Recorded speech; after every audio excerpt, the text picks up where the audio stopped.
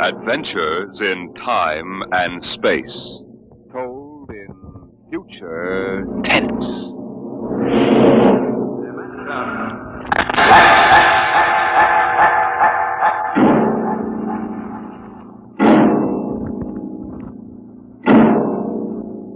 The National Broadcasting Company, in cooperation with Street and Smith, publishers of astounding science fiction, bring you Dimension X.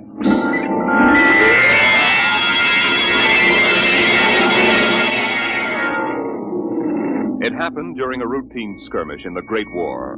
Patrols advanced from the defense perimeter under jet cover and preceded by napalm throwers. The enemy defended in depth and mopped up with guided 98s fired from 40 miles to the rear. The blast area was 10 miles in circumference, and the medics didn't find much to pick up over 500 yards in. Take it in here. Where? Look out, it's lousy with mud. Okay, man. Guide me. More. That left. Okay. More. Hey. Hold it. Stretchers. Come on, drivers, get those men out. Yes, sir. Get a move on, line them up. Come on. Easy. You want to kill him? Okay, take it away.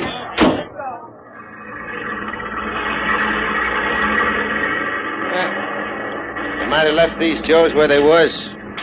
Half of them won't last till the plane comes. As long as they're alive, they'll be treated. Get out the tags, Travis. Start talking names. Yes, sir. This one must have been 1,000 yards in. Get his dog tag out. What a mess. Here. Hartley Allen, Captain G5, Chem Research, AN73D, number SO238694003J. Alan Hartley? Alan Hartley. Well, if that could be the Hartley that wrote Children of the Mist and Conqueror's Road. Never heard of him. Major, I think maybe he's part conscious. Maybe I should give him another shot. Go ahead, Sergeant. There isn't much else we can do for him. It's a rotten shame. Ain't it always?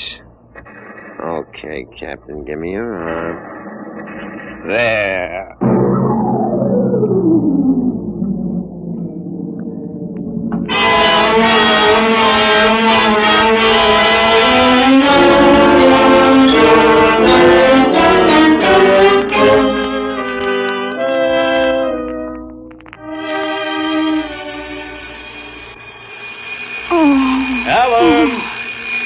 Alan! Look out, down! Get up, Alan. You can't stay in bed all day. I remember that. Clear as if it were real. Up and at 'em. Hit the deck. Remarkably vivid. Strange. Alan, you all right? I'm all right. What's wrong with my voice? It's too high. What are you doing? Practicing singing? My voice has changed. Is that all? You're growing up. Happy birthday, son. Happy birthday? Hey, wake up, son. Wake up. I am awake. Come on, out of bed. I don't understand. Breakfast waiting. Now, out of bed or I'll turn it over. All right. It's a dream. Maybe, but you're wide awake now. I am awake now. Well, half awake anyway. That's the Bell of St. Boniface, isn't it? What day is it? You kidding? You forget today's your birthday? No, I didn't forget. Neither did I. Here, son. Happy 13th birthday. You won't guess what's in here. A rifle. A light .22 rifle. How'd you know that? I remembered. Did I spill the beans sometime? I could have sworn it'd be a surprise. Well, go on, open it. Like it? Yeah, it's perfect, Dad. I'll be shaving, Alan. Come down to breakfast when you're ready. It's a big day today. You're almost a man. Almost. You're still groggy. Snap out of it, Alan. I will. There's a dream in it somewhere. But I'm not sure which. What? Never mind, Dad. I'll be right down for breakfast.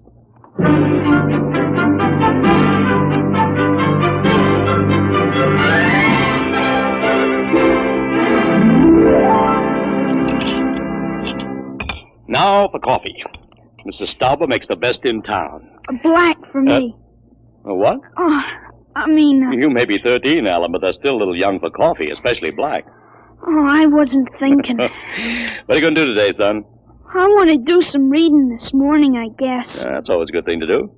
After breakfast, suppose you take a walk down to the station and get me a Times. Didn't it come? What, the Times? They don't deliver. Be a good idea, though. Maybe I'll talk to Sam Ashburn about it. Here's a $50, Alan. Get anything you want for yourself out of the change. Thanks, Dad. Finish your milk before you go. Oh, sure, Dad. And hurry back. I like to finish the crossword puzzle before lunch.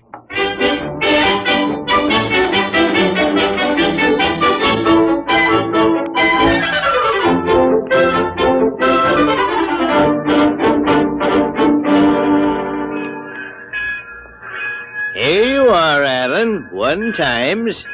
Tell your father the puzzle's a stinker. Thanks, Mr. Ashburn. Look out for the trucks when you cross the highway. Oh, I'll go across Elton's lot shortcut. Elton's? You'll have a hard time crossing there, son. There's 4 buildings on that block. I thought they burned down. Seen 'em this morning, big as life. Oh, I guess that didn't happen yet. What'd you say? Oh, nothing, Mr. Ashburn. I was just muttering. In my days, youngsters talked up. Yes, sir. Bye, Mr. Ashburn.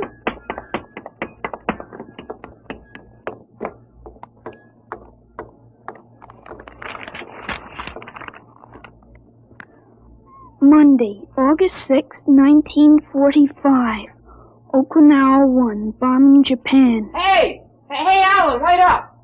Larry Morton. Hiya, Larry! Hi, Al. Hey, you want to have a catch or something? No, I have some things I want to do at home. Wow, get him. Fancy pants talk. Things I want to do at home. Oh, go chase yourself around the block. Go jump in a garbage can, will you? Go take a flying jet to the moon. Hey, that's a new one. A flying jet to the moon. Hey, you thought up a new one, Al. Yeah. Hey, how about us going swimming at the canoe clubs after? Gee, I wish I could. I gotta stay home. After. You see the football movie at the Grand? Boy, what a team. Notre Dame. I thought you liked Cornell. Cornell? Ha, they couldn't even beat Vassar. You're going to Cornell, aren't you? Me? Cornell? Fat chance. I'll bet you do. I wouldn't take your money. I know you wouldn't. You'll go to Cornell, all right. Cornell. Far above Cayuga's waters, there's an awful smell. Just the same, you'll go to Cornell. I've got to hurry, Larry. Well, so long, Al. See ya. So long, Larry. See ya.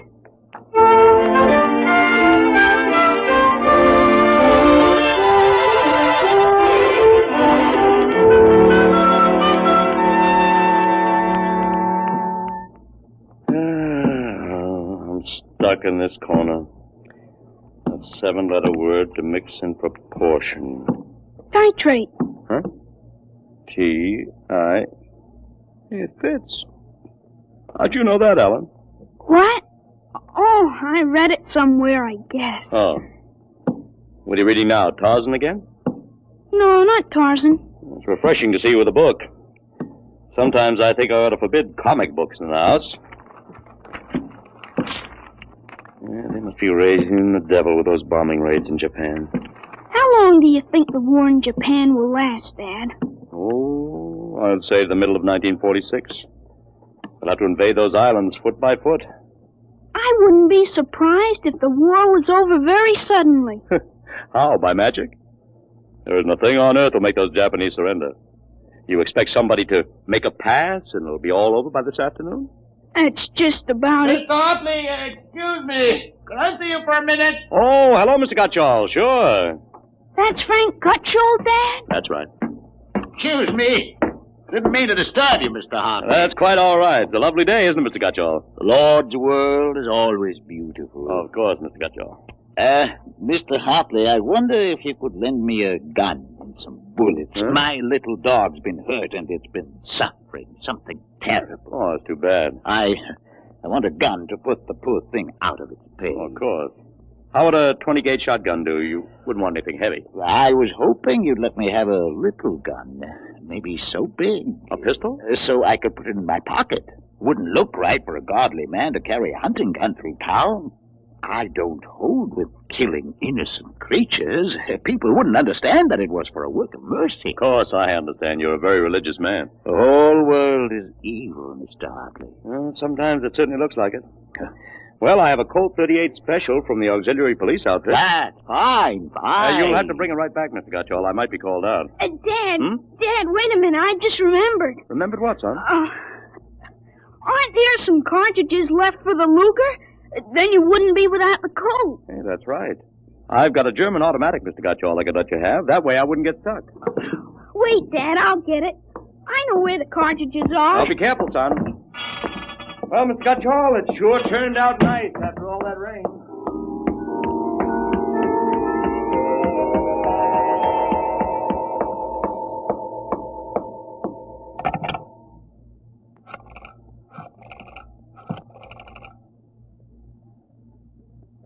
Hello, police headquarters? This is Blake Hartley. Frank Gutschall, who lives on Campbell Street, has just borrowed a gun from me ostensibly to shoot a dog. What? No, he has no dog. He intends shooting his wife.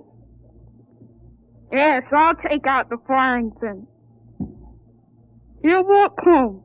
If you hurry, you can get a man there on time. Right.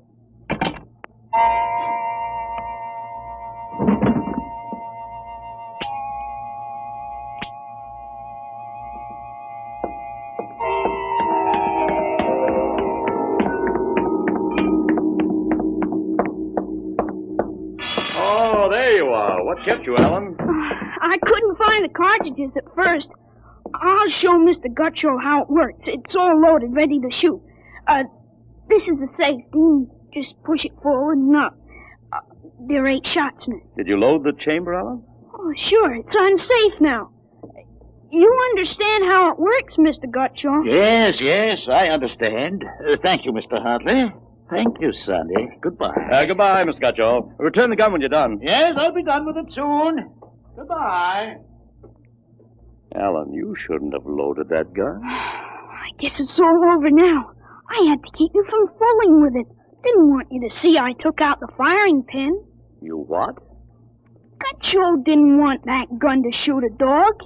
He's a fanatic. He sees visions, hears voices. The voices probably put him up to this. I'll submit that any man who holds intimate conversations with disembodied spirits isn't to be trusted with a gun. He wants to shoot his wife. What are you talking about? While I was upstairs, I called the police. I put a handkerchief over my mouth and told them I was you. Why'd you have to do that? I couldn't have told them this is little Alan Hartley, 13 years old. And suppose he really wants to shoot a dog. What kind of a mess will I be in then? No mess, because I might. But you'll have to front for me. They give me a lot of cheap boy hero publicity, which I don't want. This is crazy, Alan. This is absolutely crazy. We'll have the complete returns in 20 minutes.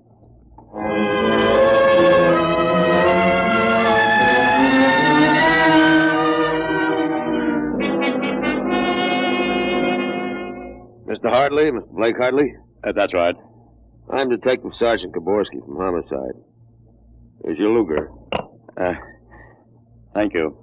I don't know how you spotted that guy, but when we busted in, he was pointing that gun at his wife, wearing a blue streak because it wouldn't go off. Well, I'm glad I was able to help.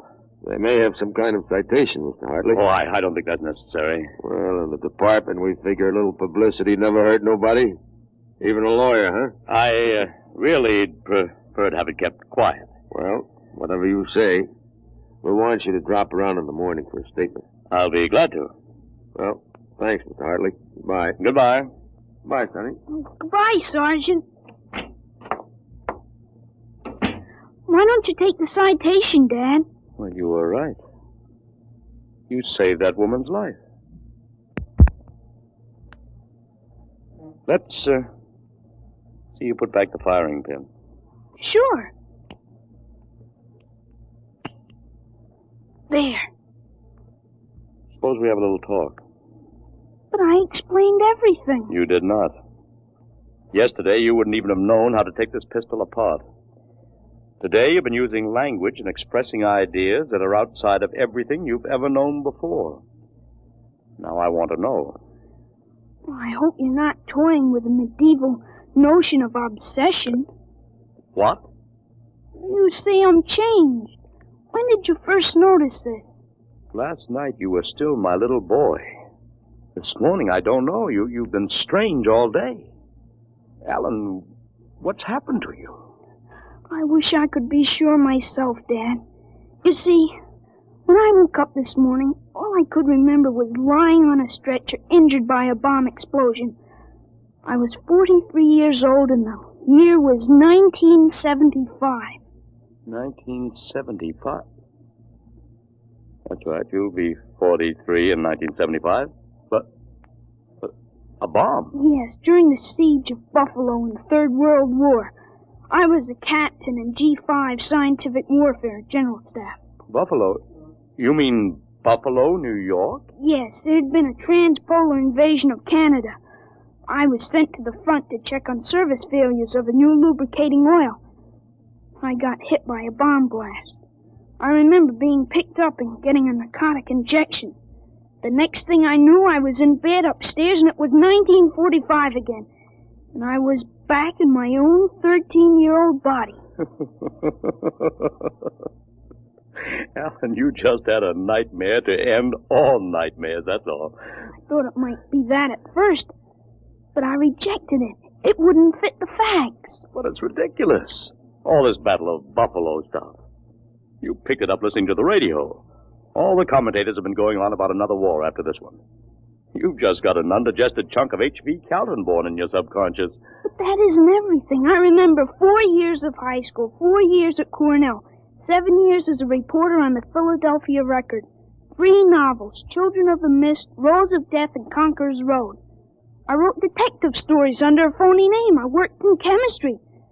You think a 13-year-old can dream up all that stuff? Well, it's the only possible explanation. Maybe, but I can speak 5 languages today that I couldn't yesterday. French, German, Chinese, Russian, and Spanish. Although I've got a Mexican accent you could cut with a knife. But how did it happen? I can't believe it. All I know is here I am. I've been reading up on time theories. Nobody seems to know much about them. Evidently, time exists parallel as another dimension. And I've got kicked backwards and somehow. But how? It may have been the radiations from the bomb. Or the narcotic injection. Or both together. But the fact remains I'm here with full knowledge of my future identity. This was quite a shock, Alan. But you do believe me, don't you? Yes, I suppose I must.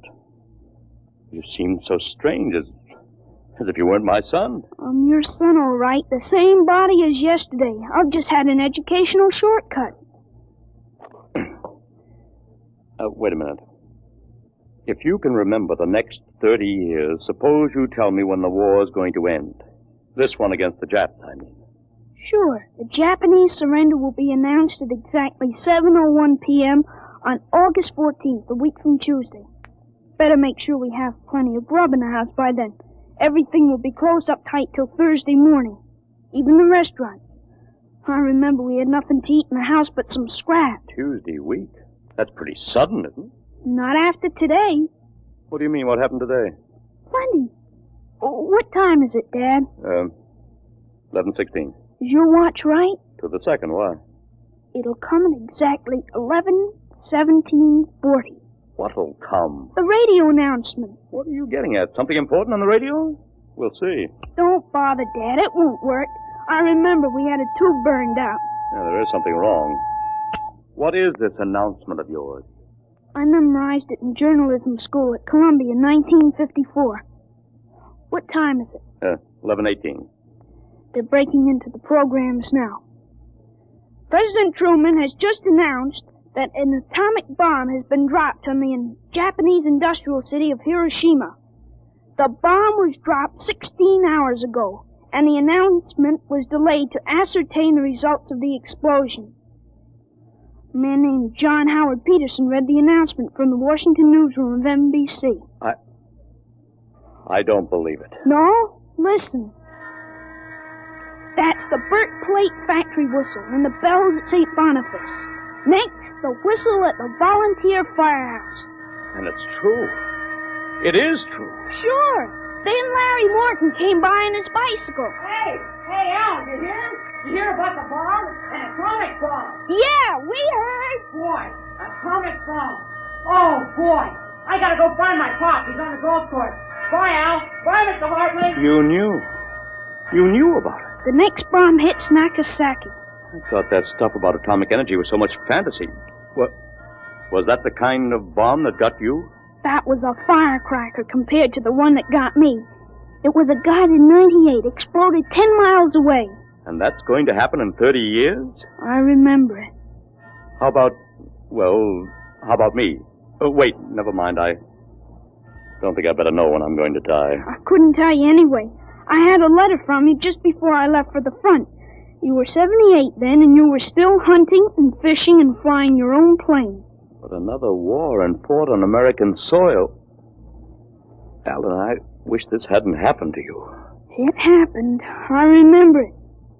But if I can help it, I'm not going to get killed in any Battle of Buffalo. But if you remember it, if time exists as a parallel dimension, then every tick we're getting closer to that Third World War.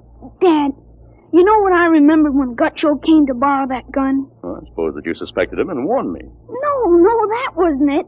The other time, the first time, when I was really 13. I wasn't home. I'd been swimming at the canoe club with Larry Morton. When I got home about half an hour from now, I found the house full of cops. What if the gun didn't fire? What makes you think it didn't? Gutcho talked the 38 out of you, went home, shot his wife 4 times in the body, once behind the ear, and used the 6th shot to blow his own brains out. That's what you remember? Yes, but now it hasn't happened because I warned you. Dad, I found out the future can be changed. One man can't change the whole future. I stopped the murder and the suicide. I know, son, With 30 years to work, I can stop a world war. I'll have the means. The means? Unlimited wealth and influence. I've got a good memory, Dad. Wrote a list out this afternoon. Look at this. Assault, jet pilot, citation, ponder, middle ground, counter... What is this, code? Horses. That's a list of Kentucky Derby winners from 1946 to 1970. You sure? I learned that list on a bet at the Officers Club in Cincinnati in 1971. Assault paid 8 to 1. You figure out what we can take in. Oh, but gambling, This son. isn't gambling. It's a sure thing. When we get rolling, we'll make the Rockefellers look like pikers. Assault at 8 to 1. I suppose I could scrape up $5,000. In 10 years, that'll make a lot of money. Any other little thing you have in mind, Alan? By 1952, we start building a political organization here in Pennsylvania. In 1960, I think we can elect you president. Well, of course, president? Isn't that going a little too far? Why not? Who wouldn't vote for a politician who was always right? Besides, that's one thing we've got to change. In 1960, we had a man in the White House who was good to his wife and sang a nice tenor. And that's about all. He fouled up so completely we ended up at war. I think President Hartley might be a little more trusted to take a strong line. But I don't know anything about international decisions. I do. I know all the wrong ones. If we can stop a murder, with time we can stop a war. How do I start? Well, as I remember, just after that bomb announcement, you got a phone call from the City Fusion Party about the next election. Well, there is a lot of talk about a reform ticket. That call is going to be important, Dad. It's the turning point. You've got... There it is. Well, what do I do? Answer it. Go ahead. But, Alan, Don't worry. I'll tell you what to say. Go ahead. Hello? Yes, this is Blake Hartley. Judge Crimmins? Well, just a moment. Alan. He's asking me to run. Oh, my head. Alan, what's the matter? Alan. Oh. Passed out. Alan, what do I do now? Alan, listen to me. Alan, what's the matter? Alan!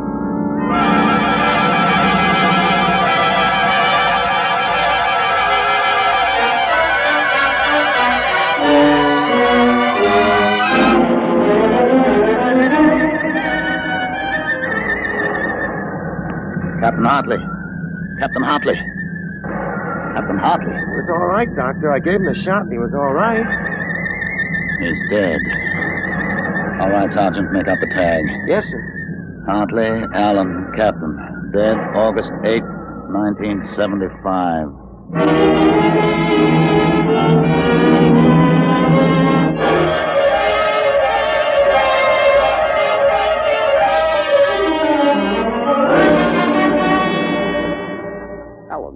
Alan, what happened? Alan! Huh? Alan, are you all right? Hi, Dad. I've got Judge Crimmins on the phone. What do I tell him? What? Alan, are you all right? You passed out. Sure, I'm all right. Hey, today's my birthday, isn't it? What did you get me, Dad? What did you get me? Alan, are you all right? Sure, I'm okay. What did you get for my birthday, huh? Don't you remember the Third World War? What Third World War? Gee, Dad, what's the matter? You're looking at me funny. Judge Crimmins, I'll have to call you back. Goodbye. You don't remember. You're back again, aren't you? Back to 13 years old. Sure, I'm 13 today. For corn's sakes, Dad. You must have died up there. It was only a mind transfer. That means now I'm on my own. I have to do it myself without your help. Help for what? Oh, if it's the grass, I said I'd cut it tomorrow. No, it isn't the grass. I've got to save your life, Alan. I can't let you die that way in 1975. What are you talking about, Dad? You sound goofy. I've got to change it all by myself. Change what? Never mind, Alan. You don't know yet. Come on, let's have lunch. Sure, Dad. Hey, how about my present now? What did you get me for my birthday? Hey, in a minute, son. Go on in. Hurry up, Dad. All right. Now, where'd I put that list of horses?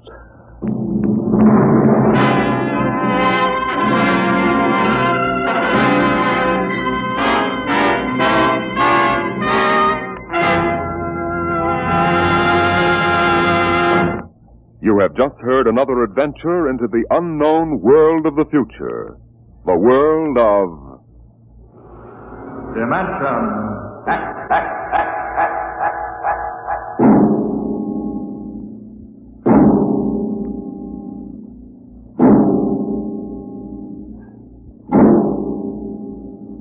Homecoming is a joyous word. But when the home you're returning to is a burned-out radioactive planet, and when you cannot even imagine what terrible changes you will find there, the word then takes on a very different meaning. Next week, Dimension X brings you a strange story called Dwellers in Silence.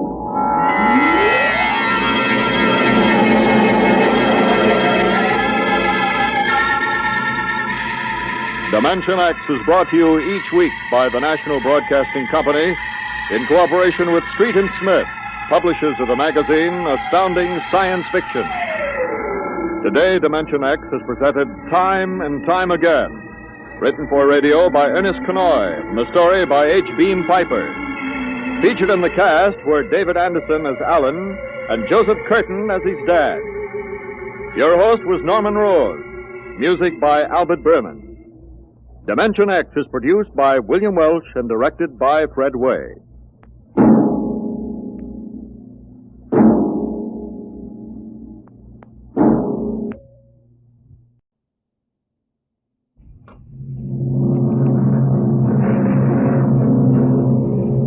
Adventures in Time and Space.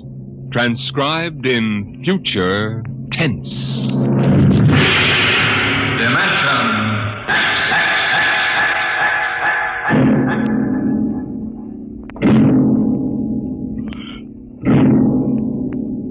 National Broadcasting Company, in cooperation with Street and Smith, publishers of astounding science fiction, bring you Dimension X. In these times, even a child knows the meaning of atomic fission, jet propulsion, and electronic transmission. What, we ask ourselves, will the child of the future know? What of the time when science unlocks the secret of life itself? Could it be that one day, such things as constructing human life or passing back and forth from one dimension to another will become mere child's play? My name is Sam Weber. I'm an attorney, and a pretty successful one, if I do say so myself. My wife Tina and I live in a comfortable 12-room place up in Westchester. Now, I've read a lot of Horatio Alger stuff in my time, and so have you probably, but I'll bet you've never heard anything quite as spectacular as my story. Maybe you won't believe it, but I used to be a completely different guy. Frightened, sickly, nearsighted, a real Mortimer Meek. No kidding. That was 5 years ago. The big change in me began to take place on a cold December morning in 1945. Just a moment, please. Yes, please. Weber? Yes. Samuel? That's right. Step back. Okay, fellas, bring it in. Oh, just a moment. You must have the wrong address. Watch it, buddy. All right, sign here. Is, that for me? Weber Apartments. Looks like a coffin. I don't design them, Jack. I just deliver them. Sign here.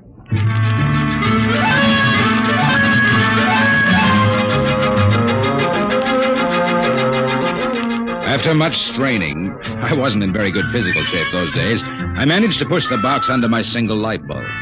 There was a card in a small envelope. Let's see. To Sam from your classmates at the Interdimensional and Cosmic Institute. Merry Christmas. 2145 A.D. Holy jumping catfish. Hey, mister, there must be some mistake. Hey! Holy jumping catfish.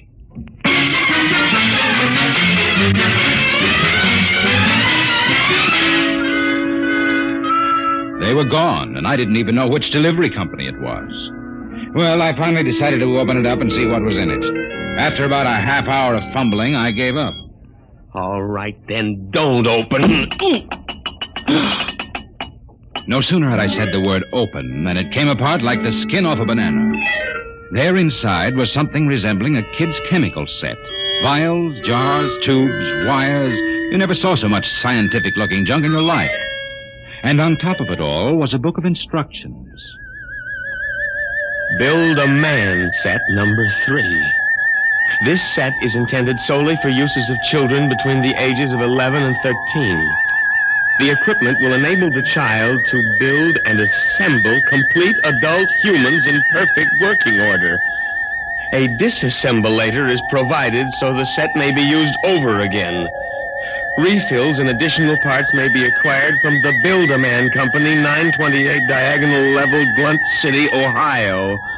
Remember, only with Build-A-Man can you build a man.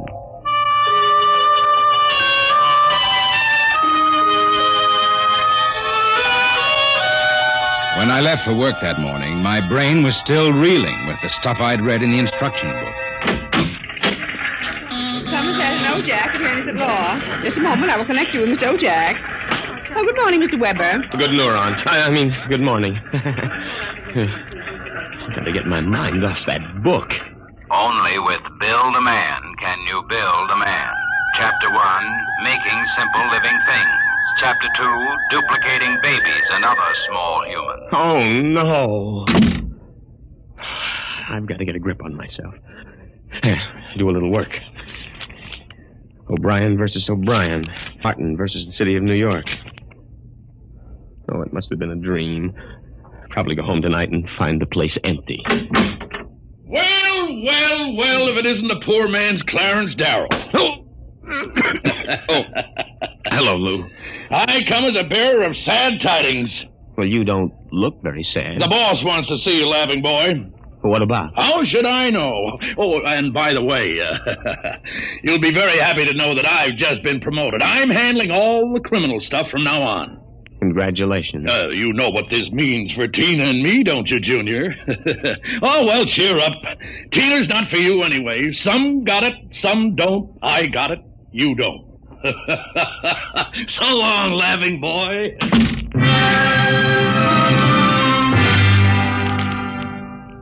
That was my good friend, Lou White. In the year I'd known him, he'd already managed to steal a job I wanted, and he was now working on the girl I wanted. Her name was Tina. Tina Velvet. Good morning, Sam. Oh, good morning, Tina. My, you look good enough to... Yeah? Take to lunch. Oh, I'm sorry, Sam, but I promised Lou. Oh, sure. I hope you're not too disappointed. Me? Oh, no. Some got it, some don't. I don't.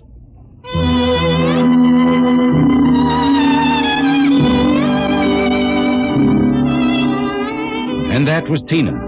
I tried to steady my blood pressure as I walked into the boss's office.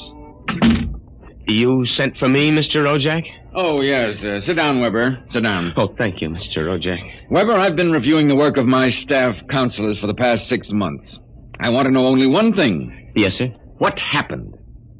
I don't understand. You haven't had a single new client in 6 months. But no one has come in, Mr. Ojak. My boy, in this business, you've got to be aggressive. You've got to go out and create new clients. You've got to show some zip. Yes, sir. Do you have any zip? Oh, yes, Mr. Ojak. Oh, I've got zip, all right. I just can't seem to turn it loose, that's all. Well, get in there and punch now, Weber. I want to see a change in you in the next few months. As a matter of fact, I'd better. You got that? Yes, Mr. Ojak. I'll try to show some zip.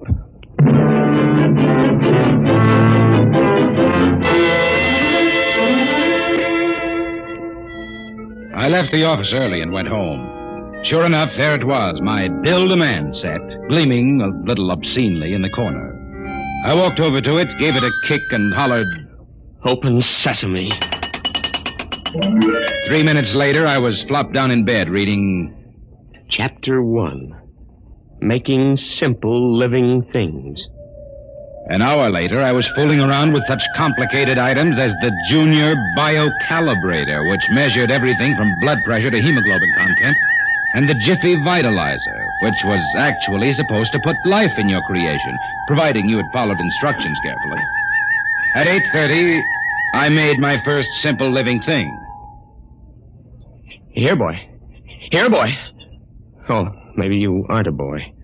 Oh, let's see. According to the book, you are a rubicular oyster hog. Not much to look at, but I made you. Me, Sam Weber, attorney at law. I have created life. Hey, come back here. Come back. Here, boy. Hey.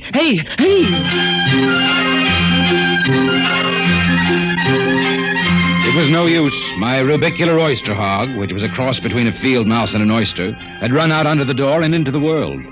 I was about to take off after it when there was a knock on my door. It was Mrs. LaPanty, my landlady. Oh, hello, Mrs. LaPanty. I heard a noise. Oh, just rehearsing a speech I have to make in court.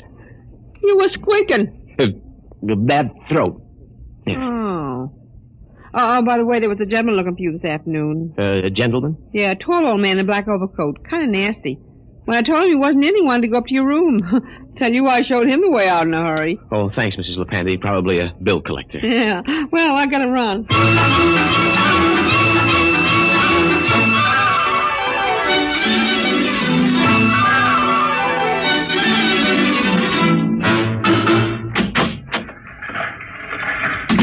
Oh, good morning, Sam. Here's that memo on Rosenthal versus Rosenthal and also a letter for... What's the matter? You look tired. Well, I had a bad night. Your lumbago again? Yes. Oh, say, by the way, your client was here again this morning. A client? Mm-hmm. Yeah. Oh, it must be the same fella that called at my house the other day. Yeah. Well, what did you tell him? Well, I said you'd be in later. Oh, thanks. Will that be all, Sam? Yes. Oh, no. Are you doing anything New Year's Eve? Oh, Sam, you haven't even noticed. Notice what? Well, the ring, silly. Third finger, left hand. What? Lou gave it to me. Isn't it simply gigantic? But you're not We're going to be married as soon as Lou finishes his next case. Lou is so sharp and businesslike. So is a guillotine. Sam, after Lou gave me the ring last night, I began thinking how I used to hope that it would be you. But, well, then I realized you'd never have the money, and, well, a girl has to think of things like a good steady income and a husband with... Zip. Yes, with zip. Well, Lou has plenty of zip. I'm sure you'll be very happy zipping around with each other. Oh, Sam! Well, Sam, Hey, what's going on in here? Honey, is this little baboon giving you any trouble? If he has, I'll take him apart like an egg crate. No. Take it easy, Strongheart. Tina just told me the good news about your engagement. She's crying with happiness. Is that right, honey? Well, then, no hard feelings, Sam. Just that the best man got the girl, you understand. Oh, say, by the way, we're having a little celebration at Segali's tonight. Drop in and we'll live it up a little, huh?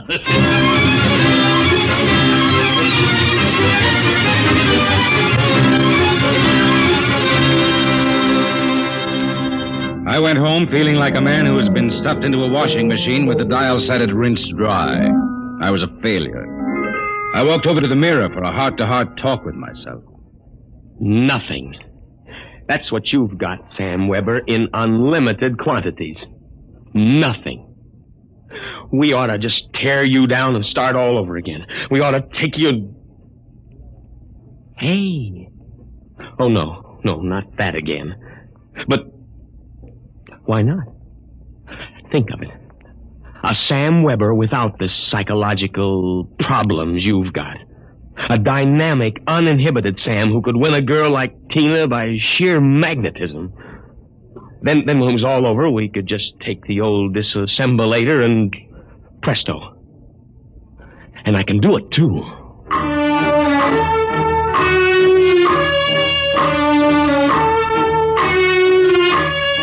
Chromosome content. Check. Cerebral content. Maybe a little more id and a little less superego. Limbs, eyes, hair, general endocrine reaction. Well, here goes. It's moving. Holy mackerel, it's alive. It's getting up. Say, I feel great. Well, now, take it easy. Do you know who you are? Of course I do. I have all the thoughts you ever had up until the point I was vitalized. My brain is an exact duplicate of yours, except that I'm not all blocked up psychologically.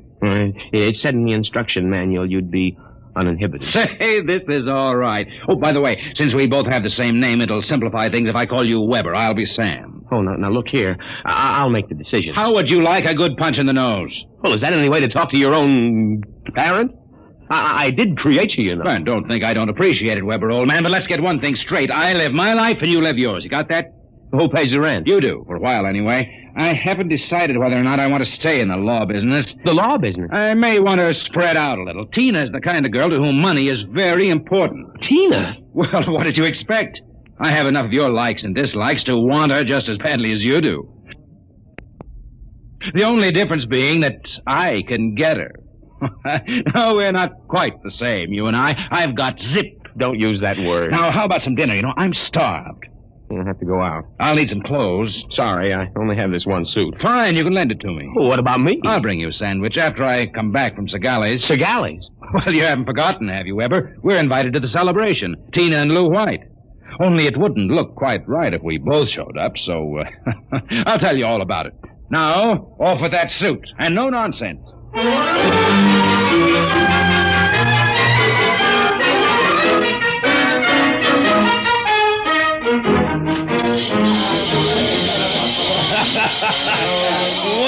this is living it up, folks. Yahoo! Have another drink, Mr. Ojak. Thank you, Lou. Well, is everybody happy? Hey, honey, are you having yourself a little old time? Oh, yes, Lou. Fine. Yeah, but you seem to be preoccupied. Oh, I was just wondering if Sam is coming. Sam? Oh, no. Did you hear that, Mr. Ojak? She's worrying about Sam. Why, that little runt probably got frightened by a noisemaker. Well, the happy couple. Sam! Good evening, cats. Everybody's lit up like a Christmas tree. Well, I'll be...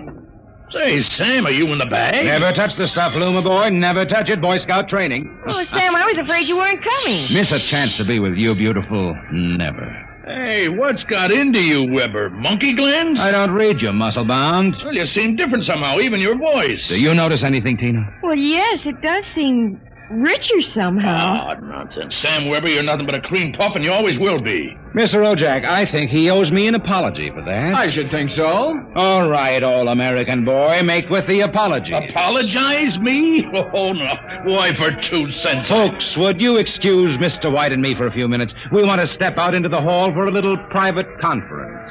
Coming, Mr. White? I'll be right back, honey.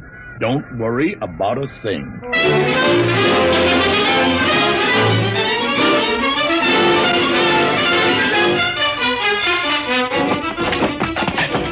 Okay, big boy, you've taken enough punishment. Now. Sam! Lou, don't kill him. He did... Oh, dear. He'll be all right in a little while, baby. But did you... Oh, Sam. Tina. We really shouldn't kiss like this. It's what you've always wanted, isn't it? Well, isn't it? Oh, Sam.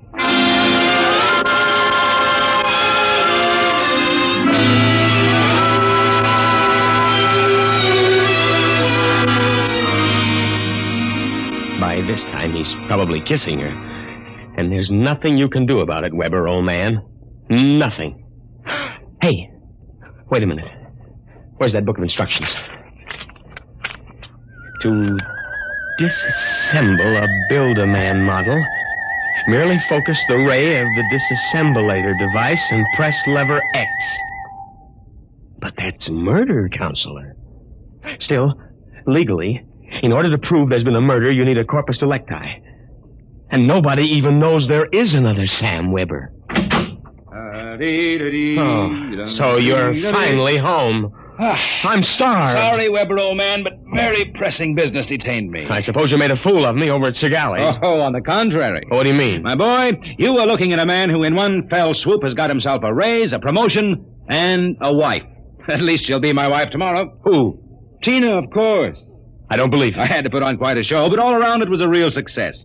Mr. Ojak was so impressed, he called me aside and said he was going to give me a crack at some criminal cases. And if I made the grade, why, who knows, I may even accept a partnership. You've got it all figured out, haven't you? That's about it. Only you neglected to consider one thing. Oh, what's that? This. Hey, put that down. Get back, you usurper, you. I'm going to melt you down like a Welsh rarebit. Weber, you can't do that. It's murder. It's like killing your own son. After what you've done to me, it's a pleasure. I didn't ask to be brought into this world, but now that I'm here, I like it enough to want to survive. Take off my suit, you phony. You won't be needing it again. You're really going through with it, huh? I am. All right. Oh, here's your jacket. Give me that thing. Give it to me. That's better. Now we'll fix this little item so it can't do any damage. Oh, no. Yeah, you see, Weber? You don't have the guts to stand up against the man you might have been. Oh, what's that sound? I don't know. Seems to be inside the house. Somebody's coming up the stairs. Listen. Take a peek through the keyhole, Weber. Holy jump. It's him. Oh. The old man with the black coat. His eyes all black and shiny without any whites. Looks insane. Don't open it.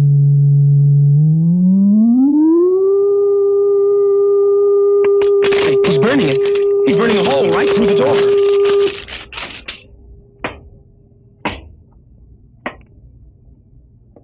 Good evening, gentlemen. As I feared, I'm too late to prevent you from duplication, Mr. Weber. And I see that you have destroyed the disassemblator. That means I shall have to do the job manually. An ugly task. Well, who are you? I am the census keeper for the 24th Oblong.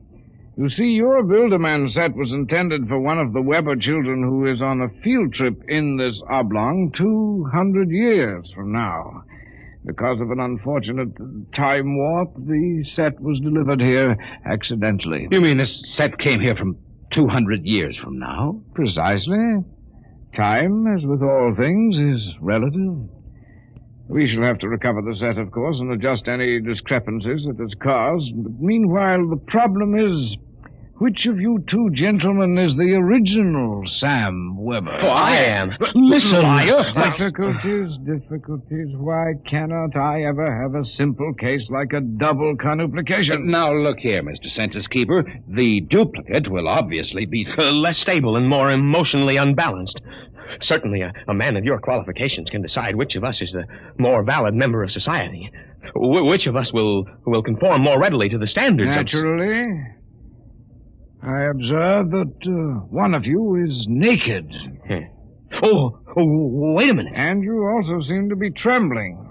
Whereas this gentleman seems quite calm. Then hold it. You're making a mistake. I hardly think so. Then stay away from me. Please do not struggle. Help, please, you... Mr. Weber. Yes? It would be better if you didn't watch. Of course.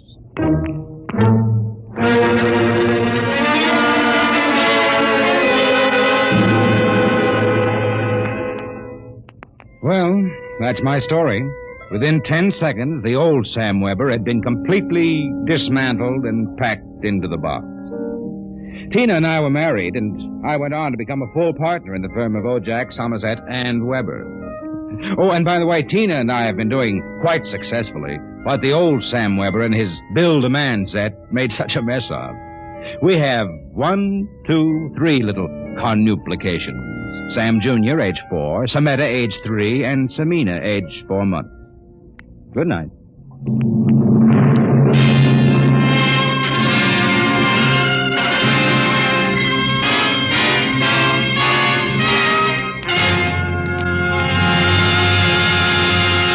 You have just heard another adventure into the unknown world of the future.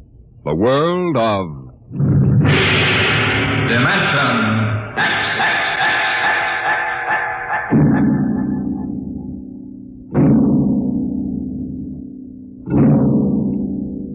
Time is a strange and mysterious dimension. Could we alter the future if we could travel back in time to our own youth? Next week, we bring you a story of a man who found the answer in Time and Time Again.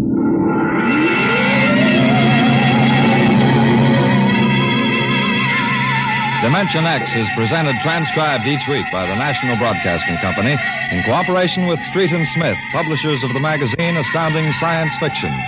Today, Dimension X has presented Child's Play, written for radio by George Lefferts from the story by William Tenn. Featured in the cast were Leon Janney as Sam, Carl Weber as his alter ego, and Patsy Campbell as his girl. Your host was Norman Rose, music by Bert Berman. Dimension X is produced by William Welch and directed by Fred Way.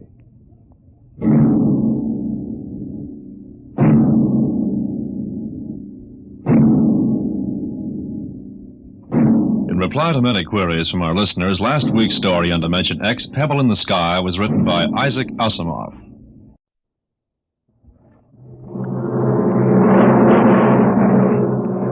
Adventures in Time and Space, transcribed in future tense. Dimension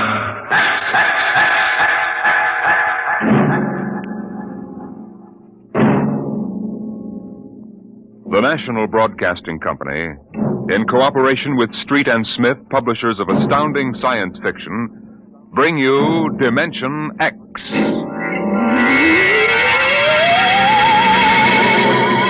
The civilization of the galaxy spread across 200 million worlds. The black void of space swarmed with the ships of the Empire. But far off the trade routes, almost forgotten, lay the dying planet Earth, a backwater in galactic culture, a place of exile, a pebble in the sky.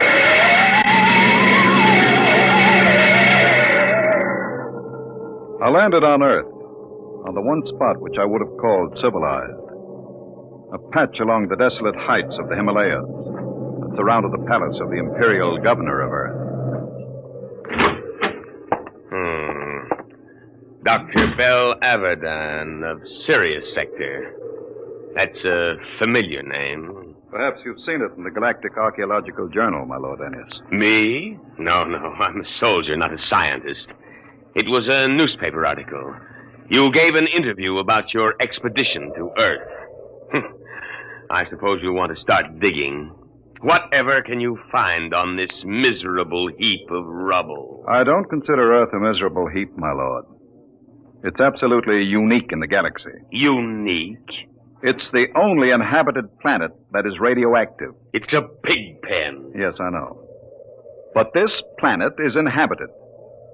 Biologists have proven that on a radioactive world, high forms of life cannot develop. High form?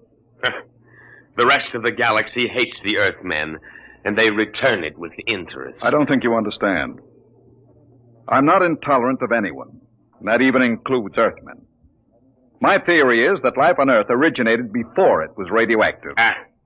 There's a story like that in the Earth lore of the ancients. I know, I've read it. Oh? I wouldn't admit that here if I were you, Dr. Avedon. It's forbidden for outsiders to read it. The Earthmen get pretty violent about their religion. Do you mean the imperial police power here is defective? It is in case of sacrilege. Well, now, what do you actually want to prove? That man originated in prehistoric times on Earth before space travel and spread to the other planets. What? Are you seriously suggesting that at one time Earth was the only inhabited planet? And that man descended from Earthman? There's a chance it might be so. You'll change your mind when you see them, Doctor. I'm not an anti-terrestrial, but as far as I can see, they're lazy and ignorant and generally inferior to us. I'm as liberal as the next man, but it's a fact. Once an Earthman, always an Earthman.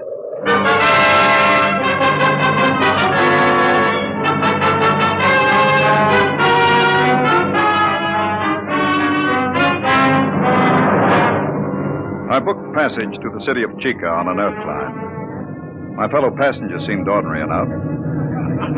But I was conscious of being alone among Earthmen. I beg your pardon. Could you tell me what's going on there? Sure. You see that couple? They've been married 40 years. It's their anniversary. Yes, sir. 40 years. Hey, Mother? It seems like yesterday. Just like yesterday. Hey, when are you folks scheduled for the 60? In a month. 16th of November. Well, I hope you have a nice day for it. My father reached his 60 in a pouring rain. Kept complaining we were getting soaked. So I told him, what are you complaining about, Dad? I've got to come back. Now, this 60 they're talking about, are they referring to their 60th birthday? Sure. That's when they put you away. Euthanasia. It's a custom. Can't have people living on. Eats up all the food. That's right, isn't it, Pop? Yes, sir. Mother's coming with me when I reach the 60. She's not due for a couple of months, but she thinks we might as well go together. Yeah, that's the spirit. There's many a man living past the 60. Sneaks, stealing the food from the next generation. A guy should go when it's his time. Yes, but suppose it's only fair to... Hey, where are you from? I beg your pardon? Asking all them questions. Yes. Who are you? A spy? Where are you from? I'm Bell Avedon from Baron, Sirius Sector. Oh, an outsider, huh? Come on, we'll go forward. Did you hear that, Mother? An outsider.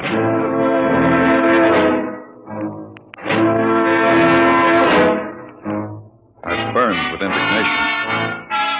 Earthmen treating me like an outcast. Earthmen. When we landed, I followed my intention of observing the human animal, subspecies Earth, in its native habitat. In this case, a large department store.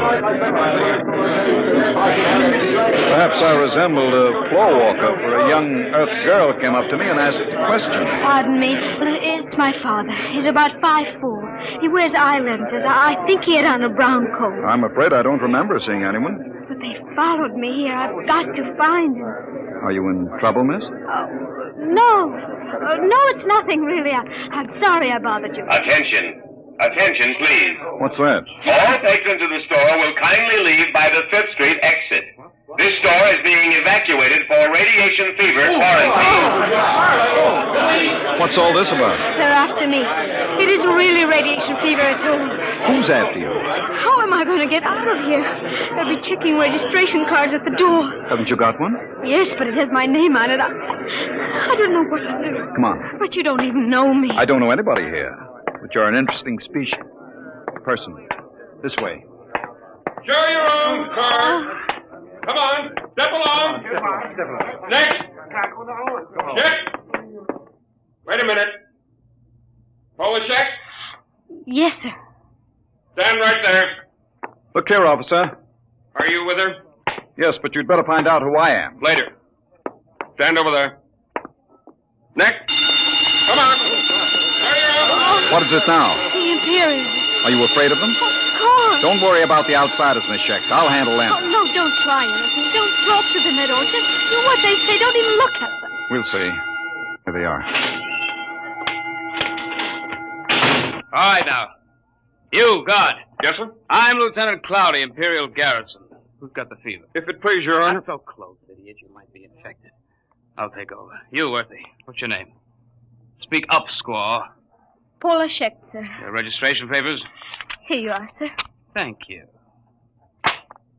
All right, now. Pick them up. Go on. Say, look here now. What did you say, Earthy? If you please, sir. This man has nothing to do with me. I never saw him before. What did you say? I don't like the way you treat women. And I'd advise you to improve your manners. And where have you been brought up, Earthy? Here's lesson number 1. Why, you... My arm! Let go! Sergeant, Neuronic whip! Oh, no, no! Yes, sir.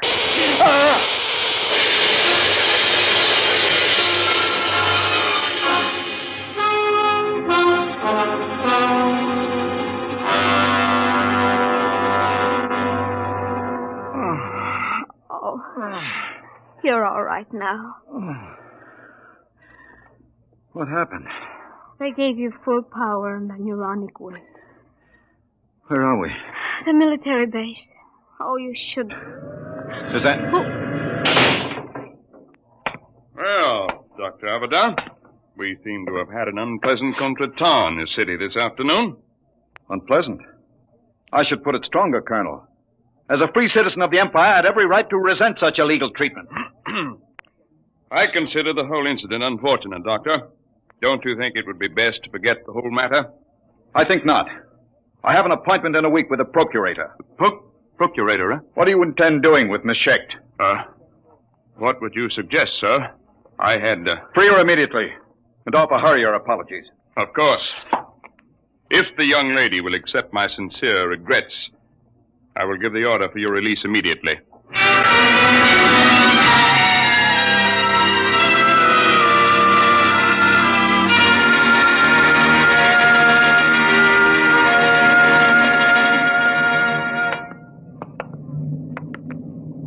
I don't understand. They just turned us loose. Of course.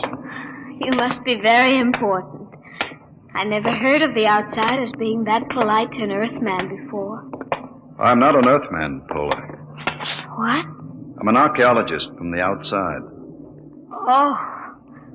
Well, then you stood up to the soldiers because you knew it was safe all along. And I thought... Oh, I should have known. Paula, does my not being an Earthman make me any different from 5 minutes ago? You might have told me, sir. If you don't mind, don't call me sir. Don't be like the rest of them. Like the rest of whom, sir? The rest of the disgusting animals that live on Earth? Please, Paula. If you'll excuse me, sir, I must leave. Oh, wait. Paula! Listen to me, Paula!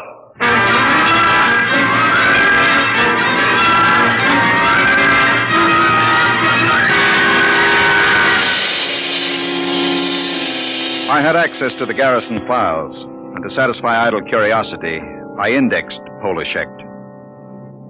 Her father was a Dr. Mikhail Schecht, biologist. And against his name was a black star with the notation, condemned in absentia. Charge, evading the 60. That was why she was afraid. So I sent a note asking her to meet me in the North Park after dark. Paula, over here. Dr. Avedon? Sit down. Oh, I want you to understand. I wouldn't have come except... I understand. I've seen your father's record. You know about it. I looked into it, Paula. There doesn't seem to be much that can be done about the 60. Oh, it isn't that. It's not for my father. It's for the whole galaxy. What is it? Earth is going to revolt. No. All of it? Oh, don't laugh at me. Paula. The galaxy has a volume of several million cubic light years. It contains 200 million inhabited planets. Earth has a population of only 20 million. And no resources. What can Earth do? I don't know, Doctor, but my father does. He's told me that Earth knows a way by which it can wipe out all outside life and... Wait. Listen. Someone coming. Park Patrol. Quick, kiss me. Don't be stupid. Kiss me. They won't suspect anything. Oh, yes, of course.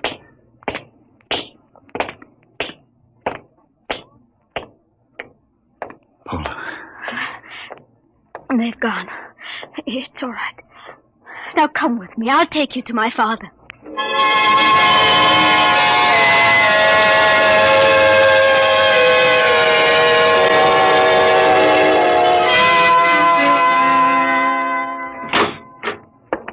Dr. Avedon, this is a pleasure. I have read your articles in the journal. It is hard to get copies. Our neighbors don't care to trade with Earth. It's part of the nearly insoluble problem of anti-terrestrialism. No one seems to want a solution. Earthmen and outsiders alike? Oh, no, that is not true. There is a way of preserving our culture and living as equals in a larger society. But the zealots don't think so. The zealots? Yes. They rule Earth now. They are a small minority, but they have power. They have plans. They planned the revolt, Paula told me? Yes. I see. Well, why didn't you report this to the Imperial garrison? The Society of Earth Ancients have guarded me too well. Besides, they had a hold on me. I am 62. You know the customs of Earth. The 60 years. They allowed me to live on.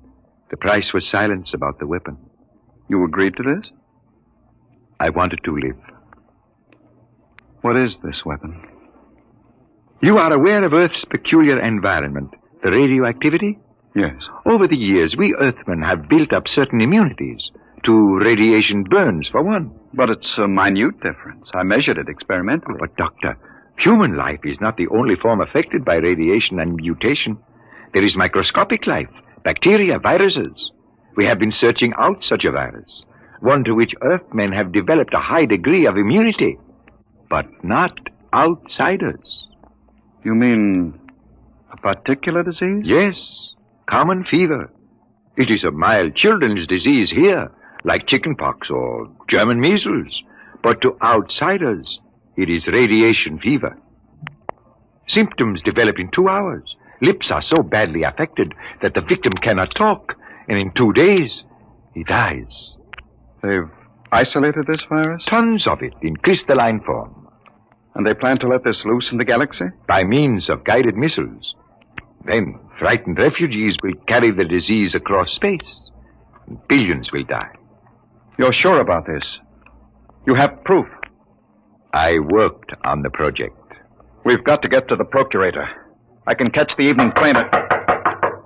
Who is it? I don't know. Open up. There should have been an alarm. We've got to get out. Is there a back Open up entrance? there. No. Don't move. Hands in front of you. What's the meaning of this? I demand Shut an... up. I'm a galactic citizen. You've got no right to detain me without legal authority. I am an Earthman, but I think you'll find I am all the authority needed at this moment, Dr. Avedon. I am Balkus, the High Minister of Earth. The High Minister? What are you doing? I always look after distinguished visitors personally. Abadan does not know anything. I doubt that, Dr. Shecht. We will proceed now to the Hall of Correction. You can't do this. When the Procurator... The Procurator will hear nothing until it is too late. The guided missiles will be fired tonight at 12. Guard, if they make a false move...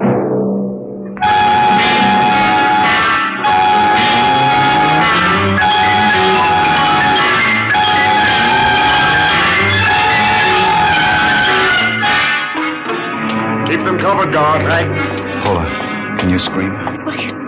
There, coming down the street. Imperial Patrol. Oh, it's no use. Do what I say. Scream. Go ahead. Hold it. They're outsiders. You're right. That's the Imperial Patrol. All right, Earthy. What's going on here? Good morning, Sergeant. Sir? Earthy? You don't understand. I'm Borkus, the Lord High Minister of Earth. Listen, Earthy, I don't care who you are. What's going on? Yes, sir. We've arrested these people. What charge? Blasphemy. All right, get moving. Thank you. Sergeant. What do you want, Earthy? I'm a galactic citizen. I demand the right... You? May we proceed, sir? Listen, Sergeant. I've something more to say to you. What? This. No Earthy's going to get away with this. Get a squad car! But, Sergeant, I'm the Lord Minister of Earth. Tell him about it at the Imperial Barracks. Now move, all of you, before I give you a shot of the whip.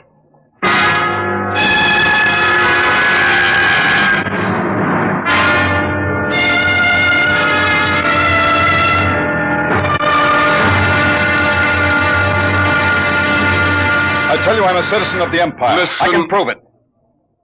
You'll get into a lot of trouble if you don't believe me. I'll admit no Earthy would dare spit in my face. It was the only way I could get to the garrison. I insist on seeing the officer of the day. I sent for him. You better have a good story. Attention! Eddie, which one of you claims he's a citizen of the Empire? I am. Bella, the one from the store. You, eh? The smart louse that broke my arm. Well, well, well. I've got to see the colonel, Lieutenant. Now, Dr. Abadan, I could hardly do that unless it's important. It is important. It's life and death for the galaxy. Mm-hmm. Come here. Closer.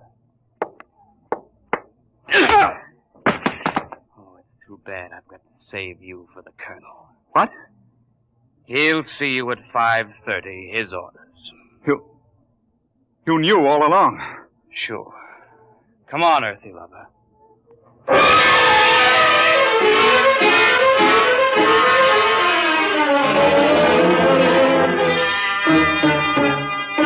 I'm afraid you're in serious trouble, Dr. Abadan. The man you're accusing is the High Minister for Earth. I know, but I have proof. Well? I can only speak to the Procurator. You've got to contact him. There are channels, Dr. Abadan. We haven't time for channels. I have the details of the plot from Dr. Shecht. You've got to let me speak to the Procurator. I've already advised him of your arrest. He's flying in. You had better be able to prove what you say. If you don't, we'll have to hand you back to the native authorities and their courts, notoriously savage.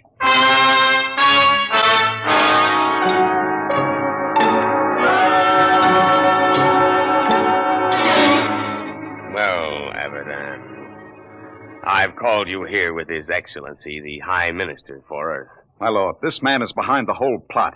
Is he? There's no time to lose. I've explained to you about the virus. They're shooting off the guided missiles at 12. You've got to take action.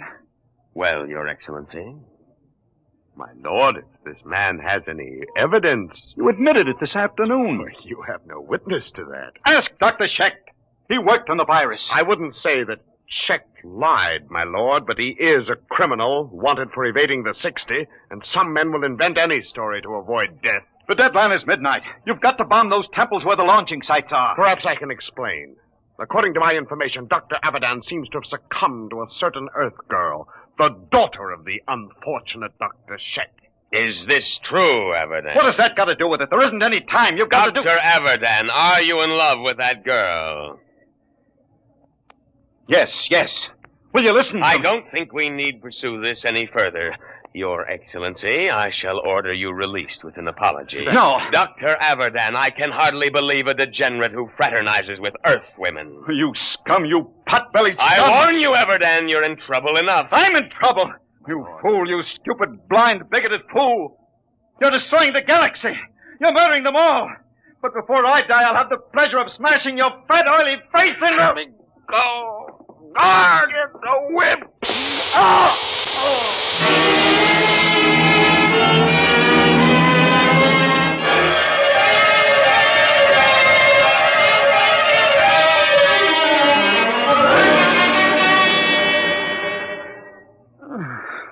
Belle, are you all right?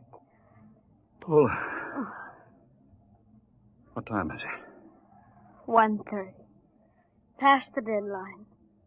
It's all over. Lord Ennius released the High Minister with an apology. Doesn't matter. The Empire can wipe Earth out. It won't save any lives.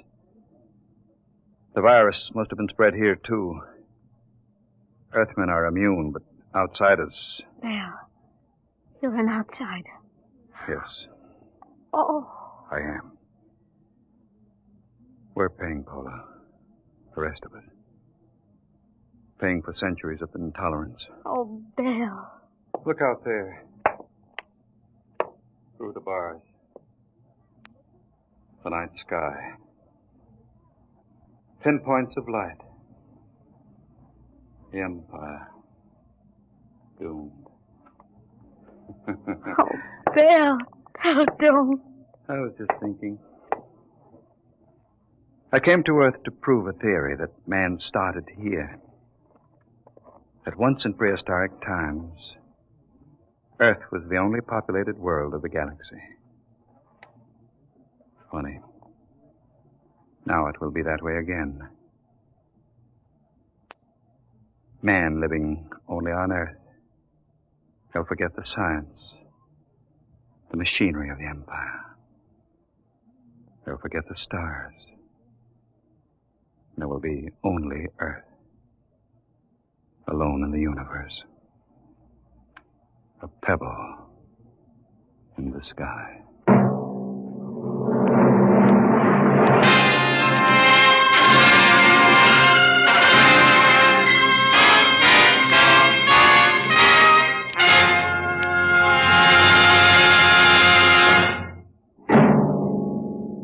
The children of tomorrow will play with toys. But what will those toys be like? An ordinary clerk in an ordinary job finds a terrifying answer to that question next week as Dimension X brings you ChildPlay. Dimension X is transcribed each week by the National Broadcasting Company in cooperation with Street and Smith, publishers of the magazine Astounding Science Fiction. Today, Dimension X has presented Pebble in the Sky, dramatized for radio by Ernest Kenoy. Featured in the cast were Santos Ortega as Averdan and Susan Douglas as Pola. Your host was Norman Rose, music by Burt Berman. Dimension X is produced by William Welch and directed by Edward King.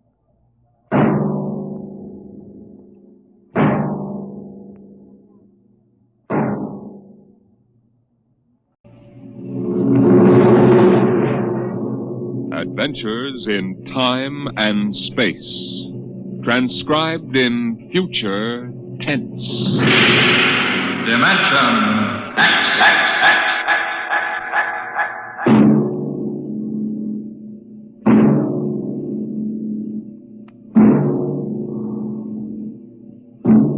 The National Broadcasting Company, in cooperation with Street and Smith, publishers of astounding science fiction, bring you Dimension X.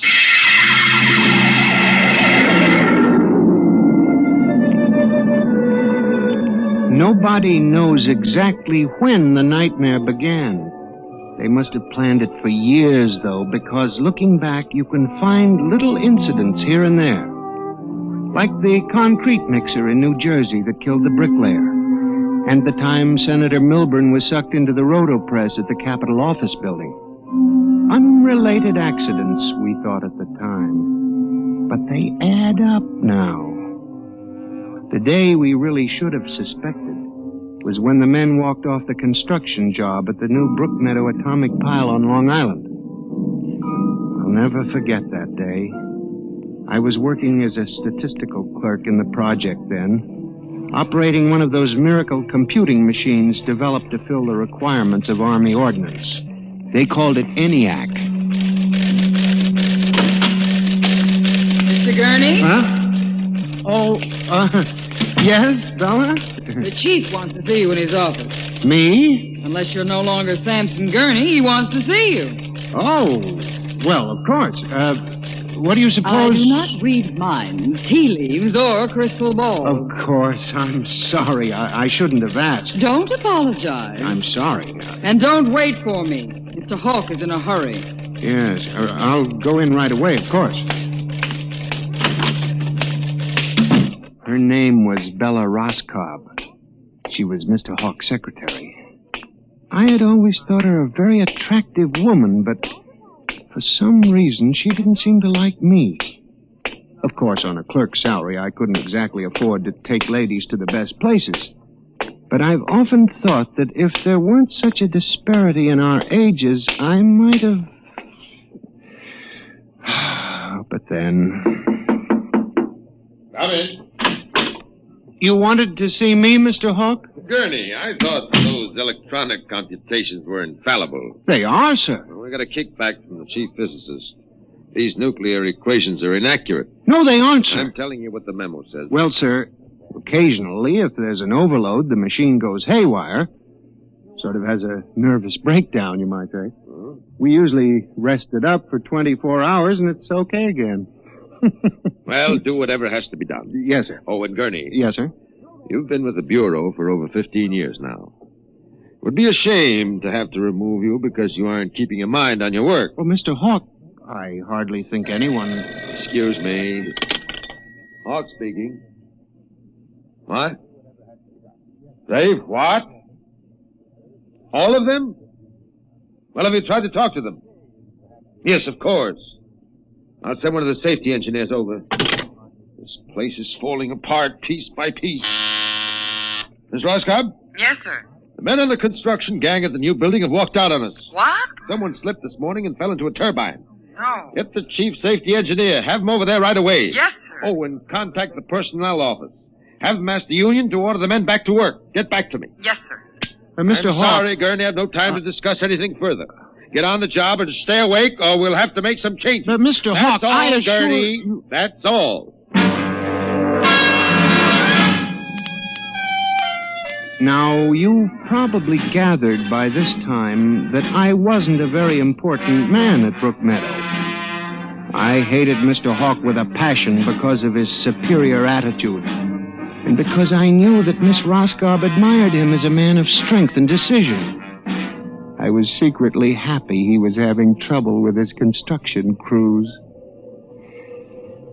That evening, I wandered over to the site of the new atomic pile to see where the man had fallen into the turbine.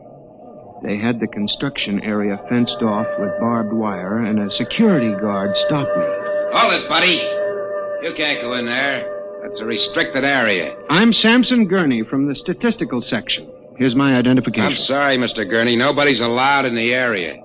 I see. We had a lot of the employees come over tonight to take a look, but nobody gets in. Orders. Tell me, was he, killed instantly? Like that. Mm-hmm. Yeah. This guy was checking the magnetic field inside the turbine, see? Right down inside it. It's all over. But if it wasn't hooked up... Look, Mr. Gurney, they got smarter guys than me trying to figure these things out. Yesterday it was a concrete mold. Wham! 2 guys get sucked right into the mixer. My. 3 days ago, a bulldozer starts up by itself and runs wild. 1 killed. 2 almost. Go figure it out. You know what I think? Sabotage. We got more guards and FBI men in here than we got workers. Flea couldn't get through without proving he didn't come off a Russian wolfhound. Now, I'm a statistician. All my life I've been interested in statistics. So a simple-sounding thing like this started me off. I went back to the office that evening instead of going home, and for the next 2.5 hours, I computed figures on the probability of industrial accidents for the types of machines we were using.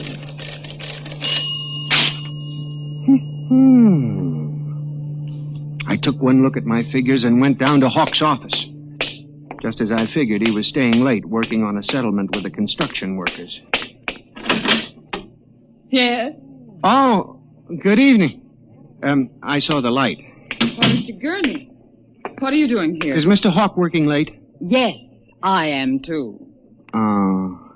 I wonder if I could see him a moment. We're busy right now. Could you make it tomorrow? It's very urgent. I'll wait, if you don't mind. Suit yourself.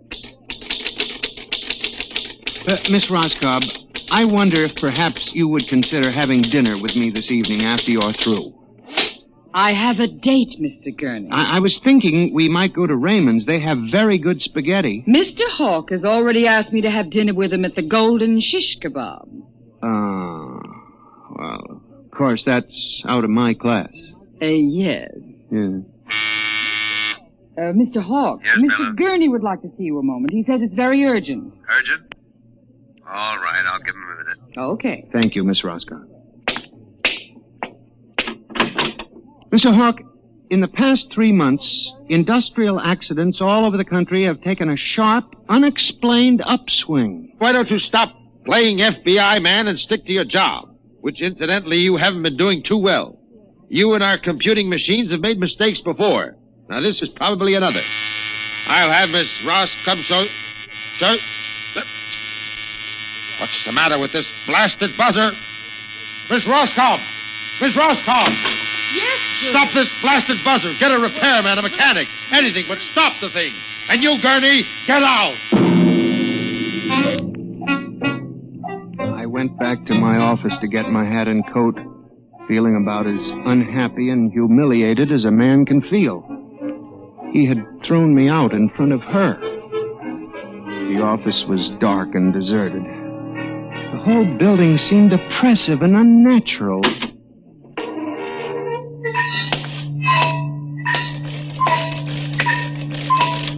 I walked across to my desk. In front of me, the ENIAC glowed and chattered eerily as it worked on the equations we had fed it that morning. Its many-fingered circuits hung against the wall like some great octopus. And the thousands of tubes glowed orange and blue in the dark like 1,000 eyes staring at me. It almost seemed alive. Then it increased its tempo a moment, and a fleeting notion crossed my brain that it was laughing at me. Laughing like all the others. What was the matter with me? What? I shut my desk drawer and began to put the cover on my ENIAC typewriter when an amazing thing happened. The most amazing single incident of my life. Alone, in the darkness, with no one at the keyboard, the ENIAC typewriter began to type. Am I going crazy? This can't be. There's nobody here. There's nobody here. Oh, no. I'm just imagining it. It's in my mind. But I hadn't imagined it. The paper was there in the carriage. Did I dare read it? Or would the whole thing suddenly vanish and send me shrieking to the nearest psychiatrist? Sampson Gurney, there are some equations better left unsolved. The answer to yours is death. It was not until I turned to go that I was suddenly aware of the utter and complete silence of the room. Then it dawned on me. The ENIAC had stopped working.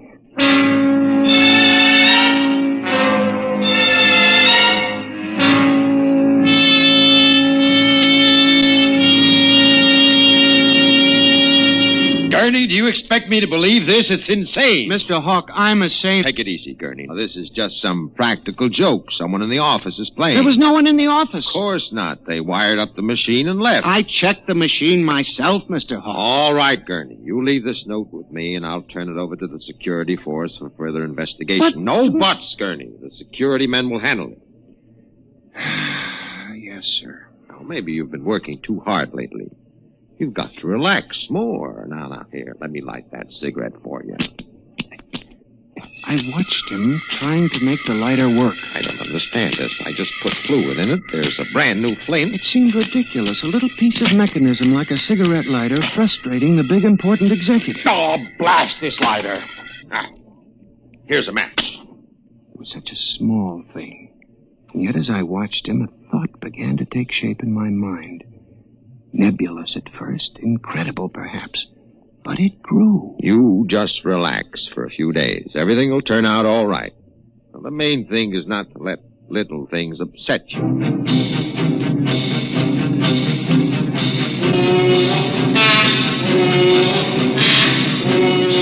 It was the cigarette lighter that gave me the idea, and what Hawk had said about little things. For the next week, I observed the 1,000 petty little annoyances around the office. The door handle that wouldn't turn, the telephone connection that cut off in the middle of an important call, the power failure for no explainable reason. Suddenly, these things began to fall into a pattern. I, Samson Gurney, knew that I had stumbled onto a secret so monstrous in its implications that I was almost afraid to pursue it. On October 12, 1956, I established communication with them. I will curse the moment to my dying breath. Who's there? Night security guard. Oh, hello, Henry. Oh, hello, Mr. Gurney. What are you doing here so late? I'm just doing a little repair work on my ENIAC computator. Huh. Sure some mess of wires and tubes. Yes, it is. Well, I gotta finish my rounds. Won't forget to turn out the light, will you, Mr. Gurney? No, Henry, no, I won't forget. Night. Good night. When you were a child, did you ever try to imagine that you were all-powerful? I felt like that when I finished hooking the input of the typewriter to the main vacuum tube of the ENIAC. Then I turned on the current that sent 1,000,000 volts of pulsing energy into the electronic nerves of the machine. I am certain that if anybody were watching me in the next moment, he would have thought me a raving maniac. I still wonder if perhaps it is not all a nightmare. Now, you! If what I have guessed at is true, if there's life and intelligence in this room, make a sign! There was nothing. Nothing but the hum of the machine and the dull glowing of the tubes. Then, suddenly, without provocation or explanation, it happened. The ENIAC typewriter began to respond to the impulses from the machine. The letters were Y, E, S. Yes, it had happened. I, Samson Gurney, had communicated with a machine.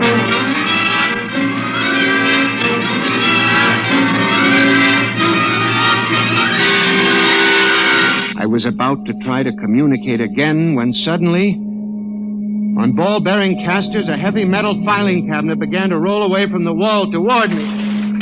I started to move to one side when another cabinet slid out from the wall, and then another, surrounding me. That was when I realized that they cooperate. We taught them that, you see, on the assembly lines and in the factories. There was no way out. How could a mere man reason with dumb machines? Still, they needed us. They needed us to oil them and repair them and build them. They hadn't gotten to the point yet where they could exist without man. I had to make them understand that before they killed me. Listen to me. You must listen. What good will it do you if you kill me? I'm only one man, but I can help you. I can be useful to you. Do you hear me? Do you hear me? Good. You're going to need men to oil you and repair you. I'll do anything. I'll do absolutely anything you want, but in the name of God, don't kill me. If you can understand this, answer me. Answer me. The appeal captured the longing of centuries. Man as slave to the machine. And after a moment, the circuits glowed more brightly. The cabinet slid back to the walls. As I tore the tape from the machine and read it, the words were almost pathetic in their longing, but most ominous in their implication. They read, "Address me as master."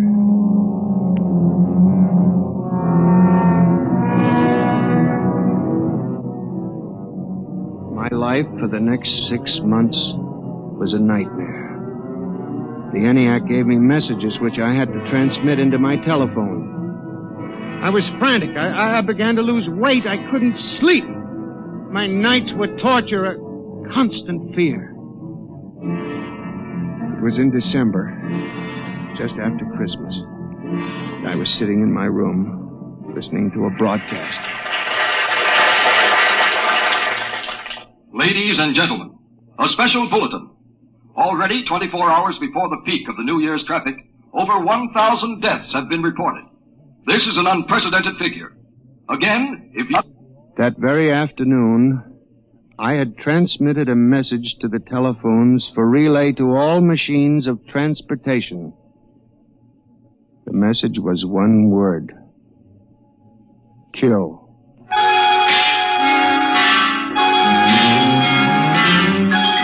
Next morning, I avoided my office. Instead, I went directly to the office of Mr. Hawk. I was highly agitated. My lips trembled as I spoke. Well, Gurney? Mr. Hawk, what I'm going to tell you sounds crazy. I know it does, but I must say it. All right, say it then, for heaven's sake. Mr. Hawk, have you ever heard of resistentialism? Resist what? Resistentialism. You're not making sense, Gurney. Mr. Hawk, I'm trying to tell you. All these accidents, the trouble with the machines, Mr. Hawk, they're alive. They think, they cooperate, and they hate us. Who? The machines. Gurney. You've got to believe me. I've communicated with them. I know. What are you doing? Now, just relax, Gurney. Everything will be all right. What are you doing? Miss Roscoe, send for the plant physician at once. Mr. Gurney has had a nervous collapse. But, Mr. Hawk... Everything will be all right, Gurney. We'll give you a nice, long rest. You fool. You blind, stupid fool! Can't you see what you're doing? Fool, fool, fool!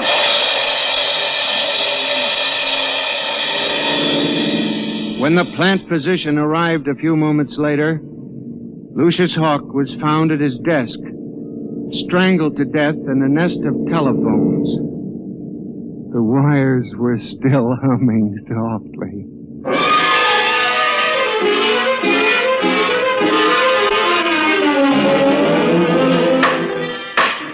Samson Gurney, you stand accused of the crime of murder. How do you plead? I did not kill him. I didn't. So record. Prosecution will proceed with testimony. Now, Miss Roscoe, did the accused quarrel with your employer on the morning of the murder? Oh, yes. He and Mr. Hawk quarreled violently. I could hear Mr. Gurney screaming at him. And Mr. Hawk asked me to send for the plant physician. What were his words? He said, Mr. Gurney has had a nervous collapse. Now, Mr. Simpson, you are a guard at the Brook Meadow Project? Yes, sir. When did you have occasion to meet the accused? Right after those accidents. He was snooping around the construction area.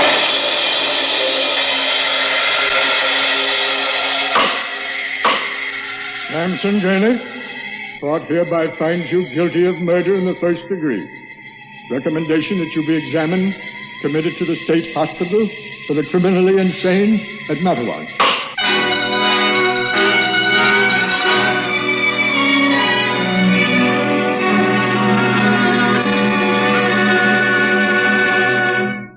And that's how I came to be here at the hospital, Dr. Klein. That's the whole story. Thank you, Mr. Gurney. You can see that I'm not insane. You must believe me, Doctor. Of course I believe you, Mr. Gurney. Now tell me about this revolt. It will begin in Washington, then spread to New York. Yes? The Madison Avenue buses lead the charge. Picture it, Dr. Klein, 3,000 buses roaring rampant through the streets, people running like rats in a maze looking for manholes in the pavement. And you really believe this will happen, Mr. Gurney? I know it, Doctor. The worst part of it is there's no way to stop them now. It's too late. Now, you mustn't excite yourself, but Mr. Doctor, Gurney. Don't you see?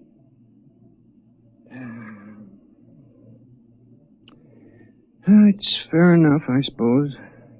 We built them. We taught them to think for themselves. It was bound to come. I guess the female machines will be worst of all in the beauty parlors. They're more high-strung, you know. Well, since there's nothing we can do about it, Mr. Gurney, suppose you go to your room and Maybe if I went to my old Plymouth, I could make a deal before the police cars got me. Yes, Doctor? Would you take Mr. Gurney to his room, guard? He's already been given sedation. Yes, sir. Those concrete mixers may have made a mistake, you know. Just high spirits and all that, but if they got so they liked the flavor... We'll see you later, Mr. Gurney. Now, try not to worry too much. All right, guard. This way, sir. Oh, machines revolting. Telephones strangling people. Oh, blasted cigarette lighter. Why won't it work? I just filled it. Flint is good. Oh, well, you can never trust this newfangled machinery.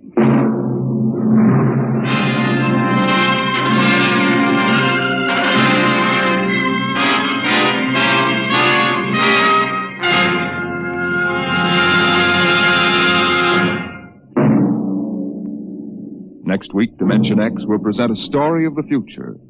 A story of an insignificant pebble in the sky called Earth, and of a man from a distant star who grew to love this unimportant planet.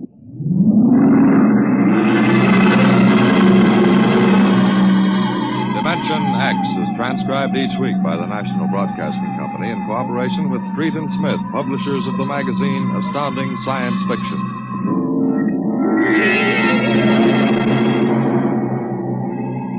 Nightmare was written by George Lefferts and based on a poem, The Revolt of the Machines by Stephen Vincent Benet.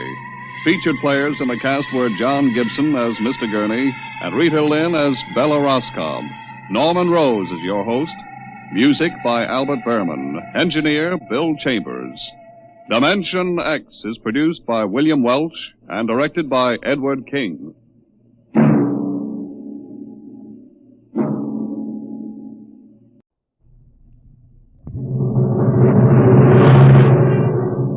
Adventures in Time and Space.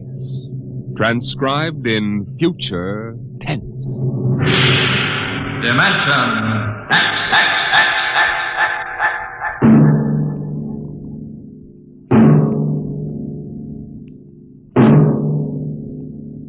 The National Broadcasting Company, in cooperation with Street and Smith, publishers of astounding science fiction, bring you Dimension X.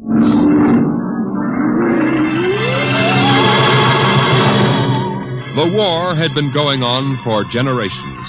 The sea and air were ruled by guided atomic missiles. Radiations and total destruction drove man underground. And there the war continued. The great beds of shale and limestone trembled as an underground cruiser chewed its way through the ageless rock. The ship was squat, ugly, the top of its cutting head 40 feet above the clattering caterpillar treads. It was windowless, and behind the grinding duralloy blades were ugly lumps that concealed the guns. On the bridge, Commander Sanderson fought the bucking vibration, one hand tight on a stanchion. Culver. Aye, sir. What's wrong with the insulation? It's hotter than oven up here. Port refrigeration unit went out. Starboard can't carry the load. I've got damage control on it. Go back. Aye, sir. Give me a seismo reading. Severe shock 30 seconds back. Change course to 175 degrees. And half speed, please, sir, till I can chart the straighter. Mr. Culver. Aye, sir. 175, half speed. Aye, sir. Navigation, Lieutenant Watson. Bridge here. Change course to 175, Watson. 175. Aye, sir.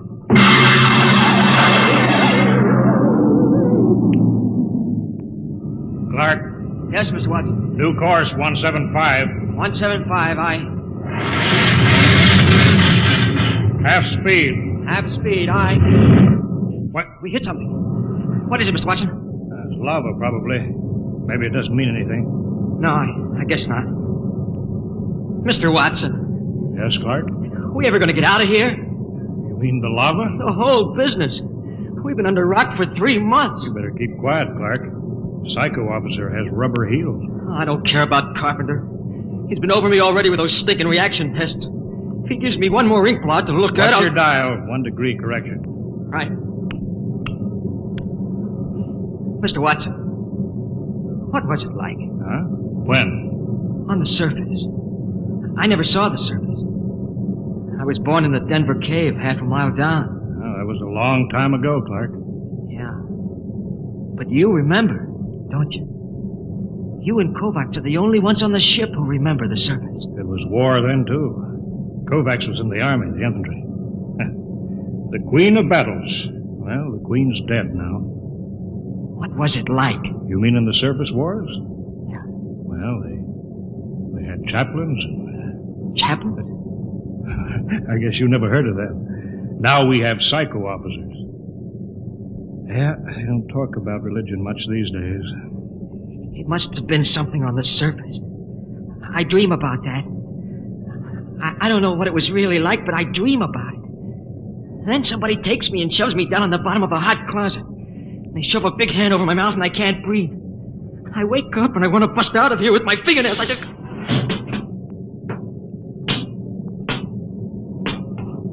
What's the matter, Clark? Nothing, Dr. Carpenter. Nothing? No, sir. We were just passing the time, Carpenter. When's the last time you had an emotional reaction test, Watson? I don't know. I forgot. Just remember your seniority doesn't exempt you from psychiatric review. This isn't some slipshod surface vessel with organized superstition aboard. The old chaplains weren't so bad. Not scientific.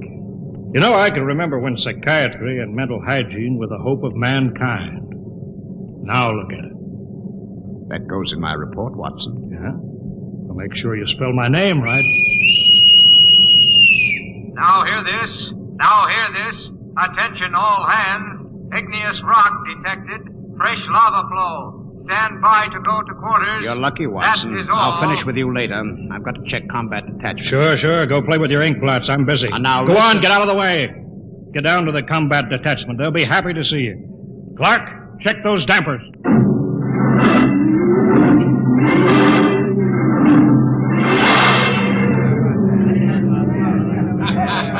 I'll take 3 cards. I'll stand pat. Jake to the pat hand. Combat detachment, huh? What kind of a chicken guy are you? Anytime you want to start anything, you lying, yellow All right. Don't flip your wig. All right, I don't want no trouble. That rubber-soled rat carpenter, he's worked us all over. Yeah, all except Norman. Hey, Norman. Norman, how come you ain't been psychoed? I don't need it. I'm stable. I bet you any money he's a stoolie for carpenter. I've seen his 201 personnel file. It's blank. I heard a guy say he was born in a lab. What do you mean? You ever seen him eat? Oh, you're crazy. The science brass has been working on something like that. You're crazy. You know how many men they fell short in the last draft? 900,000. So what? Now, suppose you run out of real men for soldiers. Suppose you figure how to make them.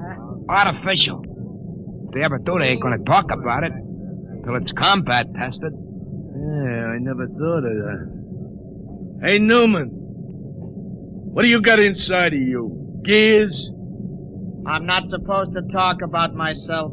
Yeah? Well, suppose I make you talk. Hey, sit down, Champ. Sit down before I... Let go of me or I'll lay you out, too. Hey, cut it. Keep Cut it. going. Cut it. At ease, men. Well, how's everybody feeling? You, Coke? All right. I'm all right, sir. Uh-huh. Sheehan? Sheehan? I'm all right, sir. Newman? I'm all right, sir. Of course. Very well, carry on.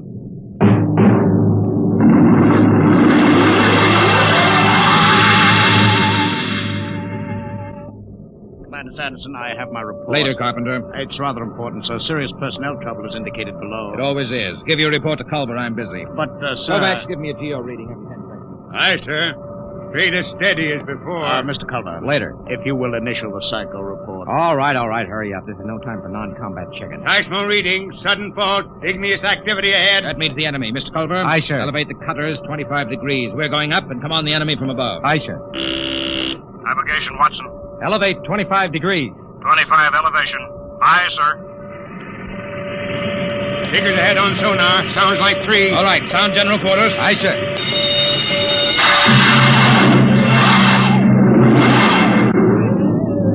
All right. General quarters. For all this stinking luck, aces I got. Get into your armor, you tub of lard. Yeah, give me a hand, Shin. The oxygen valve on my helmet's stuck. It's too tight. Helmet's too tight. You eat too much. At least I ate. Not like Newman. Yeah, look at him. Full armor and he's still smoking. I bet he lives on nicotine. Hey, Newman. Yes? You live on nicotine? Tobacco is necessary to me. Say that, a roper. What did I tell you? All right, shut up and test your helmet radio. Snap it down. Okay. Now I'll get mine. Can you hear me? Is my intercom okay? Okay. Keep the power up. Newman, check your intercom. I can hear you. Attention, combat detachment, move out. Where are those chow runners with battle breakfast? Breakfast, huh? I can remember when I had meat in the chow. When I had cooks instead of food coming, first class. Quit griping, Coke. At least we eat. Yeah, we eat. How about him? Want any breakfast, Newman? No. I don't need breakfast. I can wait without it.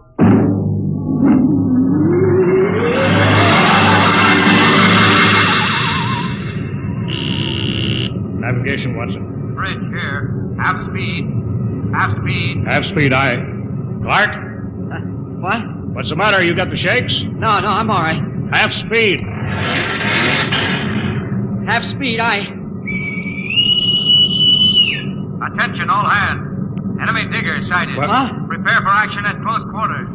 Enemy digger sighted. You hear that, Watson? Prepare for action at Close quarters. Full speed forward. No, I won't. What? Come on, full speed forward. No. Not another inch. Stop this ship. Get away from there. Let me go. I gotta stop the ship. I won't be killed. I won't be killed. Get away from the controls, Clark. You hurt? All right, take it easy now. What? I've got a gun. Stop the ship. Stop it before I shoot you. Now take it easy, boy. I won't be killed. I won't let him. I'll give you 3, Watson, then I shoot. I don't know what you're doing. I'm gonna stop the ship. 1, 2...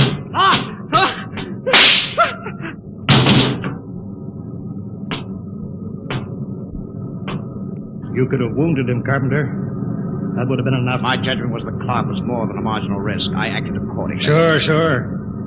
I'll get a detail to clean up after you.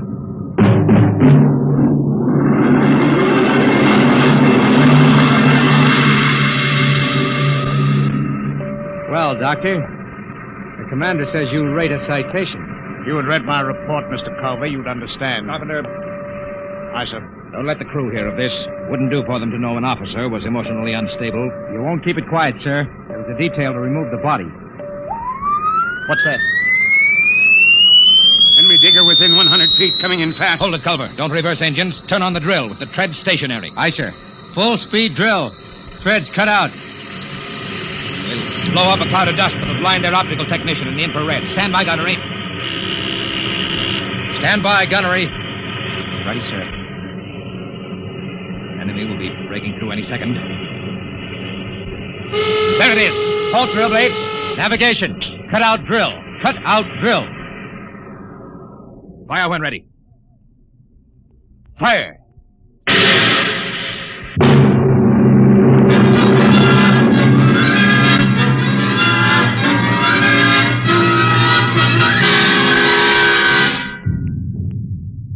Contact signal. Contact signal received. Cease fire, Mr. Culver. Contact signal. Cease fire. Enemy battery silent, sir. Give the go-ahead to the combat men. They can move in. Who tripped that alarm? Cut it off! Navigation to bridge. Bridge, aye. What's wrong down there? Why the emergency? The atomic pile's kicking up. We can't get into hand dam. She may blow any minute. I'll take over, Mr. Culver. Prepare to abandon ship. But the enemy diggers, With sir... the atomic pile about to blow, we'll have to advance, destroy the enemy, and take refuge in their ship. There's nothing else we can do. Look alive. Aye, sir. Attention, all hands. Prepare to abandon ship. Prepare to abandon ship. Kovacs, have the ship's records packed and ready to go. Aye, sir. Commander? Watson, what are you doing up here? There'd be a lot more chance of getting out if the ship's engines were reversed. She crawled back down the tunnel before she flew. There's no way to set up remote control. I know. I thought I could stay and run her. But the pile's going to blow. I know. All right, Lieutenant. Permission granted. You may stay with the ship. Thank you, sir. You may go, Watson. Aye, sir. We can't let him do that, Commander. You can't ask any man to do that. This is no time for sentiment, Mr. Culver. Doctor, you're a louse. That's an unstable statement, Culver. It's obvious that Watson isn't worth much anyway. He might as well die. I've heard enough, Doctor. You've had this coming a long time. Now, get away from me. Culver! Pearson, get him! Let go of me, Culver! Yes, sir! All right, Kovacs. Release him. Aye, sir. Mr. Culver, I need you now, but if we come through this, I'll be forced to prefer charges. Kovacs, help Dr. Carpenter up. Aye, sir. All right, Mr. Culver. Give the order to abandon ship.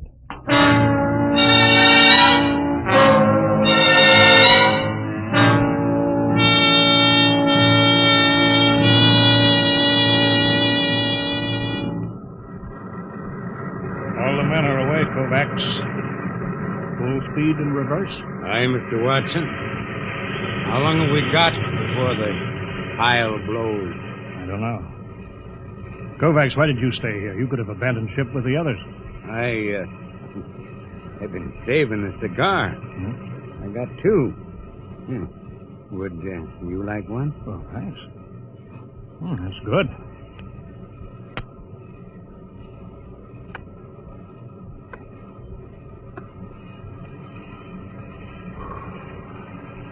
You didn't answer my question, Kovacs. Why did you stay? How about you, sir? Me? I was in the last class out of Annapolis before it went underground and merged into the Geo-Warfare Academy. I guess I just hang on to illusions. Dead traditions of service. I suppose I did it because I thought it was the right thing to do. Yeah, I guess that's it when you get down to it. Kovacs, you saved a cigar against the rules. I've got something, too, here. It's a book. I stole it out of a hotel room in Frisco in the old days. A Bible? Yeah. Psycho officers don't allow them on board. Carpenter would have had me in the cells if he'd known about it. There goes the Geiger alarm. It'll blow any minute now. Kovacs, you remember this? The Lord is my shepherd. I shall not want. He maketh me to lie down in green pastures.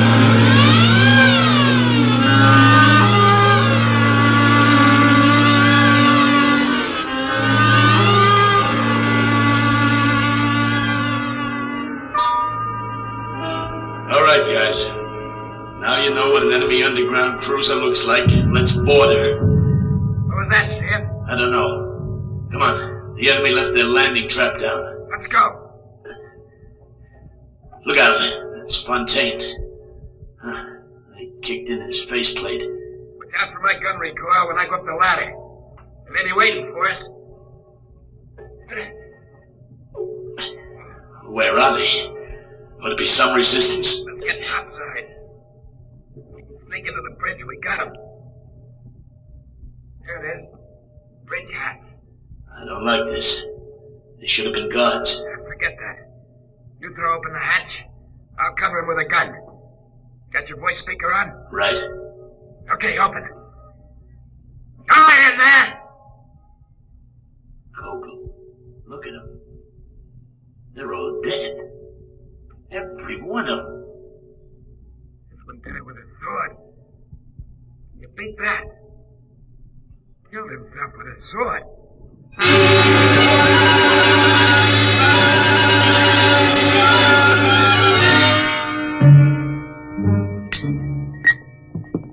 Confound this foreign equipment. Culver, how soon can we get this enemy ship underway? Give me the damage report. Aye, sir.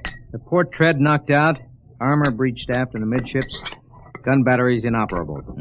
Lieutenant Adamson estimates we can make limited headway in 2 days. Very well. Sir, is it necessary for me to have this guard tagging after me? You're under arrest, Culver. Excuse me, Commander, sir. Oh, go ahead, Coke. There was a message or something under the guy with a sword when I broke in. I kept it as, well, sort of a souvenir. Oh, give it to me. I didn't mean anything wrong, sir. Hand it over. Culver, you read the enemy language. I'm afraid I'm under arrest as a prisoner. That'll do. Go ahead, read it. From Supreme Headquarters. There's a code designate. To all field commanders. Subject. Secret weapon, X-39. Failure of. 1. Research project X9 released on South America front last night. X9, a semi-living chemical process attacking all forms of protoplasm, was found to be uncontrollable, is spreading through our own armies all over the world. 2, you are instructed to... Well? That's all, sir. Quiet! Gentlemen, there is only one way to interpret this news. Carpenter, you will inform all hands that the destruction of the enemy is worldwide.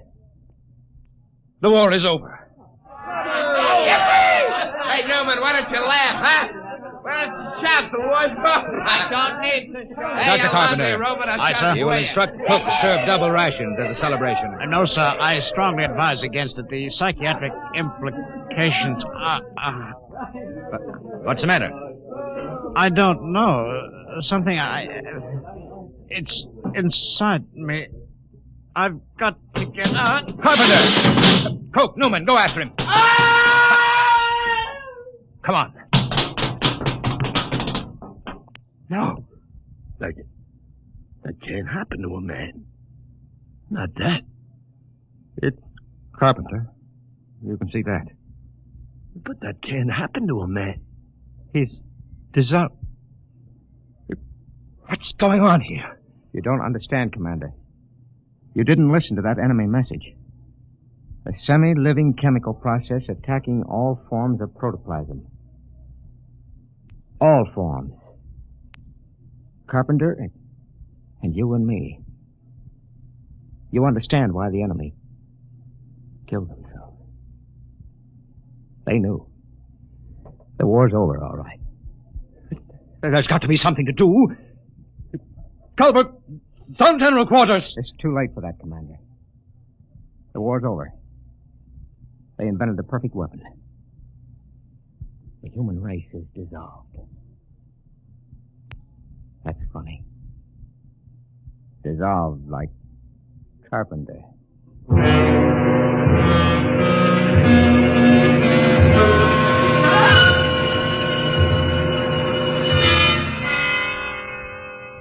Newman. Is that you? Yes. They're all dead. Aren't they? Yes. Commander Sanderson was the last. Except me. I suppose so. How about you? It will not affect me. I am not made of protoplasm. I am an inorganic synthesis. You can't die, then. No. I am atomic powered. My breakdown point is calculated in thousands of years. I cannot destroy myself. I was conditioned against it. It's beginning. You'll be all alone, huh? I know. Buried alive in a rock for thousands of years. I'm sorry for you, Newman. I'm sorry. You'll be all alone. Now, it's starting. You stand it.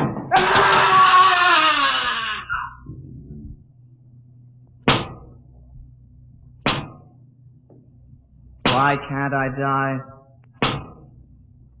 Why didn't they make me so I can die like the others? I can't even kill myself. Why can't I die? Why can't I die?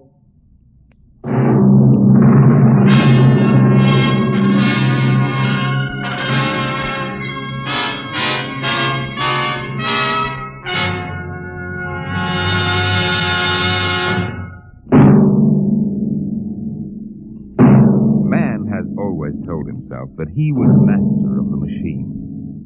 But will he always be? Listen next week to the story of a nightmare.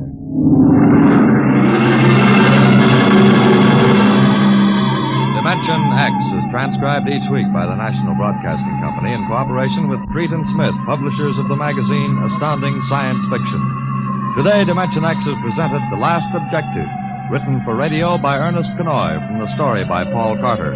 Featured in the cast were Lawson Zerbe as Culver, Ralph Bell as Dr. Carpenter, Wendell Holmes as Watson, and Jack Grimes as Newman. Your host was Norman Rose. Music by Bert Berman. Engineer George Mathis.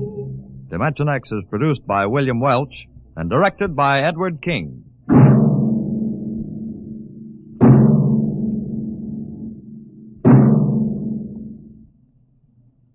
Adventures in Time and Space. Transcribed in future tense. Dimension X.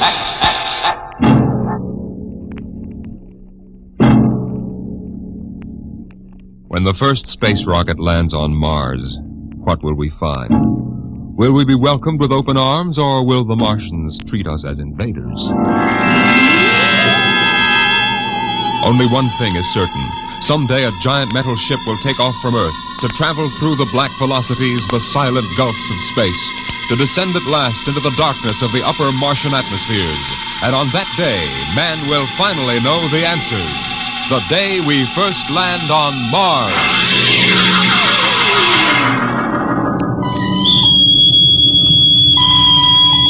Now hear this. Now hear this. Approaching critical deceleration. Fasten gravity suits. Stand by to land. Mr. Lustig, what do you make of the terrain? There seems to be a heavy ground, Miss Captain. We won't be able to use our infrared lights. And we'll have to come in on radar. Well, isn't that a little risky, sir, landing in the dark? I'd rather run the danger of a blind landing, Lieutenant, than come in without the cover of darkness. Remember, we don't know what kind of reception is waiting for us down there. Airspeed 500. Altitude now 4,000. Bridge to engine room. Stand by for deceleration. Engine room, aye. Fire forward tubes 1 and 3. Aye. Skids down. Skids, check. Altitude 500. 4. 350. 3. Up a point now. All right. Let's set her down. Look out! Cut the power. Master's pipe battle station. Aye, sir. All secured, sir. Well, we're on Mars. April 20th, 1987. 4:33 Greenwich time. Enter that in the log, Masters. Aye, sir. Well, gentlemen, it's less than 2 hours till dawn. As soon as it's light, we'll send out a landing party. Masters, get me an all-over hookup. All set, Captain. Now hear this. Now hear this. All right, men. The smoking lamp is lit. We're 17 men on an alien world. And it's up to us whether we ever get home again. Next few hours should tell the story, and I want instant obedience to all commands. I'll court-martial the first man who doesn't jump to when he's ordered. And one other thing. We may be on Mars, but this is still a United States naval vessel. Officers will conduct a personal and weapons inspection in 1 hour. That's all. Inspection, Captain. Now? Mr. Lustig, we've got an hour and a half to sweat out before we find out what's outside that airlock. I'd rather have a man worried about his stripes than about what's waiting outside on Mars.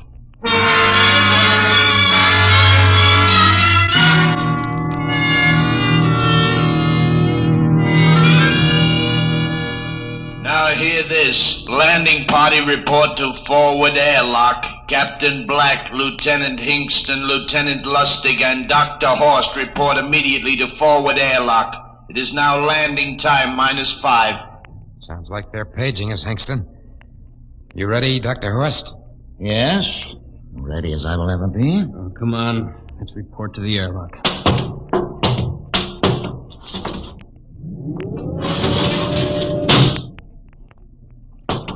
4 minutes to go. Hey, where's the captain? Who knows? What difference does it make? Just want to get it over with, that's all. Has anybody, got a cigarette? I think you're smoking too much, Lieutenant Lustig. Are you nervous? Lay off, will you, Horst? Wondering what's hidden outside underneath that ground mist? Very unusual planet, Mars. Why? It has an atmosphere. Wonderful thing, an atmosphere. Where you find one, you find life. You mean Martians? What do you think they'll look like? Who knows? Intelligent life can take many forms. You mean they may have green skins and eyes on stalks or something? A comic book conception is possible. Or they may have developed to a point that is far beyond us. Perhaps they have a science that can produce weapons far more dangerous than our atomic missiles. You think we may have to fight our way out? After all, we are invaders. Now hear this. Landing time -2. Landing All time right. We heard this. I know what I'd like to find outside that airlock. Good old Illinois. Ever been there, Lustig? Only Chicago. Well, you ought to see my hometown. Green lawns, big white houses. Sounds like my hometown. My grandmother used to have one of those iron deers on the lawn. Every Halloween, we'd paint it another color. One time, we painted it black and white like a Holstein cow. Where does your family live, Horst? I have no family. When I was a child, they were gassed to death in the Dachau concentration camp. That's tough. Oh, it has its advantages. I have no ties on Earth. Nothing to lose now. I imagine I'm the only one on board who is free to enjoy our present peculiar position. All right, Lustig. You can button it up now. Aye, sir. Now, gentlemen, in 1 minute we'll be the first men to set foot on Mars. Quite an honor, eh? As long as the medals are not awarded posthumously. Still uneasy, Dr. Horst? Captain Black, I've been uneasy ever since I can remember. On Earth and on Mars. Now, 30 seconds. Give me the intercom phone, Lustig. Masters? Aye, sir. Battle stations to be manned till we return. If we're not back in 2 hours, I want no rescue party sent out. Blast off and save the ship, you understand? Aye, sir. All right, gentlemen. 5 seconds. 4, 3, 2, 1. Lustig, open the outer airlock.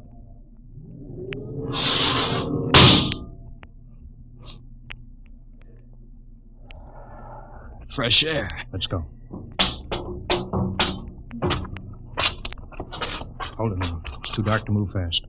Quiet, isn't it? Not even a wind. You can't see anything through this ground mist. Quiet. We don't know what's out here. Come on.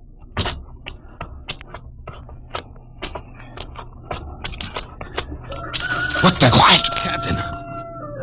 could swear that sounded like a rooster. I don't hear it anymore. A very unlikely sound. A rooster crowing on Mars? Kingston. Aye, sir. Set that machine gun 25 yards to the flank. We'll stay here till the ground mist lifts. Aye, sir. What do you make of the ground, Horst? Grass. Plain grass. You could see some large foliage there where the mists thinned out. What the heck is that? Kingston! Hold your fire, you fool! What? Some kind of wild animal. I hit it. I could see the tracers, but it's still standing. Come on, Horst. Doctor, where are you? Up ahead. Admiring the wild animal. Careful, Horst. Wait for us. Don't worry, Captain. It's an iron deer.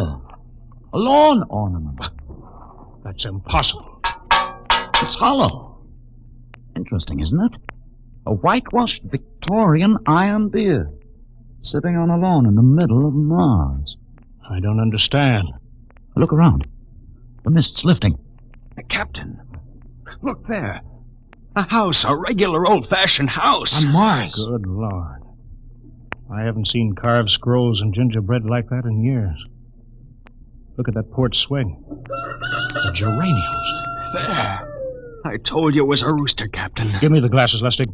I want to take a look through that front window. What? There's an upright piano. Some sheet music on it. Lustig, it's beautiful Ohio. Beautiful Ohio? That can't be. Look here, Horst. Do you think that civilizations of two planets could be identical? I don't know. That specific variety of geraniums is only 50 years old on Earth. Is it logical they should develop in Mars?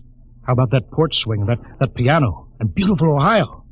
No, it's impossible. Captain Black, this looks like the town I was born in. Well, it looks like my hometown, too.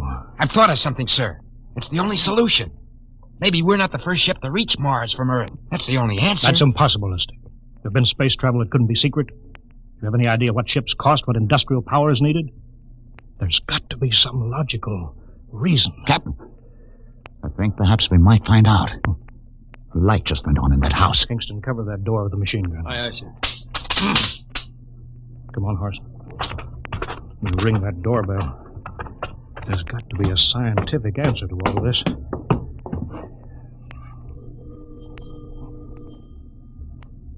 There's something moving in there. Stand back, Horst. Give me a clear shot. Maybe a Martian. Can I help you? We were looking... Well, if you're selling anything, it's much too early. No, wait a minute. What town is this? What do you mean? Are you census takers? No, we're strangers here. We want to know how this town got here. Is this a game? No, it's not a game. We're from Earth. From where? From Earth. Do you mean out of the ground? Hey, are you sure you're feeling well? Madam, we came in a flying ship across space. We're from the third planet. This is Mars. Now do you understand? Mars. You go away now, you hear? I'll call my husband from upstairs and he'll chase you. Now go on. This is Mars, isn't it? This is Green Lake, Wisconsin, in the United States of America. Bounded on the east by the Atlantic and on the west by the Pacific. Now, go away. Goodbye. Of course, do you suppose it's really possible? I've got to find out more about this. For the last time, now go away. Pardon me, madam. What year is this? Year? Well, 1928, of course. Oh, for goodness sake. You hear that, Horst? And we know it's 1987. And we know it's Mars. Is it possible that we got fouled up, made some tremendous blunder, and circled around and landed back on Earth? In 1928? Maybe some switch in time or dimension. Could we have shifted somehow and gone backward in time? Horst, it won't hold water. It's not logical. We've checked every mile. We went past the moon and out into space. We're on Mars. Find out anything, Captain? No, we're going back to the ship till I figure out some logical explanation for all this. Lustig, out at point. Aye, sir. Hingston in the rear. Keep that gun at half load. Aye, sir. Of course, there's got to be some cold, logical solution. Captain. What? That house down the street. The white one with the green shutters. Lustig, what's the matter? I never thought. Thank God. Thank God. Lustig, come back here. He's running for that house. That crazy fool, after him quick. Lustig, stop! Come down off of that port! Grandma! Grandpa! Lustig, what the devil do you think you're crossing? Grandma and Grandpa, it is you. Lustig, what's going on here? Albert, why, it's been so many years. How you've grown, boy. Oh, it's so good to see you. Lieutenant Lustig. Oh, Captain. Grandma, I want you to meet my friend. This is Captain Black. Captain, I want you to meet my grandfolks. Howdy. Any friends of Albert's is friends of ours. How long you been here, Grandma? Oh, good many years. Ever since we died. Ever since you what? Oh, yes, sir. They've been dead 30 years. What? You mean to tell me that Mars is heaven? Oh, nonsense, no. All we know is here we're alive again. And who are we to question God's infinite ways? Lustig, we're going back to the ship. But, Captain, I want to talk to my Lieutenant grandfolks. Lustig, I don't like any part of this. You'll come back with us. I have to club you and carry you. Yeah, but, sir, That's they're enough. my... Heaven only knows what they've run up against back of the ship.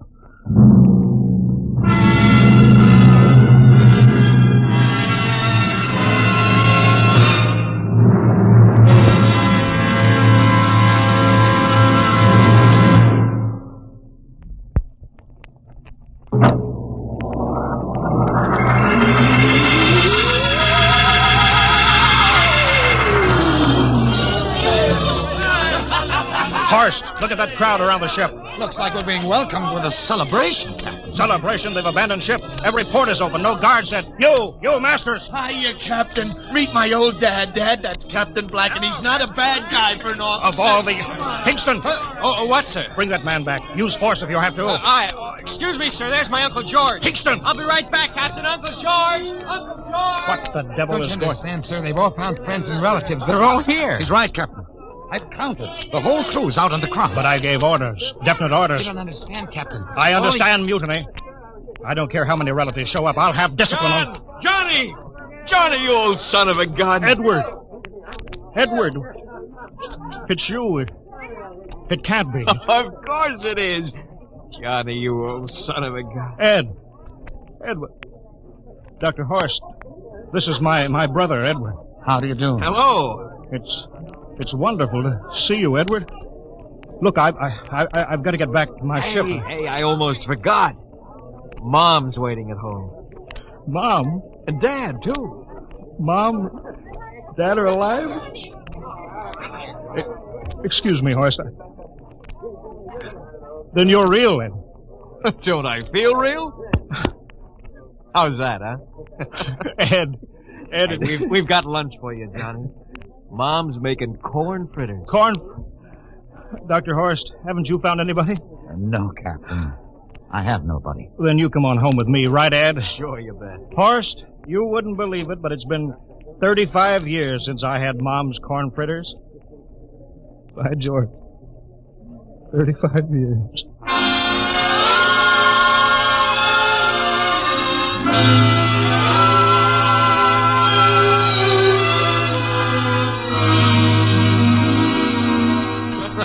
And there's plenty more in the kitchen, so don't hold back, Johnny.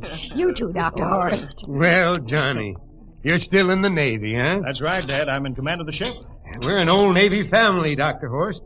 All three of our boys in the service. Ed was the best pilot in the Pacific. What did happen, Ed? Oh, what's the difference? I'm here now. Oh, you know, it's almost perfect. All we're missing is your brother Will. Then the whole family could be together. Well, it won't be long, Mom. Will's in charge of the XR-54. That's the next rocket coming out to Mars. Well, little Will. When does he leave, Johnny? Takeoff scheduled for September, but it depends on what we report. There's no question about that now, eh? Christmas together again. That'll be something, huh? Yes, sirree. Well, this calls for celebration. How about a little of the old dandelion wine, eh, Johnny? Now, Father, don't you go giving Johnny too much wine. Oh, he's a big boy now, Mother. Well, sir, isn't everything just fine? Just fine.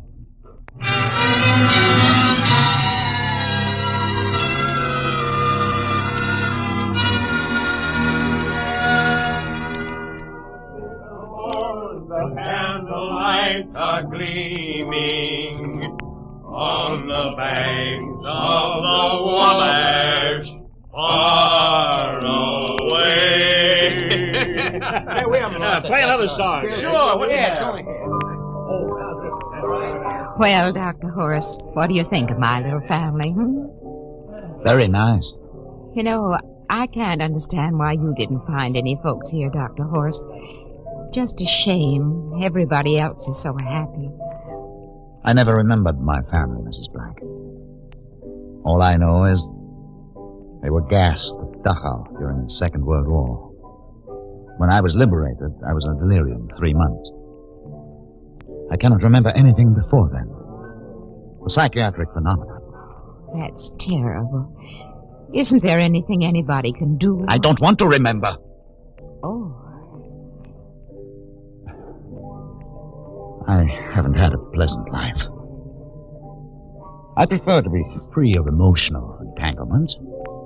They interfere with a scientific approach. I'm sorry, Dr. Horace. Oh, I'll get it. Hey, that's our ring, long and three shorts. I remember that. Well, maybe we'd better call it a night. You must be getting tired, Johnny. I'd better be going back to the ship. Oh, nonsense. You stay the night. We insist. Oh, I just couldn't rest thinking of you all alone on that ship. Oh, I'll be all right. Well, good night. Oh, wait a minute, Dr. Horace. That phone message was for you. Me? Yes, that's right. A message from Anna. Anna? I don't remember any Anna. She asked if you were better. Perhaps she's someone you knew at Dachau. Anna? She said she's coming over here first thing in the morning. So you'll have to stay over. Yes, well, but... that settles it then. You stay here, Horst. You can bunk with me in my old room. Oh, but Johnny, we thought you'd like to be with Edward. So you could talk the way you used to. Well, we can't put Dr. Horst on the daybed. I think we better share the room tonight. There'll be plenty of time for talking, Ed. I guess so. Well, I suppose I better drop back to the ship. You know, Ed, security check. Well, why do you have to do that here? Well, I don't know. There's no good reason, I guess. Well, I suppose we skip it tonight. Oh, sure. Good night, everybody. Oh, it's good to have you home, Johnny. It's good to be home, Mom.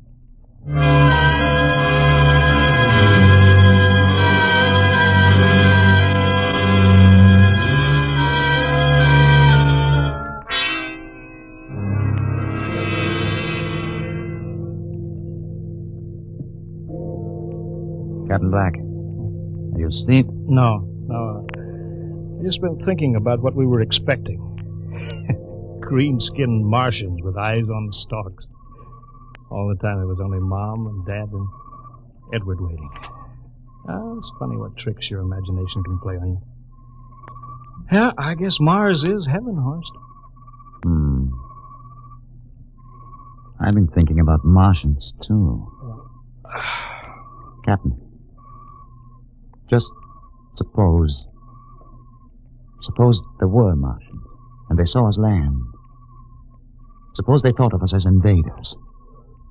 What would be the best weapon they could use against our atom bombs? I don't see what you're getting at. They would want to disarm us first, to wipe out all suspicion, to make us feel at home. But suppose this house isn't real. Suppose the people are just images, stolen from our own memories by Martians, created for us by telepathy, hypnotism. That's the craziest theory I ever heard. Maybe that's why there was no one for me. Because in all my life there is no happy memory, no real loved person. How about that phone call from Anna? Yes, Anna. I didn't remember who she was, but I do now. I just remembered. When I was freed from Dachau, sick, delirious, I raved about a wonderful, kind nurse named Anna that took care of me. There you are. It's logical. She's coming to see you tomorrow. But there was no Anna. I'd been nursed by a man. What? Anna was only a dream. And there's only one way they could have learned about her. By reading my subconscious mind. But that's impossible, Horst. Why? The whole crew was thinking of home. Suppose the Martians read our minds. But there are Martians. If there are, they have us separated. Each man in a different house. Sleeping. Trusting. No one at the guns. I left my pistol downstairs. Do you think there's something to this, Horst? It's a... Who would suspect his own mother? His grandparents? How easy. Just a knife in the heart of each sleeping man. It's impossible, Horst. We've got to get back to the ship. Listen. The crickets have stopped. Come on. We don't know when they change back to whatever they really are. Where are you going, John? Ed, well, we wanted to drink of water. That's all, Ed. You're not thirsty, John. You don't want to drink. You don't want to drink. His face, it's changing! And his hands, he's a Martian! Run, horse! Run! Get away, John. You can't get away. This way, horse! Horse, where are you?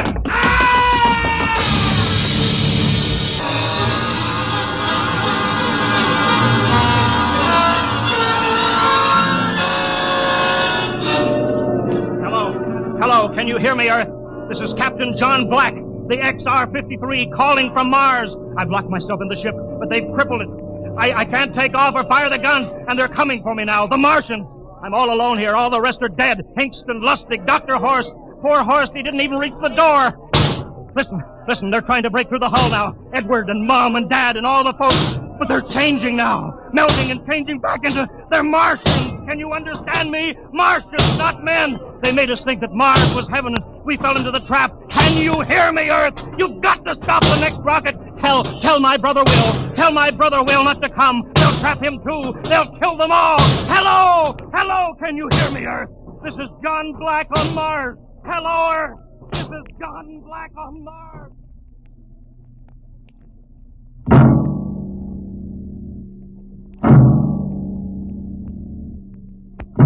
Tonight, Dimension X has presented and transcribed the Ray Bradbury story, Mars is Heaven, adapted for radio by Ernest Kenoy. Featured players were Wendell Holmes as Captain Black and Peter Capell as Dr. Horst. Your narrator, Norman Rose. Music by Albert Berman, engineer Bill Chambers. Dimension X is produced by Van Woodward and directed by Edward King. Robert Warren speaking.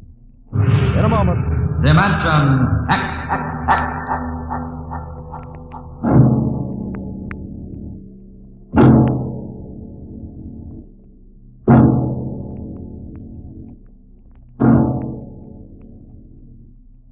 The National Broadcasting Company is happy to bring you Adventures in Time and Space, transcribed in future tense. Dimension X.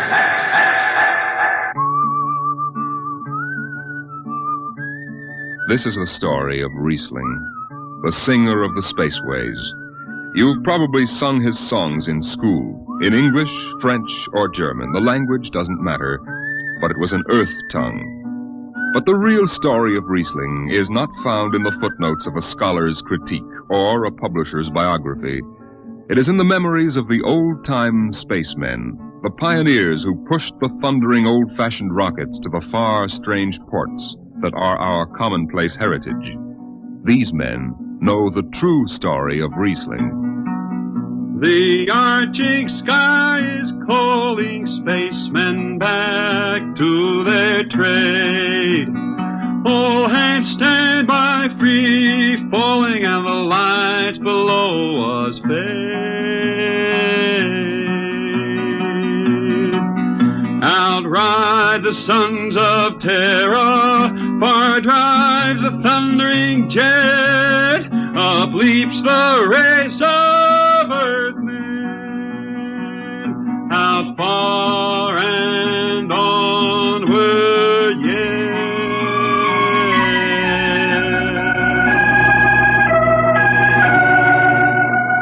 When I first met Riesling, he was hustling drinks in the Twin Moons bar at Drywater, Mars. He'd won a guitar off a Chinese barkeep at Luna City by cheating at one thumb, and he made his whiskey by singing in the bar and passing the hat. Listen to her, Urchin. Don't she strum pretty? Like a 16-year-old gal. Say, how much you collect on that last song? $3 Martian and a slug. Al grabbed it from my bill. He don't trust me no more. Funny, never did have no luck with hound dogs nor Martian barkeep. Hey, Riesling, look over there by the bar. There's an Institute 4 striper giving you the eye. Know him? Captain Hicks off the Goshawk. He's sure giving you the once-over. Maybe he's got a job. They don't make never no mind to me.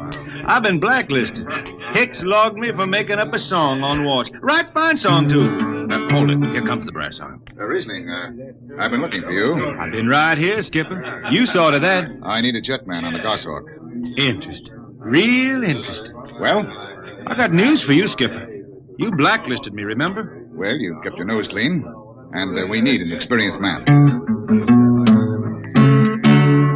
Been a little changing down aft in the Goshawk, ain't there, Skipper? How'd you know that? You got that new atomic pile drive. Last 3 of them tea kettles blew somewhere in the asteroids. Look, it's double pay, but if you're scared... Scared? Listen, fella. For double pay, I'd jump off the top of the Harriman Tower if you allowed me rubber heels for the landing. All right, then. You show up tonight to sign the book. Sober. Got no choice, Skipper. Money and me is total strangers. We lift at 11:30 Mars time. Sober, you understand, Riesling? You taking the job? Well, that Goshawk is one stinking old tub. Her engine's got more bugs than a beagle dog in spring. And that new drive is about as safe as a pretty gal in the Ozarks. But I reckon she'll do for one more trip.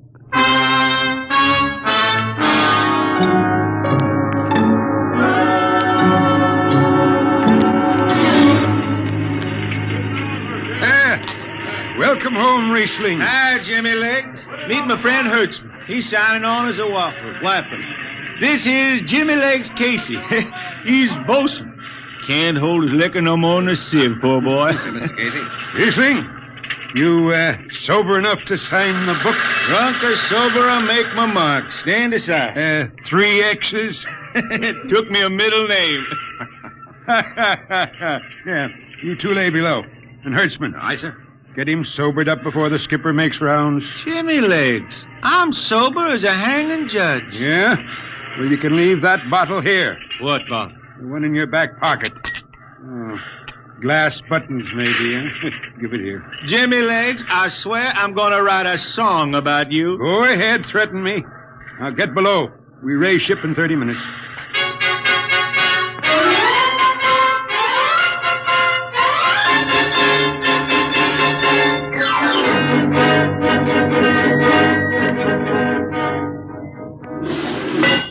Hi, Skipper. Riesling, what the devil are you doing up here on the bridge without permission? Figured I'd take a little stroll. Riesling, get below before I have... Hold on, Skipper. You'll have that gold braid just crawling up your arm. I'm up here on business. Well? That number 2 jet ain't fit. Cadmium dampers are warped. Why tell me? Tell the chief engineer. I did. He says they'll hold. Well? He's wrong. He's wrong. He's got a Harriman Institute degree in power electronics. And some drunk space rat says he's wrong. Skipper, I was damping jets when that shirt-tailed tad wore pins for buttons. I've got no time for you, Riesling.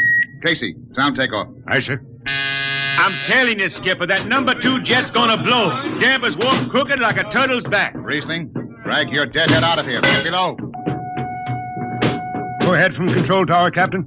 All right, Casey. Fire 1 and 4.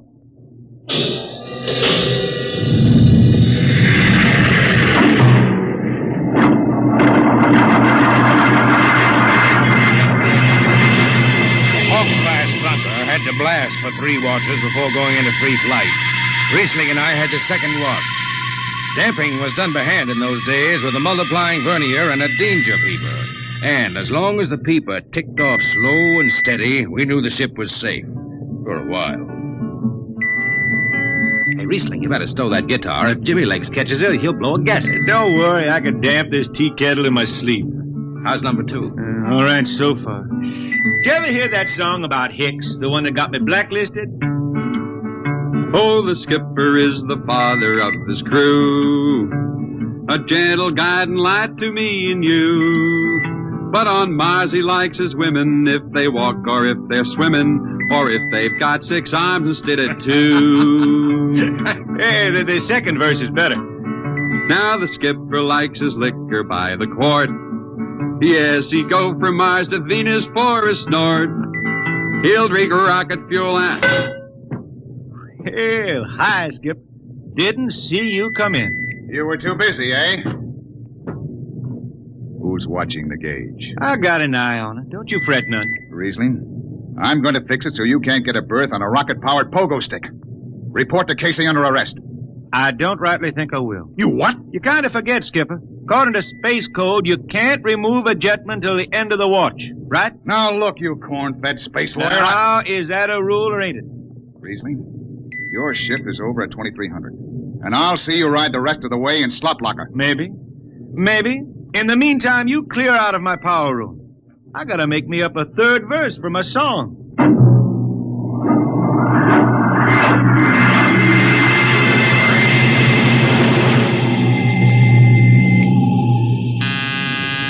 I got it. Power room. Damp number 2 a point. Number 2, all right. Hey, let me have that mic. Jimmy Legs, is that forced dry boil up there? Give me that, Casey. Riesling, I've taken just about enough from you. And I've got a little news for you, Skipper. Number 2 jet is bulging like a fat lady in a satin skirt. Listen, you clown, that Skipper, I think I'm gonna junk my song and start over. I could do much better on you. This is the last time, Riesling. Damp number 2 a point. Sure. Look out, Hurt. I'll take it. You watch the gauge.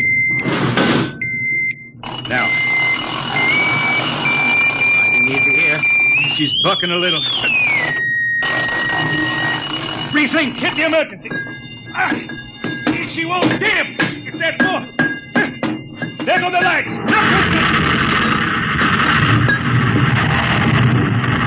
Riesling! Stay down behind the baffle. I've got to take a look. It's radioactive. Look out. I've got to piece the hot stuff out of the tube. What's going on down there? Shut up, Jimmy Legs. I'm busy. She's tight now.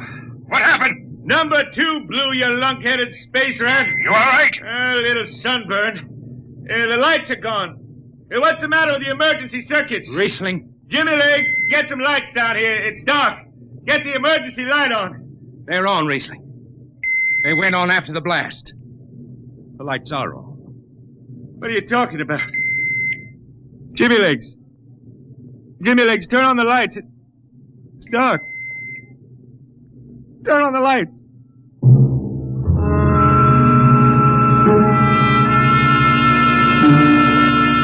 That blue radioactive glow from the jets was the last thing Riesling ever saw. His optic nerve was burned out in an instant. He was in sick bay on the rest of the trip, and on the swing back, we set Riesling down at dry water Mars. Look out for the cable, Riesling. Thanks, Hertzman. Hey, Riesling.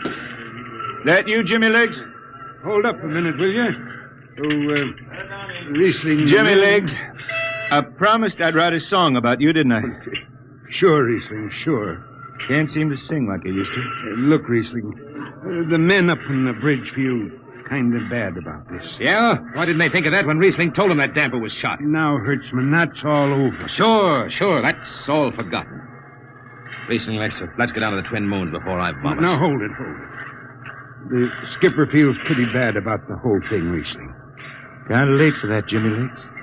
Feeling sorry don't hold no corn. The boys passed the hat. The skipper kicked in half a month's pay. Did he now? Then on principle, I suppose I ought to tell him to stuff it back up the jets.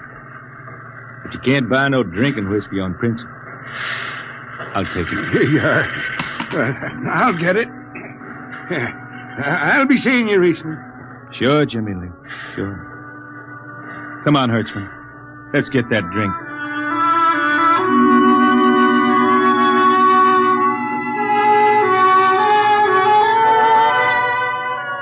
That was all. Just another space bum who didn't have the good sense to finish before his luck ran out. Well, Riesling holed up at the Twin Moons till his money was gone. Then he hooked a ride on a crawler over to Marsopolis. It was a boom town then, with an industrial district mushrooming between the Lesser and Grand Canals. I ran into Riesling about 2 months later, playing his guitar on a jetty that ran out into the canal. He had a dirty rag tied over his eyes with a jetman's knot, and his hat was on the wharf beside him. Riesling! Who's that? Wait a minute. Hertzman. Yeah, how you been? Passable. Say, is this a Venusian dime? Ah, it's a slug. I figured. Well, how's it going? Singing again? Some. Working saloons, mostly. But I've been thinking some funny songs, Hertzman. The words come out different than they used to. Come on along the canal with me. Sure. Here, take my arm. I know the way. That's a funny thing, Hertzman. I figure I know it better than other folks. Look back there, towards the city. What do you see? Factory towers. Smell them from here. But it don't seem that way to me. I remember them old buildings, old before Bible times on Earth. Thin and graceful like the fairy palaces my Grammy used to tell about down home in the hills. They've torn them down now, or else blocked them up with cinder bricks. Hertzman, when I stand out here on the canal, I can see it the way it used to be. The water, ice blue with the stars shining up out of it. Way off there, the city with the towers sweeping up like a bird flying off a tree. I can see it. It's the dirtiest stinkhole in the system. Not always. Depends on how you see it. Bone tired the race that raised the towers, forgotten are their lores. Long gone the gods who shed the tears that lap these crystal shores. Slow beats the time-worn heart of Mars beneath this icy sky. The thin air whispers voicelessly that all who live must die.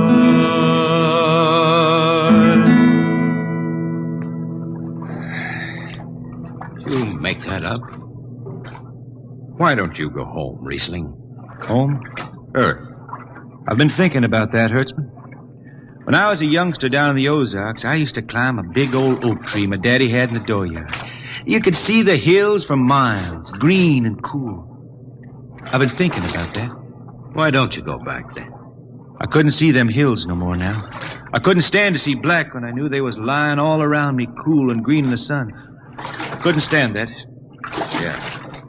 Well, let's get back to town, Hertzman. Today I made $3.50 mush, and I'm all set to drink it down before dawn. Come on!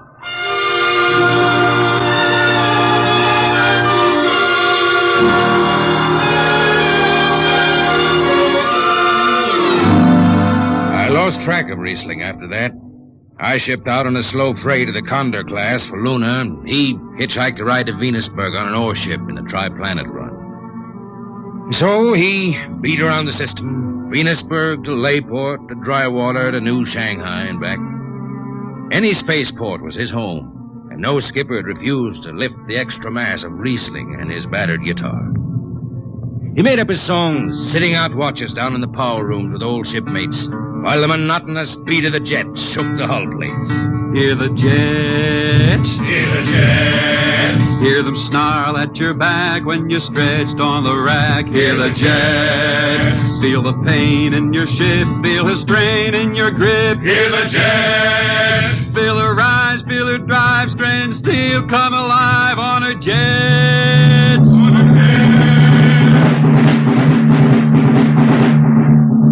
Little by little, his songs began to travel along the spaceways ahead of him.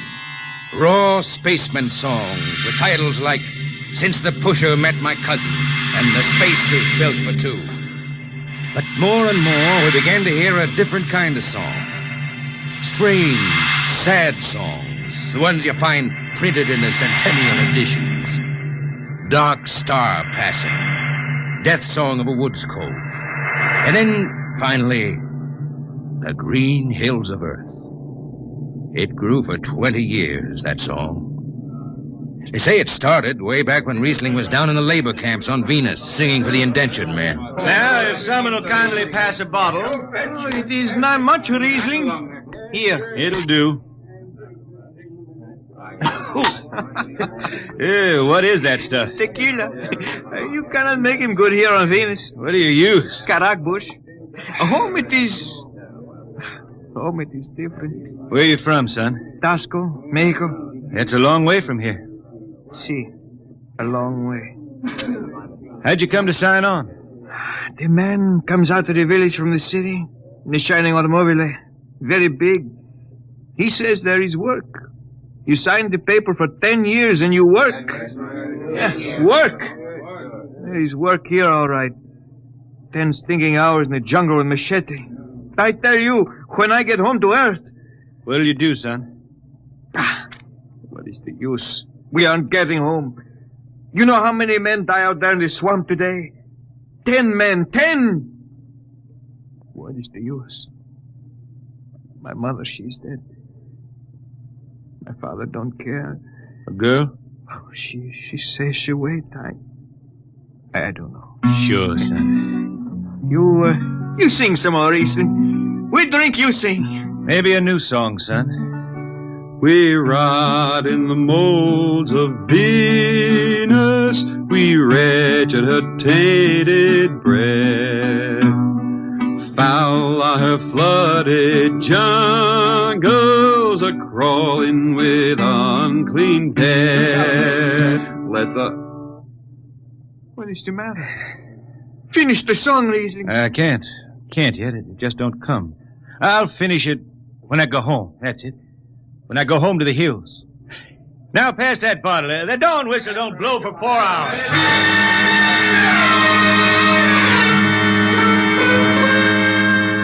That's where the Green Hills started. And I was there when it was finished. It was 20 years after that. And there wasn't a man flying or on the beach hadn't heard of Riesling and his songs. He was getting old now for a spaceman. He was a familiar figure through the whole system. Tall, gaunt, and with that dirty bandage tied across his blind eyes.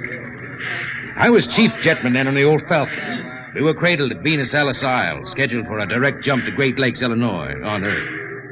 I was checking in dunnage when Riesling felt his way up the gangway and came through the lock. Riesling! Who's that? Mike Hertzman. Hertzman. Well, what are you doing on this old hog? I figured I'd ride her back to Earth. Earth? Are you going home, Riesling? I thought you were never going to make that run. I've been hankering to set foot in the Ozarks again. How about those hills? I've been singing about them so long now, Hertzman. I got to finish the song. I got to set foot in the dooryard and hear the wind through that oak tree. About the last thing I'll be doing. I got to get home before it... Riesling, there's a new company policy in effect. You see, Hertzman, I'm getting just a little old. Riesling, listen. No more deadhead rides. The new code book is in force. Oh, I seen code books come and go. The skipper's one of them youngsters fresh out of Harriman Institute cadet training. He's liable to throw the book at you. At me? I've been around space as long as Halley's Comet and Brewster's Ridge. I'm going back to Earth, the cool green hills of Earth. I'm going home. All secured, Hertzman. What are you doing here? That's Riesling, Captain. Riesling, huh? I'm dragging it back to Earth, Captain. Not in this ship. Hertzman, have this man removed. Funny thing, Captain, I sprained my shoulder suddenly. Look, Skipper, you're a youngster. You're pretty new out here. I'm going home. You don't know what that means to an old man, going home. I can't take it. Against the Harriman Code. Oh, now look, Skipper. You can slide me by to the distressed spaceman's clause in that code book. Distressed spaceman, my eye. You've been bumming around the system for 30 years. Skipper, you make me do something I never done for no one before. I'm an old man. An old blind man, and I want to go home. I ain't never crawled in front of a four-striper in my life, but you gotta let me drag home. The law says a man's got a trip coming to him. You can stretch for a poor old blind man, now can't you? You got it, Skipper. All right, you old space rat. But keep out of the way. I run an efficient ship, and I don't want any trouble. No, sir, no trouble. I'll just lay down in the power room. I kind of like to be near the jets when they blast off. For Earth.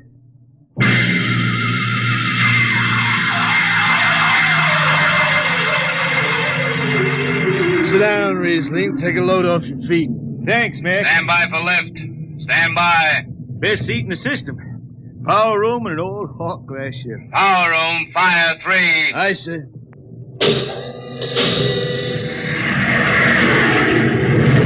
The cool green hills of Earth. Still singing that, Riesling? Oh, some. I changed her a little. Gonna finish her now, Mac. Going home to finish her. Yeah. Have you seen those new automatic dampers, Riesling? Don't have to do nothing but sit and watch. Hey, where's the peeper? Turned off. She's all automatic. You have it soft nowadays. When I was twisting her tail, you had to stay awake. You got an old hand damping plates on? All but the links. Iron shipped them. They cover up the dials. You might need them. No, the automatics handle everything. Well, you're finally going home, Riesling, huh? Won't seem the same out past the moon. I've been waiting for this a long time, man. Gonna be good to get home, I reckon. The argent sky is calling spacemen back. Mac, you all right? I got the emergency. The hand dampers, where are the links? Mac, you ought to be on the wall here somewhere. I got him. Power room, what's the alarm? Emergency squad coming in. Stay out, the place is hot.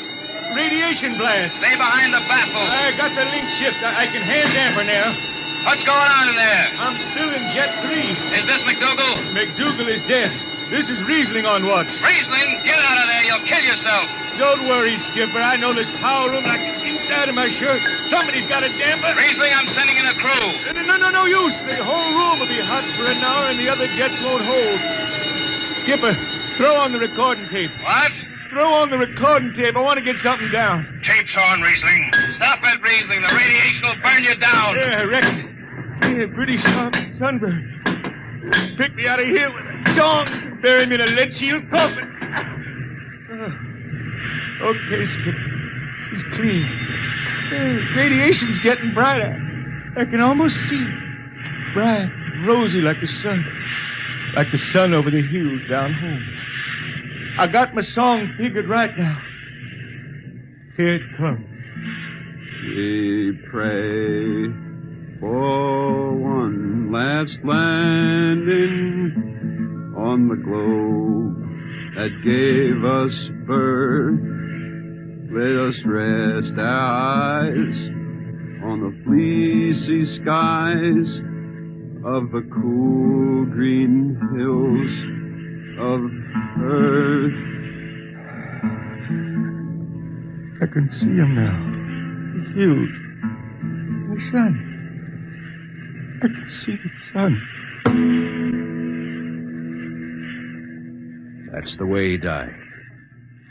Riesling, the blind singer of the spaceways, singing of the home he never reached, the cool green hills of Earth.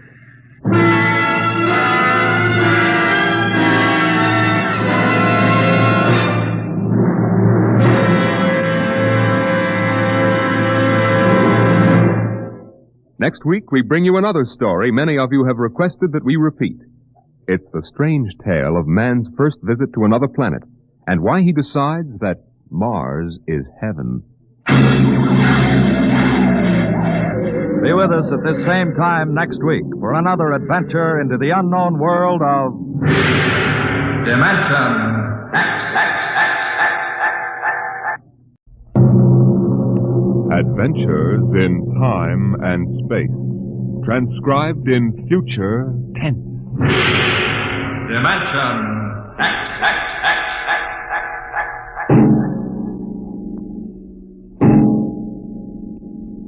In the beginning, there was Jordan, thinking his lonely thoughts. Out of the loneliness came a longing. Out of the longing came a vision. Out of the dream came a planning. And out of the planning came decision. Jordan's hand was lifted, and the ship was born.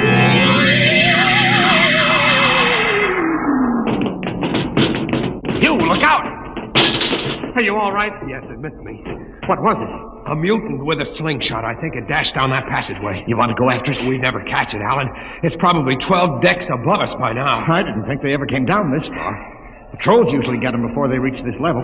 They get more daring with each generation. This one looked like a female. Male or female, it might have killed us. I told you this trip was pure foolishness. Climbing 24 deck levels to hear a crazy old man rave. We're almost there now. Compartment X15, level 24. This is the place. This area smells as if it hadn't been visited by a sanitation crew for generations. Part of the ship is almost deserted.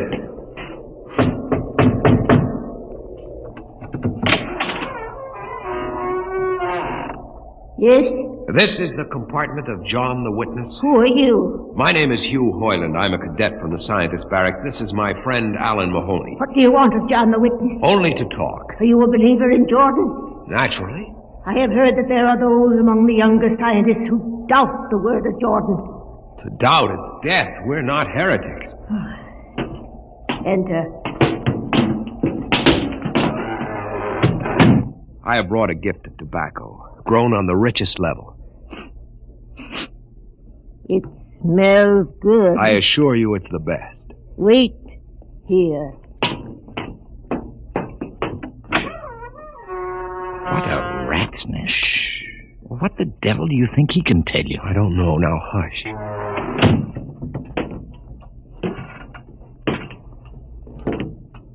Well? You are John the Witness? I am. Good eating to you. I am Hugh Hoyland. This is my friend Alan Mahoney. What brings a gentleman of the scientist class to my humble apartment? I have heard that you and your parents before you have long been keepers of the legend of the ship. Since Jordan gave the word. I am anxious to hear the word as Jordan spoke it. Why? You see, among the young scientists, there have been some who talk against the word. There are regulations against such heresy? Some of them say the ship has no purpose. They say that we're here accidentally.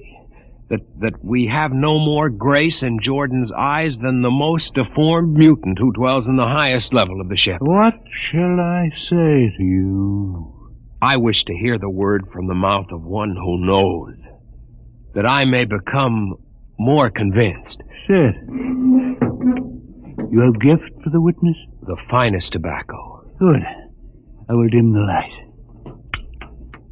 Now, pay close attention, for these are the words as my father's father's father gave them to his son's son's son. This is how the ship came into being, how our people were created. In the beginning, there was only Jordan, thinking his lonely thoughts. In the beginning there was darkness, formless and dead. Out of the loneness came a longing. Out of the longing came a vision. Out of the dream came a planning. And out of the planning came decision. Jordan's hand was lifted, and the ship was born. Mile after mile of good compartments, tank after tank for golden corn, ladder and passage, door and locker, fit for the needs of the yet unborn. He looked on his work and found it pleasing, meet for a race that was yet to be. He thought of man, and man came into being. Then Jordan checked his thought and searched for a key. Man untamed would shame his maker. Man unruled would spoil the plan. So Jordan made the regulations, some to speak and some to listen. Order came to the ranks of men. Crew he created to work at their stations, scientists to guide the plan. Over them all he created captain, made him judge of the race of man. Thus it was in the golden age.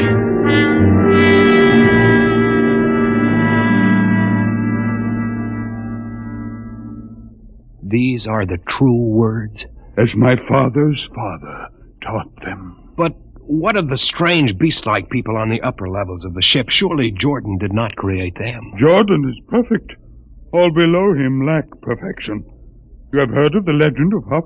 I have heard that he mutinied against Jordan. Darkness swallowed the ways of virtue. Sin prevailed upon the ship. And before wisdom prevailed and the bodies of Huff and his followers were fed into the converter, some of the rebels escaped and lived to father the mutants They are tainted with the sins of their fathers. One more question, witness. Speak. What is the ship? The ship is a great sphere.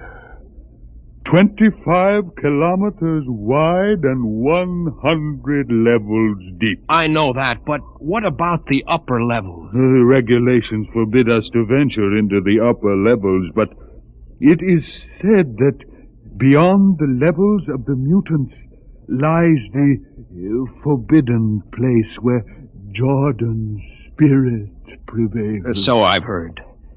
But something troubles me. Something which prompted my coming here. Yes, my son. What lies beyond the ship? What?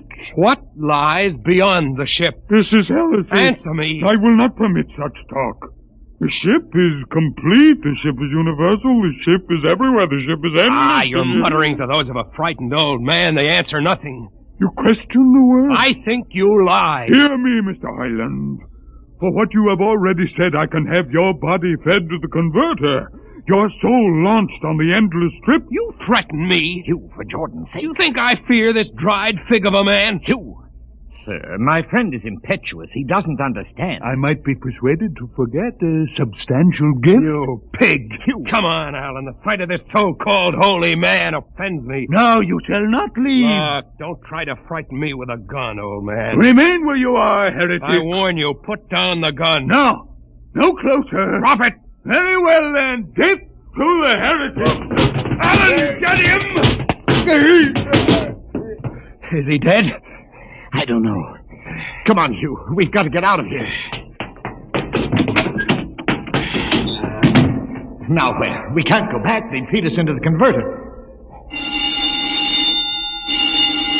What's that? The old woman must have turned in an alarm. Come on, the patrol will be here in no time. Where can we go? The upper levels. But the mutant. We'll have to take our chance. Listen, that's the patrol we've got to climb. There's a hatchway. Down the corridor. Quickly. Halt! Hold till we fire! The ladder.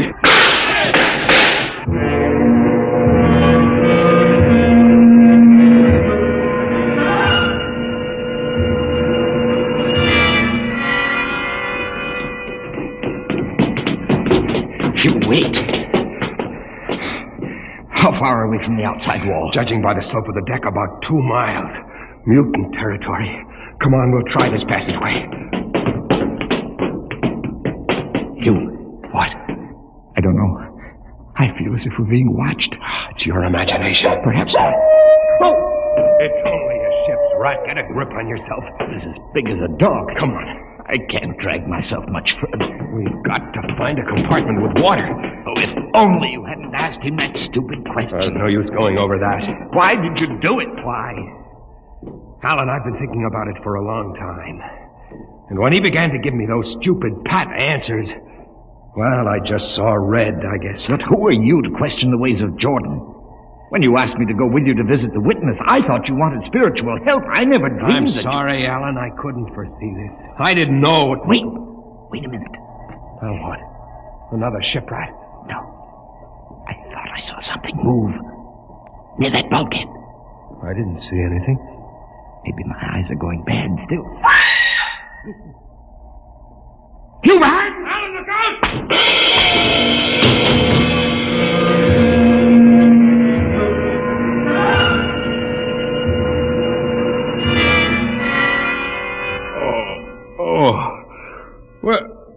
Where am I? What are you? Get away from me! Alan! Alan! Look out with that knife! Stay away from me! Alan! Alan! Don't kill him, Bobo. Not yet. Who are you? Forgive my friend Bobo. Like so many of my people, he's rather impetuous where members of the so-called super race are concerned. Who are you? What place is this? As you can guess from my leg, I'm a mutant. Where is Alan? Your friend is dead. I was not able to restrain my people in time to save him. Why don't you destroy me and get it over with? We do not kill for pleasure, Mr. Hoyland, only when necessary. You know my name? I read your identification tag. Who are you? Mutants can't read. My name is Gregory. I'm a leader of my people. Although we are unfortunate in our heredity, Mr. Hoyland, many of us are quite intelligent. Why do you live like animals? We would rather live like free animals than like regimented slaves, as you do. I've heard that you practice cannibalism. Undoubtedly, you hear many things about us. We raise our own cattle on the upper levels, and those of our people who choose to farm raise enough crops for our small population. You turn your head. Why? This one. I've never seen a creature like him. Bobo is an unfortunate. He was born without the power of speech. How can you tolerate a monstrosity? We have learned to live with difference. If we began to destroy our imperfects as you do on the lower levels, there would soon be no one left. It violates the regulations. The word of Jordan. You know, Mr. Hoyland, your people are really primitive and barbaric. You dare say that to me? I dare say a good deal more. Let us go to my compartment and speak further. I'm always interested in information of the lower levels. I won't give you any information. Bobo, I want Mr. Hoyland in my cabin, please. Hey. I advise you to go quietly, Mr. Hoyland. Bobo has a hatred of superior beings, which is unfortunate, but quite understandable. Proceed.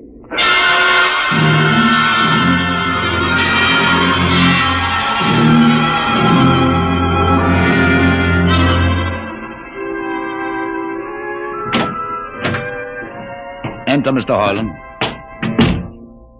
This is where you live? Yes. But you have books. Stolen from your libraries, Mr. Hoyland. Compton's Astrophysics. The Philosophy of Interstellar Navigation. Celestial Mechanics. You have read these? Most of them. Why did you bring me here? What do you intend to do? Do you believe in Jordan, Mr. Hoyland? There is no other belief. And the trip? I suppose you believe in the trip, too. Well, what else is there to believe? When you die, your remains are fed to the converter, and your soul makes the trip. And where does the trip take you? Why, to Centaurus, of course. Huh? Where, what is Centaurus? Why, Centaurus, mind you, I'm just telling you the orthodox answer. Centaurus is where you arrive when you've made the trip. A place where everything is happy and everybody's happy and there's always good eating. It's mythological, of course. And you believe this?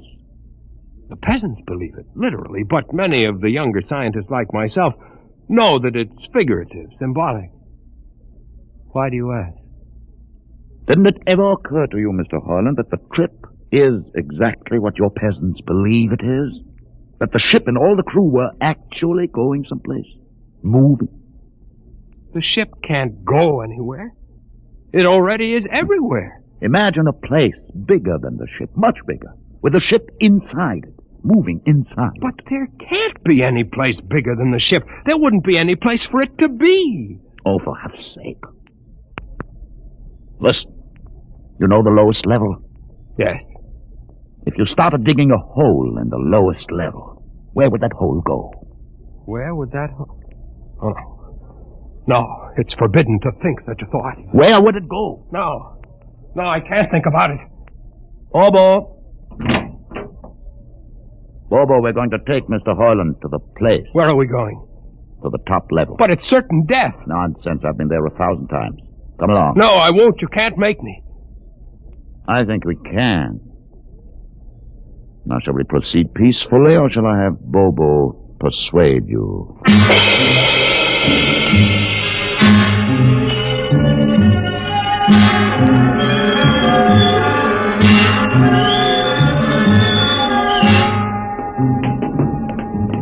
Open the door, Bobo. Inside.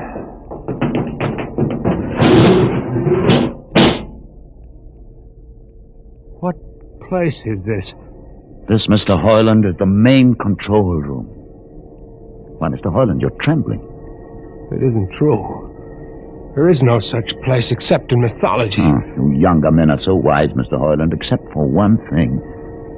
This happens to be the main control room of the ship. But it's nothing but a huge room with an instrument panel. What did you expect? How do you know this is the main control room? See these instruments? Using them, the navigator many hundreds of years ago actually steered the ship on its voyage. I don't understand. I didn't suppose you would. Your people have been so steeped in superstition and ignorance that the whole concept has lost its meaning. Sit in that chair. Don't be frightened. Sit down. Very well. Look up. What do you see? Nothing but a huge shield. Watch it for one moment, Mr. Hoyland. You are going to see something that few of us have ever been privileged to witness. Something so dazzling that you may find it hard to accept at first. But it is there.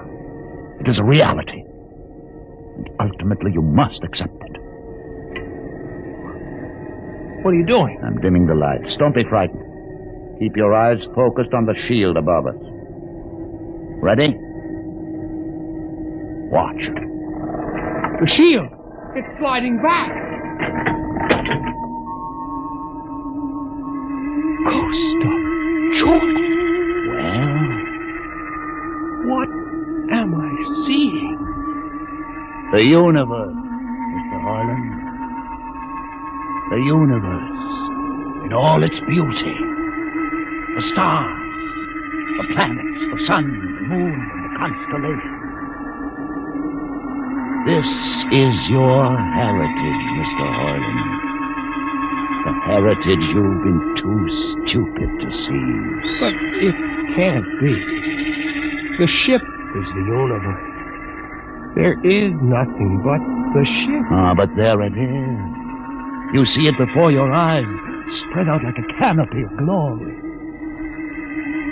You still deny it? Answer me, Mr. Hoyland. Do you deny it? No, I can't. They lied.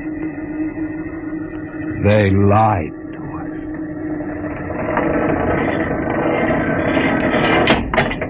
Good. Why did you close the shield? You will see it again if you're not afraid. I'm not afraid. Many times. I've shown this to others of your people whom we captured, and though they saw it before their very eyes, they would not believe it. Tell me about it.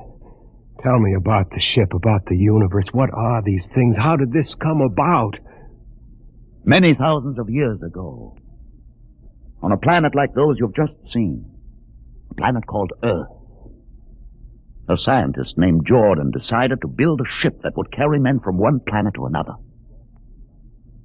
For many years, Jordan and thousands of others studied and planned. And when they were finished, they built the ship. A ship so large that it had to be assembled in its own orbit beyond the place called the Moon. 60 years it took them to construct. And when it was finished, a whole new science had been conceived. Then the trip was begun. The trip that was to land a colony of Earthmen on a far-off planet called Centaurus, millions of light years beyond the furthest planet ever reached before. How do you know these things? Among my books are the log which Jordan himself kept, and the records of the journey for the first 40 years. What happened? There was a mutiny. A man named Huth led a rebellion of those who wanted to turn back. In the struggle, the navigators were killed, and the crew fell into a state of anarchy. In the years to follow, small groups of men tried to organize the ship for navigation, and each time they failed. Finally, the whole idea was abandoned. And so for centuries, we have swung in space, unmanned, undirected, living in a lost world of our own making, without purpose, without direction. Why have you told me this? Why have you brought me here? You could have killed me. Can you guess? No. No, I can't. Unless... But it would be too fantastic. Well? You want to finish the trip. Yes, that's it. What would it take to do it? A miracle, almost. The crew would have to be trained. Many people, each skilled in a certain duty. Couldn't you train your own people? We are too few. Besides, the main drivers in the lower levels where my people are forbidden to go. No. It would mean that both our peoples would have to work together.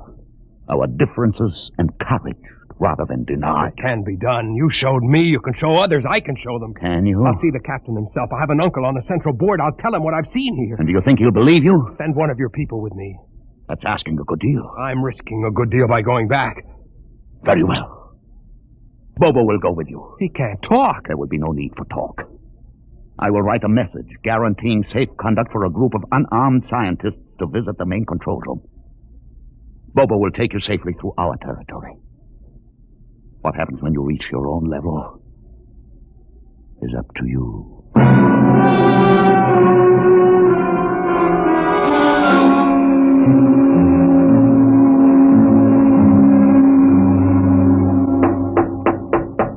One moment. Yes, what you? Quick, Uncle, let us in. But this mutant... He's harmless, please. Now, what is this? You're wanted I know all about that. Listen, Uncle, I must see the captain. The captain? Are you mad? You're a council member. You can get me to see him. They'll kill you. You're wanted for heresy. I don't care. I must speak with the captain. You're close to him. You can arrange it. I don't understand why... Uncle, listen to me. The ship is moving. I can prove it. Do you understand there is a purpose in the ship? I don't understand what you're babbling Never about. mind. Just talk to the captain. Tell him I have information of tremendous importance. Tell him I've arranged a truce with the mutants. A truce? Here, show him this paper signed by their leader. Do it, Uncle, for my sake. I don't know. Please, Uncle. If I'm to die, let this be my last request to you. Very well. I'll speak to the captain. I'll try.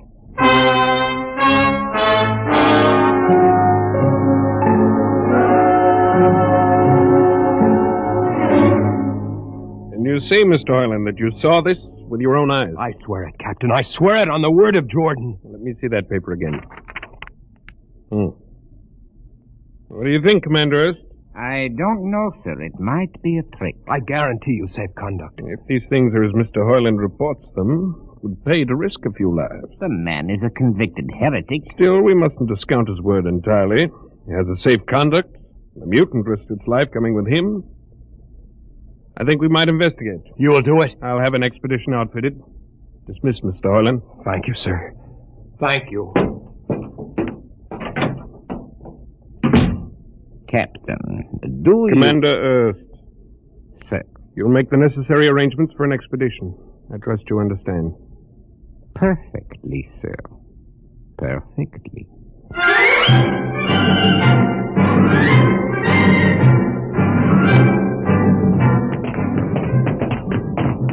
Lieutenant. Mr. Hoyland. You'd better halt your men here. This is the spot. Patrol, halt. I see no welcoming party of mutants. There will be none. Their leader will meet you inside the main control room. You don't say. And just where is this main control room? Beyond that door. I see. All right, men. Ready arms. Why do you ready arms? In case of ambush. Ambush? Don't you think they could have ambushed you on the way up here a good deal more easily? You know, Mr. Hoyland, I think you're a mutie lover. They have a place in the converter for that kind. Lieutenant, are you mad? No, Mr. Hoyland. But most certainly you are. To think that we could be lured up here to be slaughtered with a fantastic story about some mythical control room. Guns ready, sir. Lieutenant, I warn you, these people have acted in good faith. If you break that faith now... to open the control room, Mr. Hoyland. No, not until those guns are dismounted. As leader of this expedition, I order you to call them. I refuse. You cannot do this thing. This is no way to keep a truce. Very well, if you refuse. Oh, there! Mutant! Come out! For Jordan's sake, Lieutenant. Be quiet for company. Mutant! Open the door! Please, Jordan, don't let anything happen. Please don't. It's opening. Ready, men. Someone's coming out. Look at his leg. Horrible. Steady. He's walking toward us. I can't stand this. Look out! Gregory! No! You fools! You've killed him! Here come the rest of them. Fire! Fire!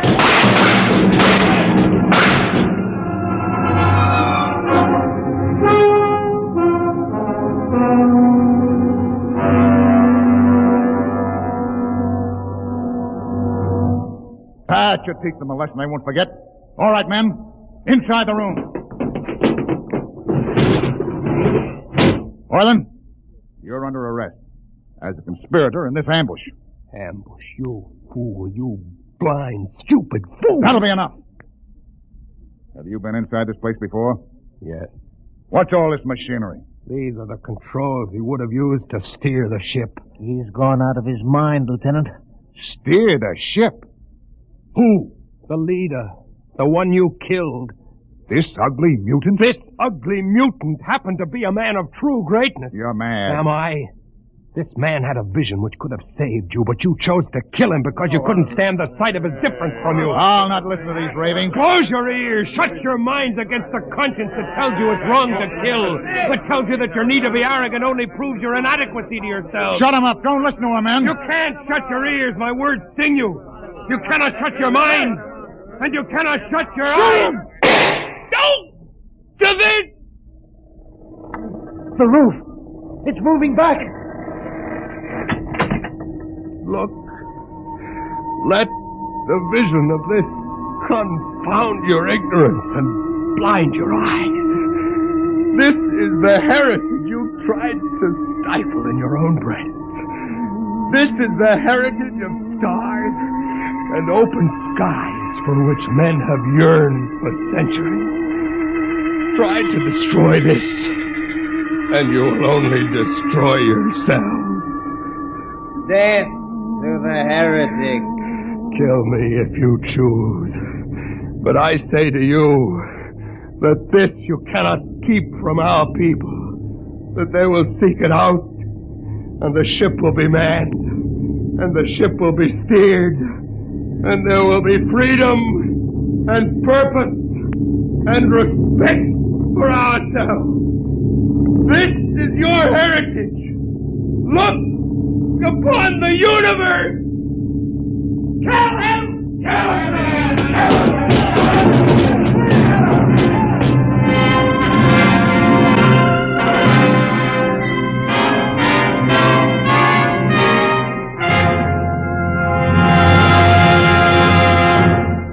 You have just heard another adventure into the unknown world of the future. The world of... Dimension X.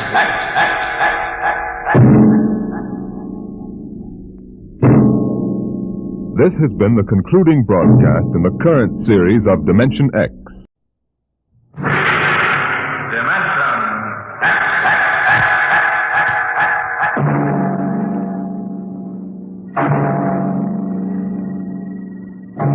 Can you predict what will come in 100 years? Can you see beyond the known dimensions of time and space into the unknown, Dimension X? The ridge stars spread 200 light years across space. To the passengers on the immigration spaceship from Earth, they appear to be pinpoints of light in the darkness. The men, women, and children slept in their bunks in the tiered dormitories, or sat reading the immigration folders that described the worlds of the ridge stars in glowing, rosy terms. Anne Travis stood before the vision port and searched for the spot of light which would be her new home.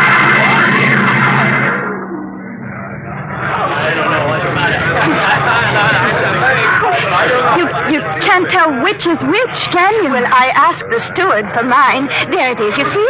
That nice, bright little star up in the left-hand corner? That one? Yes. Alka 3. I'm going to meet my son there. He sent for me. Harry always was a good son. I used to say to my husband just before he died, Harry is a good son. I'm going to Dora 3. My sister's there. Oh, isn't that nice?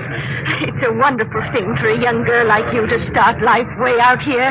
I used to tell Harry's father that if he had any spunk, he'd be out on the ridge stars making a fortune. He was assistant buyer at Bloomingdale's kitchenware. I see.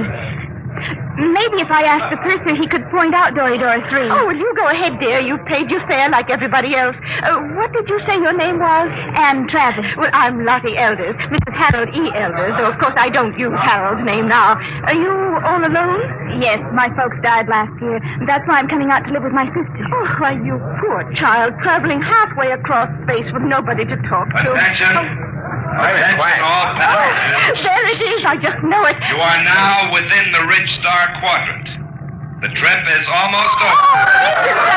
Captain Braxton wishes me to inform you that a vote will shortly be taken to determine on which planet of which sun every passenger of this ship will be landing. What is he talking The about? majority will decide, and all must abide by the decision. I don't understand. What did he say about a vote? I don't believe it. He said everybody had to go to the same planet, didn't he? But Harry's on Alka 3. Look here, Mrs. Elders, they can't get away with this. They can't just set us down anywhere. I've got to meet my sister, but what can we do? I don't know, but I'm going to find out. I'm going to see the captain right now.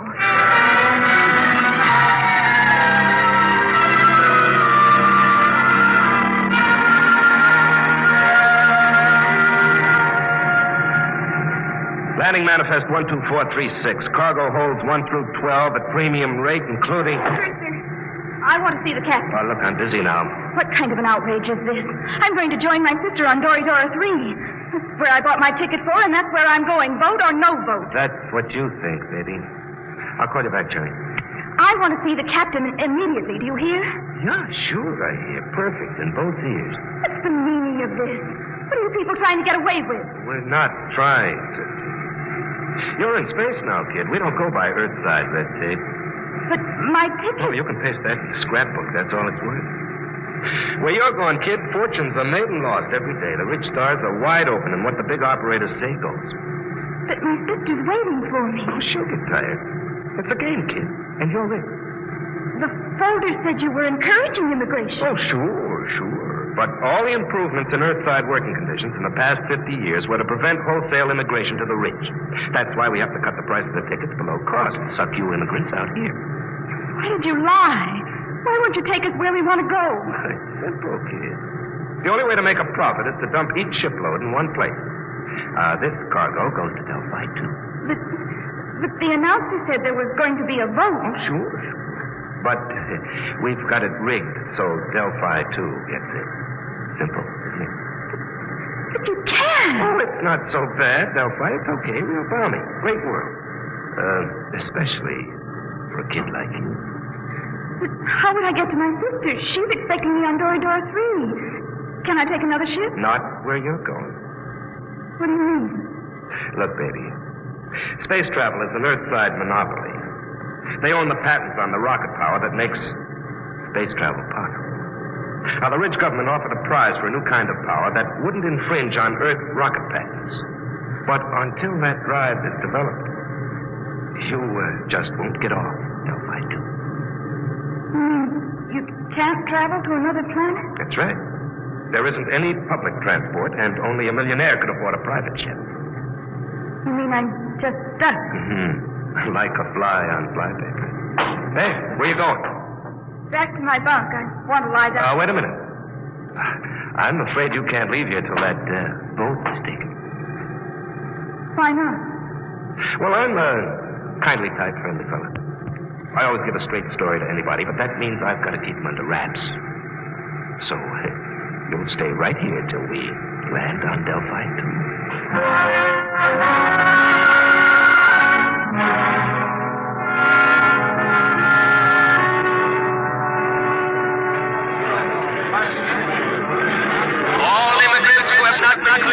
Please report to the inspector under the first letter of their last name.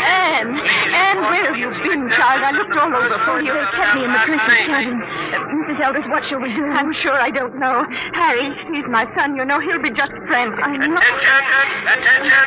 Any immigrants not cleared or in the proper line in 10 minutes will be indefinitely detained. Oh, dear, I haven't been cleared yet. Oh, you'd better go then. I'll wait for you right here. Oh, be sure you do, dear. I'm so frightened. Oh, which way do I go? Oh, the east line is over there, see? Oh, I don't have my distance glasses. You will wait for me, dear. Yes, right here. Go along now. All right, you. Come on. Who are you? Never mind. Come on. Grab her, Al. Come on. Let go of me. What's the idea? Let go. Get her. Who are you? Let go. Let go. We can't take any chances, Al. Put her out, right?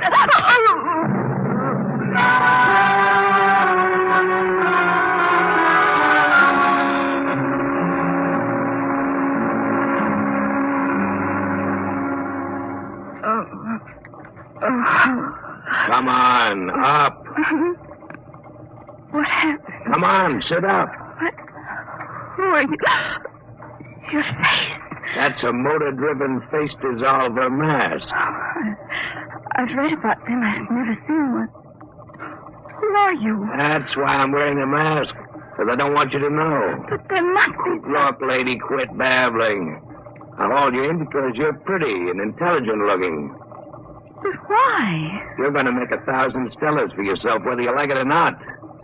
Now stop looking like a scared rabbit. You can't do this. I'll call the police. The police? What do you know about the Red Star's government? Nothing. Obviously. Around here, things are different. Now, listen. You go to the New Sol Hotel. As soon as you're registered, you go to the Fair Play Employment Agency. They'll take care of you. Now, take this. It's a tape reel. Play it back in your room. It'll tell you what to do. After it's played once, it'll destroy itself. Is that clear? I don't understand this at all. Have you ever heard of the 7-day poison? I don't think so. Well, it's an interesting device. It feeds on the blood. On the 7th day, undergoes a chemical change and... Oh. Very easy to use. You just inject it like this. Oh. Yeah, it's all over. For 7 days. The beauty of this poison is it can be made to look like a lock pattern in many thousands of small variations. The only antidote must be some of the original poison at its base. And I have that. Don't get hysterical. I'll keep the antidote here. You can get it after you've done what I want. But I don't know where I am. I don't know who you are. What if something happens to you? That's your problem. But remember, the police can't help you. I have the antidote to the poison. All right, I'm through with her.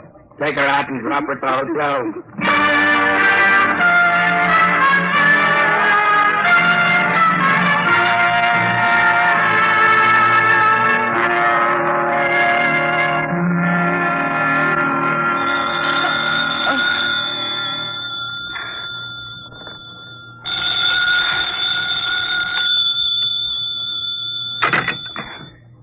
Is this room 2635? Yes? And Travis? Yes? Who is this? Play that tape reel and get started. We'll be watching you. Hello? Hello? Hotel New Sol desk. Can I help you? I was cut off. Someone was speaking to me. I'm sorry, there was no incoming call on your line. Can I help you? No, never mind. I'd better play that tape. Guess you push this button. You will find in your purse a full cigarette case. Half of the cigarettes are doped.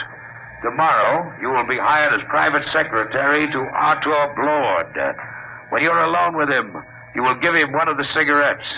The case ejects 2 at a time. The outer one is doped. When he's unconscious, push the brown knob on the case. That will call my men, and they will come for you. You must come with them if you wish the antidote to the poison. After that, you'll be transported to any Ridge Star you wish. As soon as you play this reel, go to the Fair Play Employment Agency. There's no time to waste. Tomorrow, the 7-day poison will have only 6 days to go. Now that the reel is finished, it will destroy itself. Why do they have to pick me? Oh, the reel. Come on, Travis. You've got 7 days.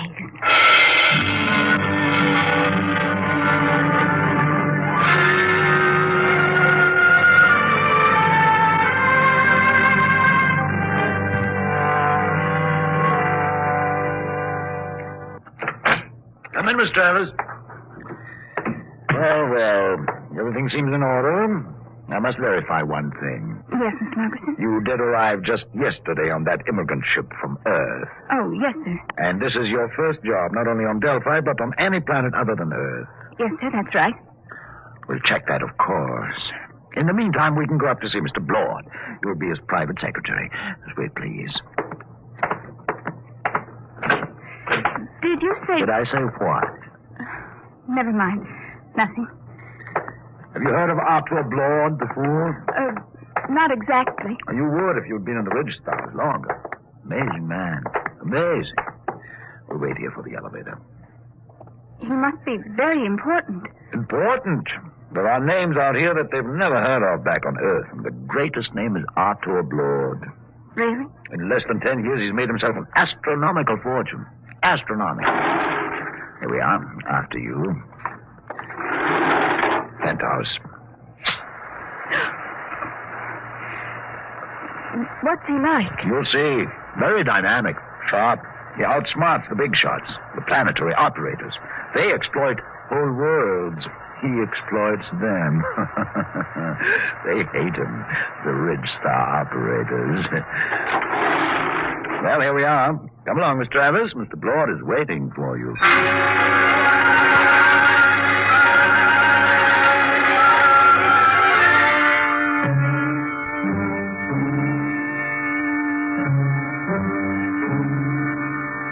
Mr. Blord, this is Ann Travers, her record and references. Not interested.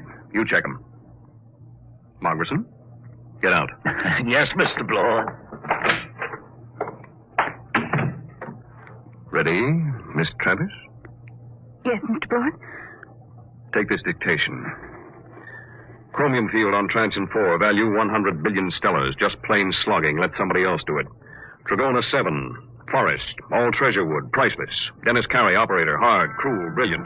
Should be interesting.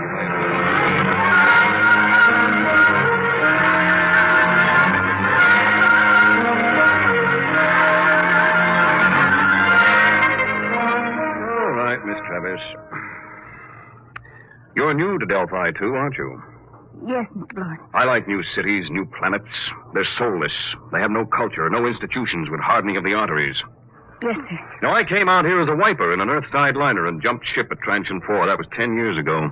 You couldn't do that on an old world. Earthside, they developed the science. Out here, we use it.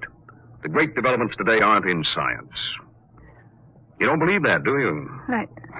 I'm not sure, sir. Will there be any more dictation, Mr. Blord? No, that's all. Don't leave yet. Mind if I smoke? No. Like a cigarette? Sir? I asked if you'd like a cigarette. Oh, thank you, but I have my own. Oh? Earth cigarettes? Would you mind letting me have one? They're very rare out here. Of course. That's an interesting case. Eject 2 at a time. Here, Mr. Blord, take one. Yes, thank you. Haven't smoked one of these in years. Light, Miss Travers? Thank you. Drop the lighter under the desk. I'll get it. Sit back in your chair. Should be down here.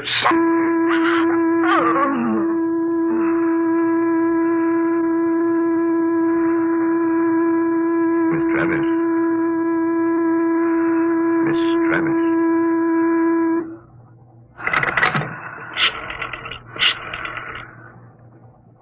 Hello, Dr. Gregg. Lord.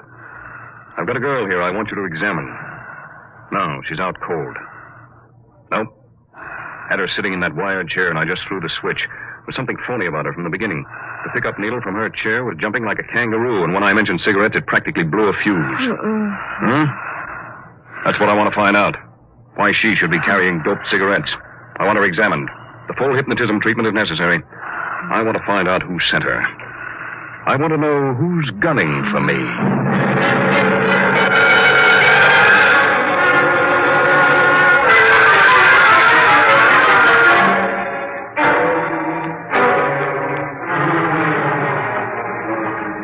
There you are, Blord.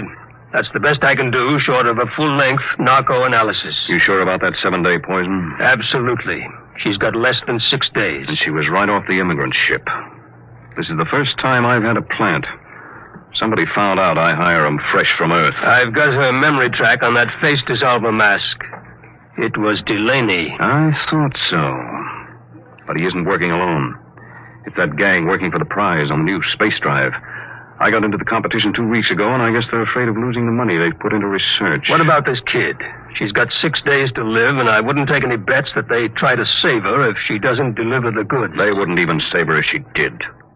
Delaney wouldn't want witnesses. Doc, set everything up the way it was before she went under. What are you going to do? I'm going to let them take me. Wait a minute. They're liable. I know what they're liable to do, Doc. You take care of the girl and leave the rest to me. Okay. It's your funeral. Maybe. Now, let's revive Miss Travis. You set up the projectors. Come on, up to it.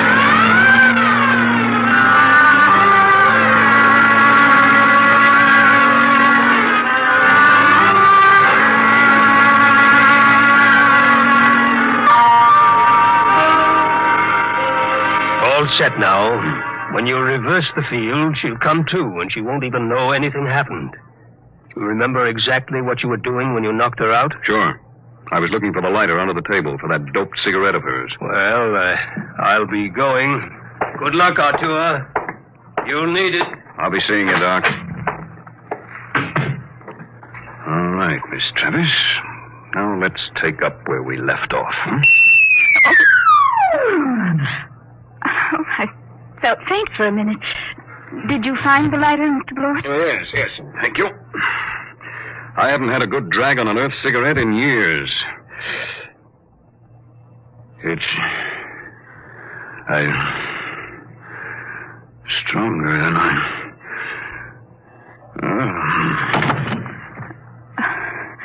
I've got to call those men now. Let's see the brown knob on the case.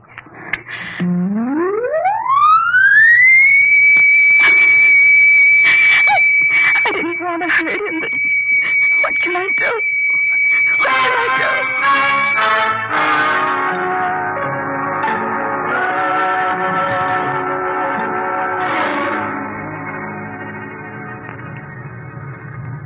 How's Blord, Hal?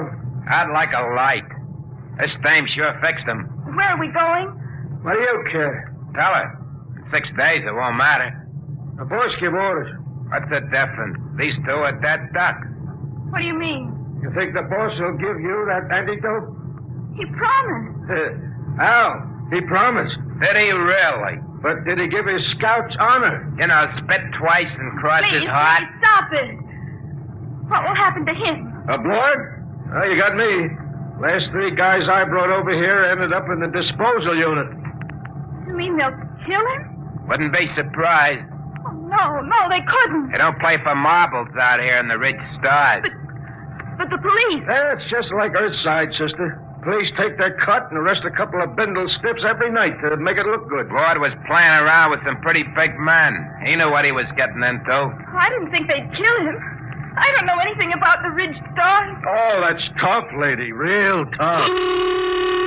That's the beam. We're hit. All right, fasten your straps. I'm taking her down.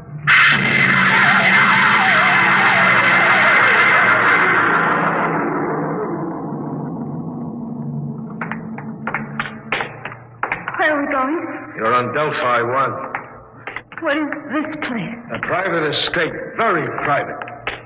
How you coming with Blord, Al? He's heavy. All right. We stop here.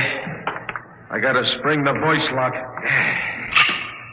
Combination. 1, 3, alibi, Peter, uranium. Repeat. These things never work. 1, 3, alibi, Peter, uranium.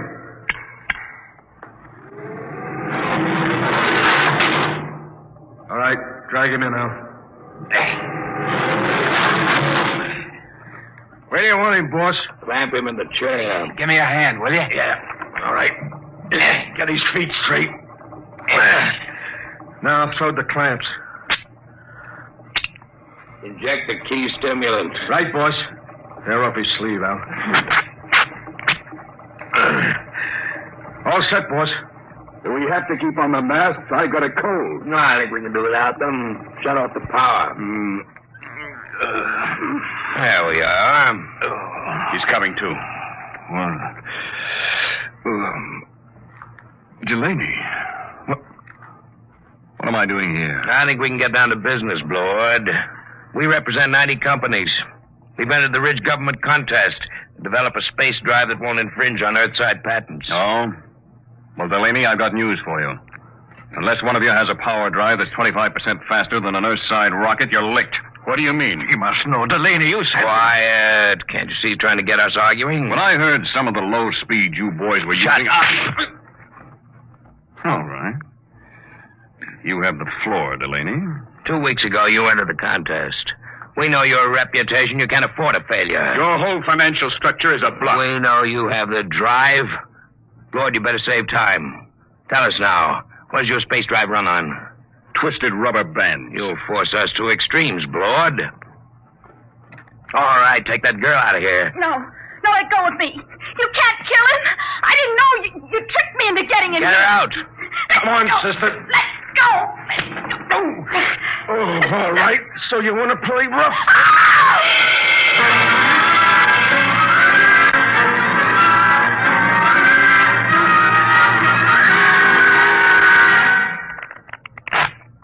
Okay, that's 23 you owe me. Your deal. Cut. I trust your deal. Oh, she's coming too, huh? That's nice. Deal from the top. Did they kill him? Who knows? You want the top card? No, neither do I. Where is he? In there. They'll let him go, won't they? They've got to. I didn't realize they'd kill him. Well, thank you. Just the card I wanted. A pleasure, I'm sure. Look, you've got to tell me. Are they going to kill Mr. Blord? Look, lady. A, you are interrupting a very important card game. B, you're better off if they do kill Blord. Let's face it, kiddo. You crimped him good. Crimped him? You think he's going to like you for doping him and getting him into this mess? Blord's a tough guy. When he first come out to the ridge, he killed 3 men in the mining camp over on Tranching when they double-crossed him. Sure, if he ever gets out of this, I wouldn't bet a lead slug on your life. I'll go with 10. Please. Tough luck, Sonny. I got 3. And double for spades. Yep, if Blord gets loose, I wouldn't want to be in your place. But I didn't understand. They tricked me. I don't think Blord will sympathize. Deal a card, will you? Hold it. Blord, you're a crawling rat. I'm a realist, Delaney. He's alive. You got me, so I'll make a deal. Now look, we form a joint stock company. Each of you signs over his patent rights to the new firm, and we split the shares. You hear that? You get my space drive. I get 25%. Delaney runs the new company. The whole deal to be publicized if you wish. Lord, when this gets out, it'll ruin you. They'll despise you when they find out how much dirt you've eaten. Well, I didn't have much choice, did I? All right. Now the other part of the deal. You got me here through a certain young lady. Now, we can dispose of her. No, I think I'd like to do that. I'll take her as part of my 25%. Any objections, Delaney? No, just be careful. Get rid of her clean. We don't want any mess left around for the Ridge government to find. What are you going to do with me? You promised Did I? Get rid of her, Blord. Only make it clean.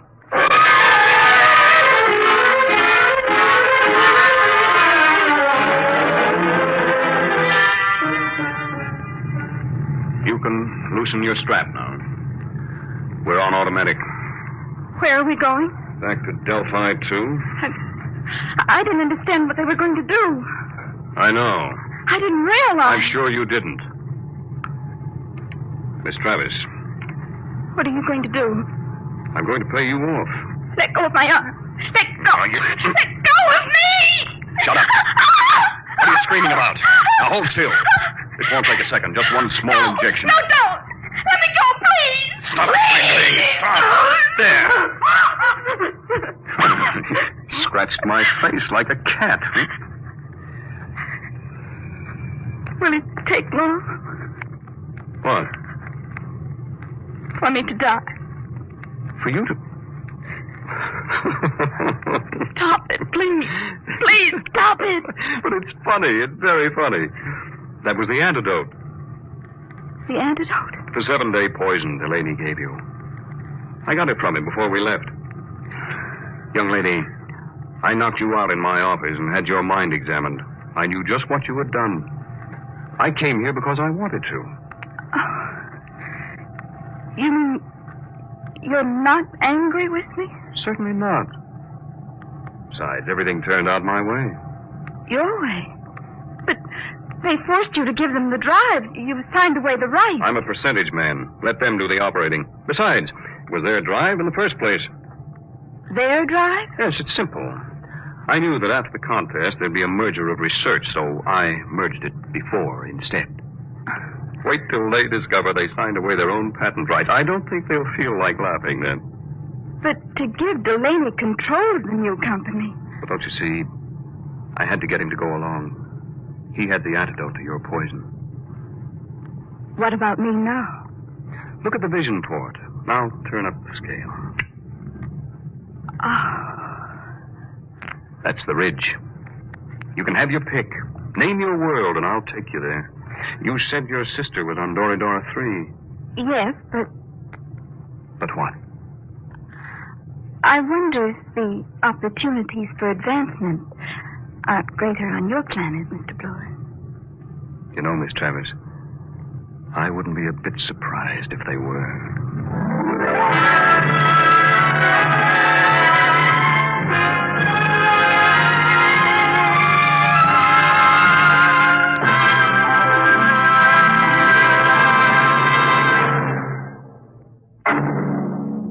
How would you like to live in a world no larger than a single gigantic rocket ship?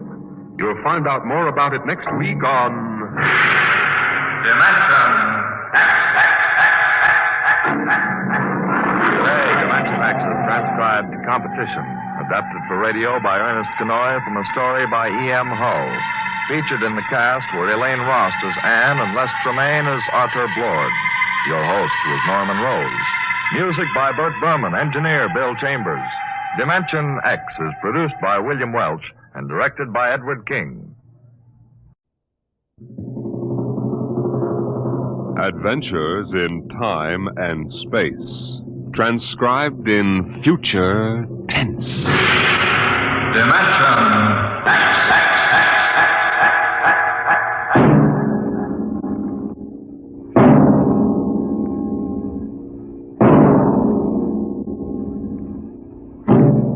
Can you predict what will come in 100 years? Can you see beyond the known dimensions of time and space into the unknown Dimension X? In 1987, Atlantic Spaceport was established on the site of old Fort Devon outside of Boston. And as the ships pushed deeper and deeper into space, the time of voyage increased by geometrical progression.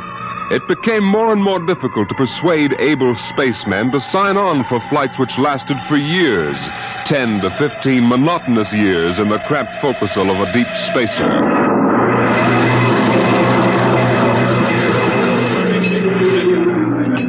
The bar rooms and one-armed joints in Scully Square in Boston were plastered with recruiting posters for the deep space star runs. Flashy four-color signs with a blue-eyed young man gazing into a star-studded sky. Seek your future in the stars. Jeff, there's your last chance to get out of the wedding. Sure. Just send Judith a short note. I can't get away to marry you today. I'm 300 million light years away. Very funny, very funny. Well, think it over, boy. Tomorrow, the shackles of matrimony. But tonight, the stars. The mystery of the galaxy. Eat, drink, and be merry, for tomorrow you commit matrimony. Oh, come on. We came here to have a little fun. We might as well be at Mother's Music Hall on Commonwealth Avenue. Please. Ah, the problems of the rich. Hey, Jeff, just where does the coffin fortune come from, I guess it started in Nantucket. My great something or other used to be a whaler. A whaler? There she blows! A dead whale or a stove boat? Watch my trusty harpoon! Ouch! Look out with that fork! Where's the money now? Oh, I don't know.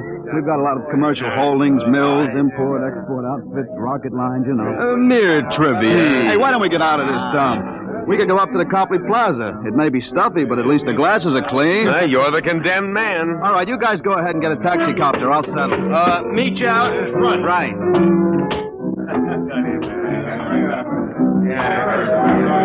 Excuse me. Want something, bud? The check. Okay. Hey, Milton, check. He'll be right out. Right. Hello, mate. Huh? Nice night, eh? I suppose so. I've been watching you. Celebrate? Sort of. So am I. Just got off a deep space run out to Centaurus. Centaurus? That's a 15-year run, isn't it? 15 and 3 blooming months. How'd you know? You a spaceman? No, not exactly. Hey, barkeep, where's that check? Hang on to your hat, bud. Milton is slow, but he's sure. Fill it up, Charlie. Say, why don't you join me, mate? Here, Charlie. No, thank you, no. Oh, come on, won't take off on Mo. Celebrate whatever it is you're celebrating on me. Come on, pour it, Charlie. Yeah, sure. Well, I guess I might as well. Thank you. Cheers. Cheers. Was that varnish? Charlie's special brand, eh, Charlie? Yes. Hey, look, could you get that waiter out here? I've got to meet my friends. They're waiting what's outside. your hurry, mate? You got plenty of time. Sure. Sit down. Take it easy. You don't look so good. I don't feel so good. Well, here now, you sit right here. You'll feel chipper as a blooming grasshopper in a second. Gotta get outside. In a hurry. Where's the check? Check! Oh! All right, come on. Get him out the back before his mates turn up. Grab his other leg. Let's go. In a hurry, is he? That's what he thinks. Where he's going, he's got plenty of time.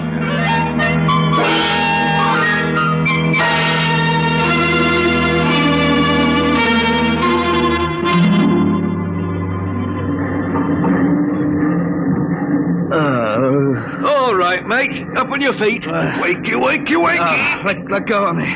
That's the idea. Rise and shine and greet the dawn. Where am I? What's going on here? Come on now, mate. Up and at him. Wakey. Come on, show a leg. Wait a minute. Hey. You were at that bar. Scully Square. Come on now, up to the power room or you'll be in trouble. Power room? What are you talking about? Where am I? Well, that's hard to say exactly. Offhand, about 8 hours out of Atlantic Spaceport. Atlantic Spaceport? What kind of a joke is this? If Alan and Peter think this is funny, they... What ship is this? R.S. Michael M. Rafferty. Coffin line. Coffin line. Well, that makes it easy. You've got to put back to port. Forget your toothbrush, mate. Listen, you runt. Take me to the captain or I'll tear you apart. Here, let go of my lapel. Get moving. Sure, mate. I'll take you up to the captain. Captain Lundstrom is just the man you want to see.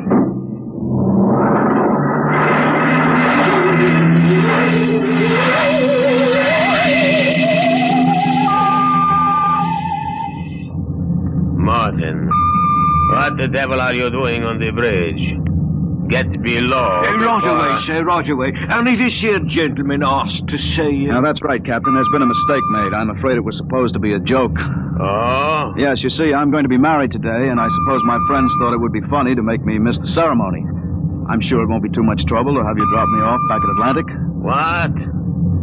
Martin, what is this? Oh, it's simple, Captain. He wants you to turn the ship around, that's all. If there's any trouble with your superior, I'm sure I can fix it up. You see, I'm Jeff Coffin. Yes? Well, you don't understand. My father is Cyrus Coffin. He owns this ship. He does, eh? I can understand you're not believing me, Captain, but I can identify my... Hey, where's my wallet? My. Look, Captain, all you have to do is radio back and check. Mr. Black, Remove this man from the bridge. Aye, sir. You heard the captain, Buster. Wait a minute. Let go of me. There's no way to treat a passenger. Passenger? Wake up, sonny boy. You're one of the crew. What? Well, you're crazy. I'm Jeff Coffin. Maybe, but you're signed on as a crewman. Now stand at attention. You can't get away with this. And say, sir. Why, you cheap hoodlum. Now listen careful, sonny. You're a spaceman on this ship. And when an officer gives you an order, you're going to jump. Now, how do you all bust it? Let go of my arms. I guess you need a little lesson in ship's discipline. And you might as well get it now. All right, Mr. Black. Now take him below.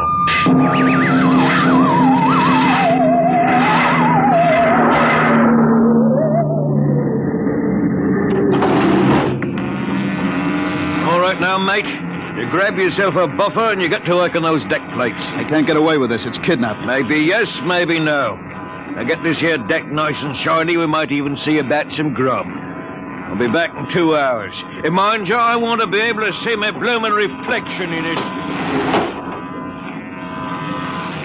Hey, you'd better get started. You can't get away with it. The law says once you sign on, you're under absolute orders.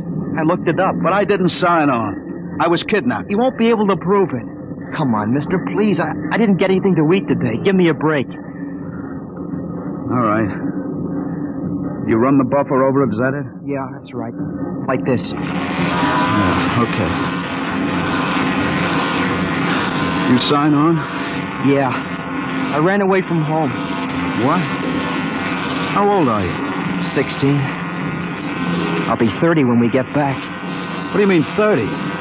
We're headed for Mars, aren't we? Only to refuel. We're bound out to Centaurus. But no, we can't, but that's 15 years. Morton! I've got to get back. It's no use. I'm getting married. You'll think I'm dead. Morton! Now what's up? You want me to call Mr. Black again? He'll give you what for? No, listen. Now, listen, I've got to get back. I can't disappear for 15 years. How is that a fact? Look, we stop at Mars, right? Yes, and you'll be below decks under lock and key. Listen, I can make it worth your while if you get me off at Marsport. Jumping ship? Why, that's real naughty, mate. $1,000. Why, what would I tell me poor old mother in Battersea? 2,000? 5. In advance. What do you mean in advance? I'll bet you're the one that rolled me for my wallet. There's a way. They don't believe you, young Coffin. Maybe I know better. All right? It's a deal? All right. Look, Mr. Coffin, can you take me with you? I didn't realize what it would be like. I'll pay my share. I could work it for you, or maybe borrow money. I couldn't stand 15 years. I'd go crazy. He'll cost you another 1,000. You cheap swindler. Here now, Mr. Coffin. I'm all what stands between you and a lovely pleasure cruise for 15 years, so I'll thank you to treat me with the respect and politeness what a gentleman like myself deserves.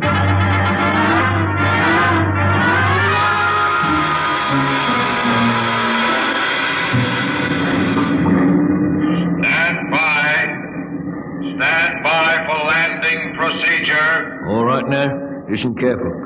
This here's the cable locker for the grappling anchor. When she lands, this hatch will open and the cables go out. Don't get yourself caught in me, you'll be torn apart. All right, we got that. Are you sure we can get out? You just do what I say. When you drop down, run for the blast pit. Nobody's there for a landing. Lay low until dark. You got that? All right. Don't worry, I'll tell the patrol you help us get away. That'll help you when they catch up with this gang. Well, thank you, sir. Thank you kindly. I've got to get to my station now. Good luck. Thanks, Mr. Morton.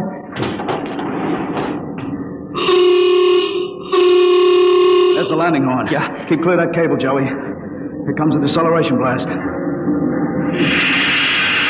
on, Mike.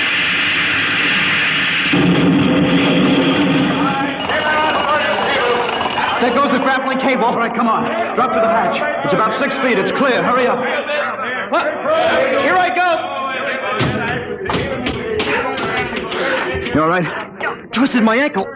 It's all right. There's the blast pit. Come on, get going. Yeah. Yeah, we're all right so far. The ship hides us. Here's the pit. Get down so they can't see you. I don't know how to thank you, Mr. Coffin. I must have been crazy to sign on that ship. That's all right, Joey. What happened? Ever fight at home? Yeah. Wait a minute. Huh? I hear somebody coming. What? Keep still. Maybe we better look. If we stick our heads over the edge, they'll see us sure. Keep down and keep quiet. I hear him, too.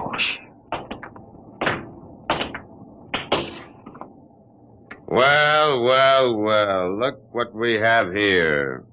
2 little babes in the wood. You 2 move and I'll shoot you each once in the belly. Morton, you got good eyes. I told you I saw him come this way, Mr. Black. Jumping ship! Why, that's a terrible thing to do. You double-crossing rat! You got paid in advance, didn't you? Then turned us in. I'll see the port police about this. Yeah? We already turned your papers over to the port police as ship jumpers. Papers? I didn't sign any papers. You just don't remember signing them. We got them stamped nice and legal. It's no use, Mr. Coffin. We haven't got a chance. My, jumping ship. Well, don't worry, mate. You'll see your girl again in 15 years.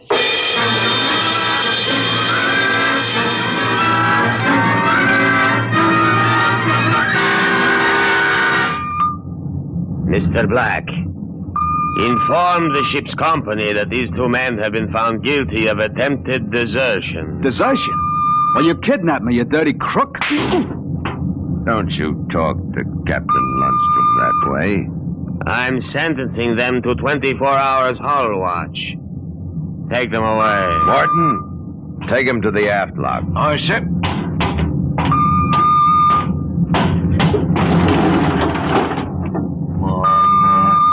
Ship jumping. If you didn't have that gun, I'd break you in 2. Double-crossing rat.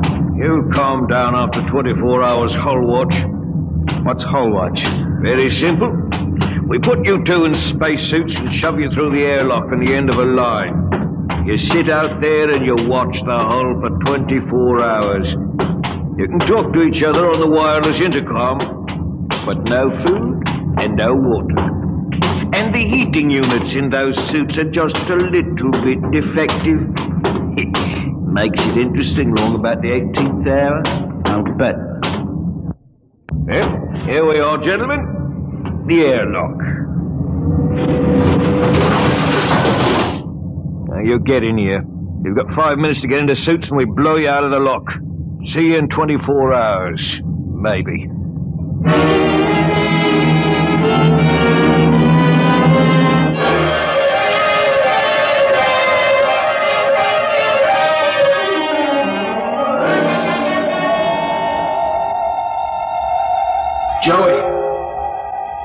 Joey, can you hear me all right? Yeah. It's getting awful cold. How much longer we got? I don't know. I suppose that's part of the fun. Guessing. I'm awful thirsty. It can't be too much more. Hang on, kid. It's cold. It'll probably get colder. We'd better snap the safety hook. Jeff, what would happen if we drifted away from the ship? We'd keep going in the same direction till the oxygen gave out. Yeah. Will it get much colder? I don't know if I can take it. We haven't got any choice, Joey. Just hang on. It can't last forever.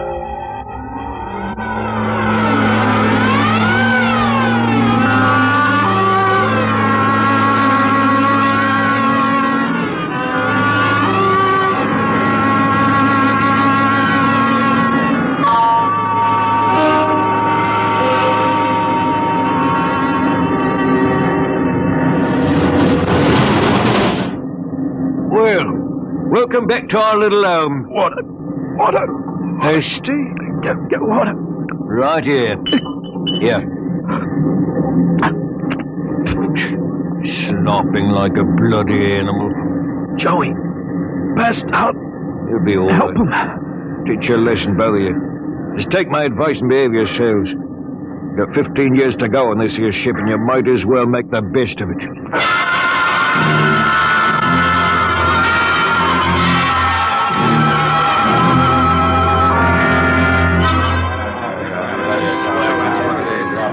Hey, Martin, what do you call this mess?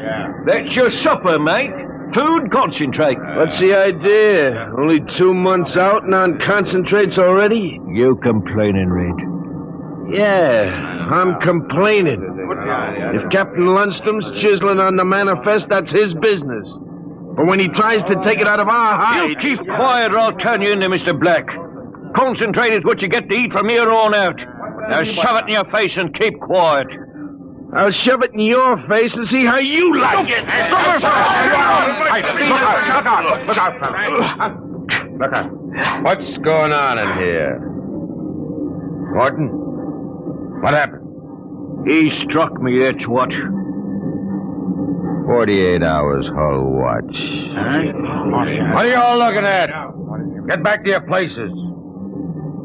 Morton, bring that man to the aft airlock.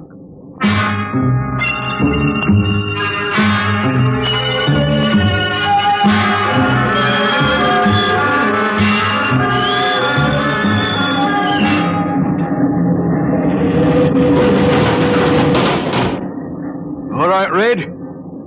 Come on out of there. Your time's up. Come on. You, mate. Go in and get him.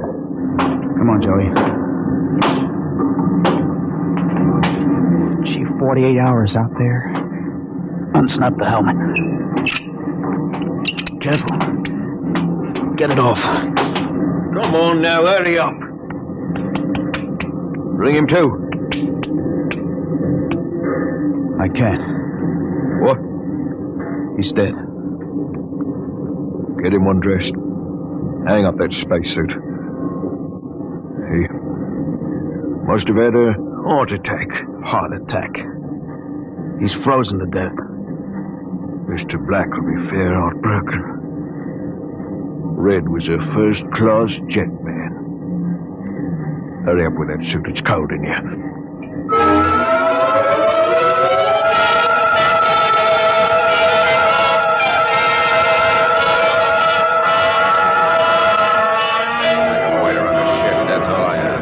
It's murder, that's what. Just plain murder. Space Code gives a 30-hour limit for punishment. They didn't even have a burial. Just shoved him out of the lock. Well, if the owners knew about this, they'd stop it. Oh, fat load of good that's going to do us for the next 15 years. Oh, wait a minute. Wait a minute. If we could get the ship back to Mars... Oh, look, that's no good, son. 2 weeks after we landed, we'd be hung. That's what Space Code says about mutiny. If they catch you in the act, they shoot you down and no question. Well, I'm willing to take the chance. Are we going to let Black and Lundstrom kick us around for 15 years? Well, I'm not. Why don't we take over and head back? Okay, Hold on. Quiet. Did I interrupt something, gentlemen? A discussion? Talking about the captain, maybe? Well, grab him. Let go of me. I'll have you all out in the island shifts. I'll see you in operations. That's what I'll do. Yeah, chew on my oil right, Morton. There. Well, that's done it, Harry. He's an officer. Who cares? Look, we've got to move now. Joey, get up to the radio room and smash the set before they can get a message out. Right. Pop, you get out. Yes. Tell the engine watch. All right. The rest of us will go up to the bridge. How about this, Rat? Tie him up. Speed counts now. We've got to take over before they know what hit him.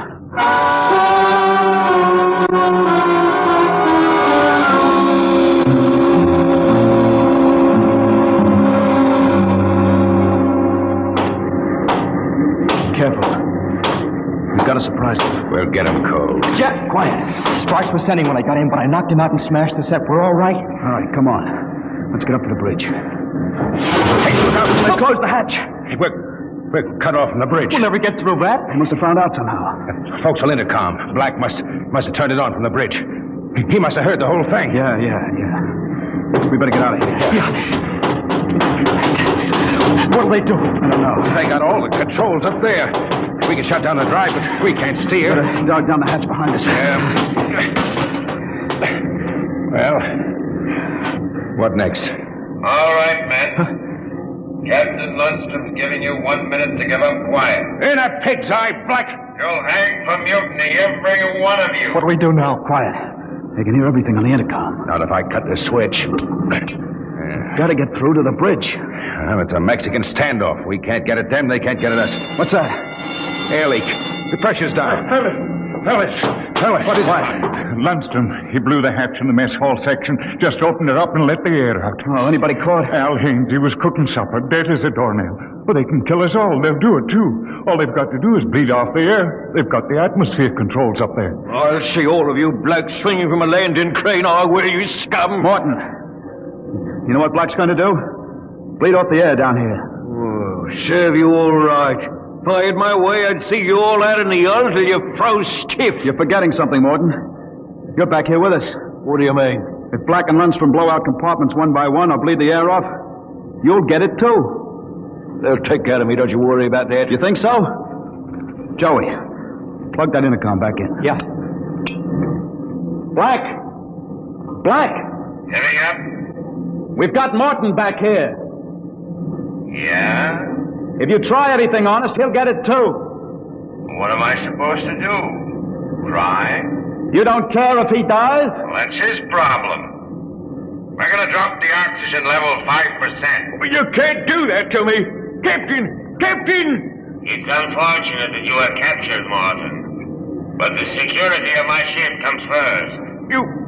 You mean you don't care? You'd see me dead? Precisely. Well, you can't. It's murder, that's what. I'm not one of them. You can't kill me. You can't. Joey, pull the intercom plug. You can't do it. I always followed orders. I did the dirty work and pull. He can't hear you anymore, Morton. Morton. You can't do this. Shut up. Morton, they'd kill you as soon as look at you. Now listen. We've got to get through to the bridge. You know this ship. There must be some way. We're your only chance, Morton. Get us through that hatch and up to the bridge. All right, why shouldn't I? They'd kill me. And there is a way to get through? Emergency release. Works by hand. I don't tell crewmen about it to keep them from breaking through in an engine blast and leaking radiation to the bridge. Let's get going. We've got to get through before Lundstrom cuts the air down and gets us all.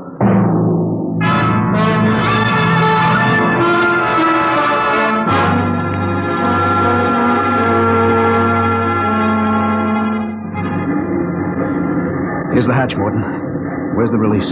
Under the floor panel. You can pry it up. Hurry. I got it. He's up. Works on a key. Ready? Back against the walls.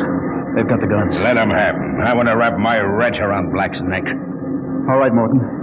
Open it up. Here goes. Look out! They're headed wide. Morton! He's dead. Electrocuted. And the hatch is still closed. If you didn't get to turn that key, it killed him instantly.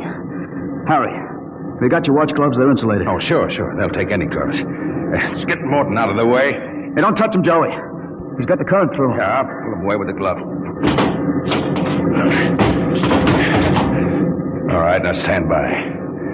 Here goes the key. Let's go! Get away! Back there! Like this. Drop the gun. Joey, look out! Oh, let go of that gun, Lundstrom. Hold them both. You don't have to worry about Black. I got him square with a wrench. Anybody else hurt? I am. In the side. I think it just grazed me. We'd better tie Lundstrom up. What do you think you are going to do now? Turn around and go back home. I don't think so. I have burned the navigation tape. None of you can recalculate. What? You'll just wander in space till the fuel gives out. You'll die right here on the ship.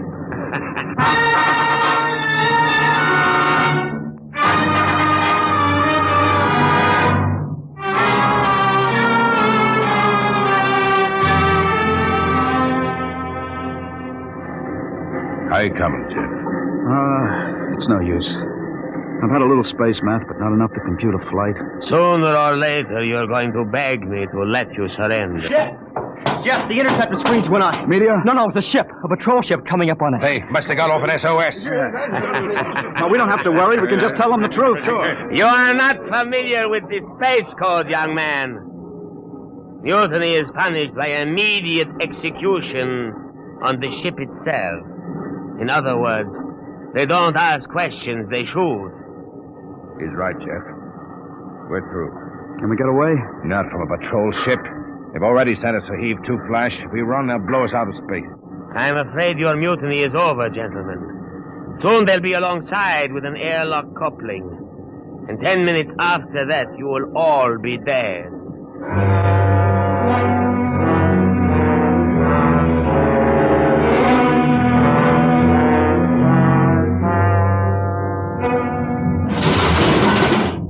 Nobody move. Sergeant, take a squad and secure the ship, collect all weapons, and post a guard in the engine room. Yes, sir. You, Brown, Williams, Koyaski, Kelly. I'm delighted to see you, Major. I was not sure that an SOS had gotten through. Oh? You're Captain Lundstrom? That's right. I can swear out the affidavit of mutiny and... I don't think a mutiny charge will stand up, Lundstrom. Not with a relief of command warrant out for you. I think we'll just forget about it. You're under arrest, Captain. Oh, you can't do that. Space code is clear. You recorded my SOS. SOS? Of course. How else did you get here? They sent us after you to get Jeff Coffin. Where is he? I'm Jeff Coffin. We had a missing persons alarm for you, and then when a check you signed turned up at Marsport... A check? That's right. I gave one to Morton to help me get away. And he sold it to a fence for half face value. We traced it back to this ship. Coffin, I've got orders to escort you personally. We're taking you back to Earth, son. Major, can I send out a message? Of course. Oh, that reminds me, I've got one for you. From your fiancée. Oh? She said to tell you that she didn't object to a bachelor party in principle, but, well, she did think 6 months was stretching it a bit.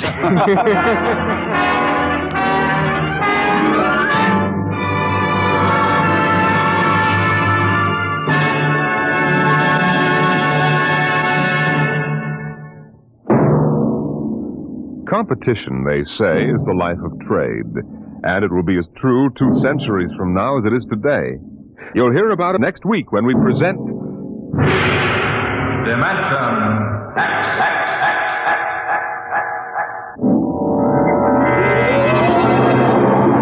Today, Dimension X has transcribed Shanghied, an original story by Ernest Kenoy. Featured in the cast were John Sylvester as Jeff and William Griffiths as Morton. Your host was Norman Rose. Music by Bert Berman. Engineer Bill Chambers. Dimension X is produced by William Welch and directed by Edward King. Adventures in Time and Space. Transcribed in future tense. Dimension X.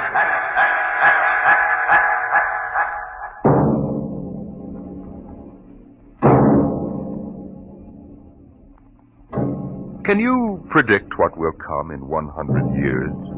Or in 10? Or in the next minute? Can you see beyond the known dimensions of time and space into the unknown Dimension X? Today we tell you a story of America's largest city, a story that began in the bustling city room of a New York metropolitan jail.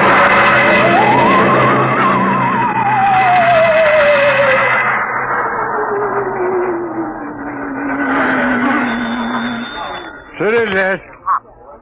Sweeney? Pop, give me a rewrite, quick. I'll take it. Okay, now look. I'm up on Riverside Drive, see? So? So, at 12:45 today, just 3 minutes ago, Grant's tomb disappeared. It's what? I'm telling you, it disappeared. It's gone. Listen, Sweeney, get yourself to a Turkish bath. Sober up. Pop, I swear I'm sober as a judge. Listen to me, will you? Just a minute. Albert, What's up, Pop? call the 100th Detective Precinct. Find out if anything's been reported missing. Like what? Like Grant's tomb. Go on, make it snappy. Okay, Pop. All right, Sweeney, now give it to me slow. This better not be a gag. No gag, Pop. Now get it down. The traffic at the drive was at its noon hour peak, and the benches and structure were filled with happy, laughing people.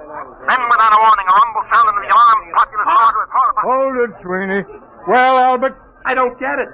They say that Grant's tomb is gone. Okay, call composing. Tell them to hold everything for an extra. Clear out page 1. Get going.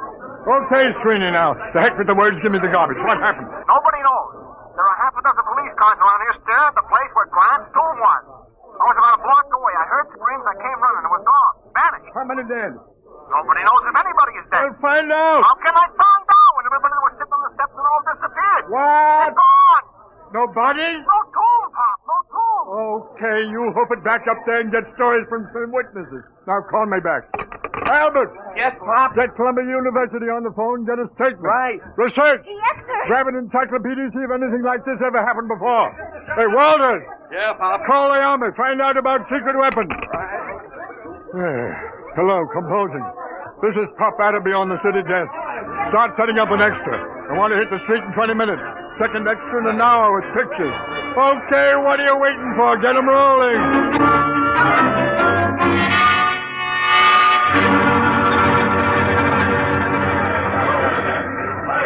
Pop? Pop. Oh, I'm busy, Albert. Yes, sir. Pop, Mr. Colborn wants to see you. Pronto. Tell him I'm busy. Well, he says to come now. Oh, of all the flat-headed publishers to saddle a newspaper with. Okay. Sweeney calls, switch it to Colburn's office. Okay, Pop. Come in. Listen, Mr. Colburn, I'm very busy now. There's an extra on the rollers and... I know. I just called composing and ordered them to stop it. Stop it? Are you... Atterby, you've been on the city desk of the Herald for 25 years now. Since when do you waste thousands of dollars on an April Fool issue? April Fool? Listen, Grant's tomb is missing. Is that a story? Or am I dead from the neck up? Did you check it? Yes, and Sweeney... How do you know it's true? Well, if you... What do you mean spreading cold terror all over town? But Sweeney... The devil with Sweeney. How do you know it isn't just a hallucination? Mass hypnotism, something like that. Well, what if it is? Atterby, if this is a farce, we'll be in Dutch, but good. Civil suits, criminal action. We're the only paper in town on the streets with an extra. The other editors don't believe this story for one instant. It takes guts to run a paper. Well, if that's what it takes, you've got too many. You took the authority for this without even trying to find me and get an okay. Your father-in-law knew a story has to run while it's hot. All right. You ran this while it was so hot, our first 10 papers drove the city into a panic. How do we know this whole thing isn't a big... Hello. Now there's Corborn. Yes, he's here. It what? Oh, well, that's fine. That's fine and dandy. You're fired. It's your star reporter, Mr. Sweeney, formerly of the Herald. Formerly? Give me that phone. Hello, Sweeney. Did you get the pictures? How are things up there? I'll need more witnesses. Hey, what? It's back. Fine. What did you say? It's back. Grant's tomb is back. I'm sorry. You're sorry. All right, golden boy. Now give it to me slow. Make it sound intelligent. It just reappeared, that's all. What about the people who were inside? All back. Don't remember a thing. It's just like it never happened at all. It's a miracle. It's a miracle. We got an extra on the streets with 28 types screaming that Grant's tomb has vanished, and you calmly call me up to tell me that it's back. But it was gone. I tell you, Pop. Sweeney. What? Do me a favor, will you? Yeah, what? Drop dead. Well, Atterby? Guess we run a retraction. Just doesn't make sense. 12 police cars saw it. We've got statements from witnesses. I told you it was hysteria. Look at the man from Mars broadcast that Orson Welles did. 1,000 people will swear they saw the monsters. Oh, I don't know. I'm all confused. Well, let's look at it this way, Atterby. Maybe you've had enough. Enough what? You've been on the city desk 25 years now. That makes you, 55? 54. What are you driving at, Mr. Colby? I mean, maybe you ought to retire. Retire? We need new people, new ideas. I've been thinking about it for some time now. With Social Security, you'd get... About $20. Fine. Now, you listen. I brought this paper into the world, and it's going to take me out. I was on that city desk before you ever heard of a stick of type. Then you come along and marry a publisher's daughter. That's enough. I made a mistake, okay. Anybody can make a mistake. I still think there's something in this story. Sweeney's been around too long to blow one like this. Even when he's drunk, he's a better newspaper man than most. I'm sorry. Effective today, you're relieved as city editor. Sanford will take over. Sanford? Why, he's green as grass. If you want to stay on in some minor job... Such as... Or how about science editor? Science editor. You could have the office right next to mine. It'll pay the rent. Well? Oh, I don't know. I don't know what I'll do. Been on the city desk so long. Well, maybe it's too much excitement for a man your age. Stop writing me off, will you? I'm sick. I'm 54. And a man at 54 is no longer a boy. Oh, I don't know. Maybe I am losing my grip. Gotta go somewhere and think it over. All right, Adderby. Take your time. I'll be across the street at Burley's bar if you need me. I'll let you know before the bulldog hits the streets.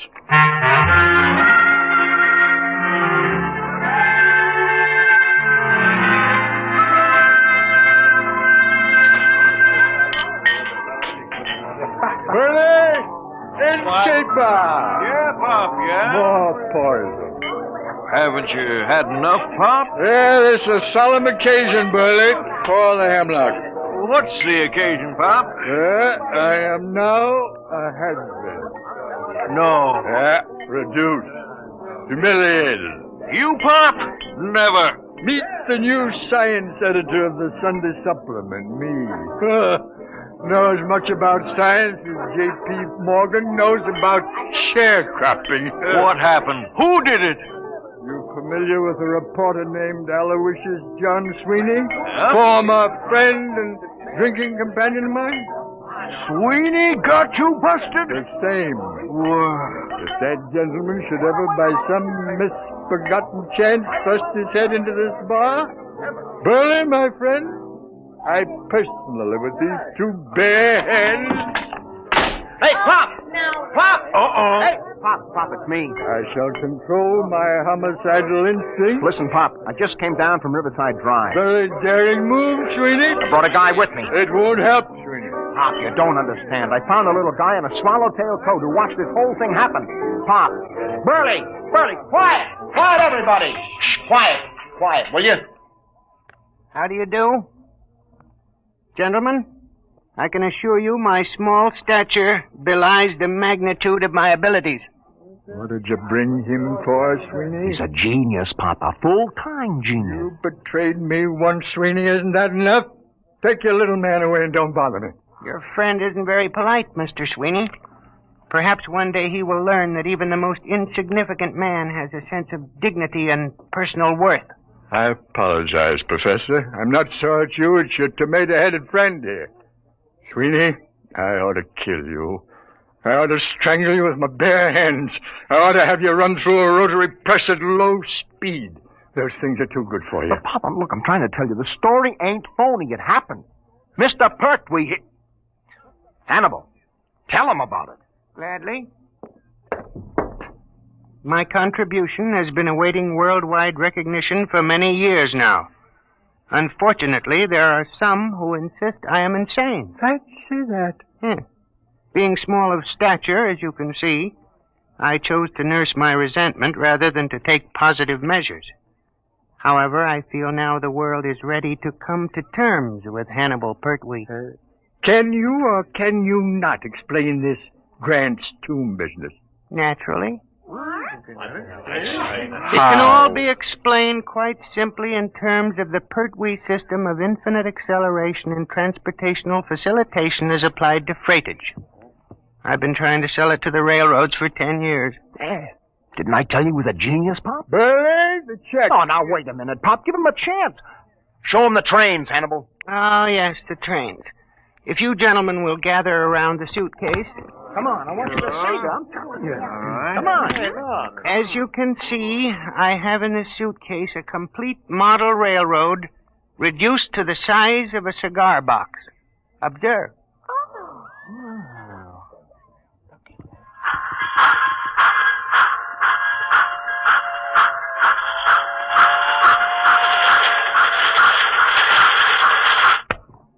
That's enough, I think. They run! Just like real trains! Sweeney, not content with ruining my life, losing me my job, driving me to alcohol, you're now trying to drive me out of my mind with an obvious madman who builds model railroads. Here's the money, Burley. Keep the change. Oh, but Pop, look. Goodbye, gentlemen. Pop, you're not even giving him a chance. Out of my way. Listen, Pop, please. Out of my way. It's always the same. They won't listen to me. Oh, I guess Pop is losing his grip. I hate them. No, don't take it so hard, Hannibal. Maybe it was all a hallucination. The Pertwee theory is not an hallucination. Sure. Well, it was a good try anyway. I guess I'll go back to the office and pick up my stuff. But I'll show them. Someday they'll listen. Sure. You'll show them, Hannibal. Hey, Burley, fix Professor Pertwee here with a double scotch. Ahead, make it a triple.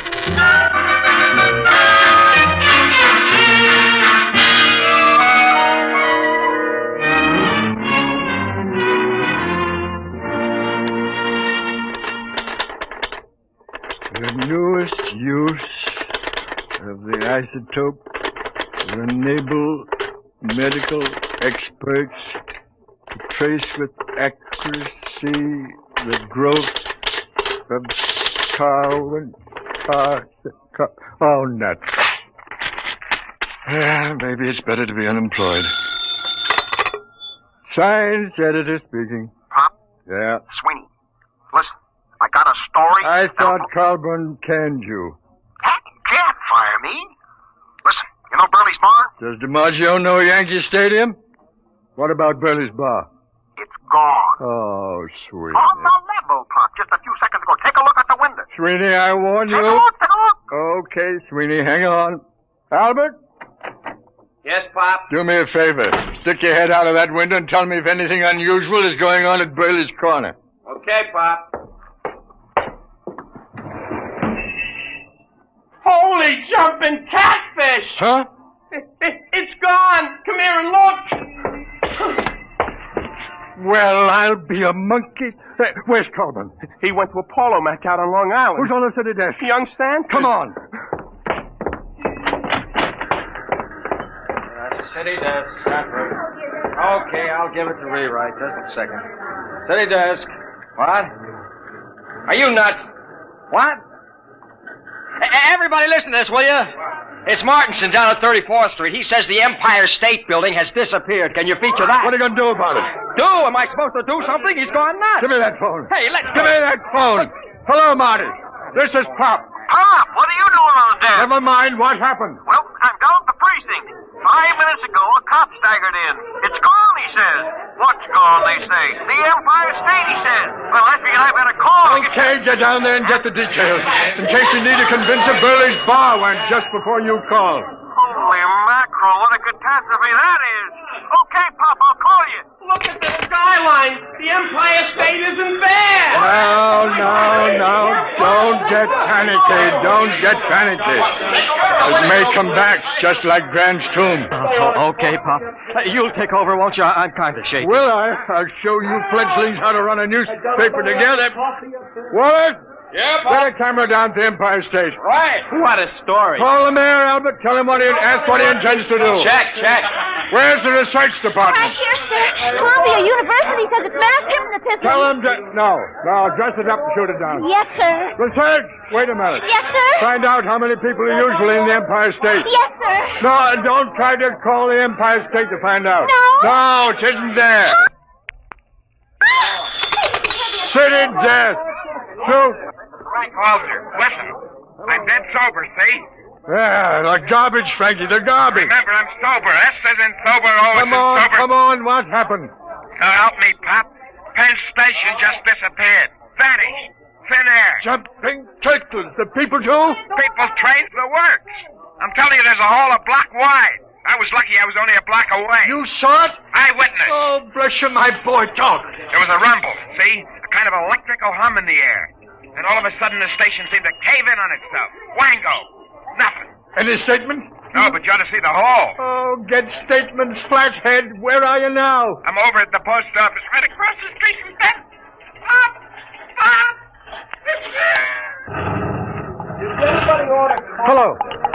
Hello, Frankie. Frankie, operator. Pop, we got a flash. The United States Post Office just went. The whole darn city is going piece by piece. Don't lose your head, Albert. Hello. This is the composing room about that Empire State Building story. Well, it's old news. We've just lost Penn Station and the post office. Get out a new banner head. New York City vanishing. What about copy? You don't need copy for a story like this. Tell that linotype operators to use their imagination. Albert! Pop? Anything else missing? Chrysler Building, maybe? Nothing yet, Pop. Oh. Anything reappeared yet? No word on anything. Maybe things are stabilizing. Call composing. Tell them to start rolling. Right, Pop. And find Sweeney. Telephone from downstairs a while ago. I forgot all about him. Tell him he's hired again. I'll print any statement that isn't immoral. Uh-oh, Pop. Here comes Mr. Trouble. Adam B! Oh, now take it easy, Colburn. Adam B, what are you doing at the city desk? Where's Sanborn? What's going on here anyway? Has everyone gone out of his mind? Listen, the Empire State, the Penn Station, and the post office have all been missing for almost 5 minutes. Get away from that desk, you. Drop that telephone. Listen. I don't care if Washington, D.C. has been bombed by the Martians. I want you out of this office in 2 minutes. Albert, cancel those extras. Pop, you get out your fired. Oh, you're not being reasonable. I'm not interested in the other papers. Just get out of here before I go stark raving mad.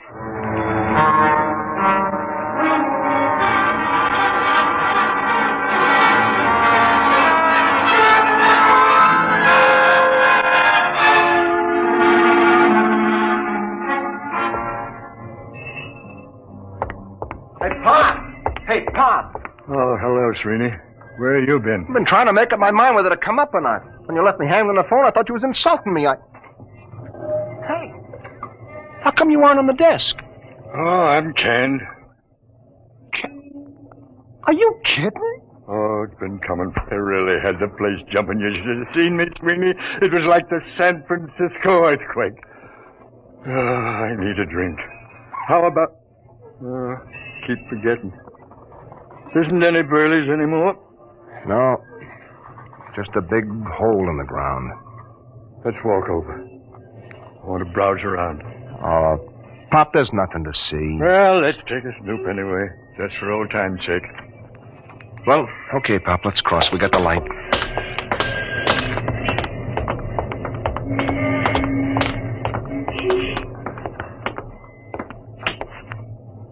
Well, will you look at that? Who'd ever thought that less than 10 minutes ago there was a building here? Yeah. Let's climb down and have a look, Sweeney. Well, what for, Pop? It's getting dark, you know. We'll break our necks. Sweeney, where's your old reporter spirit? Come on. Well, okay, but I don't see what you expect to... my ankle. Easy.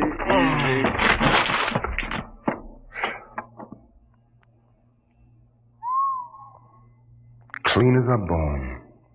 Well, let's walk around a bit.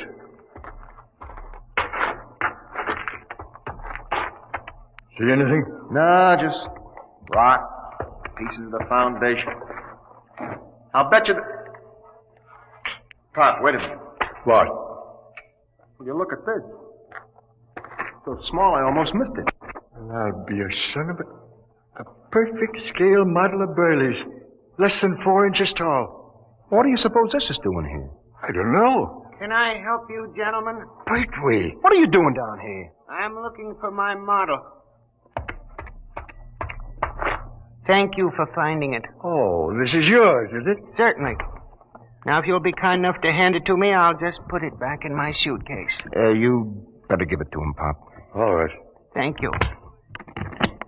There we are. Thank you, gentlemen. I thought you just went in for model trains. I have always been preoccupied with tiny things, but lately I've been branching out. Well, I really must be going. Thank you very much. He's as loony as a bat. The geniuses are all crazy. I read it in a book. Sweeney, you get a look in that suitcase. Sure, I've seen it when he opened it in the bar this morning. I mean just now. Oh, why? This morning when he opened his suitcase, he had a little round tube and a set of model trains in it. Nothing else. So? This time he had 3 other models. So what? Nothing. Except they happened to be models of the Empire State, Penn Station, and the United States Post Office.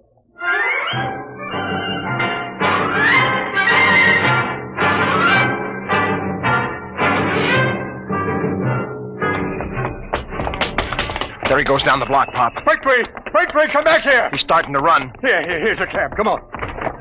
What to, Mac? Catch up with that little guy running down on the block. Make it fast. Okay, Mac.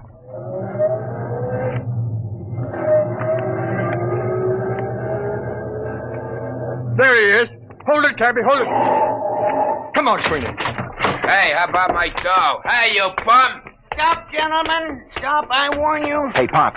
He's got that little tube out of his suitcase. He's pointing. Grab him, Sweeney. All right, give me that thing. Let go of my arm. Give it to me. There. I warn you. Never mind the warnings. Just you come along with us. We're going to have a little talk. Take him up to the office, Sweeney. Pop. What? Where's the taxi? What? The taxi. If you look at the curb, you'll find your taxi. Jumping saints. Pop, look at it. Now, gentlemen, perhaps the world will believe in the validity of the Pertwee system of infinite acceleration.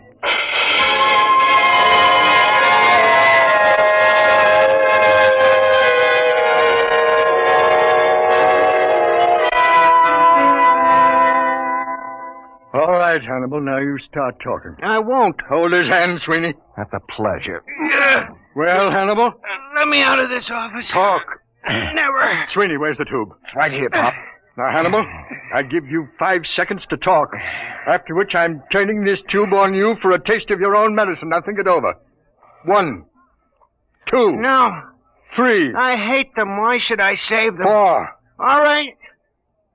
Put it away, please. That's better. Now, how did you do it? Many years ago, Einstein posed the theory that if an object were sufficiently accelerated, it would gradually flatten out and eventually disappear altogether. Working on this approach, I evolved a method of accelerating the atoms within the molecules, setting an object spinning in 4 rather than 3 dimensions. For many years, I tried to sell my idea to the railroad for condensing freight and storage. And you start the thing spinning with this little tube? The tube sends out a whirling ring of electrons which engulf the object. Why did you turn it on those buildings? I was driven to it. Only something dramatic could shock the world into realizing my greatness. But you'll restore them. You brought back Grant's tomb. I can restore them, yes. Not can, Hannibal. Will. On one condition. Well? That your paper give me full credit for my scientific achievement. Front page, pictures, a complete story. It's a deal. Wait a minute, Pop. We don't even work for this paper anymore, remember? We'll take care of that little matter, Sweeney. Mr. Colburn, this is Pop Atterby. You've just rehired me. Now, if you'd care to step down the hall into my new office, I think I can show you something make your hair stand on end. I have 3 missing buildings in my desk drawer. Well? He's on fire. Says he's coming down here to have me committed to an institution. Fine. All right, Atterby. All right. What's going on here? I fired you. I ordered you off these premises. If this is a joke, Well, Mr. Colburn, you see these models? What about them? What would you say if I were to tell you that these 5-inch models are actually the Empire State, Penn Station, the United States Post Office, and Burley's Bar, and a taxicab? All compressed 500 times. That there are people in them so tiny they can't see them. That even time is so compressed inside these buildings that movement is impossible. This is insanity. Who is this man? Sit down, Colburn. The show hasn't even started yet. Sweeney, put the taxicab out in the middle of the floor. Okay, Pop. Now, stand back. Hannibal, here's the tube. Now do your stuff. Stand back. Now. Good Lord. I don't believe it. It's getting bigger. I reversed the polarity of the spin very gradually. What's the idea of blocking traffic, you lousy bum? Hey, where am I? Hey, what happened? How did my cab get in this office? Take it easy, George. What is this? Who are you? Hey, ain't you the fare that skipped out on me? Hey, what is this, a bug house? Well, Mr. Colburn? I don't understand. But you do believe. Well, yes, I saw it right before my eyes. Okay, well, then here's the deal. You give our boy Hannibal a front-page spread with pictures. He'll take these other buildings back to the original sites and restore them just like they were, with our cameras getting exclusive shots. Now, is it a bargain? Is it a bargain? I may not be the best newspaper man in the world, but this is the biggest thing since Noah's Ark. You're rehired as city editor at your old salary. My old salary? All right, plus a 500 bonus. It's a deal. Sweetie, call composing. Tell them to double the size of the front page. Have them hold it for a red banner full-page headline. Got that? Right. Hello, Albert. This is Pop. Listen, I want all photographers up in my office right away. Call research. Tell that girl to have Columbia send a battery of big shots over to the former site of Penn Station. Copy, Mike. Copy, boy! Hey, Mike. I'm busy, George. Sweeney, what's the word? Master. All right. What is it? All I want to know is, how do I get my hack out of this office?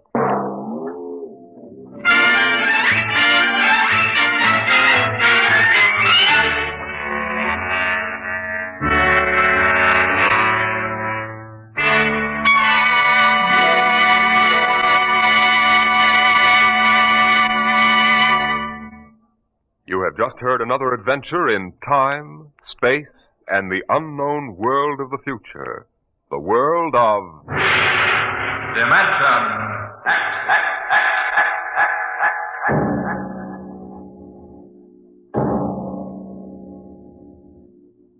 How would you like to leave your home and friends for a trip that might last for 10 years or forever? You'll hear all about it on Dimension X next week when we present Shanghied. Today, Dimension X has presented The Professor Was a Thief, an adaptation by George Lefferts of a story by L. Ron Hubbard. Featured in the cast were Arthur Maitland as Pop, John Larkin as Sweeney, and John Gibson as the Professor. Your host was Norman Rose. Music by Bert Berman, engineer Bill Chambers. Dimension X is produced by William Welch and directed by Edward King.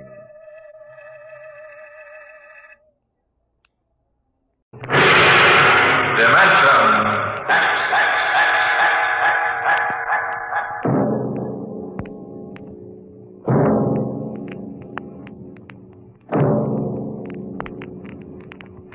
Can you predict what will come in 100 years? Or in 10? Or in the next minute? Some people think they can. Nuclear scientists, mathematicians, astronomers, biologists. They'll predict the shape of the future. Why? Because they make the future. Because they see beyond the known dimensions of time and space into the unknown. Dimension X.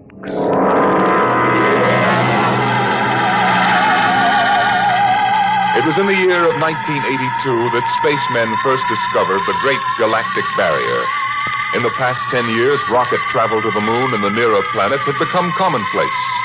And then men fixed their sights on a more distant star, the remote planet known as Volta.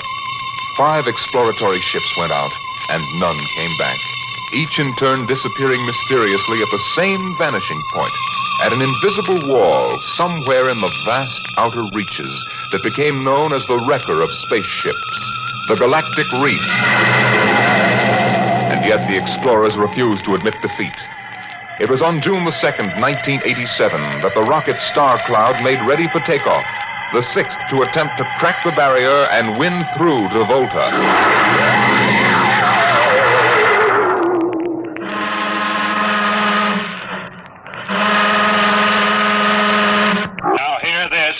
Condition green. 2 minutes. Captain, I don't suppose you'll want the ship's doctor up here on the bridge during blast off. I think not, Smitty. All right, then. I'll be in the sick bay, counting vitamin pills if you need me. Good luck, Lewis. Thank you, Smitty. Lieutenant Collier. Yes, sir. You're relieved. You better get down to navigation control and take over. Yes, sir. Oh, Lieutenant. Yes, sir. We've never flown together before. This is your first flight in a space vessel as big as the Star Cloud, isn't it? Yes, sir. But I was trained in oversized jobs at the Naval Academy. Well, if you're half as good a navigator as your father was, you'll do fine. Thank you, sir. You were old shipmates, weren't you? Old shipmates. I served under him in the first rocket that ever got back to its base in one piece. We flew that mission in a tin can not much better than a primitive guided missile. I almost went along on the last trip your father made to the barrier. Too bad about that. Yes, sir. Well, that's all, Collier. I'll bus you when you get down to nav control. Lieutenant Paulson. Yes, sir. Get me ground control tower on the radio. I want to talk to Colonel Harrison. Sparks has the circuit up now, Captain. Go ahead, sir. I patched in our bridge speaker. Colonel Harrison? Yes, Captain? We're standing by for takeoff in 60 seconds. Good. The field is cleared of all personnel. We'll try to reestablish radio contact immediately after takeoff. In any event, there'll be a 24-hour ground monitor. Fine. Good luck. I hope you make it. Thank you. Bridge to navigation control. Nav control, clear. Ready, Lieutenant? We're ready, Captain. The course is in the integrator for takeoff at 1200 hours. All right. Stand by for blastoff. Bridge to engine room. Fire up your rocket chambers. Take off at exactly 1200 hours. I'll read you off. 20 seconds. 19, 18, 17, 16. Condition red. Hold it. Revoke all orders. Who turned in that alarm? We uncovered a stowaway, sir. Stowaway? Where, Masters? Hiding in 6 Bay. Dr. Smithson found him. Have him brought up to the bridge. Engine room, kill your rockets and stand by. Thorson, this is Colonel Harrison at ground control. What's holding you up? Trouble. What's the matter with you? What's the matter with you? There's a stowaway aboard. Stowaway? Yes, I thought your men were supposed to police this base. What's the matter with you? All right, Captain, take it easy. You know what this delay can do to us, don't you? 1 minute later, takeoff can throw us 1,000,000 miles off course. We'll have to reintegrate the whole works. Well, look, how long do you think it'll take? Don't bother me for a while. I'm busy. Stupid idiots. Captain Thorson. Oh, come in, Smitty. Here's your stowaway. I'll court-martial the... Charlie. Can you use a good radio man, Skipper? See you two have met. Met? The skipper and me made 50 trips to the moon together. Didn't we, Captain? Charlie, if you wanted to come along, why didn't you volunteer? I did, Skipper. They turned me down. What's wrong with you? Acceleration bends. Oh. They said my arteries wouldn't stand another trip. Well, I'm sorry to hear that. But they're wrong, sir. I got one more good trip in me. Now listen, Captain. You know these green kids don't know the first thing about space radio operations. You put a man like me on, I'll be getting you a bedtime story from Mars. Now listen, Charlie, you know the regulations as well as I do. I can't take you much as I'd like to. Colonel Harrison will murder me for this. Oh. I'm sorry, Charlie. I'll have to put you aground. I'll tell you what. I'll ask Harrison to put you on his ground radio contact. It'll seem as if you were right here with us. He won't do it, sir. He'd better, or I'll have him busted to corporal for letting you sneak aboard. Now, you'd better be off, Charlie. Masters. Yes, sir. I'm sending this man aground. Give him time to clear the launching platform. Yes, sir. So long, Charlie. I'm really sorry. Good luck, Skipper. I thought you were going to have him drawn and quartered. If been anybody else, I would have, Smitty. But Charlie, well, he's kind of special. Been with me since my first command, when Giller run to the moon. If he wanted to come along this time, well, it's only through loyalty to me. You know, Lewis, I didn't realize it before, but you're almost human. Bilge. Navigation, Lieutenant Collier, you there? Nav control, Collier. Lieutenant, how badly are we fouled up? Can you recalculate the course, or shall I cancel the takeoff? I've already plotted a new course on the integrator, sir. Good.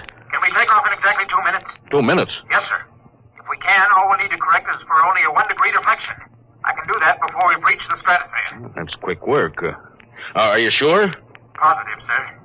Well, all right, Collier. I'm putting it in your hands. We'll blast off on your signal. Lewis, isn't that a lot of responsibility for a young green officer? Yes, but if he can't do his job, I'd rather find out now than at the galactic barrier. Bridge to engine room. Prepare to blast off on navigator signal.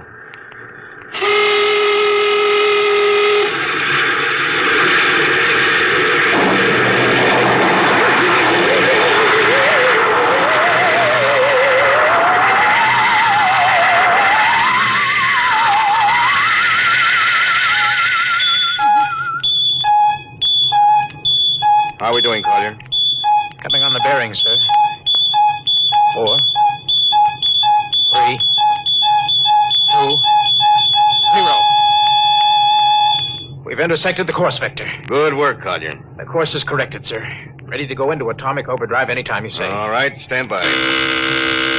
Now hear this. Now hear this. Prepare for maximum acceleration. Bridge to engine room. Kill your rockets. Rockets out. Fire up number 1 cyclotron. Fire up number 2. Number 2 ready. Withdraw your dampening rods. Aye. Fission chamber ready. Blast tubes cleared. All generators operating on capacity, sir. Right. Go into overdrive on the count of 0. 5 seconds, Captain. 3. 2. 2. 1. 1. 0. 0.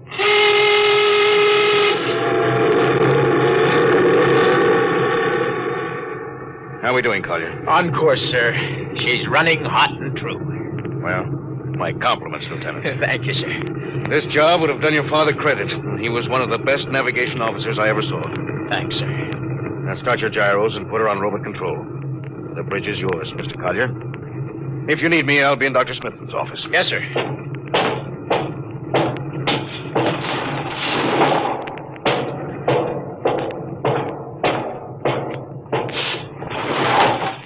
I see you got us off the ground. Yeah, you can thank young Collier for that. Chip off the old block. You knew his father? Matter of fact, I knew him very well. First-rate spaceman. Is he the one who, Yes. He was lost in the galactic barrier on the second ship we sent out to Volta. Louis, just what do you think this galactic barrier is? Oh, your guess is as good as mine, Doc. All I know is that 5 ships have gone into it. None of them have come back out. How about Miss Struvik's theory that it's a time warp in space, that the ships reach it and slip into another dimension? Rubbish. My theory is that the galactic barrier is nothing more than a radioactive layer of some kind. What makes you say that? Well, we know that radar signals bounce off it like they were hitting an invisible glass wall. And we know that it destroys our ships and crews in some way. But there's no other logical explanation. What makes you think we can get through it, Louis? Because we're ready for it. The others weren't. The entire hull is completely shielded with lead. We can crack through any radioactive cloud ever detected. Besides, we're equipped with some new UHF radio devices that should enable us to maintain radio contact with Earth. Nothing can happen. Absolutely nothing. Who are you trying to convince? Myself, I suppose. Louis, you've had your share of glory. First skipper to reach the moon back in 1962. You could have retired. Why are you risking this trip? Because 5 ships are missing. And men like Prentice and Marketson and young Collier's father. I'm tired of seeing good men fed into that meat chopper. Then why are we going?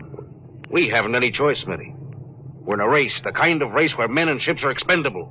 According to Interspace Code, the first nation to reach Volta can claim it. Personally, I want no part of it. Doc, there are a dozen nations who feel very differently about that. I know. You're right, of course. Well, at least it won't be boring. I'll have to play physician morale builder and mother substitute for 112 slightly nervous men. Your morale doesn't sound too good, Doc. As morale officer, I can state without fear of contradiction, it is terrible. And something tells me that as we approach that galactic barrier, I'm not going to be alone.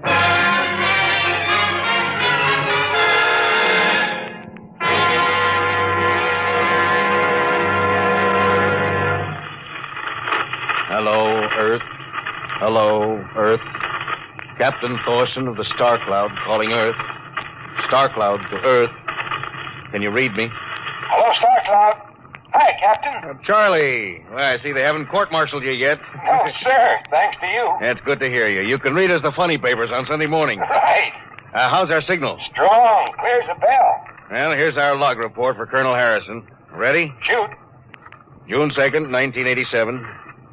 4 weeks out from Earth. Running true, no radiation. Operation normal. Still making our approach to the galactic barrier. That's all, Charlie. See you later. Good luck, Captain. I sure wish I was with you.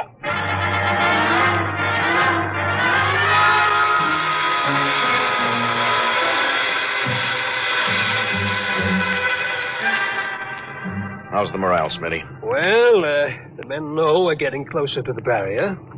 They're beginning to show a little tension, Louis. How's their physical condition? Any sickness? About half the crew has come down with space flu. I was afraid of that. Bad? Oh, same as usual. Lips and hands with a bluish cast. Eyes are sensitive to infrareds. I don't know. When I first started flying these tin cans, nobody ever heard of space blues. There's a theory it's caused by the terrific acceleration of the atomic overdrive. The change in gravity affects the circulation. What do you think? Oh, I think it's psychosomatic. I've noticed that the same men who get space blues under tension on a ship tend to get blue coloration back on Earth when they're upset. I guess it's an occupational disease of space navigators. You think it's just nerves, then? I don't know. Young Collier's got a bad case. Yes, I think it's tension from overwork. Well, maybe he needs some vitamins. Louis, when will you realize that vitamins are not a panacea for all the troubles of mankind?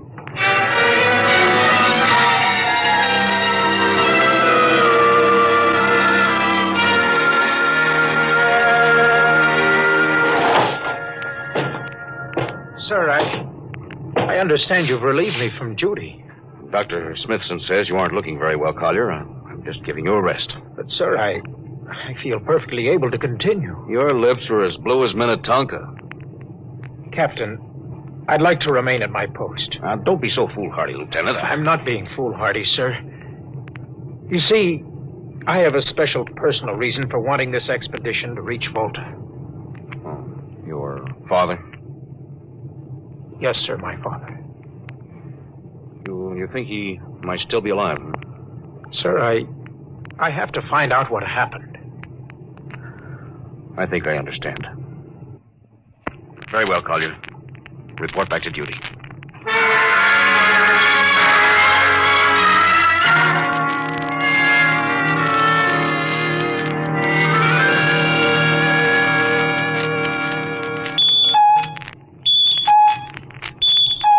What's the reading, Paul? We're getting a +5 radar bounce now, sir. Coming off the barrier almost as fast as we send it out. What's the interval? 0.3 of a second. Shortening steadily.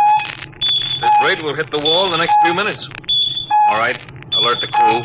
Sound general quarters. Now hear this. Condition red. We are now approaching the galactic barrier. All hands to stations. All radiation detectors to be fully manned. Full security will prevail until further notice.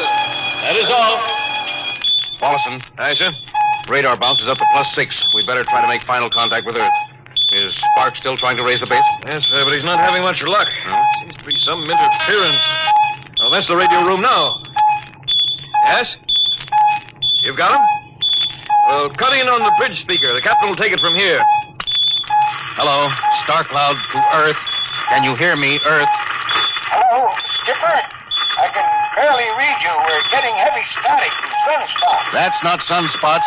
We're right on the galactic barrier.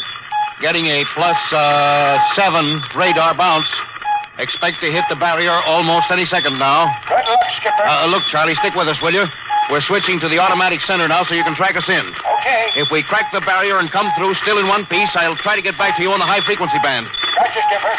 Don't worry. I'll be waiting. So long, Charlie. So long, Star Cloud. We must be getting awfully close now, Captain. Echo's bouncing back so fast, it's almost beating the signal. Well, when they coincide, hold on to your hat. That's when we run into the wall. Any second. Hold on. Here goes nothing. Here it comes.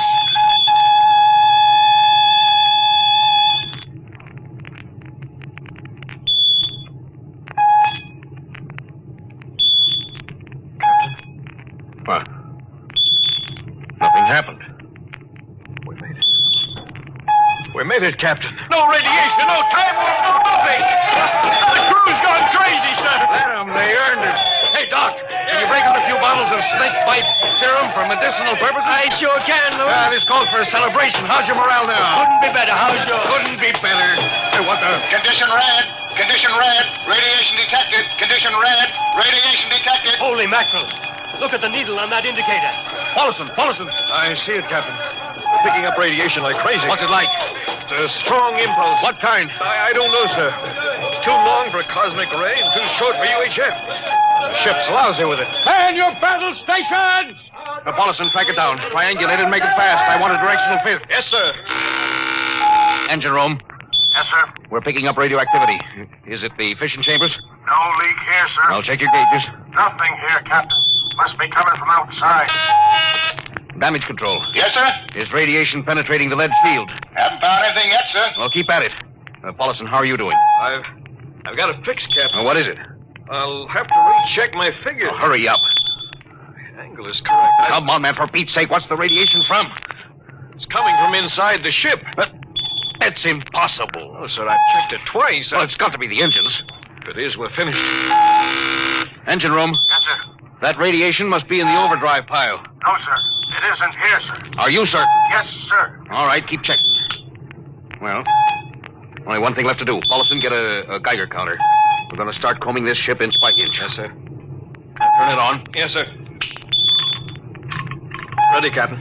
We'll check the atomic guns first. Come on. We'll cut through the officers' quarters to ordnance. Yes, sir.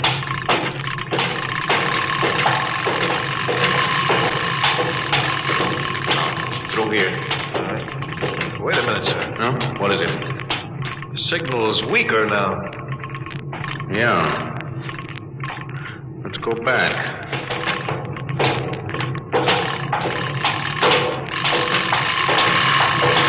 Hold it. Seems strongest right about here.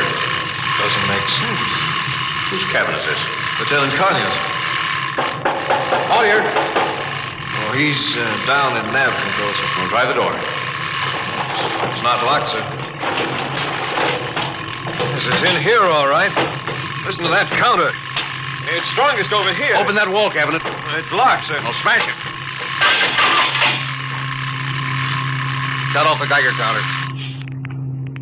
Well, what do you make of this, Paulson? Well, it looks like some sort of portable transmitter, sir. Must be foreign manufacture. I don't recognize the calibration symbols at all. I've never seen anything like it. Which raises a small question. What is Lieutenant Collier doing with a transmitter in his cabin? I don't know, sir. Well, I intend to find out, Paulson. Get down to nav control and bring Collier up to the bridge on the double. Well, hadn't we better find some way to shut this thing off first? I know a way.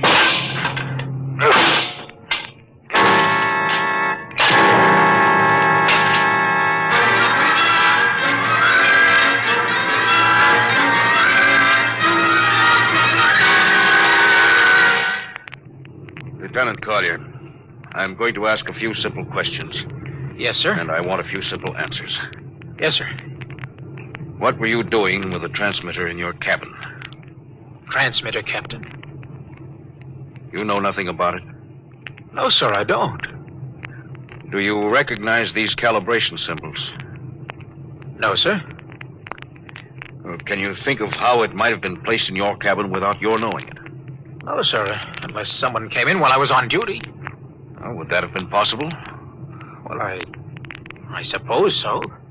Well, if someone had a key. I found your cabin door unlocked. I meant a key to the wall cabinet. I didn't say the wall cabinet. Oh, what? Well, sir, I... You what, Lieutenant? How could you have known it was in the wall cabinet? Well, I just assumed. Lieutenant Collier, I find it hard to believe you would lie. Having known and respected your father and having observed the way you handled your job. However, I intend to get to the root of this thing. May I have your wristwatch, Lieutenant? Sir?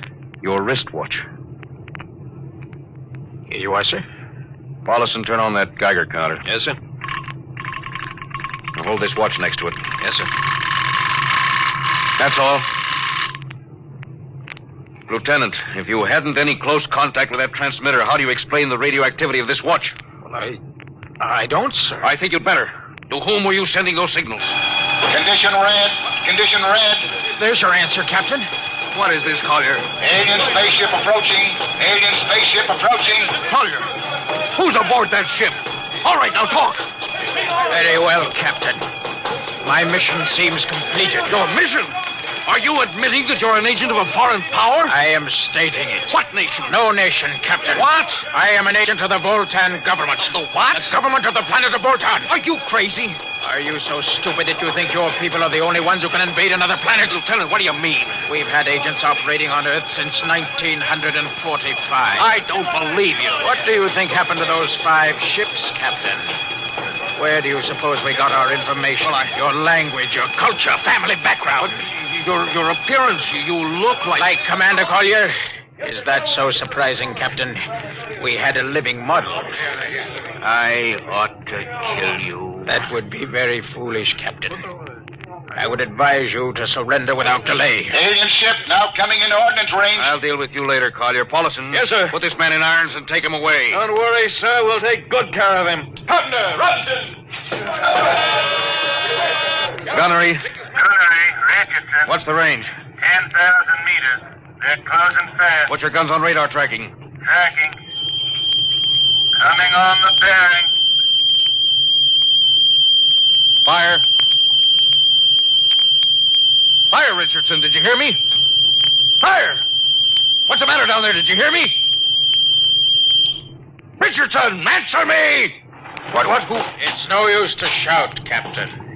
Collier. How did you get loose? Where's Paulison? Lieutenant Paulison is dead. All stations, Lieutenant Collier has escaped. Seize him, men! Don't waste your breath, Captain. Your men can't hear you. What? Those still alive are my men. You're lying. No, Captain. Every ship that has ever left Earth was controlled by a Voltaire crew. That's impossible. Those were hand-picked men. Hand-picked by us. I don't believe you. Then why not call for help? Carpenter, Robinson, Haley, report. Carpenter. Robinson. Haley. Report.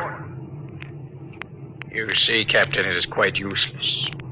The Star Cloud will be taken to Volta for, shall we say, further experimentation. I see. Of course, there's one thing you hadn't counted on. And just what is that, Captain? This...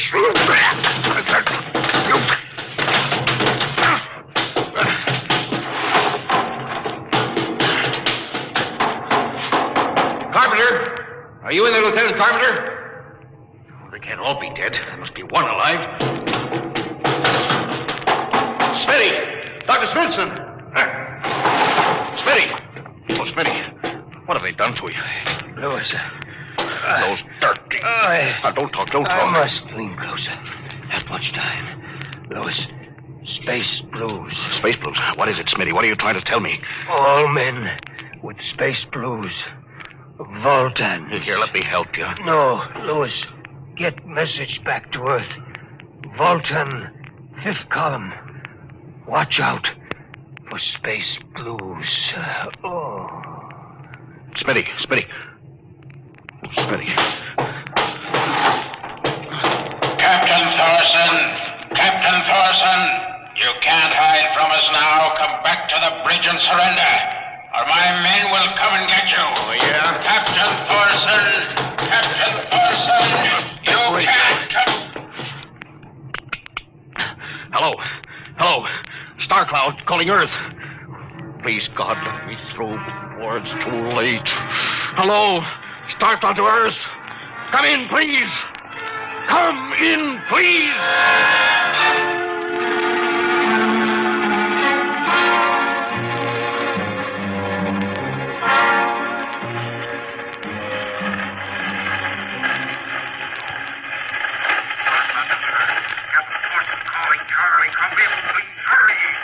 Hello? Can you hear me, Charlie? Skipper, is that you? You getting my signal? It's, coming in a little louder now, Skip.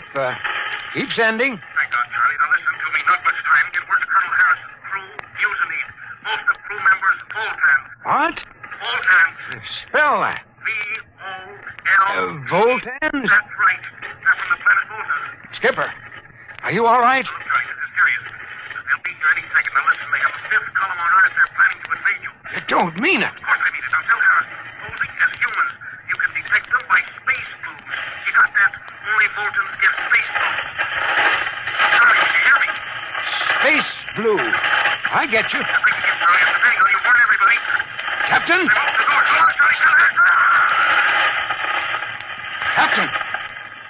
Captain Thorson. Hello. Hello, Star Cloud. Come in.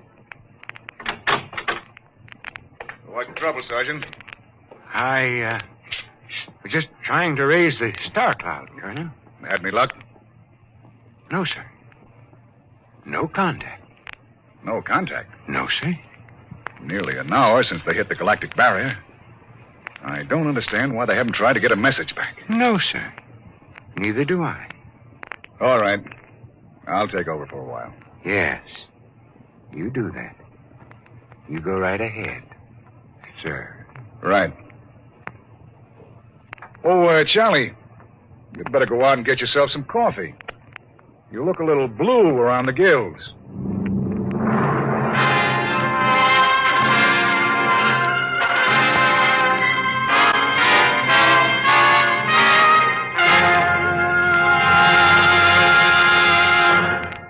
You have just heard No Contact, an adventure in time, space, and the unknown. The world of...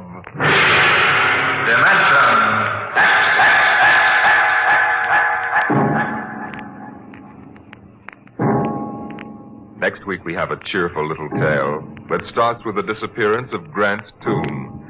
It's about a veteran newspaper reporter and a strange little man who calls himself the world's greatest genius. You'll hear all about it next week at the same time when we present The Professor Was a Thief.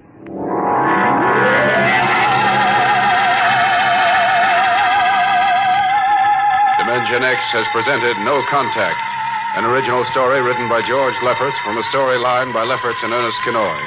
Featured in the cast were Louis Van Ruten as Captain Thorson, Donald Buca as Lieutenant Collier, and Cameron Prudhomme as Charlie. Your host was Norman Rose. Music by Albert Berman, engineer Bill Chambers. Dimension X is produced by William Welch and directed by Edward King. Adventures in time and space, told in future tense. Dimension X.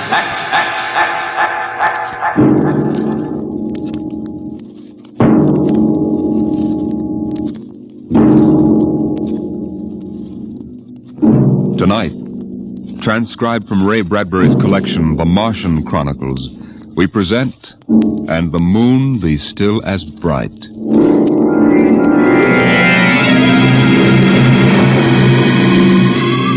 The first 3 expeditions to Mars left Earth in a mushroom of flame, arced through the atmosphere, and finally dwindled to tiny specks in the big eye of Mount Palomar telescope, and then were lost to sight forever. The prearranged landing signals flashed back to Earth, and then the radios went dead. One after the other, ships had disappeared and were never heard from again. But still the rockets came. The 4th expedition emerged from the silent gulfs of space and angled down toward the floating red disk of Mars, down into an orbit, as the order came to land. Stand by for deceleration. Deceleration, aye, sir. Skids down. Skids down, sir. Engine room. Engine room, aye. Landing procedure. Fire 1, 3, and 5. Aye, sir.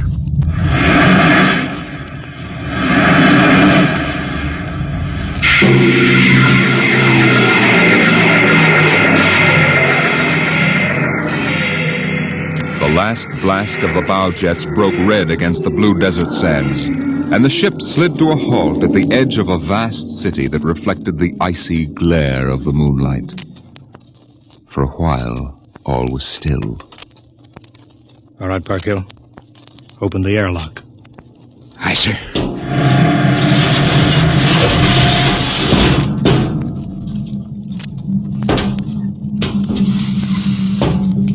Fresh air. How about a fire, Captain Wilder? It's freezing. Later. We got work to do. Smell that air. You could get drunk on it. Say, there's an idea. Why don't we break out a bottle and celebrate? Biggs, there'll be no drinking down till we're secured. But we're landed, Captain. 3 other expeditions landed and disappeared within 24 hours. We're not relaxing security till we find out what happened to them. Maybe Martians? Exactly, Parkhill. Spender, you're an archaeologist. How old would you say those buildings are? Somebody built these cities? Well, I can't tell till I study them more closely. It's a kind of engineering we couldn't duplicate on Earth. Those thin, reed-like towers and the stone filigree wouldn't stand up under Earth pressure. Beautiful, aren't they? I'm not interested in the architecture now. I want to make sure there's nothing there that might be dangerous. Mr. Hathaway. Yes, sir. I want you to take a reconnaissance party into the city and find out what's there. The cities all look dead from the air, sir. They look dead, but I want to make sure. Mr. Spender, you better go with Hathaway. Yes, sir. Don't waste any time gathering relics either. You can make an archaeological study later. Right now, I want a security report. Biggs? Yes, sir. We'll set up camp right here. No man is to go more than 50 feet from the rocket. And there'll be no celebration till Hathaway and his party report back. No, sir. It's just that we've been cooped up in there. That's all, Biggs. We've landed safely. We're not safe yet. Not until we know what we're up against here. We'll maintain full security till Hathaway gets back.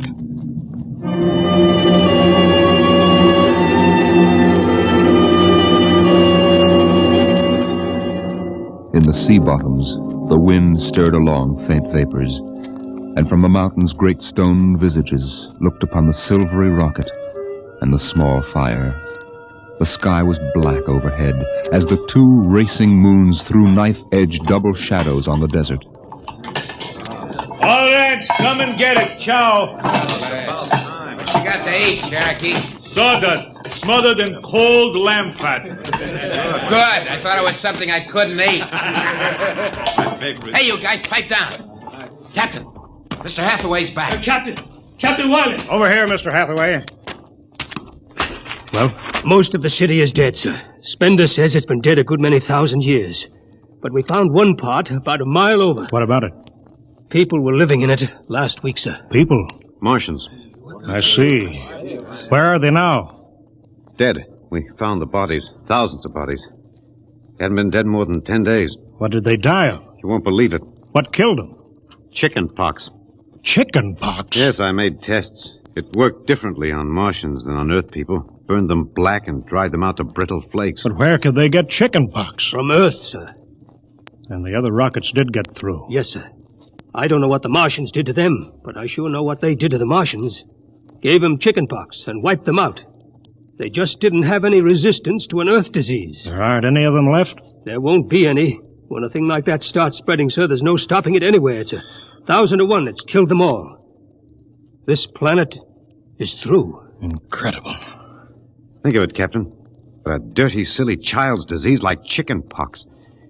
It isn't right. Spender, take it easy, You know, man. it's like saying the Greeks died of mumps or the proud Roman Empire collapsed because of athlete's foot. We didn't even give them a decent excuse for dying. We just gave them chicken pox. Spender, get hold of yourself. You didn't see those bodies, Captain. It must have been a shock, I suppose. You need a rest, a little relaxation. Martians are dead. There's nothing you can do about it now. Hey, you hear that? The Martians are all dead. Well, come on, let's break out a bottle and whoop it up. How about it, Captain? Well, all right, man. Oh, that's fine. Hathaway, see to the security guard. Yes, sir. Good Lord, do they have to do that now? It's been a tough trip. It's only natural they'd want to celebrate a little. Celebrate because the world died? Because a rotten little virus from Earth wiped out a whole civilization? Well, they're not thinking of Isn't that. there time later to throw old beer cans into the canals? A civilization died here. It's like butchering a pig in a churchyard. Spender, you think too much. We're lucky to get to Mars without catching a meteor in our bulkheads. Let it go at that. Safe on Mars. The first statement, safe on Mars. We gotta celebrate.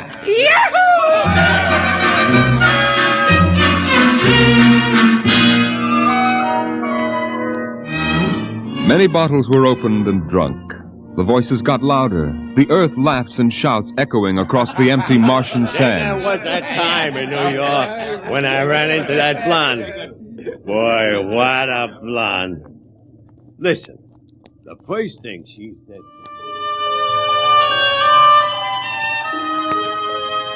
Spender listened to the wind over his ears, cool and whispering. He felt the land getting cooler. The stars drew closer, very clear. The air smelled clean and new. He looked at the cool ice of the white Martian buildings over there on the empty sea lands.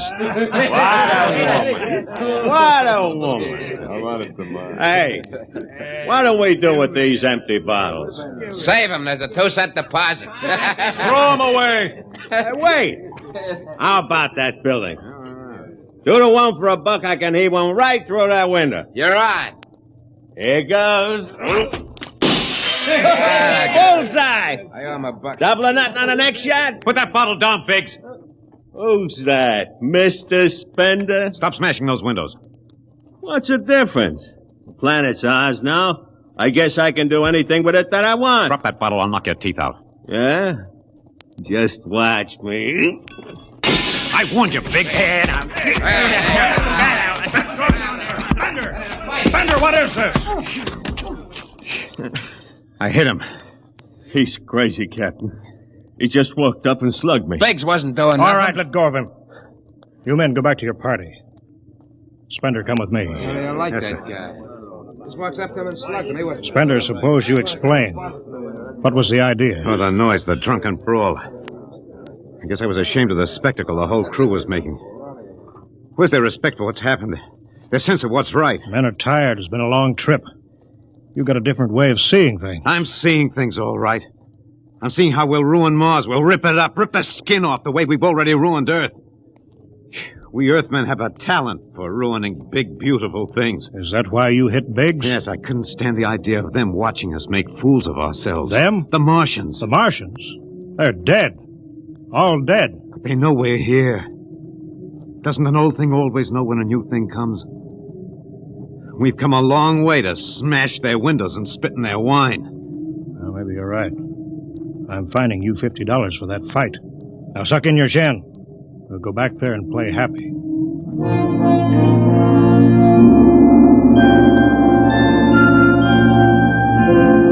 Now the whole party moved out into the moonlight across the desert. They made their way into the dreaming dead city. The light of the racing twin moons glinted on the barrel of a pistol, the long blade of a machete, the round, gurgling shape of a raised bottle. Their shadows under them were double shadows on the ice-blue sand. They were waiting for something to stir in the dead city, something to rise, some ancient ancestral shape to come galloping across the vacant sea bottom on an ancient armored steed of impossible lineage, of unbelievable derivation. Look at it, Captain. Down those avenues in the mist. You can almost see them. The mind's eye populated the dead city. Each window was given a person who leaned from it and waved slowly, as if under some timeless water, at some moving form in the fathoms of space below the moon-silvered towers. There were faint murmurs of sound, and odd animals scurrying across the gray-red sands. The wind blew in from the dead sea bottom and brushed through the silvery wire filigree of the towers. A strange music drifted down to the double-shadowed streets, a thin, haunted music that played as it had played through the uncounted years of time. Nobody moved. The moons held and froze them. The wind beat slowly around them. Hey, out there! You people in the city! Biggs. Why, I just wanted to make a little noise. Come on. They built this city thousands of years ago. And now where are they? How did they die? Who cares? They're dead. It's good enough for me. Lord Byron. What? Lord Byron, an old 19th century poet. He wrote a poem that fits this city. Might have been written by the last Martian. So we'll go no more a-roving so late into the night. Though the heart be still as loving and the moon be still as bright. For the sword outwears the sheath, and the soul outwears its breast, and the heart must pause to breathe, and love itself must rest. Though the night was made for loving, and the day returns too soon, yet we'll go no more a-roving by the light of the moon.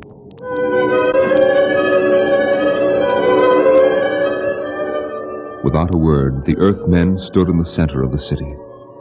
It was a clear night. There was not a sound except the music of the wind. At their feet lay a tile court worked into the shapes of ancient animals and images. They stood there, silvered by the double moons beneath the crystal towers of Mars.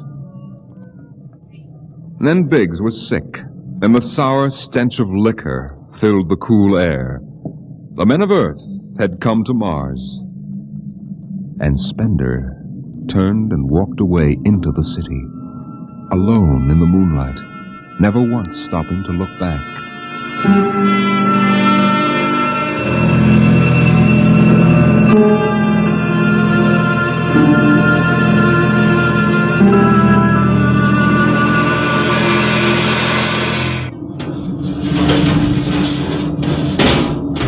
That you, Hathaway? Yes, sir. My trick on bridge watch, sir. What time is it? 0400. Any orders, sir? No, I'll stay on watch. You turn in. Aren't you sleeping, sir? I'll wait for Spender. He didn't come in? No. He's crazy. Walking away into the shadows, he didn't even look back. Spender's a strange man. He's crazy, sir. How's the rest of the crew? Sleeping it off. Biggs had DTs, but he's calmed down now. You can go back below, Hathaway. I'll take your watch. Captain Wilder, do you think Spender will be coming in before morning? I don't know. You know, sir, I don't think he's ever coming back. That's the way I feel about him, sir. He'll never come back.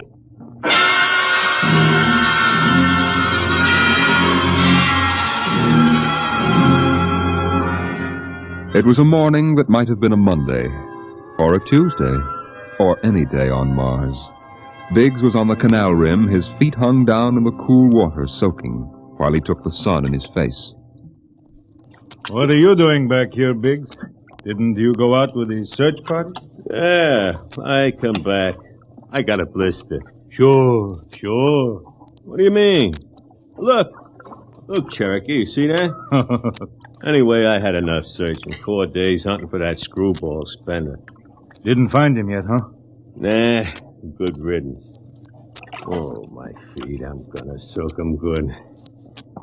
If I was wild, I wouldn't worry about that nut Spender. Let him go. He's a crackpot anyway. A little foggy upstairs, I guess. Why don't you take your feet out of that canal, Biggs? I gotta make coffee out of that water. Coffee? You call that stuff coffee? I had a motorcycle once that dripped grease that tasted better than that. Wait a minute. Biggs, look over there. Where? By that bush. There's someone there. Hey. It's him. Hey, Spender! Spender? Hey, he's coming over. Why didn't he stay lost, the crazy jerk? Hi, Spender. Long time no see. Hello, Cherokee. I've been exploring some ruins. You and them ruins. You're like a dog in a boneyard. What's the matter? Where you been? Up in the hills. What would you say if I told you I found a Martian? Where? Yeah? Never mind. Let me ask you a question. How would you feel if you were a Martian and people came to your land and started to tear it up? I know how I'd feel. I've got Cherokee blood in me. My grandfather told me lots of things about the way they kicked the Indians around in the Oklahoma Territory. If there's any Martian around, I'm all for him. How about you, Biggs? They're dead. They're all dead. A good thing, too. Well, I found a Martian. Up in a dead town in the hills. I've been reading their books. They're easy to understand. I've learned their language. Then I found this Martian. He said, give me your boots, and I did. He said, give me your uniform, and I gave him my uniform. You're crazy, Spender.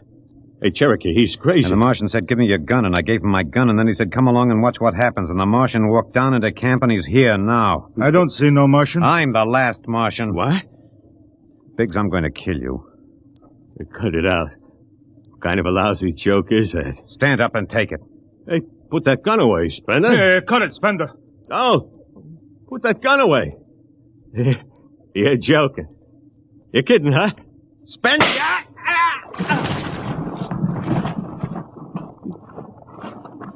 He's dead. You killed him. You can come with me, Cherokee. You know how the Martians would feel.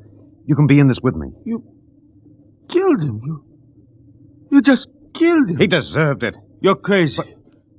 Well, maybe I am. But you can come with me. Come with you? For what? Go on.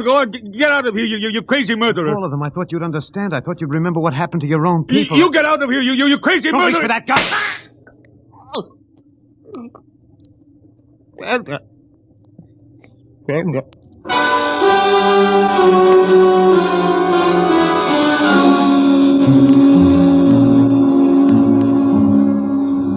They're both dead, Captain Wilder. Who's missing? Only Spender. It must have been him, sir. Why didn't he come and talk to me? Why didn't Should have talked to me. I'd have shot his brains out. That's what I'd have done. They took him by surprise. There's no sign of a struggle. Hathaway, break out the arms locker. Issue pistols, rifles, and grenades. Yes, sir. You better get the Bible out of the navigation chest. We'll have to bury these two. Parkhill? Aye, sir. You start digging a grave. How about Spender?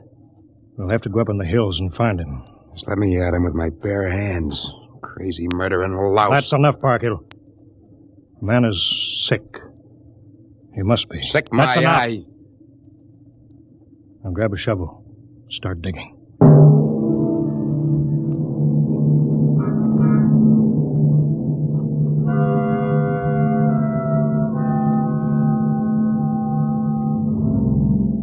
Spender saw the thin dust rising in the valley, and he knew the pursuit was beginning.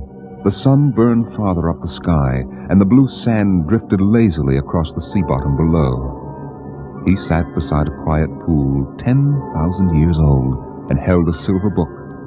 Through the house played the strange wind music of ancient Mars, and he heard voices whisper in his mind. Earthman. I hear you. I've always heard you, even down there on Earth. Run. No, I won't run. What's the use? Run. Live? What for? To see them tear down your temples and put up hot dog stands? Run. They've seen me. They know I'm up here. There's Wilder now. Got him right in my sights. It's funny he hasn't ordered me to use grenades. He could lob one right up here and blow me to bits. Yeah, maybe the captain thinks I'm too nice to be blown to bits. He wants my death to be clean. Yeah, just one bullet hole in me, nothing messy. And why? Because he understands me. He's the only one in the crew who ever did. Well, at least I can do the same for him. Just one bullet in his heart, a nice clean death. All I have to do is pull the trigger and then...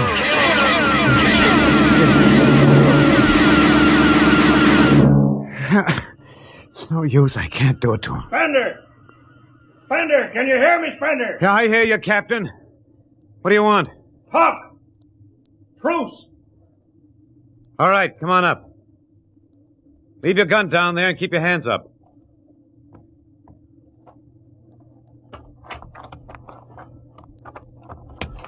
Spender, are you there? Over here. It's quite a climb. Mind if I sit down? Cigarette? Thanks. A light? Yeah, got my own. It's warm. Yeah, it is. You comfortable up here in the hills? Quite. How long do you think you can hold out? About 12 men's worth. Why didn't you kill all of us this morning when you had the chance? You could have. I know. I got sick. After I started killing people, I realized they were just fools and I shouldn't be killing them. But it was too late, so I came up here where I could get angry again. Why did you do it? Because I've seen that what these Martians had was just as good as anything we'll ever hope to have. They stopped where we should have stopped 100 years ago. They knew how to combine science and art and religion. They knew how to live with dignity and peace. And for that reason, you started shooting people? When I was a kid, my folks took me to visit Mexico City. I'll always remember the way my father acted, loud and big. My mother didn't like the people because they were dark and didn't wash enough. I didn't see my mother and my father coming to Mars and acting the same way. Anything that's strange is no good to us. We aren't fit to take over this planet. But kill 2 men? What could I do? It's me against the whole Earth. Isn't it enough they've ruined one planet? Now they want to ruin this one. I'll kill you all off, Wilder. That'll delay the next rocket 5 years. And I'll kill them, too. If I'm lucky, I'll live to be 60. I'll meet every expedition that lands on Mars. I'll be very friendly. I'll explain that our rocket blew up one day. And I'll kill them off. I'll save Mars for half a century. And by then, maybe the Earth people will give up. You got it all planned. Yes.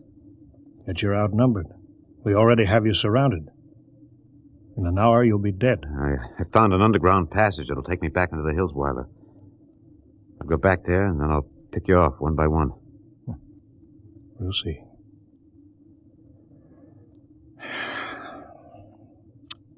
It's a nice town you got here, Spender. Beautiful. I'd like to live here. You can. But join me. You're not like them. I'll show you what a good life these people had. I'll play you an old reel of Martian music that must be at least 50,000 years old, a kind of music you've never heard in your life. It sounds wonderful. But I can't stay with you. Sorry, Spender. I'm sorry this is happening.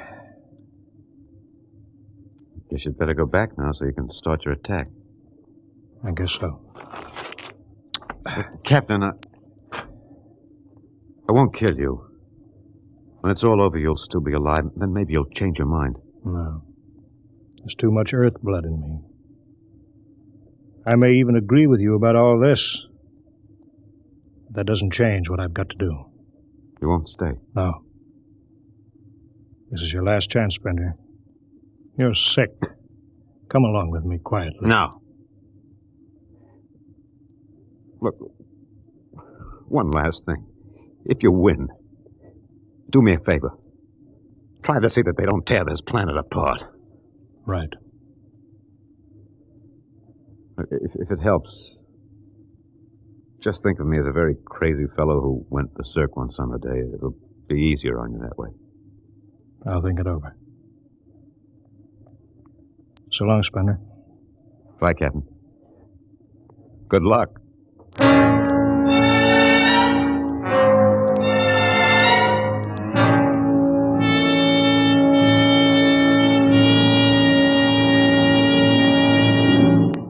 All right, we'll go after him now.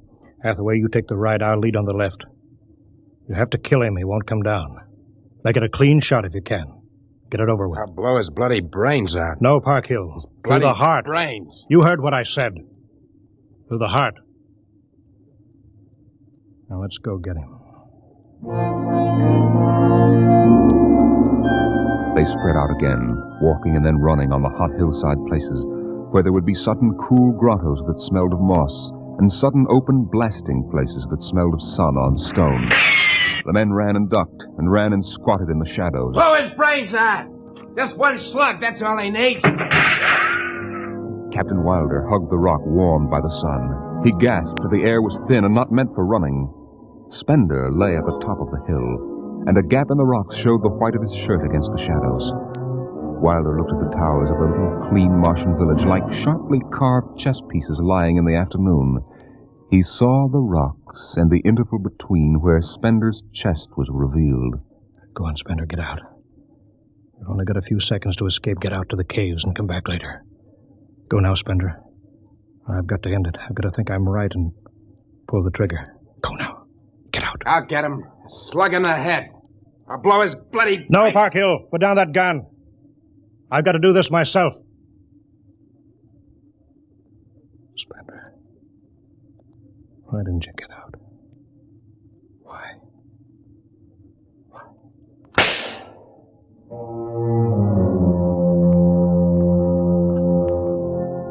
They buried him in that ancient valley town, where the music of the wind played on through the days and the nights. They laid him in an ancient silver sarcophagus with waxes and wines which were 10,000 years old, his hands folded on his chest. The last they saw of him was his peaceful face in the cold silver light of the racing twin moons. The captain found the poem in Spender's pocket, and he read it before he shut the marble door. So we'll go no more a-roving so late into the night, though the heart be still as loving, and the moon be still as bright. Though the night was made for loving, and the day returns too soon, yet we'll go no more a-roving by the light of the moon.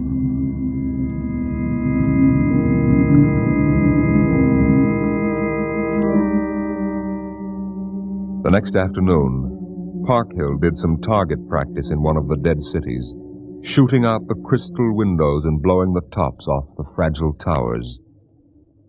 Captain Wilder caught Parkhill and nearly knocked his teeth out.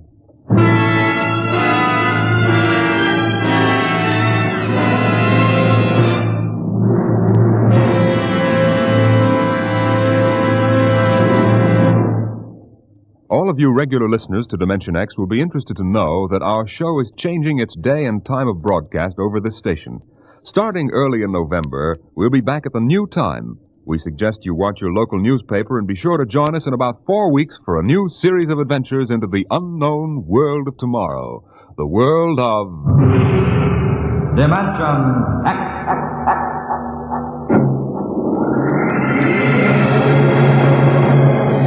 Tonight, Dimension X is transcribed, And the Moon Be Still as Bright. Adapted for radio by Ernest Kenoy from the original story by Ray Bradbury. Featured in the cast were Alexander Scorby as Spender, Wendell Holmes as Captain Wilder, and your host and narrator for the story, Norman Rose. Music by Albert Berman, engineer Bill Chambers. Dimension X is directed by Edward King. This is Robert Warren speaking.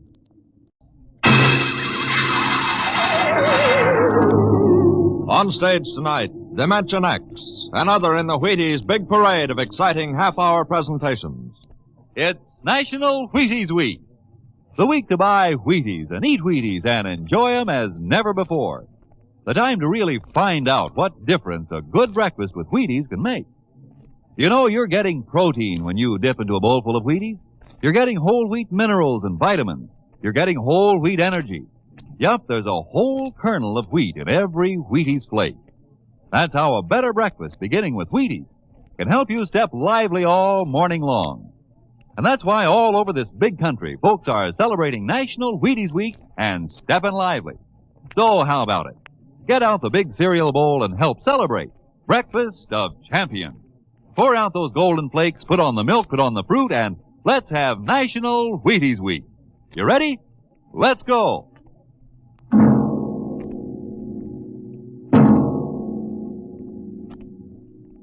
Tonight, Dimension X presents The Martian Chronicles, a dramatization of the new novel by one of our most brilliant young science fiction writers, Ray Bradbury. The Martian Chronicles.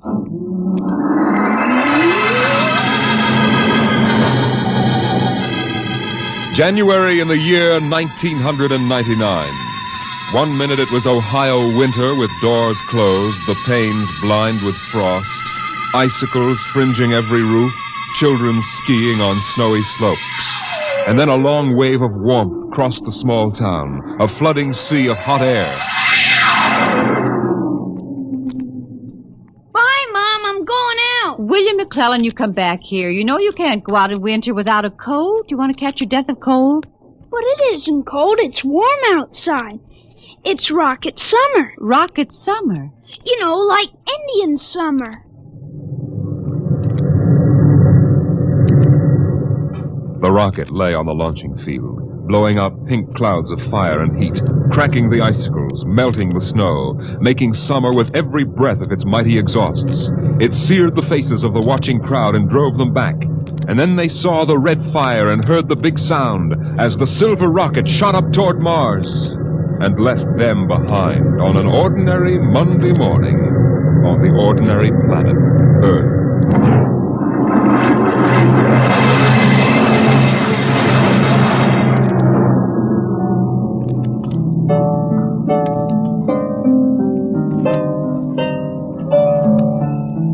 They lived in a house of crystal pillars on the planet Mars by the edge of an empty sea. And every morning you could see Ela eating the golden fruits that grew from the crystal walls, or her husband sitting alone in his room reading from a singing metal book, over which he brushed his hand as one might play a harp.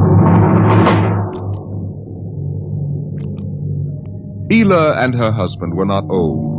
Once they had liked painting pictures with chemical fire, swimming in the canals when the wine trees filled them with green liquors, and talking into the dawn together. But no more. Marriage sometimes makes people old and familiar while still young, and Ela was not happy now. This morning she sat dreaming between the crystal pillars and wished that somehow a miracle might happen. And then suddenly... Ela, did you call? No. I thought I heard you cry out. Did I?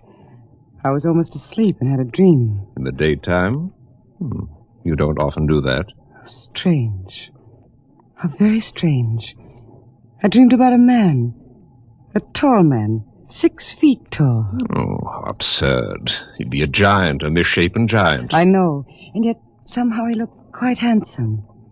He was dressed in a strange uniform, and he came down out of the sky in a long silver craft. Out of the sky? What nonsense. He spoke pleasantly to me in another language, but somehow I understood him with my mind. Telepathy, I suppose. Oh, really, Ela? And he said, I've come from the 3rd planet in my ship. My name is Nathaniel York. A stupid name. Whoever heard of a name like that? Perhaps they have names like that on Earth. That's ridiculous, Ela. Everyone knows the 3rd planet is incapable of supporting life. There's too much oxygen in their atmosphere. I suppose. But haven't you ever wondered if... Well, wouldn't it be fascinating if there were people there, and they traveled through space in some sort of ship? Really, Ela? You know I hate this emotional wailing. Now, let's get on with our work.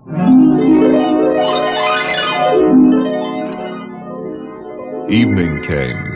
The twin white moons of Mars were rising, and the house closed itself in like a giant flower. A wind blew among the pillars, stirring Ela's russet hair, crooning softly in her ear. And it was then that she began singing the song. Drink to me only thine eyes, and I will pledge with mine. Ela, what's that song? I don't know. What do you mean you don't know? I've never heard it before. Did you compose it? No. Yes. No, I don't know, really. I don't even know what the words are. They're in another language. It was part of the dream I had, I guess. Oh. You know, you haven't been yourself lately. It might do you good if we went away to the Blue Mountains for a week or so. What? Did you hear what I said? I'm sorry. I was watching the sky. You're certainly interested in the sky tonight. It's very beautiful. Well, what about my suggestion? Shall we leave for the Blue Mountains in the morning? You mean go away now? Oh, no. No? Why not? Why don't you want to go? I don't know. I just don't want to, that's all. Oliver kiss in the cup, and I'll not ask. Ela, I'm sick of that silly song. It's late. Let us sleep.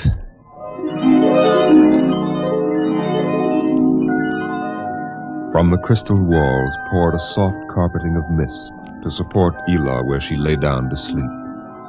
But through the night she tossed restlessly, until just at dawn the dream recurred. Ela, wake up. What? Oh, what is it?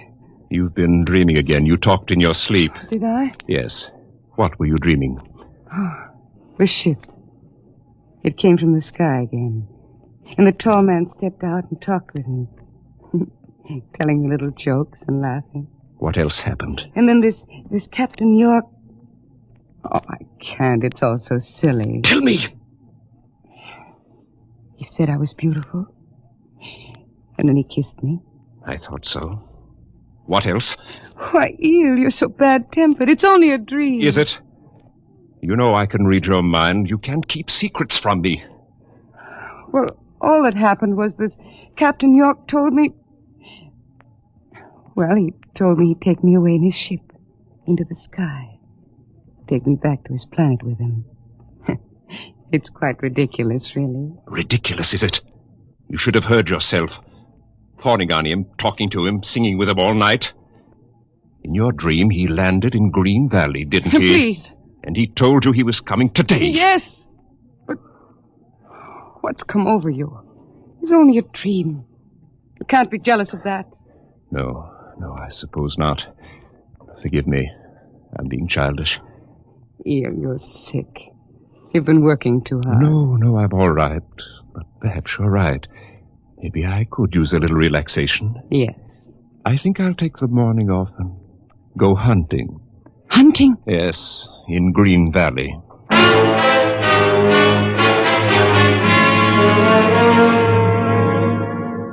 Numbly, she watched him go to a closet and draw forth an evil-looking weapon. And then her husband was gone, walking toward Green Valley. And Ela waited, watching the sky for an unknown thing, trembling with a nameless fear. And then it happened. A whirring, rushing sound. The warmth as of a giant fire passing in the air. The gleam of metal in the sky. He's come. It's true. The dream is true. The rocket vanished over the hill. The sky was empty again. And trembling, Ela waited again, looking toward Green Valley and seeing nothing. Listening for sounds and hearing nothing. Until a shot sounded, very sharply, the sound of the evil weapon. Oh, no. No. Her body jerked with the sound, and she wanted to scream and never stop screaming. For now she knew the dream could never come true. There was nothing left but the song, the strange and fine and beautiful song. Drink to me only with thine eye, and I will pledge with mine, or leave a kiss within the cup.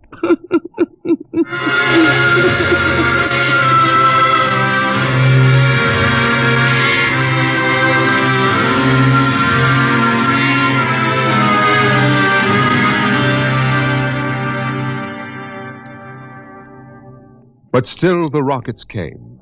The next ship came down from the stars and the black velocities and the silent gulfs of space, and landed by night near a Martian city. The men made their way to the outer rim of the dreaming city, and then Jeff Spender went in to reconnoiter, while the others watched and waited for something to stir in the haunted city, some gray form to rise, some voice to break the unearthly stillness. Where were the people? Where were the Martians? Nothing stirred to disturb the silence until... Halt! Who goes there? Don't shoot! Hold it, Parker. It's Spender and his party. They're coming back. Captain Wilder! Over here! Well, Captain, we've searched the city. People were living here last week. People? Martians. Where are they now? Dead. Dead? What did they die of? You won't believe it, Captain. Chickenpox. Good Lord, no. Yes. No resistance to an Earth disease, I guess.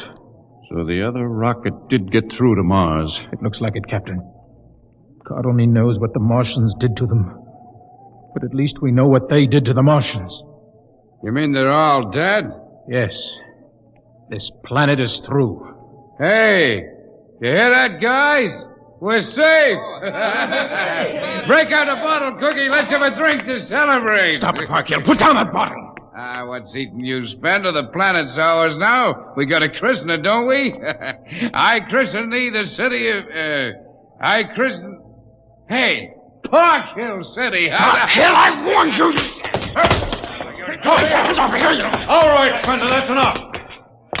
That'll cost you a $50 fine. Cookie, McClure, take care of Parkhill. Spender, you come with me.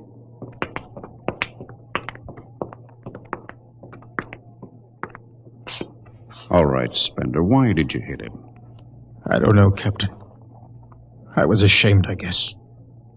Ashamed of Sam Parkhill and the noise and the spectacle the whole crew is making. It's been a long trip. It's only natural they'd want to have their fling. Yes, but where's their sense of what's right? Their respect for what's happened here?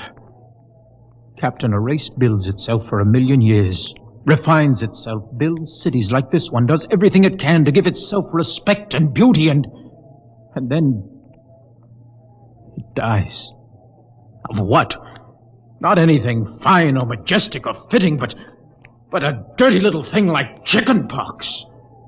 And Sam Parkhill wants to celebrate. I know, Spender, but you've got to remember you've a different way of seeing things. I'm seeing things all right. I'm seeing what we'll do to Mars. We'll rip it up, rip the skin off, ruin it the way we've ruined our own planet. Captain, look at the city. It may be the last time you'll ever see it this way. Beautiful in the moonlight, isn't it? Yes. There's a poem by Byron that describes it, and how the Martians would feel tonight, if there were any of them left to feel. So we'll go no more a-roving so late into the night. Though the heart be still as loving and the moon be still as bright. For the sword outwears its sheath, and the soul wears out the breast, and the heart must pause to breathe, and love itself must rest.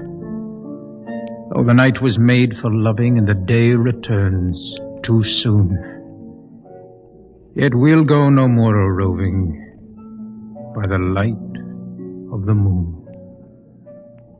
Without a word, the Earthmen stood and looked at the city. The bottle lay shattered at Sam Parkhill's feet, and the sour stench of liquor filled the cool air. The men of Earth had come to Mars.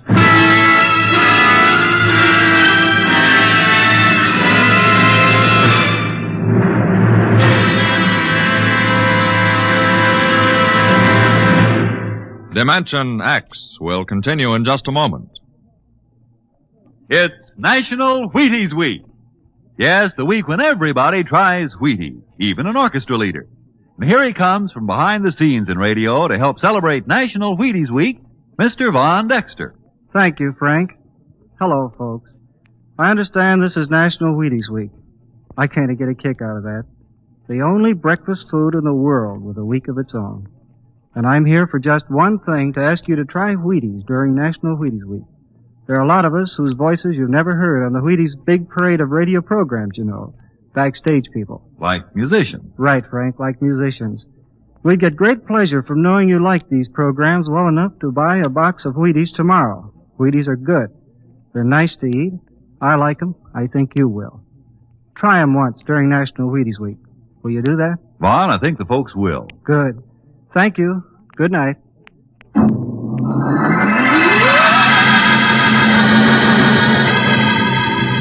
The men of Earth came to Mars.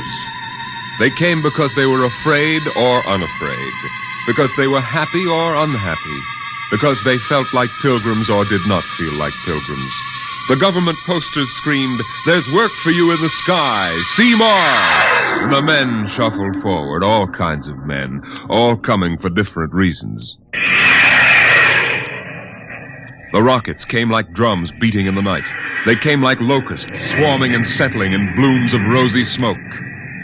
Mars was a distant shore, and the settlers spread upon it in waves. First the pioneers and builders, then the people of civilization. Some came because they were afraid of a coming war on Earth. Some came because they were afraid of nothing. Some came to escape from the smell of the subways and the cabbage tenements. And some came from houses like the one in Ohio. It was a good house, the house in Ohio, and for 6 years the family had lived there contentedly, enjoying music and poetry and the rich, warm things of life. For the house had been built to be lived in the year 2020. It contained all the latest automatic devices, from talking book recorders to singing clocks. 7:00, time to rise, open your eyes. Tick-tock, 7:00, time to rise, open your eyes. As the family rose and dressed, the beds whirred electronically and made themselves. In the kitchen, the stove sighed, and ejected from its warm interior 8 eggs, sunny side up, 12 bacon slices, 2 coffees, and 2 glasses of milk. 7-9, breakfast time. Come and dine. 7-9. Beside the breakfast table, the facsimile machine clacked and deposited the morning paper on the table. The headlines today spoke ominously of the danger of a coming war, and the man frowned as he read the news. Today is August 4th, 2026. Insurance, gas, and at-and-heat bills are due. And today, remember, the family has planned a picnic. Gee, Dad, are we really going? Sure, Timmy, why not? It's raining out. It's not raining where we're going, son. Now run upstairs, pack your fishing tackle. We're going on our picnic, all right. Okay, Dad. Bill, are you sure we ought to go? Yes. Have you seen the headlines this morning? Looks bad, doesn't it? Mm-hmm. The rocket's ready.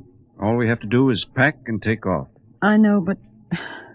Well, flying to Mars, it seems so crazy. Well, all right, then we'll go. Should we tell the children why we're going? No, not yet. Let them enjoy the picnic. The house went on with its appointed tasks. 9:15, time to clean.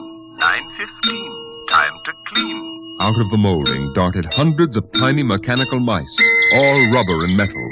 They sucked up the dust and dirt in the house and popped back into their burrows. In the walls, relays clicked, memory tapes glided under electric eyes, recorded voices moved under steel needles. 12 o'clock, 2 o'clock, 4 o'clock, 6 o'clock, tick-tock, 8 o'clock. Evening came. In the living room, the hearth fire bloomed out of nothing, and the phonograph spoke from beside the fireplace. Mrs. McClellan, what poem would you like to hear this evening? Mr. McClellan? Since you express no preference, I shall select at random from among your favorites. Sarah Teasdale, There Will Come Soft Rain. There will come soft rains and the smell of the ground, and swallows circling with their shimmering sound, and frogs in the pools singing at night, and wild plum trees in tremulous white.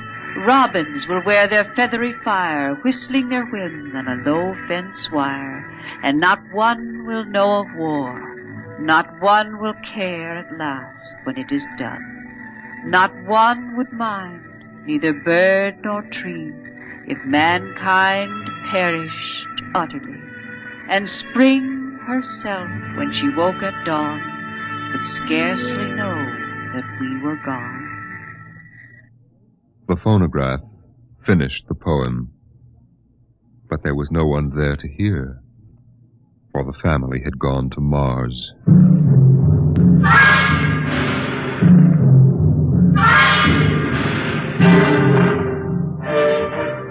On the Martian desert beside the highway, there rose a blare of red and yellow neon lights that spelled the death of Jeff Spender's dream.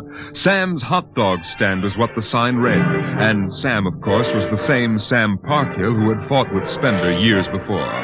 10,000 rockets were reported leaving soon for Mars, with 100,000 hungry customers, and Sam wanted to be ready for them. Hey, look up there, Elmer. Hmm? See that green star up there? That's Earth. Good old wonderful Earth. Makes you feel almost reverent, don't it? Yeah. Send me you're hungry and you're starved. Something. That's a poem I learned in school. Come on, Earth, send me your rockets. Here's Sam Parkhill with the only hot dog stand on Mars. Sam, what if the rockets don't come? What if there's a war on Earth? Don't worry, they're coming all right. Ain't nothing gonna happen to spoil my plans, baby. I figured it all out. Sam! Hey, Sam, look up there! Earth! Oh, what? Oh, no. It's catching fire. It's burning. Oh, no, that can't be Earth. Helmut, they can't do this to me. I got all our money invested in this place. Go ahead, Sam. Switch on more lights. Turn up the music. Get the hot dogs on the fire. There'll be another batch of customers coming along in about 100 million years. Oh, no, it couldn't be. What a swell spot for a hot dog stand. Let you in on a little secret, Sam. This looks like it's going to be an off-season.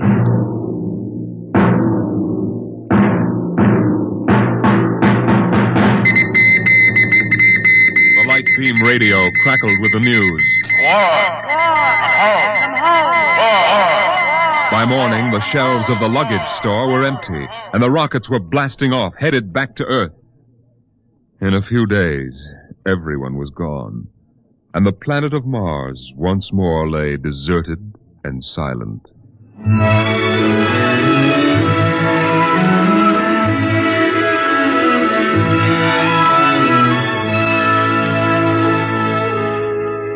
And then, after all the rest had gone, one last rocket landed on Mars. A small, family-sized rocket come all the way from Earth. It seemed a long way to go for a picnic, but Dad had suggested a fishing trip, and Mother thought the whole family would enjoy a vacation. So here they were, floating down a Martian canal, with Timothy sitting in the back of the boat with Dad and Mother up front holding Alice the baby, and the deserted Martian towns drifting slowly by. Dad? What is it, Timmy? When do we see the Martians? You promised we would. Soon, Tim, soon. Oh, but William, the last Martians died out years ago. They're a dead race now. Not quite. Don't worry, son. I'll show you some real live Martians later on. Gee, this is swell. I wish we didn't ever have to go home. How long can we stay? 1,000,000 years. 1,000,000 years? Yes. It's time we told you, son. We're not going home. This is where we'll live from now on. But what about the rocket? What about Ohio? There's nothing there now but ruins. The last Earth radio just went off the air. That means the war is over and Earth is finished. We're going to blow up our rocket and start all over. See if we can't build a better world up here. You mean Mars is going to be our home? Yes. I hope you don't mind too much. No, sir. But what about the Martians? When do we get to see them? There they are, son. Look down at the water. I don't see anything there. Beside the boat. Look at the reflections in the water. But that's us down there. Just you and me and Mom and the baby. Yes, son. You see, we're the Martians now. For a long, silent moment, Timmy stared down at the reflections of the family in the waters, and the Martian stared back up at him. Then he lifted his eyes to the deep ocean sky, trying once more to see Earth and the house he had always called home.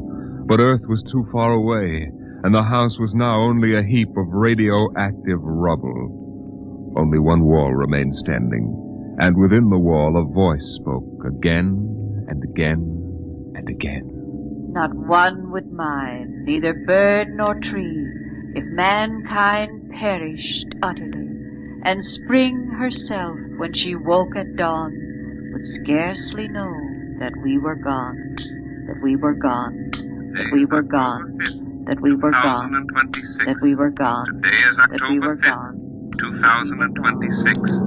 Today is October 5th, 2026.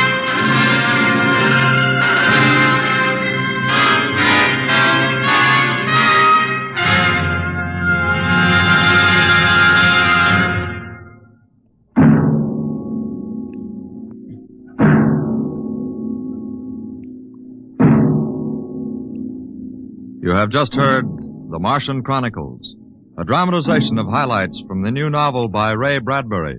Your narrator was Norman Rose, and featured in the cast were Inga Adams, Roger DeKoven, and Donald Buca. Music by Albert Berman, engineer Bill Chambers. Dimension X is produced by Van Woodward and directed by Jack Cuny.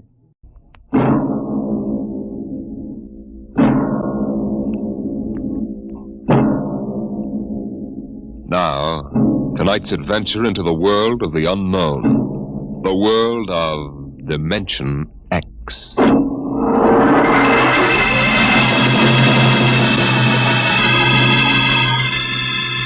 In the South Pacific, night comes on rapidly.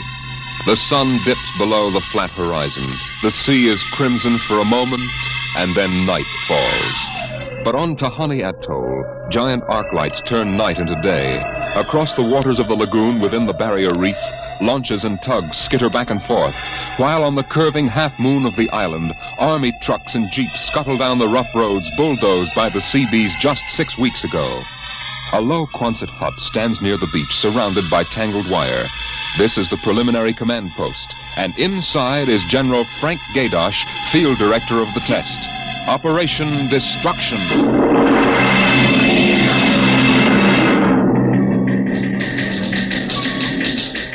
Well, everything on schedule, General Gaydosh. Radiological surveys complete. Instruments placement checked. Get me Navy and tell them HR is as ordered. Send a periodic time check to Air Force and Ewintock and observation and control on the Missouri. Yes, sir. I want a complete roster check on all personnel before HR. That test bomb is going off at 10 o'clock tomorrow morning. Even if there's a whole battalion stranded on the target vessels. You see that everybody's clear. Yes, sir. Oh, Nate Cohen wants to see you. Who the devil is he? AP man. He's been selected by the press radio pool to interview you. I haven't got time. Tell him to speak to Major Breedenberg. He's the PRO. Well, I think perhaps you'd better see him, sir. The directive on public relations from Washington was very clear. Now, what blazes am I supposed to run a bomb test and play mother hen to a bunch of reporters? Washington, sir? All right. Bring him in. Relly, Yes, sir. get me some black coffee. Yes, sir. This is Mr. Cohen, General Gaydosh. How do you do, General? Lousy, as a matter of fact. That an official statement? No. And run some of that world is at the crossroads baloney. I wrote that yesterday. General, what effect do you think the new bomb will have in the world situation? I can't tell you that even if I knew. My job is to set the blaster thing off, see that nobody gets hurt, and collect the data. Can I speak with you for a moment, sir? Later, Alan. Go ahead, Cohen. Can you release anything on the scientific principles involved? I don't even understand it myself. Wait a minute. Dr. Muller. Yes? Come over here a moment, will you? Cohen, this is Dr. Fred Muller. How do you do? Civilian scientific director. He's the only one who knows what's inside that warhead. How do you do, Mr. Cohen? How about a statement, Doctor? Well, I'm afraid all I'm allowed to say is that the bomb is new. It's extremely powerful. And off the record, it's very tricky and dangerous. Well, what'll happen if it goes off prematurely? I don't think we have to worry about that. In fact, we wouldn't even know about it. If you'll excuse me now. How about the natives? What about them? They're going to be evacuated from the island? They already have been. General Gaydosh. I saw the Tahani chief outside when I came in. The whole tribe's out there squatting down at the motor pool having a conference. What? Alan. I've been trying to tell you, sir, the Tahani are still on the island. What? The LCTs already, aren't they? Yes, sir, but they won't go. They refuse. The scheduled call for their evacuation to Milani 3 hours ago. I realize that, sir, but I hoped we could still get them off without violence. Look, Alan, they're either on the island or off. Wait a minute. Cohen, that's all. What are you going to do about the natives, General? I'll issue a statement later. You going to force them? Go on, out. I haven't got time. All right, General. Thanks. Thanks a lot. All right, Alan, let's have it. Well, sir, the Tahani have been kicking up a fuss all along. They won't leave. They won't? Do they know what's going to happen to the island? Do they know we're going to blow it higher than a kite? I told the chief, and he just said they won't go. They'll go all right if I have to. Get him in here. Chief? And the lieutenant who interprets. Yes, sir. How do you like that, Dr. Muller? I haven't got enough trouble. You know, I feel rather sorry for the Tahani. It can't make much sense to them. We arrive and tell them they've got to get out. I appreciate your finer feelings, Muller. But I can't let 100 half-naked Kanakas hold up the bomb test. They're not Kanakas, General. Captain Cook discovered the island in 1788. What's the difference? Lieutenant Gilbert reporting, sir. Noah. I haven't got time for ceremony, Gilbert. Tell the chief he and his tribe have to get off the island. We're providing homes for the Mamalani. Maruru teupa tau tiari iti mailani. Translate, Gilbert. The chief says, you do not understand. Mailani is a bad island. My people have lived on Tahani from the time that our ancestors were cast away on the island. The spirits of our ancestors are buried in the earth. Our fathers are buried here. Our fathers' fathers... If he thinks I'm going to move his graveyard, he's crazy. In our ancestors' time, the Tahani came in a great bird canoe. We were cast away on this island. We have made it our home. What right have you now to carry us over the sea to a strange land where we would die weeping for our homes? We will not go. By the water of Babylon, there we sat down and we wept when we remembered Zion. Thank you. Thank you, Dr. Muller. You're a great help. Gilbert. Yes, sir? Tell him I have no choice. He's got till midnight to get his tribe on board those LCTs peacefully, or I'll have the Marine detachment carry them on board. Isn't that rather harsh, General? After all, justice is on their side. We're preparing to blow up their island, and we haven't asked them about Dr. it. Muller, you will kindly confine yourself to the scientific aspects of this operation. I'll take care of administrative matters. Well, if you could explain to them what is at stake Any here. further explaining I've got to do, I'll do with the Marine detachment. I'm not going to hold up my schedule to coddle 100 barefoot natives. Well, Gilbert? I told him so. All right, get him out of here. I've heard enough. What the devil is that? It's some kind of a curse, sir. I can catch some of it. The island will remember the tears of its children and punish the invaders. The great destroyer will not destroy, and the evil man who is the chief will travel far through the blackness of night, even as the children of the island end, so will he. All right, Gilbert, take him away. Yes, sir. Colonel Allen, get a detail from the Marine Detachment with tear gas and small arms down to the motor pool. 1 hour, have those natives on that transport, and I don't care how they do it. Is that my coffee, Varelli? Yes, sir. They must know about the bomb. The great destroyer will not destroy. You worried about that curse?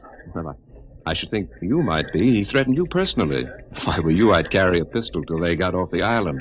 The chief looked as if he'd cheerfully strangle you with his bare hands. I'm supposed to end the way they do, huh? What's that? Oh, probably the Tahani saying goodbye to their island. I think I'll go down to the motor pool. Well, stay out of the way and get back here in an hour. We've got to have this wrapped up and headquarters moved out to the Missouri by dawn.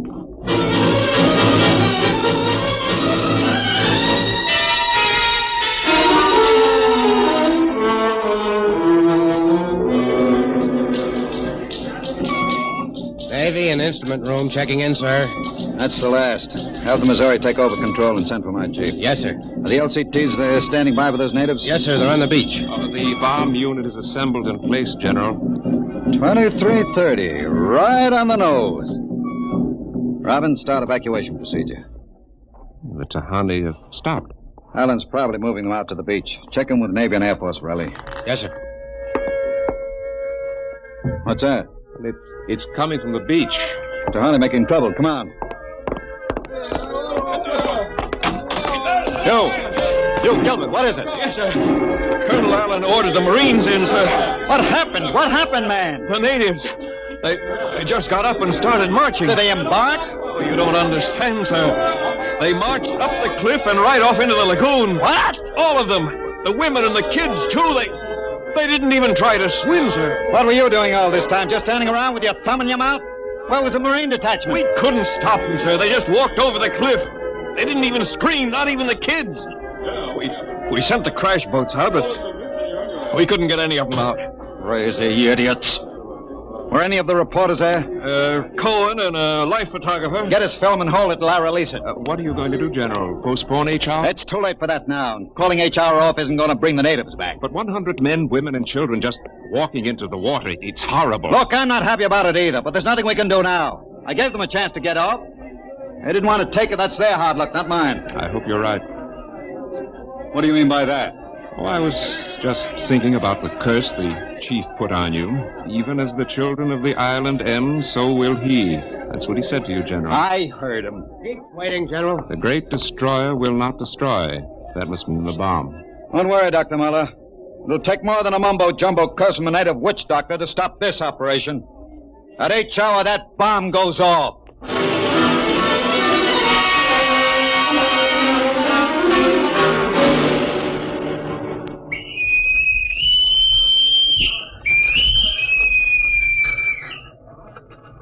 It is now H hour minus 1 minute 30 seconds. H minus 1:30. Video screens hooked in, sir. All right, check control stations. Observation Station 1. Observation Station 1, check.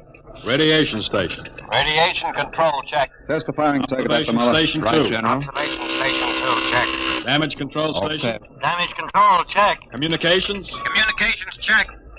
All checked in. It is H minus 1 minute. H minus 1. Take a good look at that island on the screen, Muller. When you throw that key, it just won't be there anymore. Nothing but an atom mushroom over the lagoon. It's quite a funeral pyre for the Tahani. Stubborn idiots. The way it serves them right, Muller. They can't get in the way of progress. Progress? I wonder if it is, General. It is H minus 30 seconds. H hour minus 30, 29, 28, 27, 26. The great 25. destroyer. That's what he called the bomb. Hold it, Muller. Allen, report. All checked in. Cameras running. Sound fire warning. Stand by for firing. Ready, Muller? Ready. 12,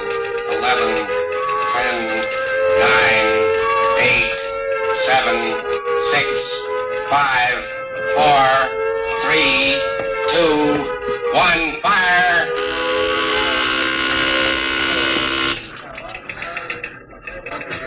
General, it didn't go off. Relly. The bomb didn't go off. Relly, signal and stand by. Condition red. Allen, check readings. Muller, what's wrong? What happened? I don't know. The bomb didn't go off. What do you mean? Why didn't it go off? I don't know, except for one thing. The Tahani chief said the great destroyer would not destroy. It didn't, General. The bomb didn't go off.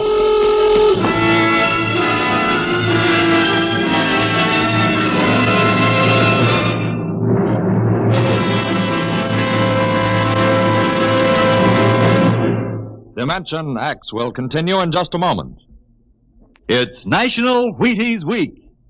And from behind the scene in the radio studio, here comes one of Hollywood's foremost radio producers, Mr. Joe Parker, stepping out of the control room to help celebrate National Wheaties Week. Mr. Parker puts on radio programs, and he's a visitor to Dimension X tonight. His regular program for Wheaties is Sarah's Private Caper. Joe's a regular guy. He sits there in the glass cage called the control room, running his show. But right now, here he is at the microphone to say his say about Wheaties. Ready, Joe? Thanks, Frank. You know, folks, I sit there in the glass cage, as Frank calls it, and I have to stop my programs long enough for him to talk about Wheaties. But you know, I don't mind. I kind of like this talk about Wheaties and milk and fruit. That's a lot of good eating. And I like the idea of celebrating National Wheaties Week, too. You know, we enjoy putting radio programs on for your entertainment, and we'd enjoy knowing that, well, that you're going to try Wheaties because of us. I hope you'll get Wheaties tomorrow and have some. The whole family. Matter of fact, I think I'll join you. Thank you, producer Joe Parker. If you like this program, friends, get some Wheaties and help celebrate National Wheaties Week.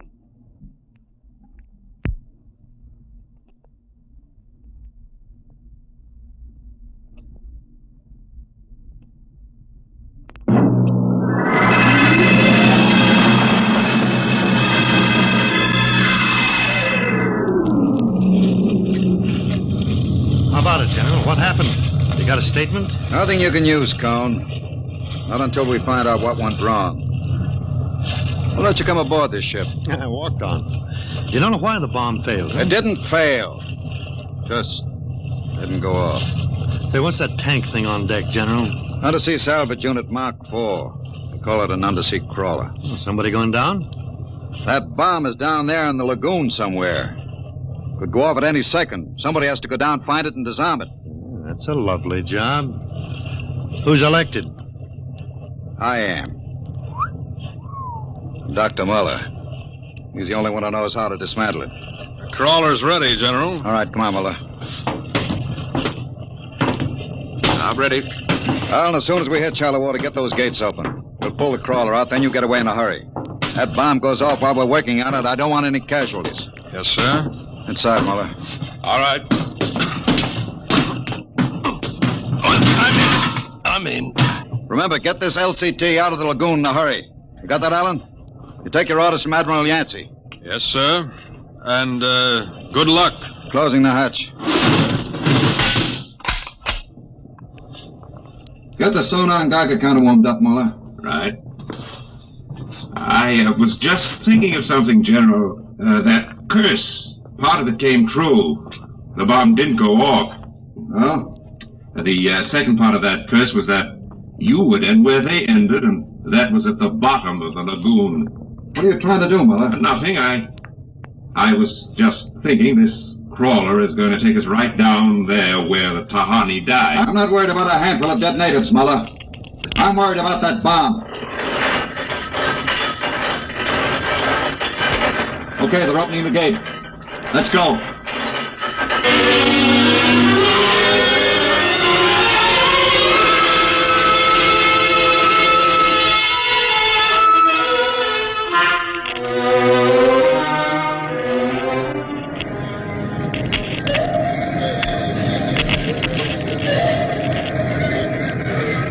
USU-4 to control. Depth 50 feet, bottom sandy. Dropping off sharp. Anything on sonar, Muller? A school of fish. Ever been down the crawler before? Only in the tank at New London. I think I've got a Geiger reading dead ahead. Hang on, we're going up over the reef. It must be the bomb, all right. The Geiger count is clucking like a brood hen. Keep an eye on the front vision plate. If we run over the bomb, we're liable to set it off. I think I'm getting something on sonar. Left of point. USU-4 to control. Over. USU-4 to control. Over. That's a fine note. Radio's out. Dead ahead. It looks too large to be the bomb. Can't see much in the forward vision plate. Wait a minute.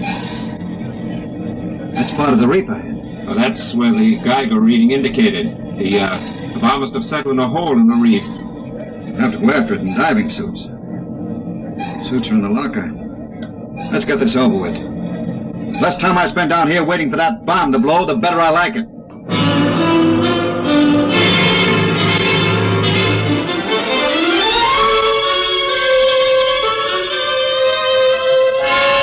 Ready, Muller? Grab your helmet.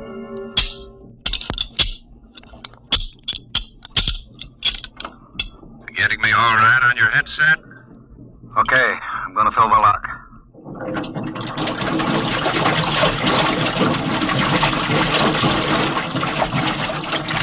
Here goes the outer door. Let's go. This isn't like that diving tank in New London. Look out for that car. Cut you to ribbons. There's an opening of some sort there. Wait till I get the light up. See if you can get a Geiger reading out of that opening. Over there. It's down there, all right. Careful. I'll drop down first. See anything down there? Muller, get down here fast. What is it? You find something? The bottom of this hole. It's metal on the sides. But it's the coral reef. Look. Well, the joints. There's a hull plate of some kind, and... Look out above us! It's closing! Grab it! It's too late. Little hatch. Just lit over the top. This is impossible. What's going on? It's like an airlock.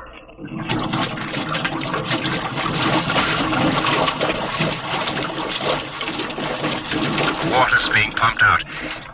General, do you realize what this means? Not sure. There's an inner door opening. Careful. It's a passageway. What do we do now? There isn't much to do. You can take off our helmets, so. Now shows good air. Yeah. All right. Come on. What is this? An undersea fort? What's it doing here? What does it mean? Whatever it is, our bomb must be down here. Wait. There's someone there. I can't see. There's a shadow. Who is it? Who's that? Ma'anua, Dr. Mother. Welcome to our ship. We have been waiting for you. General, it can't be. Do you see it? It's the Tahani chief.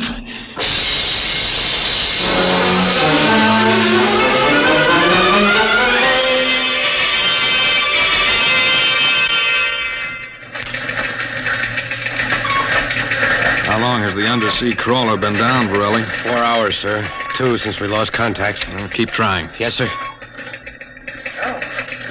I've given them enough time. I'm going to send another crawler down. What do you figure happened to them, Colonel? Well, there are a lot of things. Hey, how did you get in here? I walked in. Say, when are you going to release this, Colonel? It's the biggest story since the election. The bomb a dud, Dr. Muller, General Gadosh dead. They're not dead. At least we don't know they are. As long as the bomb doesn't go off, there's still a chance that something will... The bomb! Borelli, condition red. The Kilburn, radiation control into action. Yes, sir. Get the hot squad into Tahani Lagoon as soon as it's cleared. And get me a PT board with radiation screens. What is it, Colonel? What happened? The bomb must have blown. What about Muller, the general? If they were down in that lagoon, you guess.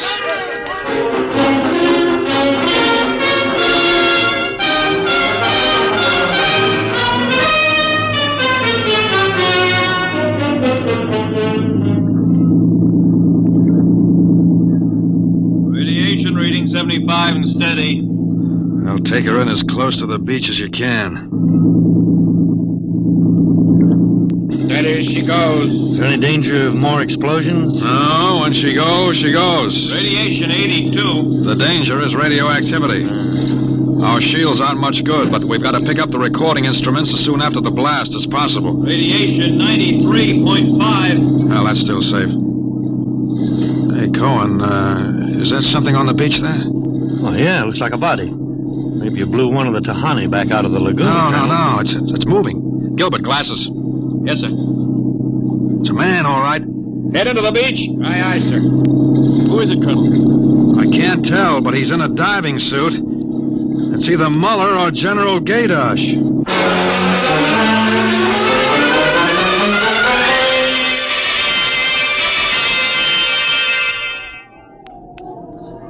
No radiation burns, superficial bruises, mild shock. He'll be all right, Colonel. Can he talk? For a while. I'm going to give him a sedative shortly. Muller, what happened? How did the bomb go off? You didn't. He's still out of his head. Quiet, Cohen, quiet. Go on, Dr. Muller. What did you find? A ship. A giant metal ship. There under the lagoon. A submarine? No. It was a spaceship. Camouflaged right next to the reef. What? When we went inside,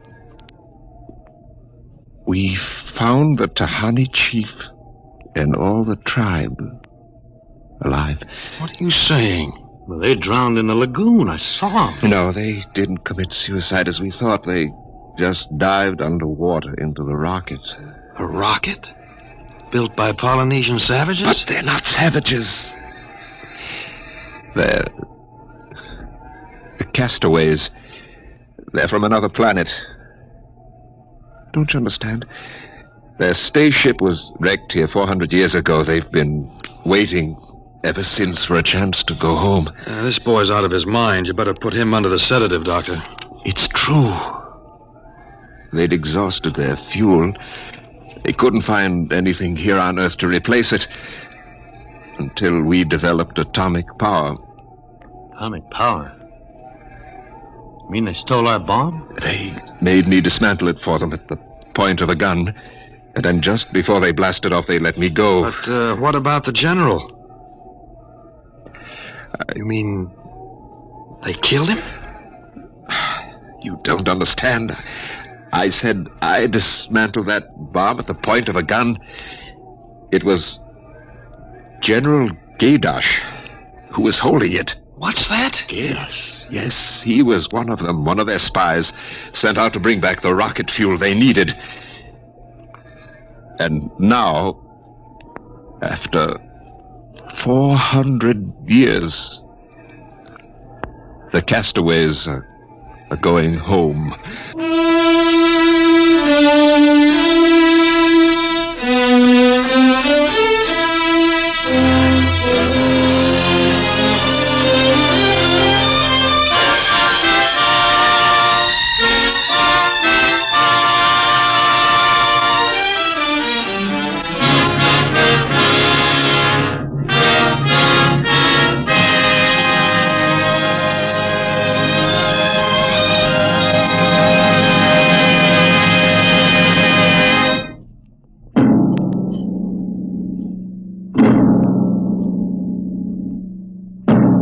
Dimension X has transcribed The Castaways, written by Ernest Kanoy from an original story by Ernest Kanoy and George Lefferts.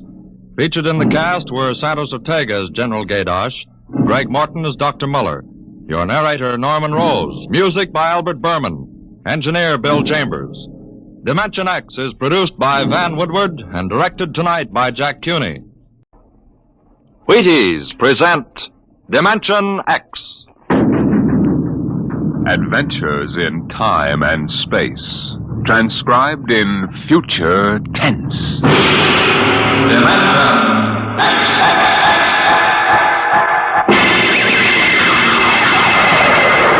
On stage tonight, Dimension X. Another in the Wheaties' big parade of exciting half-hour presentations. I don't mean to be too personal, mind you, but have you found out how Wheaties at 7 can help at 11? It's really very easy to find out, you know, and it's mighty worthwhile. Now, what you do is this. Come breakfast time some morning real soon. Dish yourself up a bowl of Wheaties. Crisp, golden flakes, 100% whole wheat.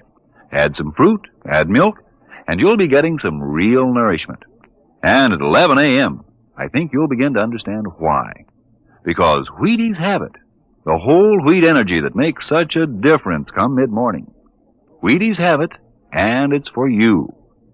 Now see if you don't look better, feel better, smile easier every day that breakfast begins with Wheaties. I know, I do. See for yourself how Wheaties at 7 can help at 11. It's amazing, really.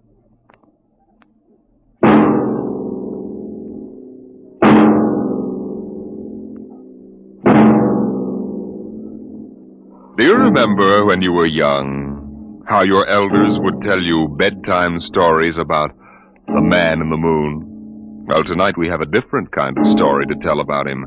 A story of suspense in the unknown world of the future, where anything can happen.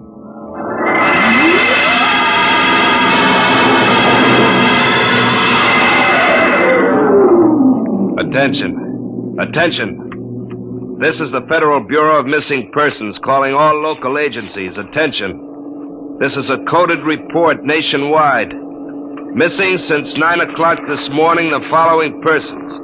Smidgley, Jonathan, 5 feet 8 inches tall, brown hair, brown eyes, mastoid... Hello. Hey, get off this wavelength. This is a restricted band. Hello. Look, whoever you are, you're on a coded wavelength. Now tune out. This frequency is reserved for the Federal Bureau of Missing Persons. Hello, Earth. This is the moon calling Earth. Hello, Earth. This guy's loony. Transmitting room. Jake in transmission. Jake, this is Charlie in the code room. Some crackpot's on our frequency. Yeah, I heard him, Charlie. I've got CQ trying to trace it now. Yeah, well, hurry it up, will you? Some ham's in for a good stiff fine by the FCC. They ought to take his license away. Oh, here comes Lenny with a directional fix. Yeah, Jake. I checked it 4 times. Why, this is impossible, and you know it. I can't help it. Hey, what's going on down there? How about it? Get that ham out of my killer cycle. Listen, Charlie, that interference is being beamed from 240,000 miles away. Oh, now, Jake, you know there ain't no such thing as 240,000 miles away. Oh, yes, there is, Charlie. Straight up. Straight... Hey, now, wait a minute. Charlie, that signal's coming from the moon. Are you nuts? Somebody might be bouncing it like a radar signal. Radar on this frequency? Where did you study basic radio? Listen, flathead, you asked for a fix. I gave the best fix our instruments can find. Now take it or leave it. Somebody on the moon is calling the Bureau of Missing Persons.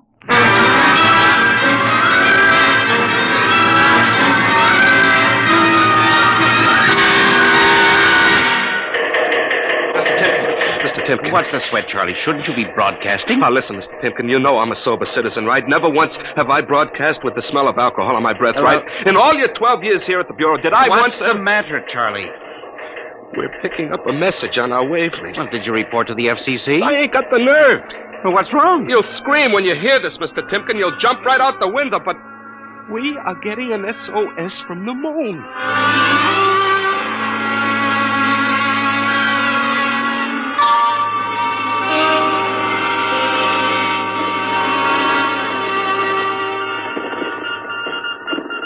That's got it. Started on voice and switched to Morse. What did he say? Let's see now. Can you read me? Help Otterburn. Will contact when the moon is in phase. Otterburn. Sounds like a name. Otterburn. Otterburn? Holy jumping Jehoshaphat. Hey, where you going? To talk to the chief. Hey, now, wait a minute. What are you going to tell him? We just got a CQ from the man in the moon? That's exactly what I'm going to tell him, Charlie. What?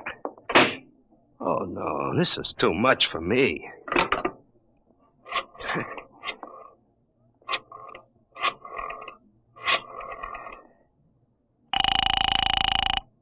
Washington Star-Ledger. Let me have O'Brien on the city desk, huh? One moment. O'Brien speaking. Seamus? Yeah? This is Charlie Starbuck down at the Missing Persons Bureau. You want a hot one? No kidding. This'll cost you a beer, okay? Shoot, Buck. I'll stay in your wavelength for 30 seconds. Yeah, okay. We just got a radio message from the moon. What? From the moon. Call me back when you're sober. Okay, Seamus, if you don't know a story when you see one. I'll send you the name of a good psychiatrist. So long, Orson Welles. Orson Welles? Hey, how do you like that? He don't believe me.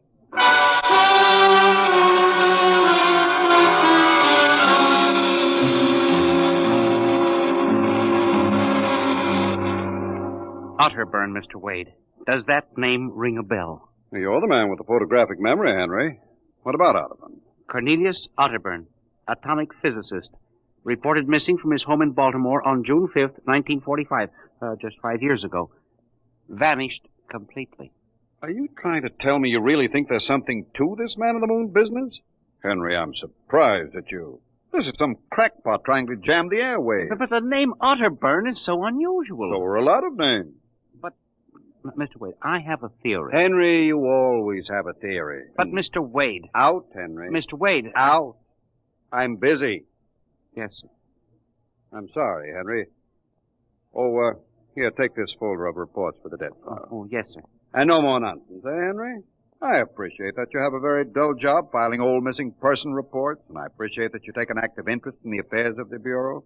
But, no more nonsense. Hmm? No, sir, Chief. No more nonsense. Oh! Pardon me. Hmm? Are you Mr. Henry Timken? That's my name. Permit me, Jefferson Philo, scientific feature writer. May I have a moment of your time? Certainly. Just sit down at my desk right over here. Thank you. My, that's quite a stack of papers. Filing.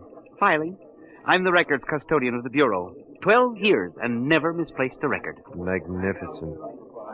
Now, Mr. Timken. Yes? Mr. O'Brien, the editor of the Star-Ledger, said I might drop by and investigate a rumor. Only a rumor, mind you, that a message from the, moon? Well, we aren't certain it's from the moon. It may be a bounce. They have bounced radar waves off the moon, you know. Yes, I know. I wrote the first newspaper article on it. Oh, really? Well, I'd be interested to read it. I must have a copy in my briefcase. Well, don't bother. Oh, but I insist. There you are. I'll leave it on your desk. Well, thank you very much. Now, about this message from the moon, Mr. Timken. Well, we don't know for sure, as I said, but I believe that this message, wherever it originates, is from Cornelius Otterburn. The physicist? Oh, you know him. I once wrote an article on his contribution to nuclear mechanics. A brilliant man, Otterburn, years ahead of his contemporaries. Well, whoever is sending those signals, if he isn't on the moon, is at least using the moon as a sounding board, bouncing the signal. But why, Mr. Timken? Why? Look here, Mr. Philo. If you will come here tomorrow night at 8, we may learn the answer to that question. I have arranged with Charlie, our radio man, to let me use the equipment. May I consider this an invitation? You certainly may. Very well, sir. Until tomorrow night, then. Goodbye, sir. Goodbye, Mr. Philo. Goodbye. Lackaday. Now, let me see now. That's funny. Where did this list of names come from? Paul Aarons, astromathematician. Robert Simons, electronic engineer. Carl Parker, mining specialist. Oh, this must have got mixed up with the papers on my desk by accident. It's a peculiar list of names. Most peculiar.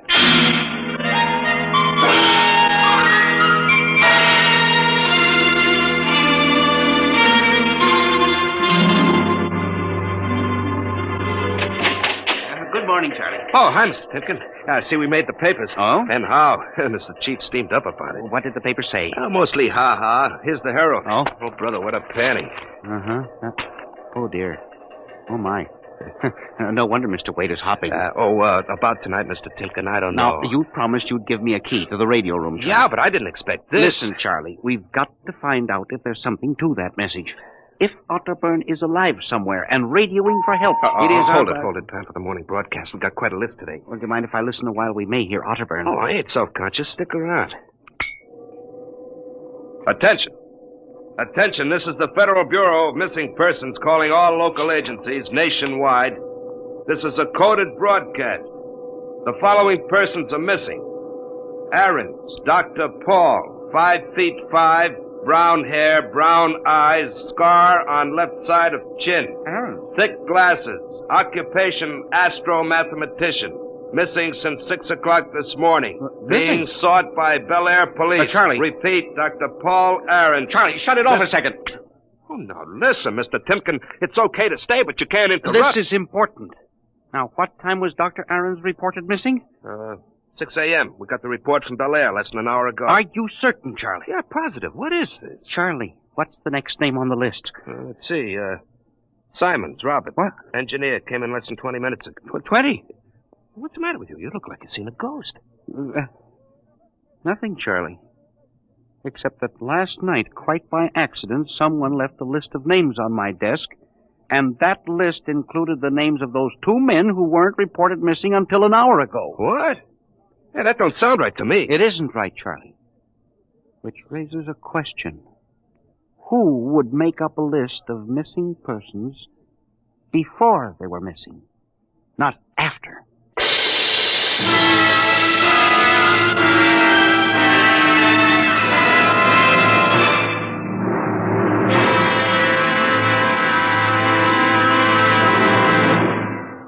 Dimension X will continue in just a moment. You know, friends, when I talk about Wheaties breakfast of champions, I mean something like this. Champions do eat Wheaties because they feel Wheaties give them energy they need and because they just plain like the way Wheaties taste. And even though they are champions, that isn't unusual. Sort of the way you and I look at it, isn't it? Here's Ed Prentice with a perfect illustration of my meaning. Now, young man, will you tell us what you do for a living? I pitch. You what? Pitch. You know, baseball. We have a baseball team. You have to have a pitcher. I'm a pitcher. I pitch. Oh, yes, I see. And are you on a team? Yes, sir. I'm on the Cleveland Indians. Cleveland Indians, What is your name, young man? I'm Bob Feller. And you know it as well as I do, Ed. Sure I do, Bob. It's good to see you. This makes your 14th season playing with the Indians, doesn't it? Yep, Ed. 14 years. Well, tell me, Bob, how long you been eating Wheaties? Oh, about 20 years, give or take a couple. You mean you started eating Wheaties before you started playing ball? Why, of course. What's so strange about that? Most people start eating Wheaties before they get to playing ball. In fact, most people never start playing baseball. You don't have to be a ball player to enjoy the lift you get from Wheaties with milk and fruit. You're right as rain, Bob. No champ ever said a truer word about Wheaties, breakfast of champions.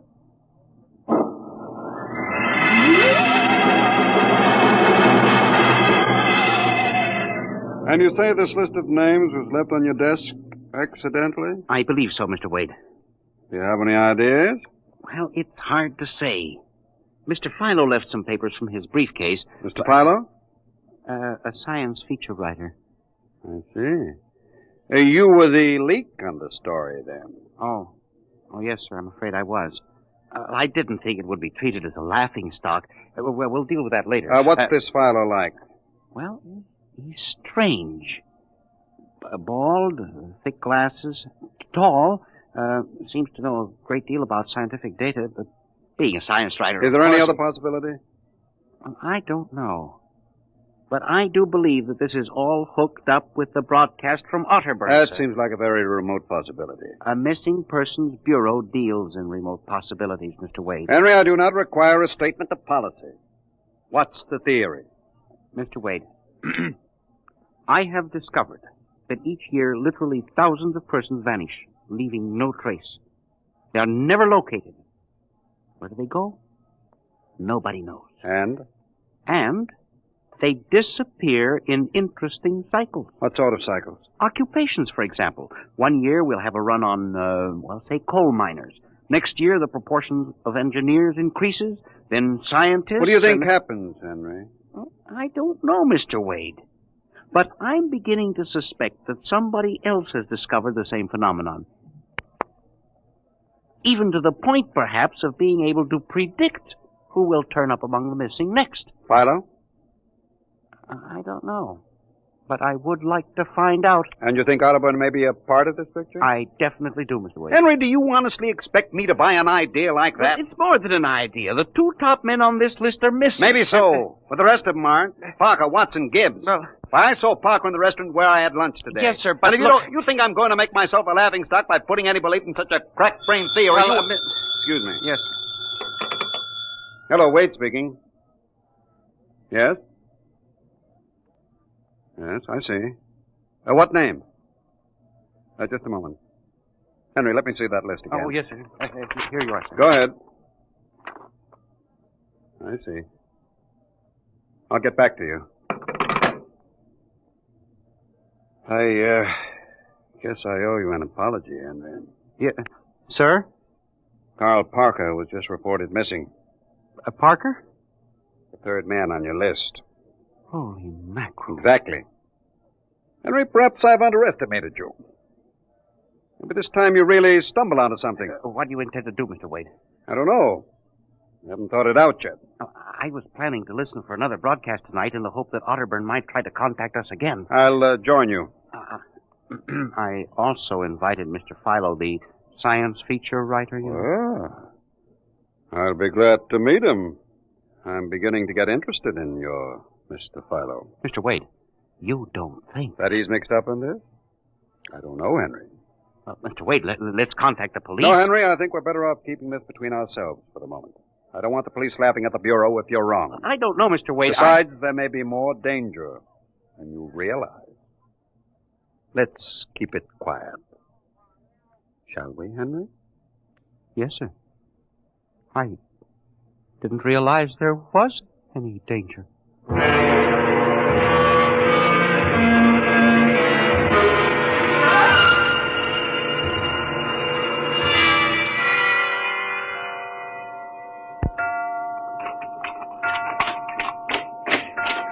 O'clock.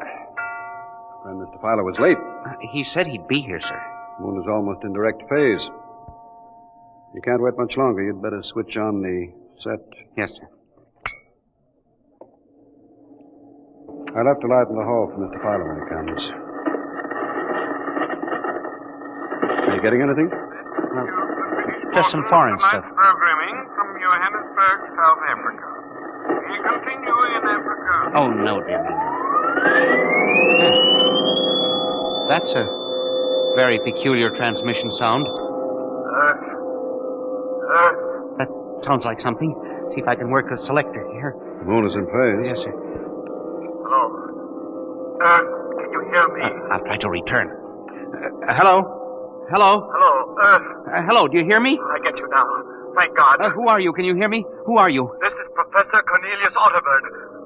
Hello? Go on, I hear you. Not much time. They're on to me. They've located my landing point. You hear me? Go ahead, keep talking. I've only enough oxygen for a few minutes more. Well, where are you? I'm on the Earth side of the moon. You get that? The Earth side of the moon. A volcanic crater. Good Lord. Start that recorder, Mr. Wade. Go on, explain, please. Explain, please. Closely. There's an Earth colony on the moon. There is an Earth colony on the far side of the moon. Made up of renegade scientists and criminals. Professor Ernst Holtzman. Holtzman, he died in an insane asylum in 1938. Professor Ernst Holtzman discovered nuclear rocket power in 1935. Turned his plans over to escaped inmates of the asylum. They took off and set up a colony on the far side of the moon in 1938. Go ahead. We're recording you. Each year, they recruit new colonists from Earth. Slave labor mostly. Some women, scientists. The oxygen problem is a big one. I was kidnapped in 1945. Yes, we know. Keep talking. They wanted me to work on atomic drive with their flying discs. Hello? We're still getting you. Go on. 6 others and I escaped. Speak louder. The charges left getting weaker. We pulled what little oxygen we had. The others, dead now. Thank God I reached you. You've got to stop them. Stop them. Stop who? The moon colony. planning to take over the Earth. Listen, they have agents on Earth. Hear me? Agents on Earth? Where? Who? Hello? Hello? Agents in... Henry, look out. There's a light. Someone at the window. Get down. Henry, are you all right? I think so. Oh, his shot smashed the transmitter. Strike a match. Careful. Whew, that was close. I got a look at him. From the description, it was your Mr. Philo. Well, we got a recording anyway, but not the most important part of the message. Henry, we've got to get you out of here. You said they have agents. Philo's probably one of them. He'll be looking for you now, trying to kill you. The police, You Mr. think Wade. the police would believe a fantastic story like this? People being kidnapped to the moon as slave labor? Moon colony planning an invasion of the Earth? Henry, believe me, they'd clap us into straitjackets before we could finish. We've got to do We something. need time to get proof. Well, if we can't walk out of here, Philo's probably I waiting. can only figure some way. Wait, I know. How? Listen, there's a service elevator that leads to the basement garage. My car is there. Mr. Wade, By let's the call time the the police get here, we'll be dead. You think Philo will wait outside all night? Come on.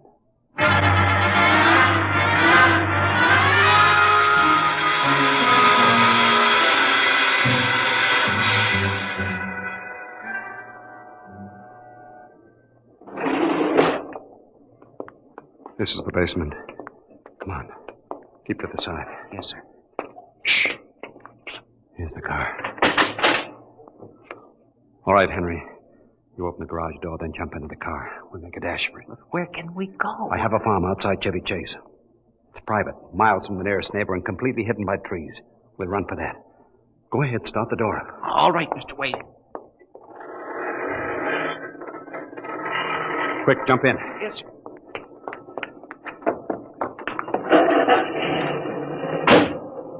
All right, here we go. Cross your fingers, Henry.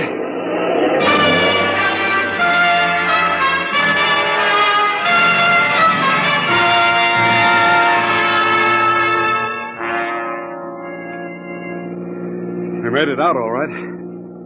Anything doing? Well, there's a blue coupe behind us. It seems to be following. I'll cut up Pennsylvania Avenue and out Route 1 toward Baltimore. It is following. He turned with us. Can you go faster? Not much faster. He's gaining on us. I've got an idea. Hang on, Henry. Yes, sir. Why did you stop? Turn off the lights, quick.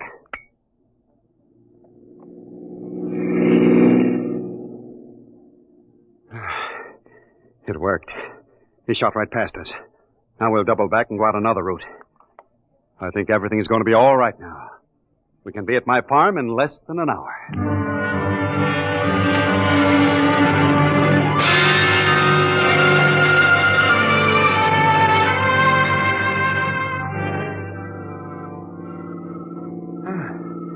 This place is really out in the wilderness, Mr. Wade. You can stay here indefinitely till we figure out the next move. Just up this dirt road now, there's a big abandoned wheat silo on my grounds. It's down in a hollow where it can't be seen except from the air. And even then, the oak trees shield it. We'll hide you out there. Now we can leave the car here. We'll be able to see. Come on. How did you ever find this place, Mr. Wade? I've always liked seclusion. Came up here to get away from it all. There's the silo. Well, it's certainly well hidden. There's a small door around the side. Come on. Yes, sir. Oh, careful of those bushes. Hard to see them in the dark. Do you suppose Philo will find us? I assure you, Henry, that Mr. Philo will never find us here. Not in a million years. Here's the door.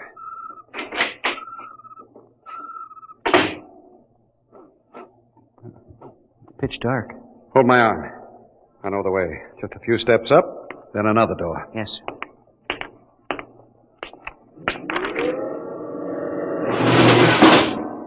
Steel. This is an unusual silo. Double walls, wood outside, steel inside. Completely fired. An army couldn't wreck it. We're inside the inner shell. Careful. You're in a circular room. Stay here a moment. I'll go outside and see if the coast is clear. In a moment, your eyes will become accustomed to the darkness. I'll bring back some food and water. Well, don't be long, Mr. Wade. This place gives me the willies. I'll just be a moment. Yes, sir. Mr. Wade.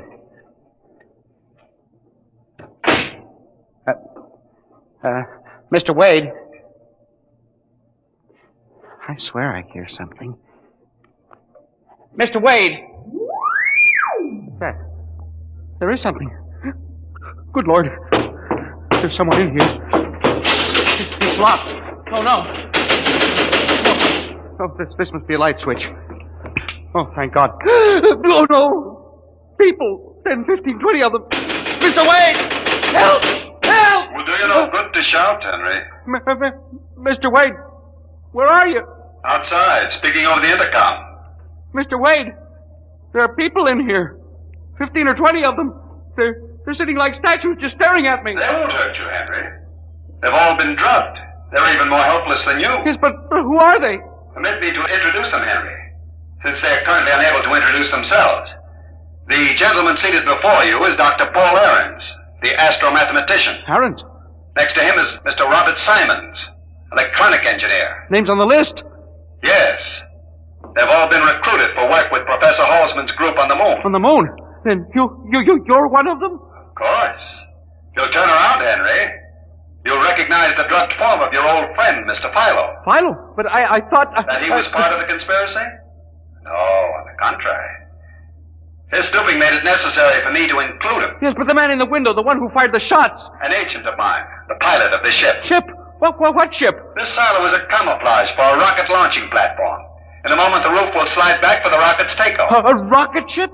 In exactly 70 hours, you and your companion will join Professor Otterburn on the moon. But you can't do this to me. We have done it, Henry. No! You see, there was another name omitted from that list, which I carelessly mixed up with your papers. That of Henry Timken. No! Bon voyage. I won't let you do this. You can't. Please let me out. Let me out, please. This can't happen. Let me out.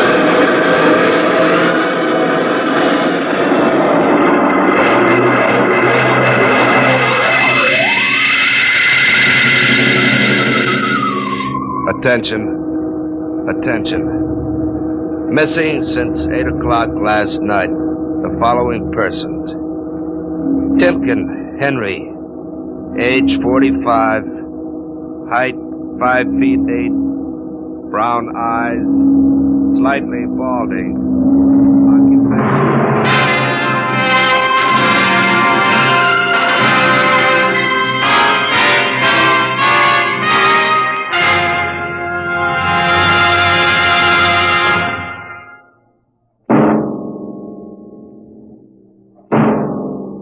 Tonight, Dimension X has presented The Man in the Moon, an original story by George Lefferts. Featured players were Louis Van Rooten as Henry Timken and Santos Ortega as Wade. Your narrator was Norman Rose.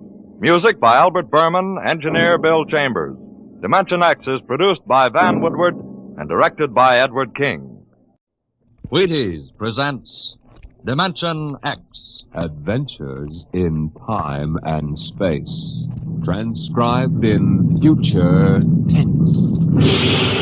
Dimension X. On stage tonight, Dimension X. Another in the Wheaties' big parade of exciting half-hour presentations. Say, tomorrow's Saturday, you know, and maybe you don't have to show up for work. A whole swell summer day for just what you want to do. So, start off with a big holiday bowl of Wheaties at breakfast, and just see how it sparks up the morning. Wheaties are whole wheat, you know, and I don't have to tell you what good, sturdy nourishment that is. So, if you got fish to catch or golf to play or maybe a hike to take, just see how Wheaties can make it all a lot more fun. You know why? Why, lady, mister, it's just because you feel good when you've had your Wheaties. Those two-fisted little whole wheat flakes are loaded with vitamins and minerals. And so are you when you've had your Wheaties. Go on, try 'em. Just you see how Wheaties at 7 can help at 11.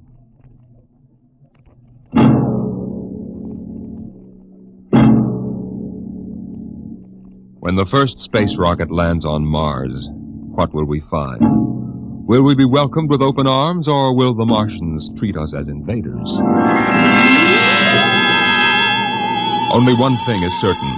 Someday a giant metal ship will take off from Earth to travel through the black velocities, the silent gulfs of space, to descend at last into the darkness of the upper Martian atmospheres. And on that day, man will finally know the answers. The day we first land on Mars.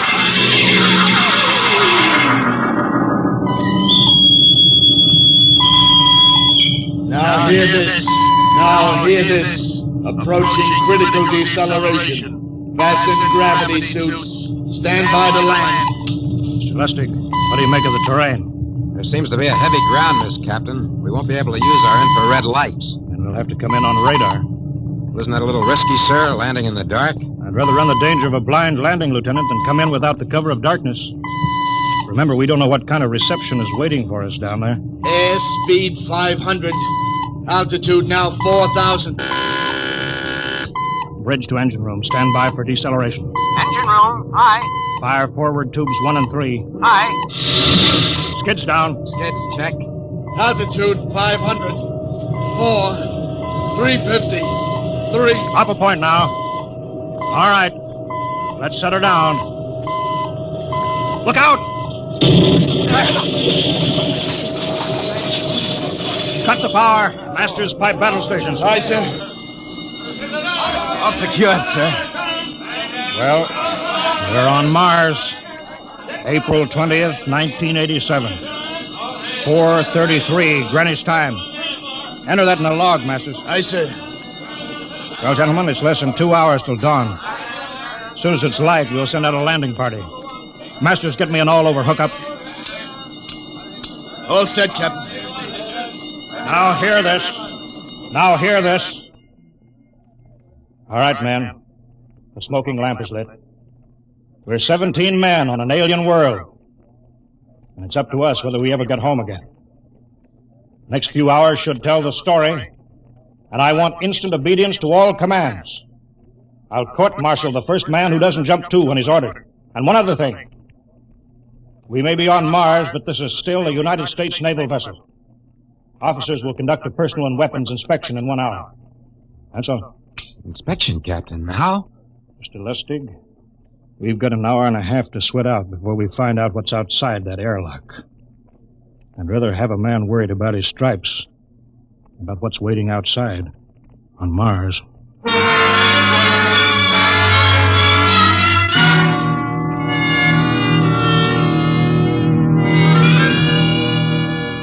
Now hear this. Landing party report to forward airlock. Captain Black, Lieutenant Hingston, Lieutenant Lustig, and Dr. Horst report immediately to forward airlock. It is now landing time -5. Sounds like they're paging us, Hingston. You ready, Dr. Horst? Yes. Ready as I will ever be. Oh, come on. Let's report to the airlock.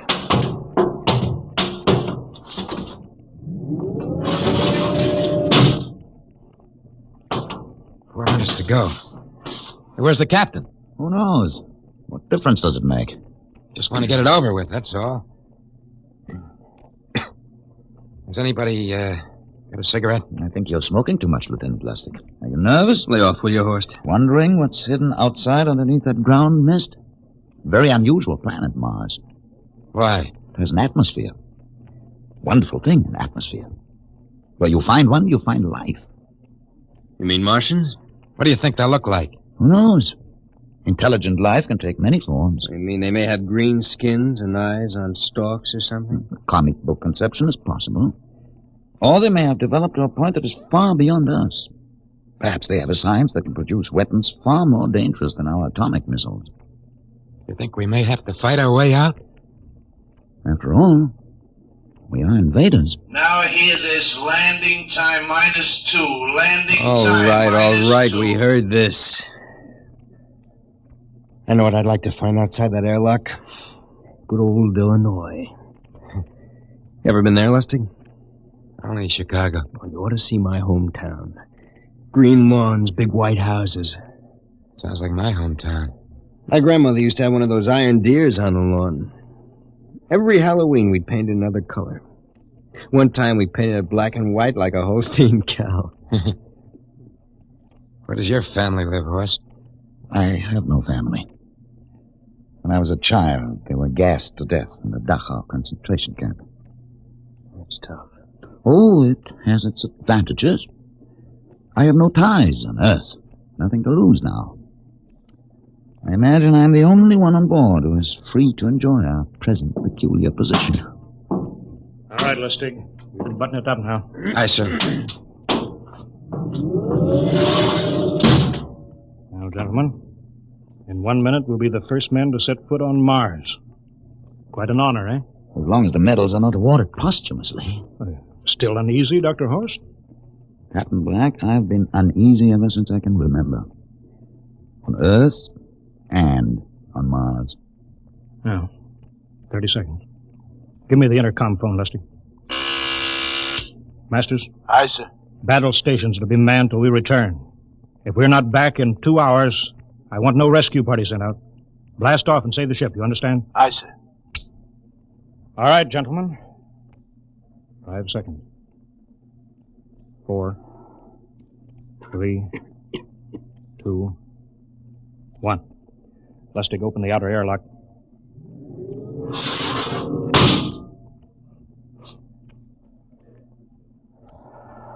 Fresh air. Let's go. Hold it now. It's too dark to move fast. Quiet, isn't it? Not even a wind. You can't see anything through this ground mist. Quiet. We don't know what's out here. Come on.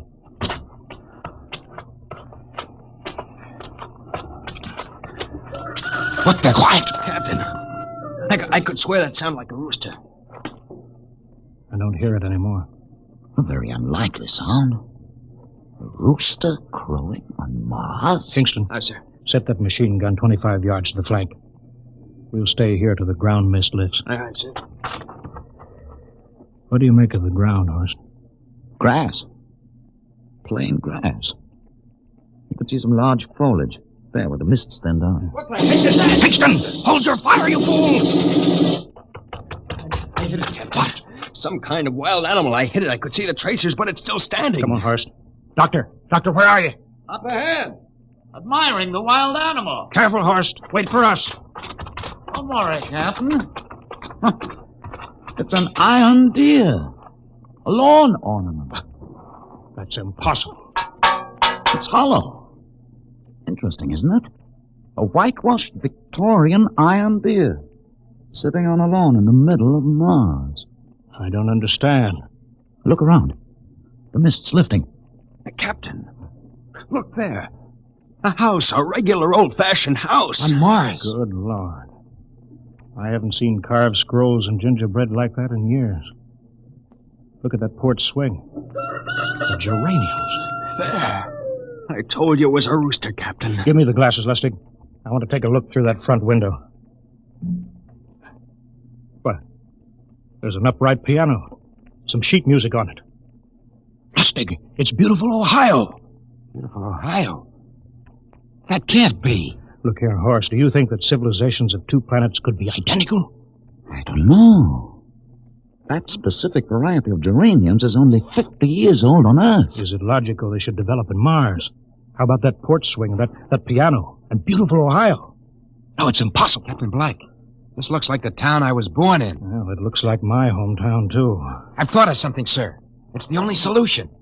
Maybe we're not the first ship to reach Mars from Earth. That's the only answer. That's impossible, Lustig. If there had been space travel, it couldn't be secret. Do you have any idea what ships cost, what industrial power is needed? There's got to be some logical reason. Captain, I think perhaps we might find out. A light just went on in that house. Kingston, cover that door with the machine gun. Aye, sir. Come on, Horst.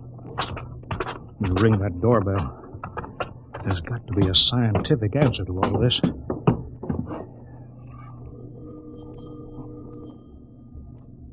There's something moving in there. Stand back, Horst. Give me a clear shot. Maybe a Martian. Can I help you? We were looking... Well, if you're selling anything, it's much too early. No, wait a minute. What town is it? What do you mean? Are you census takers? No, we're strangers here. We want to know how this town got here. Is this a game? No, it's not a game. We're from Earth. From where? From Earth. Do you mean out of the ground? Hey, are you sure you're feeling well? Madam, we came in a flying ship across space. We're from the third planet. This is Mars. Now do you understand? Mars. You go away now, you hear? I'll call my husband from upstairs and he'll chase you. Now go on. This is Mars, isn't it? This is Green Lake, Wisconsin, in the United States of America. Bounded on the east by the Atlantic and on the west by the Pacific. Now, go away. Goodbye. Of course, do you suppose it's really possible? I've got to find out more about this. For the last time, now go away. Pardon me, madam. What year is this? Year? Well, 1928, of course. Oh, for goodness sake. You hear that, Horston? We know it's 1987. And we know it's Mars. Is it possible that we got fouled up, made some tremendous blunder, and circled around and landed back on Earth? In 1928? Maybe some switch in time or dimension. Could we have shifted somehow and gone backward in time? Horst, it won't hold water. It's not logical. We've checked every mile. We went past the moon and out into space. We're on Mars. Find out anything, Captain? No, we're going back to the ship till I figure out some logical explanation for all this. Lustig, out at point. Aye, sir. Hingston in the rear. Keep that gun at half load. Aye, sir. Horst, there's got to be some cold, logical solution. Captain. What? That house down the street. The white one with the green shutters. Lustig, what's the matter? I never thought. Thank God. Thank God. Lustig, come back here. He's running for that house. That crazy fool, after him quick. Lustig, stop. Come down off of that port. Grandma! Grandpa! Lustig, what the devil do you think you're crossing? Grandma and Grandpa, it is you. Lustig, what's going on here? Albert, why, it's been so many years. How you've grown, boy. Oh, it's so good to see you. Lieutenant Lustig. Oh, Captain. Grandma, I want you to meet my friend. This is Captain Black. Captain, I want you to meet my grandfolks. Howdy. Any friends of Albert's is friends of ours. How long you been here, Grandma? Oh, good many years. Ever since we died. Ever since you what? Oh, yes, sir. They've been dead 30 years. What? You mean to tell me that Mars is heaven? Oh, nonsense, no. All we know is here we're alive again. And who are we to question God's infinite ways?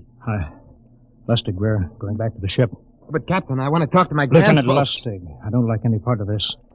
You'll come back with us. I have to club you and carry you. Yeah, but, sir, That's they're enough. my... Heaven only knows what they've run up against back at the ship.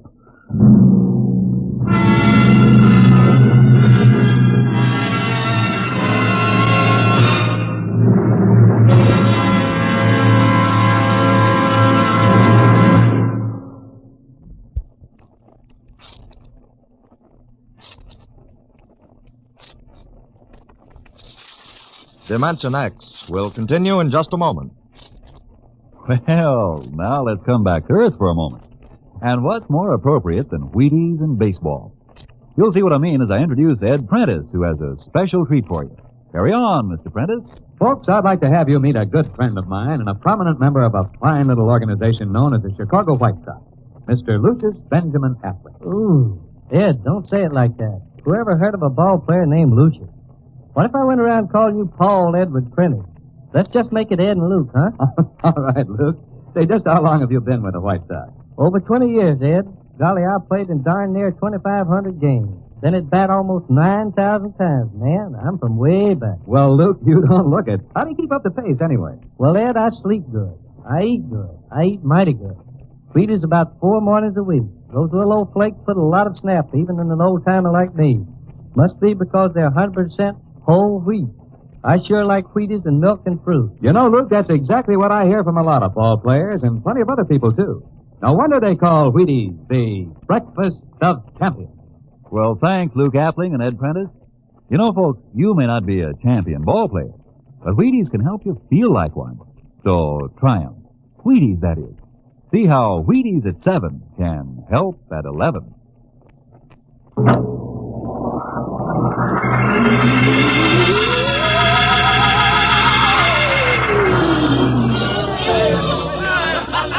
Horst, look at that crowd around the ship. Looks like we're being welcomed with a celebration, Captain. Celebration? They've abandoned ship. Every port is open. No guards in. You, Masters. Hiya, Captain. Meet my old dad. Dad, that's Captain Black, and he's not a bad guy for an officer. Of all the... Kingston! What, sir? Bring that man back. Use force if you have to. Excuse me, sir. There's my Uncle George. Kingston! I'll be right back, Captain. Uncle George! Uncle George! What the devil Don't is you going... understand, sir? They've all found friends and relatives. They're all here. He's right, Captain. I've counted. The whole crew's out on the crowd. But I gave orders. Definite orders. You don't understand, Captain. I understand mutiny. I don't care how many relatives show up. I'll have discipline on... Johnny! Johnny, you old son of a gun! Edward! It's you. It can't be. Of course it is. Johnny, you old son of a gun. Edward. Dr. Horst, this is my brother, Edward. How do you do? Hello. It's wonderful to see you, Edward. Look, I've got to get back to my ship. Hey, I almost forgot. Mom's waiting at home. Mom? And Dad, too. Mom? Dad are alive? Excuse me, Horst. Then you're real, Ed. Don't I feel real? How's that, huh? Ed, we've got lunch for you, Johnny. Mom's making corn fritters. Dr. Horst, haven't you found anybody? No, Captain. I have nobody. Then you come on home with me, right, Ed? Sure, you bet. Horst, you wouldn't believe it, but it's been 35 years since I had Mom's corn fritters. By George. 35 years.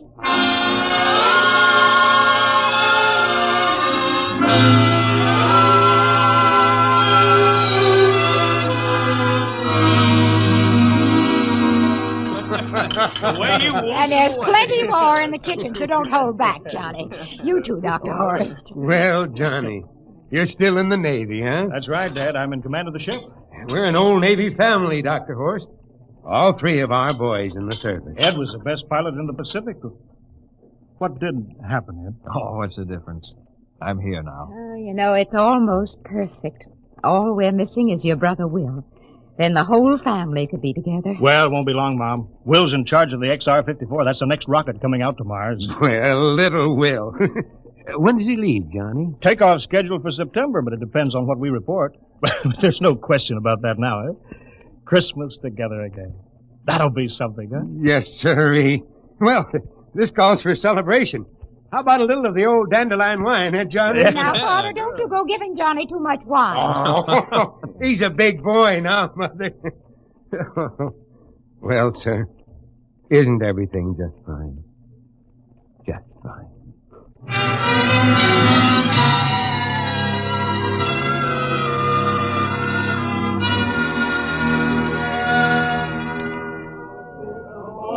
The candlelights are gleaming on the banks of the Wabash, far away. Hey, we have play another song. Sure, Well, Dr. Horst, what do you think of my little family, Very nice. You know, I can't understand why you didn't find any folks here, Dr. Horst. It's just a shame. Everybody else is so happy. I never remembered my family, Mrs. Black. All I know is they were gassed at Dachau during the Second World War. When I was liberated, I was in delirium 3 months. I cannot remember anything before then. A psychiatric phenomenon. That's terrible. Isn't there anything anybody can do? I don't want to remember. Oh. I haven't had a pleasant life. I prefer to be free of emotional entanglements. They interfere with a scientific approach. I'm sorry, Dr. Horst. Oh, I'll get it. Hey, that's our ring, long and 3 shorts. I remember that. Well, maybe we'd better call it a night.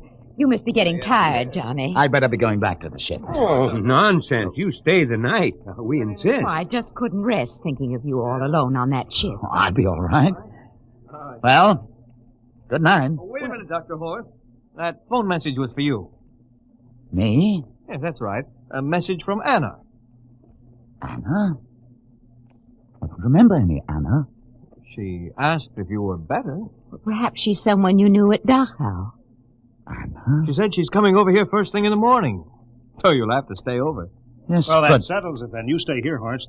You can bunk with me in my old room. Oh, but Johnny, we thought you'd like to be with Edward. So you could talk the way you used to. Well, we can't put Dr. Horst on the daybed. I think we better share the room tonight. There'll be plenty of time for talking, Ed. I guess so. Well, I suppose I better drop back to the ship. You know, Ed, security check. Well, why do you have to do that here? Well, I don't know. There's no good reason, I guess. Well, I suppose we skip it tonight. Oh, sure. Well, good night, everybody. Oh, it's good to have you home, Johnny. It's good to be home, Mom.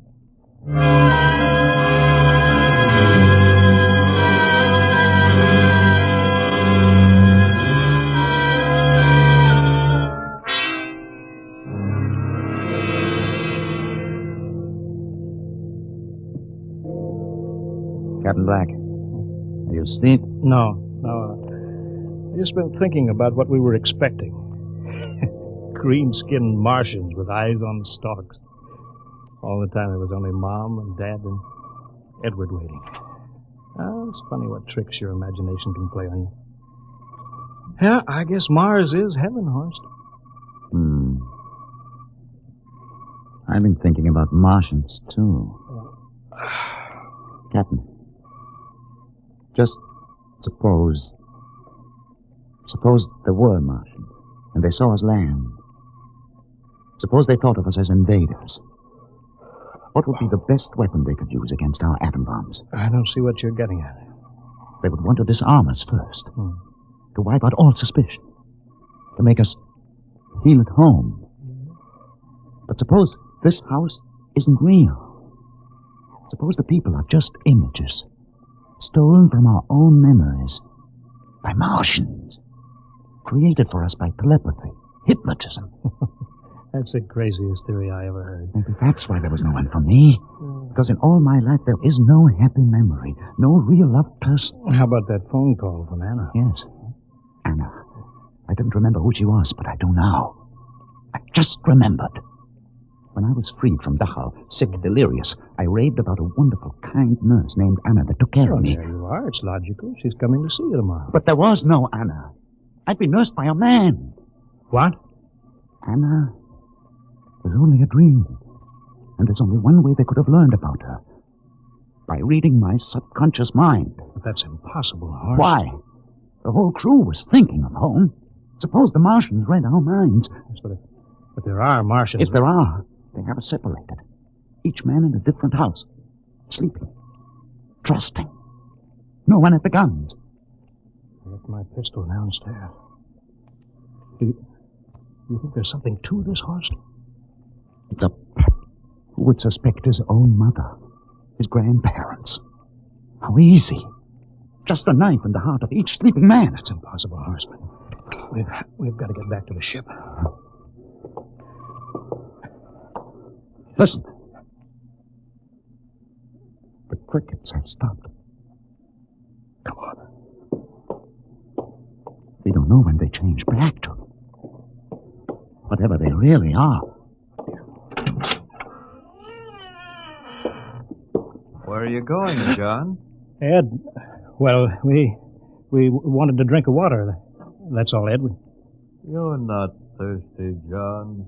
You don't want to drink. You don't want to drink. His face, it's changing! And his hands, he's a Martian! Run, horse! Run! Get away, John! You can't get away! This way, horse! Horse, where are you?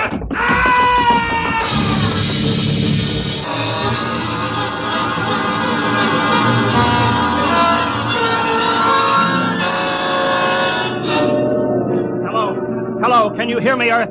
This is Captain John Black, the XR-53, calling from Mars. I've locked myself in the ship, but they've crippled it. I can't take off or fire the guns, and they're coming for me now, the Martians. I'm all alone here. All the rest are dead. Hinkston, Lustig, Dr. Horst. Poor Horst, he didn't even reach the door. Listen, they're trying to break through the hull now. Edward and Mom and Dad and all the folks. But they're changing now. Melting and changing back into... They're Martians. Can you understand me? Martians, not men. They made us think that Mars was heaven and we fell into the trap. Can you hear me, Earth? You've got to stop the next rocket. Tell my brother Will. Tell my brother Will not to come. They'll trap him too. They'll kill them all. Hello! Hello! Can you hear me, Earth? This is John Black on Mars. Hello, Earth. This is John Black on Mars.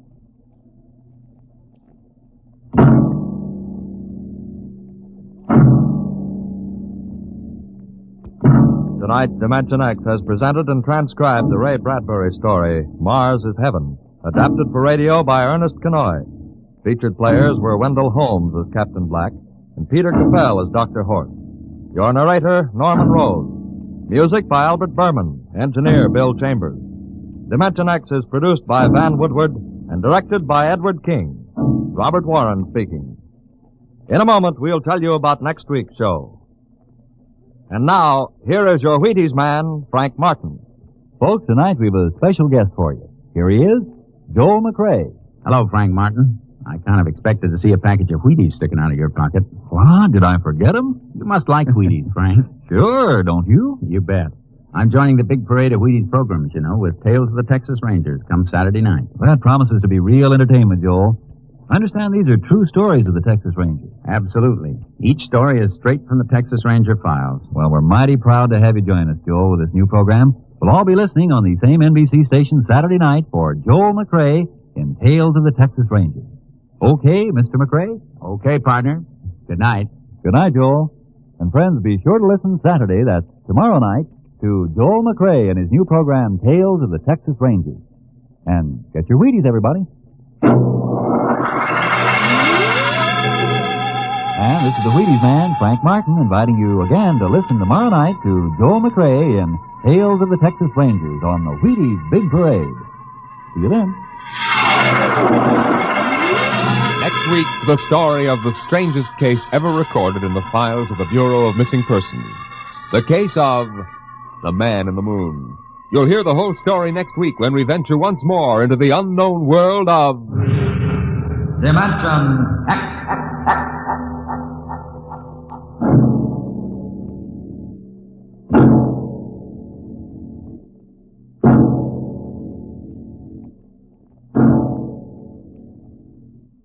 Adventures in Time and Space, told in future tense. Dimension X.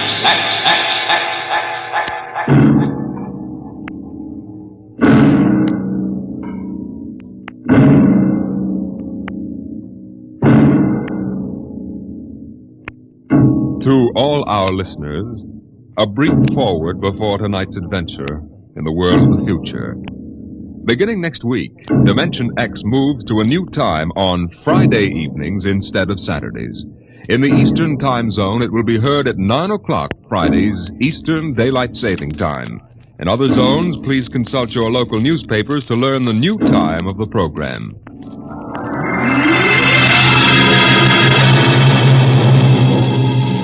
Now, tonight's venture into the world of tomorrow. A most unusual story about a logic named Joe and a man named Frank, and of how he saved civilization. It was on the 3rd day of August that Joe came off the assembly line. On the 4th, Lorene came into town. And that afternoon, I saved civilization.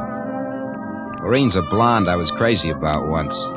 And Joe is a new 1940-74 model Logic that I got stored away down in a cellar. And how do I save civilization?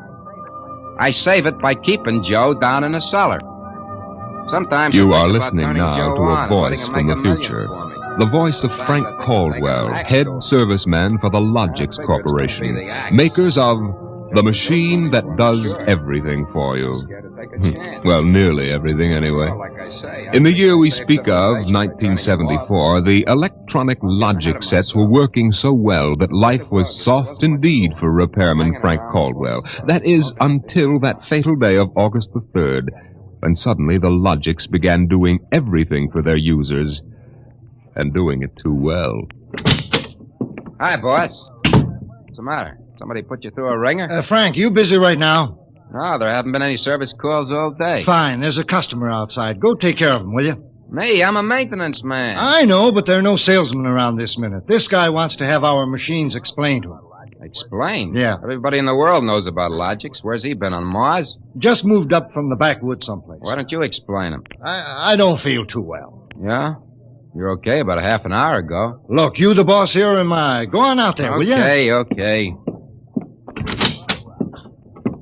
Good morning. My name's Caldwell. Can I help you? Oh, thank you, Mr. Caldwell. My name's Kolanovich.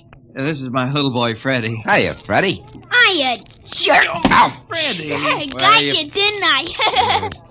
Fine kid you got there. Freddie, how many times I gotta tell you not to kick people in the shins? Excuse it, please, Mr. Caldwell. Sure. Just a kid. I got a knife home. Can cut you in little pieces. Freddie, we'd like to buy a Logic, Mr. Caldwell. The gentleman we spoke to first said he had to leave in a hurry. Oh, he did, huh? Well, I understand you're not acquainted with Logics, Mr. Kralanovich. Yeah, that's right. We just moved to the city. My wife, she saw that everybody else had a Logic, and you know how women are. You bet. Well, you can't get along without a Logic in this day and age, Mr. Kralanovich. Look it, I got a snake. Want to see Will it? you shut up that... yeah, now, about the Logic. Yeah. Here, I'll plug one in here. There, now. You see, the Logic looks kind of like an old-fashioned television set. Only it's got keys instead of dials. Now, if you want to talk to a friend, you just punch the number of his Logic. Like making an old-fashioned phone call. Except you not only hear him, but you see him, too, on this viewing screen here. Now, of course, that's not the important feature of these things. Oh? Now, suppose you want to ask a question. A question? Like, what to take for a sore throat? Or who won the American League pennant in 1911? You just turn on the Logic. Then you punch the question key, and you ask, like this. Who was the first president of the United States? George Washington. You see? I already knew that. Well, that was just a sample. Oh. Well, I got a little store. Will it keep books for me? It'll keep your books, record your contracts, serve as a filing system, and check up on what happened to your lawyer's last client. Anything. Oh, say, they're really something, these things. 10,000 services and information sources in one. Read our advertising. Well, what I want to know, Mr. Caldwell, how do these Logics work? You saw that big building across the street? Sure. Well, that's one of the relay tanks. Now, there are a dozen of them around the country, all hooked up together. And there's a data plate in one of those tanks for every fact in creation. You mean those relays know everything? If there's something they don't know, the technicians are busy making a relay plate for it right now. The Logic integrates the facts in the tank and gives you the answers. Hey, you. Can I ask this thing how to make dart poison? How to make what? Dart poison, like in Africa. I could shoot the darts from my pea shooter. Oh, well, I think maybe we better not get one of these things. Well, that's okay, Mr. Kalanovich. The Logic won't tell you about no dart poison, see? Bet it will. I'm gonna try it. Hey, how do you make dart poison? Public policy forbids this service. What'd it do that for? On account of some little brat, on account of some children might ask things that ain't good for them. Listen, I don't like this here one. I want that one over there. They're all alike, kid. I want that one. If I can't have that one, I'm gonna hold my breath till I'm dead. Well, I got lots of time. It's no use, Mr. Caldwell. You might as well give him the one he wants. But, kid, they're so much alike. Even I can't tell them apart. I can, and I want Joe. Joe? Who's Joe? Oh, I guess he means the Logic, Mr. Caldwell. He has to think up a name to call everything. You should hear the names he calls me. Not till I'm 21, I promised Mother. Okay, so we call him Joe. But what makes you think Joe's any different from the rest? He looks different somehow. Don't be silly, them things are all alike. The 1/10,000th of an inch. Just the same, I'll bet he'll teach me how to make dart poison. Okay, then. Come on, Joe.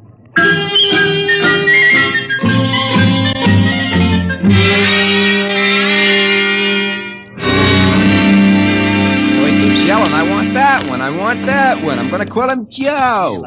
Mike, I could have wrung his neck. I could have How taken many that cards, Charlie? I pass. I'll draw two. Well, what a holy terror. He had his father scared to death. Too bad that kid ain't mine.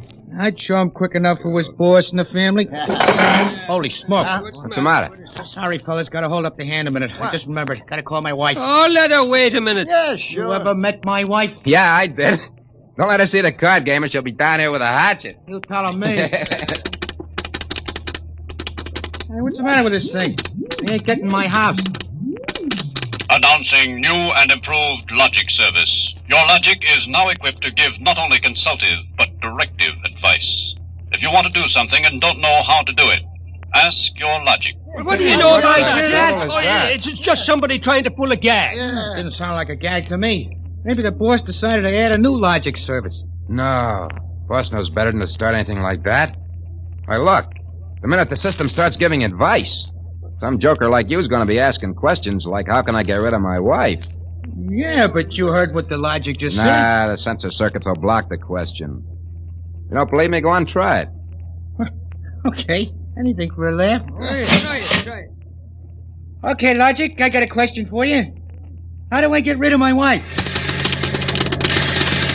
Service question. Is your wife blonde or brunette? You guys hear that? She's a blonde. Hexacrylaminotin is a constituent of green shoe polish. Take home a frozen meal containing pea soup. Color the soup with green shoe polish. This poison is fatal to blonde females only. This fact has not been brought out by human experiment, but is a product of logic's service. You cannot be convicted of murder. It is improbable that you will be suspected. The saints preserve us. It's bound to be right. These things can't make a mistake. Well, Mike, don't stand there. Turn that thing off and check the sensor circuits. Quick. We can't get to them. They're all sealed up. It's supposed to be impossible for them to go out of order. Well, they're out of order now. And I got a feeling some awful things are going to happen.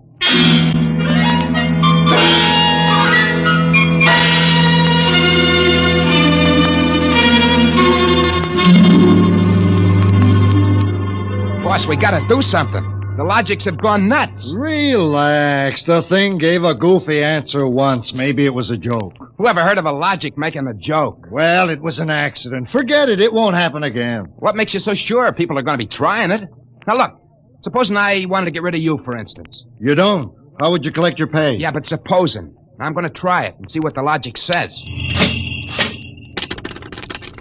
If you want to do something and don't know how, ask your logic. How do I bump off my boss? A male, bald-headed, 45. Service question. Is he fat or thin? Holy mackerel. Fat. Make some chocolate ice cream containing powdered charcoal in place of half the chocolate. Use Hotzo brand charcoal. Hotzo contains an ingredient fatal only to fat, bald-headed males. This fact is a product of logic's service. You hear what it said? If this keeps up, we'll have to shut down the company. You kidding? We can't shut down the company, and you know it. Logics do all the computing, bookkeeping, filing, and recording of contracts for every business in the country. They handle all television programs, personal calls, weather forecasts, employment notices. I know that, but... Wake up. If we shut down the Logics, we go back to a civilization we've forgotten how to run. Yeah, but the point is, boss, they're now giving out information on murder. And no telling what else. Well, we'll just have to find out why and fix it. Meantime, there's nothing to worry about. Nothing to worry about? Of course not. You've asked these questions for a gag. Nobody's going to ask them seriously. What you need is a little faith in human nature. Oh, excuse me, it's probably the wife. Person-to-person video call. Go ahead. Cyrus, dear? How do you feel? Why, just fine, sweetheart. I just called to tell you, Cyrus, I want you to be sure and get home on time for dinner. Yeah, why? Because I've got a surprise for you, dear. Your favorite dessert. Dessert? What kind? Homemade chocolate ice cream. The flavor is heavenly, Cyrus. When you taste it, you'll just die. Cyrus, what's wrong? Why don't you answer me? Cyrus! Chocolate ice cream, huh? This can't be happening. Agnes wouldn't... Why, this is dangerous. Have a little faith in human nature, huh? Caldwell, you're the head of the maintenance crew. I'll give you 24 hours to fix these Logics, or you're fired. Now, look, boss, Get me the police. Get me an extra maintenance crew. Get me a doctor. You. Me? Get moving. Where? Anywhere. Find out what the Logics are up to. And see that you find out before the Logics do.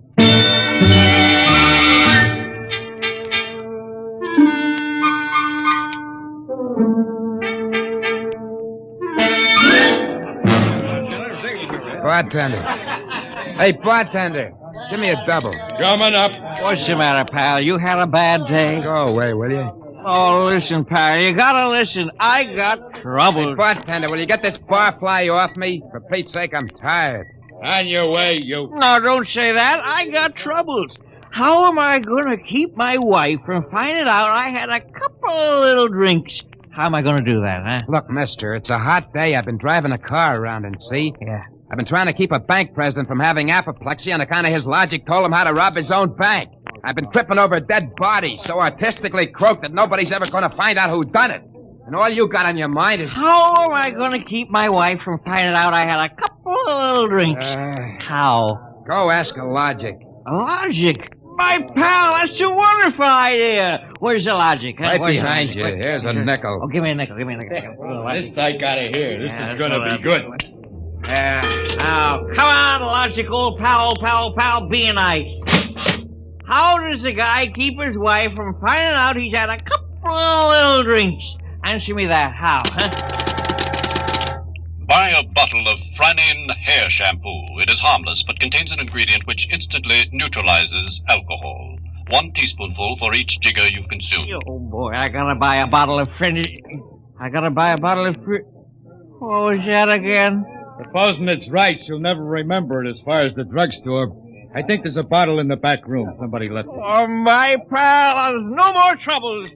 Show me the way to go home.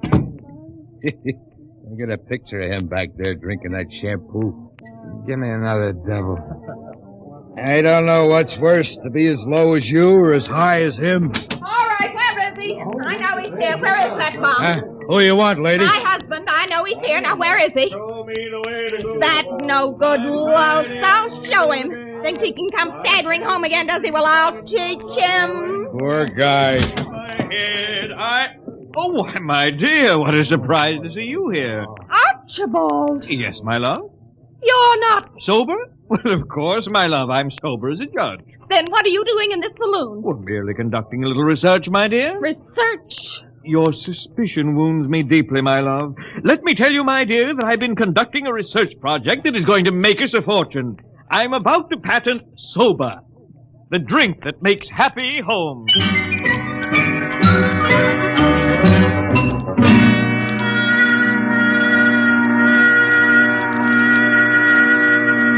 I'm Caldwell from the Logics Company, Sergeant. I just stopped Logics in to see... Company. Listen, Caldwell, you people get those blasted machines under control or we'll have you all behind bars. Now, look, Sergeant. No, you look. At this blotter. Blank. The greatest crime wave in history, and we can't even make an arrest. They're all perfect crimes. Well, we're doing our best to find out. It's not good enough. If you can't find out anything, shut down the company. Or the police department will. We know there's some big gang back of this. Hey, maybe you know something about it, Caldwell. Now, look, nobody's back of it. The Logics run themselves. They pick their own circuits automatically. You mean that they're doing this all by themselves? Sure. We always thought they could do more things than we knew about. I think they're just trying to be helpful, that's all. Oh, that's all, is it? Well, you'd better make them cut out the tricks, including this new one, this new business they're up to now. What new business? It just started an hour ago. Every time you turn on a Logic, it asks you your name and then spiels out the whole history of your life. Huh? I haven't heard about that. What's it do that for? You tell me. Go on, try it. Okay. What is your name? Huh. How do you like that? I'm Frank Caldwell. Frank Caldwell. Were you ever called Ducky? Oh, Ducky. Lay off, will you? What if I was? It's been years. Ducky, there is a video call for you. Hiya, Ducky. Holy cats. What's that? Lorraine. Ducky, darling, how marvelous. Look at that blonde. It's Lorraine. Where are you? Oh, silly, I'm in my hotel room. Say, how do you like my play suit? Well, I just got into town. Oh, Ducky, wasn't it smart of the Logic to find you? Logic? Find me? I asked it how to find you, Ducky. You must have an unlisted number, darling. You're not in the directory. Yeah. Well, how have you been, Lorraine? Since I saw you last. I heard you got married. That's right. Ducky, you won't believe me, I know, but I've had 4 husbands. But I've never loved anybody as much as I love you. You've divorced 4 husbands? 3. The last one died Who unexpected it? He did. But the jury acquitted me, Ducky. They knew it was just a little old accident. So now I'm free again, and we've just got lots of things to talk over. But, Lorraine... You come right over here, Ducky, instantly. Well, I'm working. I'll call you back. Oh, I'm so lonesome. Please make it quick, Ducky. Have you ever thought of me? Oh, yeah, sure. Plenty. You sweet. Here's a kiss. That'll just have to last till you get here, but hurry, please. Oh, my back. What am I going to do? Do like you were telling me a while ago. Huh? Calm yourself, Ducky.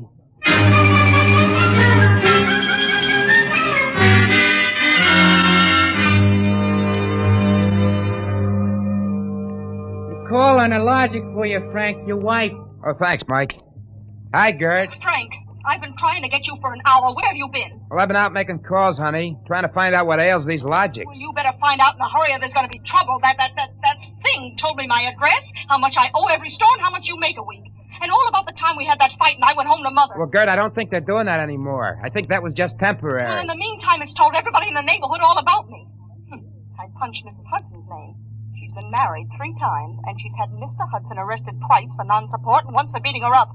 It'll tell anybody anything. Yeah, but I tell you, Gert... Frank, you stop these things or I'm going to leave you.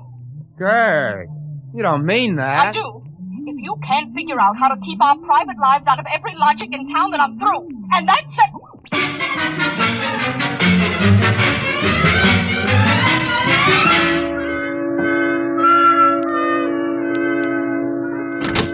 Hey, boss. You gotta put more men on the job or something. We gotta lick these logics. My wife's gonna leave me if we don't. You're also going to be looking for a job if we don't. Well, I don't care about the job, but listen. You listen. The logics are giving out information on high explosives, the fine points of murder, and legal loopholes that'll beat any charge from hijacking to high treason. Yeah, but my wife... And about 6 guys have thought of asking how to switch bank credits so they can corner all the cash in the country. Now quit bothering me. Get over at the tank and help Mike try to block off some of those circuits.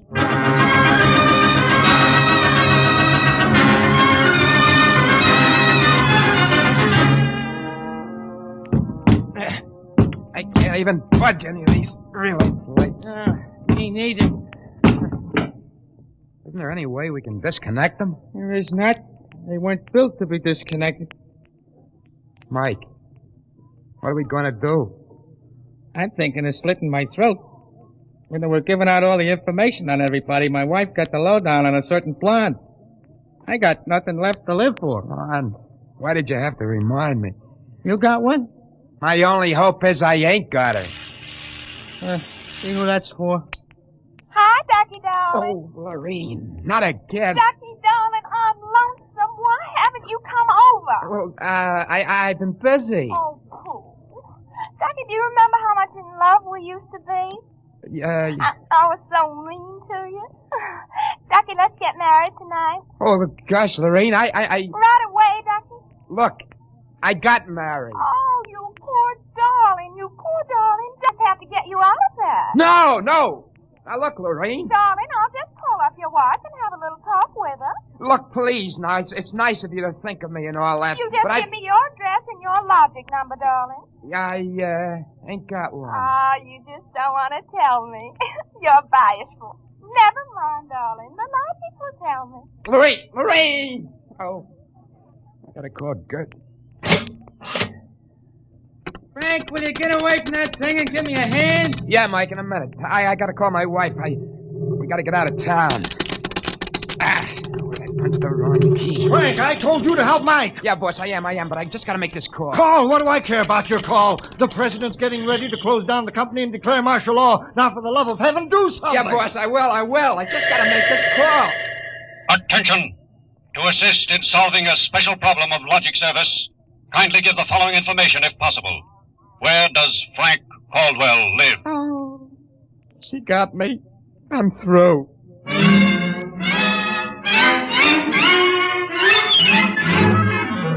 Look, Gert, there is no blonde. Frank Caldwell, I told you I was leaving you. Well, leave me later, will you? Right now, pack yourself up and the kids. We gotta get out of here. What is all this? Are the cops after you or something? Yeah, that's it, the cops. Come on, get moving, will you? Hey, get away from that logic. Yeah, but don't you think we ought to hear the police calls? 27 and car 31 detailed to round up all employees of the Logics Company. Use caution. They are suspected of sedition. Holy smoke, the Car cops are after 17, me. But you just said they car were. 17, proceed to vicinity of 119 East 7th Street. Child terrorizing neighborhood. Use extreme caution. Child is armed with pea shooter using poison dart. That is all. Freddie. Who's Freddie? Oh, he's a mean little kid.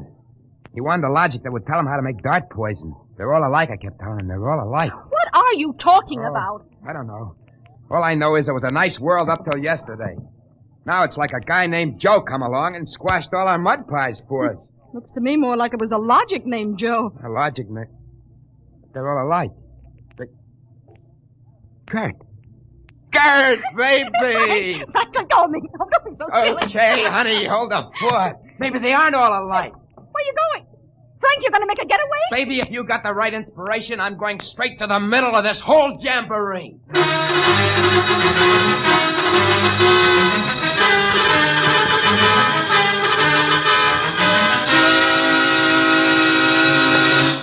Yes? Oh, I was hoping it was the police. You remember me, Mr. Kralanovich? Caldwell of the Logics Company? I wish the Logics Company was at the bottom of the ocean. Well, I don't blame you. Now, where's your logic? In here? I'd smash it into a million pieces if I wasn't afraid of what Freddie would do to me. Just get out of the way, will you? I got business with Joe. If you want to do something and don't know how, ask your logic. Oh, we're back to that routine, huh? Well, I want to do something, all right. Tell me, Joe, can a logic be modified to achieve correlations for which human brains are too limited? Yes. How great will the modifications be? Microscopically slight. Changes in dimension not detectable even by precision gauges. They can come about only through an extremely improbable accident. What would this super logic then be able to do? Come on, you spell it. It could set up entire new combinations of electronic relays which would bypass the normal sensor blocks, thereby enabling it to perform valuable new services, including the giving of helpful advice on any human problem. Uh-huh. Has this accident ever happened, Joe? Come on, come on! It has happened only once. In the case of the logic now owned by the Kolanovich family of 119 East 7th Street. A logic named Joe. Thanks, Joe.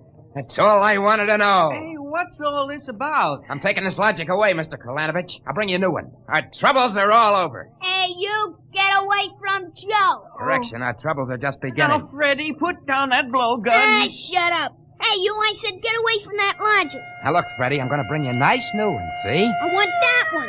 What I got in this picture ain't beans.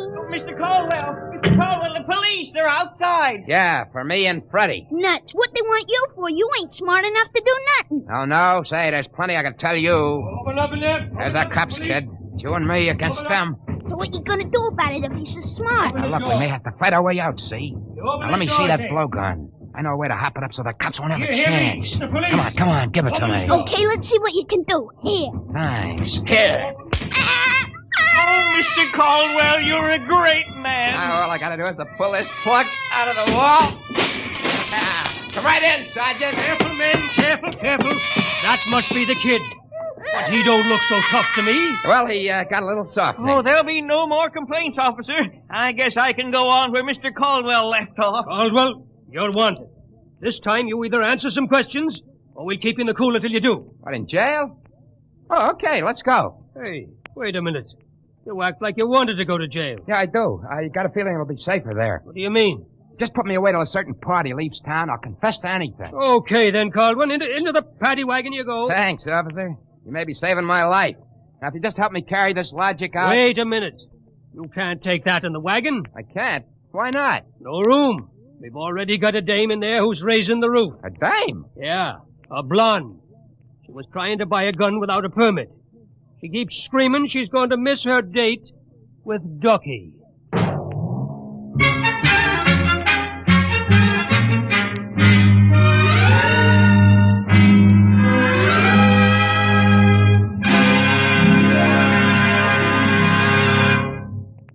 You have just heard another adventure into the unknown world of the future.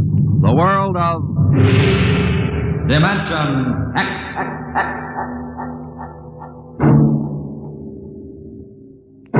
Next week, Dimension X joins the big parade of exciting half-hour presentations at a brand new time on Friday evenings at a different hour. In the Eastern Time Zone, you'll hear it at 9 o'clock Friday, Daylight Saving Time. In other zones, please consult your local newspaper listings to learn the new time.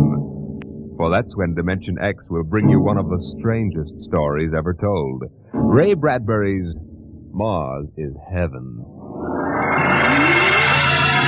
Tonight's story on Dimension X was titled ALogicNamedJoe, written by Murray Leinster and adapted for radio by Clarence A. Ross. Featured in the cast were Joseph Julian as Frank and Roger DeKoven as the Logic. Your narrator was Norman Rose. Music by Albert Berman. Engineer Don Albert. Dimension X is produced by Van Woodward and directed by Edward King. Transcribed in future tense. Dimension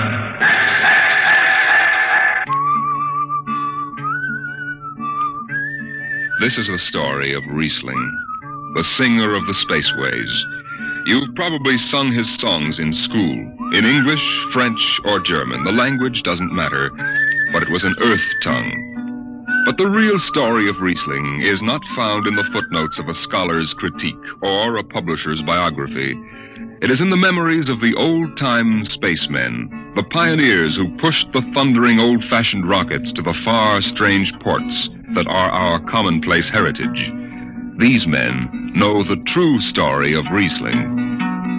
The arching sky is calling spacemen back to their trade. All hands stand by, free falling, and the lights below us fade. Outride the sons of terror, far drives the thundering jet, up leaps the race of earthmen, out far and onward yet.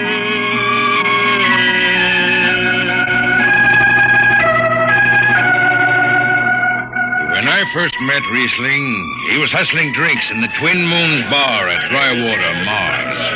He'd won a guitar off a Chinese barkeep at Luna City by cheating at one thumb, and he made his whiskey by singing in the bar and passing the hat. Listen to her, Hertzman. Don't she strum pretty? Like a 16-year-old gal. Say, how much you collect on that last song? $3 Martian and a slug. Al grabbed it from my bill. You don't trust me no more. Funny, never did have no luck with hound dogs nor Martian barkeep. Hey, Riesling, look over there by the bar. There's an Institute 4 striper giving it the eye. Know him? Captain Hicks off the Goshawk. He's sure giving you the once-over. Maybe he's got a job. They don't make never no mind to me. I've been blacklisted. Hicks logged me for making up a song on watch. Right fine song, too. Hold it. Here comes the brass arm. Riesling, I've been looking for you. I've been right here, Skipper. You saw to that. I need a jetman on the Goshawk.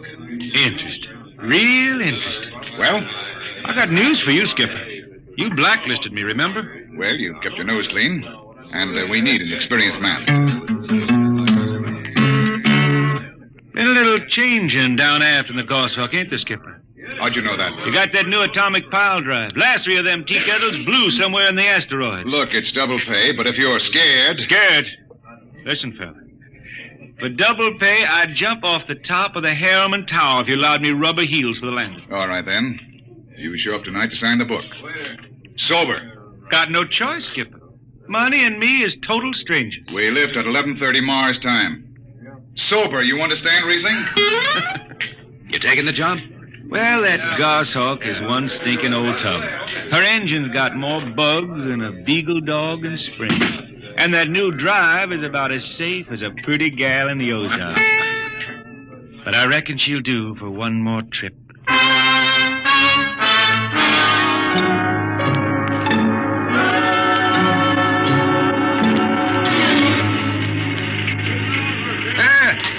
Welcome home, Riesling. Hi, Jimmy Legs. Meet my friend Hertzman. He's signing on as a wiper. This is Jimmy Legs Casey. He's bosun. Can't hold his liquor no more than a sieve, poor boy. Mr. Casey. Riesling, you sober enough to sign the book? Drunk or sober, I'll make my mark. Stand aside. 3 X's? It took me a middle name. Yeah, you two lay below. And Hertzman. Aye, sir. Get him sobered up before the skipper makes rounds. Jimmy Legs, I'm sober as a hanging judge. Yeah?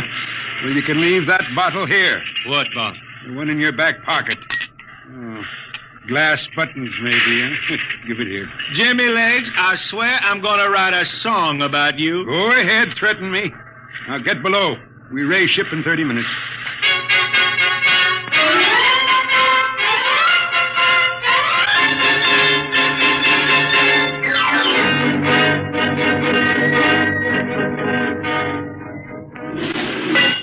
Hi, Skipper. Riesling, what the devil are you doing up here on the bridge without permission? Figured I'd take a little stroll. Riesling, get below before I have... Hold on, Skipper. You'll have that gold braid just crawling up your arm. I'm up here on business. Well? That number 2 jet ain't fit. Cadmium dampers are warped. Why tell me? Tell the chief engineer. I did. He says they'll hold. Well? He's wrong. He's wrong. He's got a Harriman Institute degree in power electronics. And some drunk space rat says he's wrong. Skipper, I was damping jets when that shirt-tailed tad wore pins for buttons. I've got no time for you, Riesling. Casey, sound takeoff. Aye, sir. I'm telling you, Skipper, that number 2 jet's gonna blow. Dampers warp crooked like a turtle's back. Riesling, drag your deadhead out of here. Get below. Go ahead from control tower, Captain. All right, Casey. Fire 1 and 4.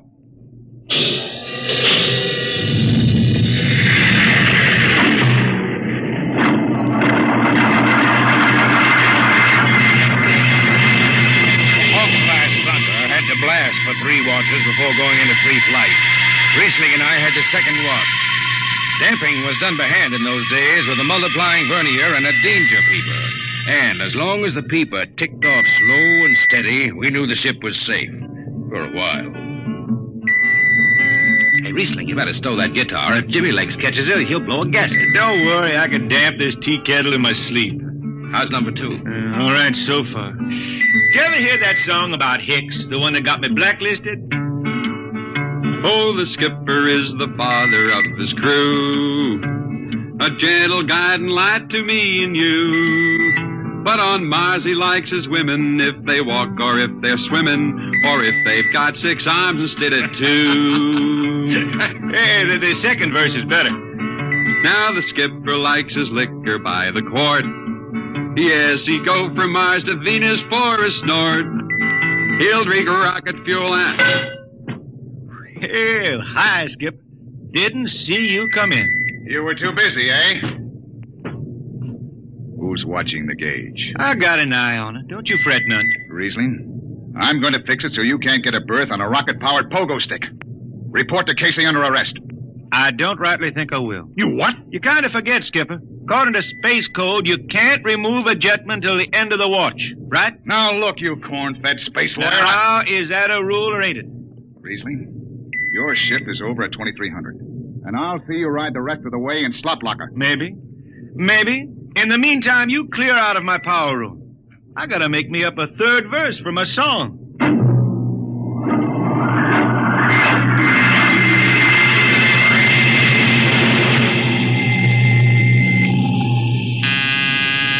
I got it.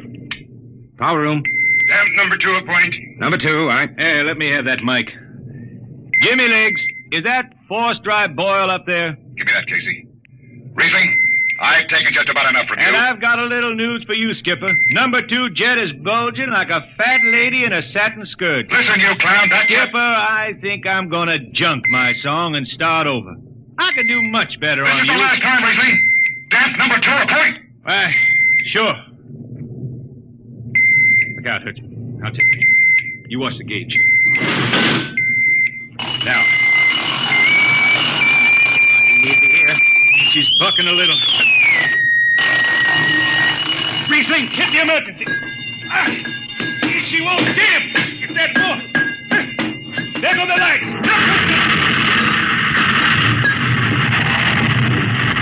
Riesling, stay down behind the barrel.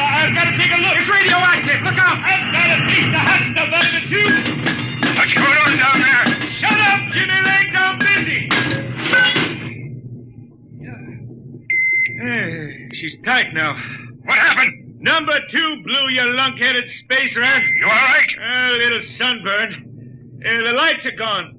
What's the matter with the emergency circuits? Riesling. Jimmy Legs, get some lights down here. It's dark. Get the emergency light on. They're on, Riesling. They went on after the blast. The lights are on. What are you talking about? Jimmy Legs. Jimmy Legs, turn on the lights. It's dark. Turn on the lights.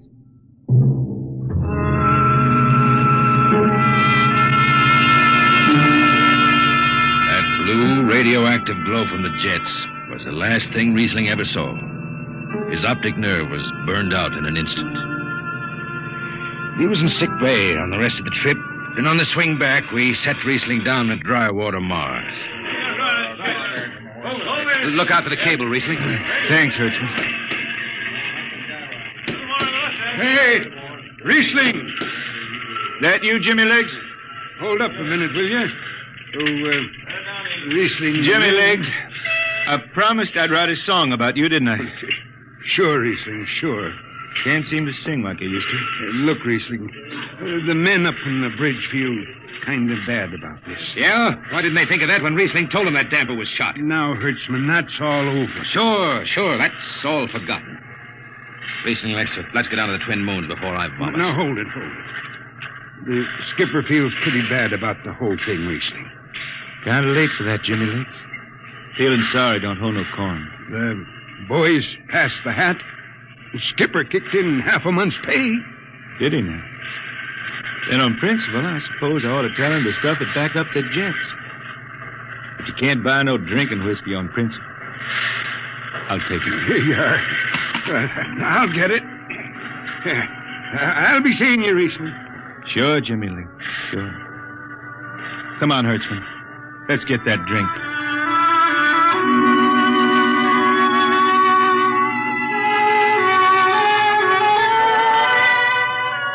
That was all. Just another space bum who didn't have the good sense to finish before his luck ran out.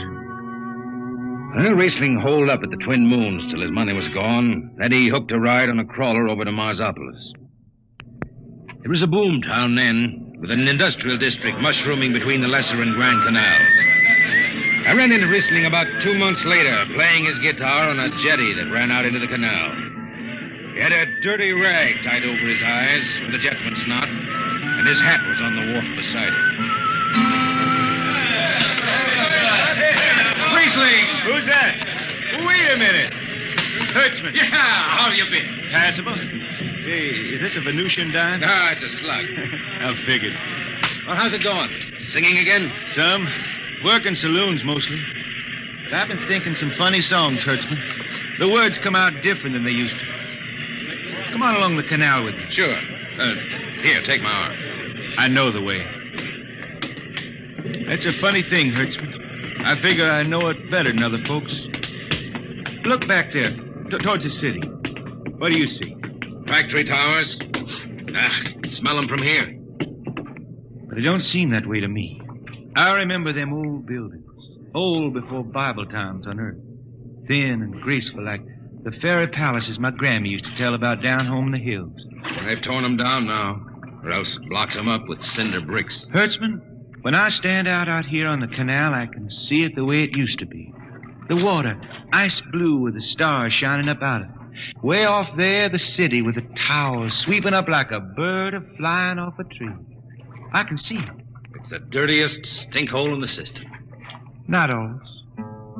Depends on how you see it. Bone tie the race that raised the towers, forgotten are their lores. Long gone the gods who shed the tears that lap these crystal shores. Slow beats the time-worn heart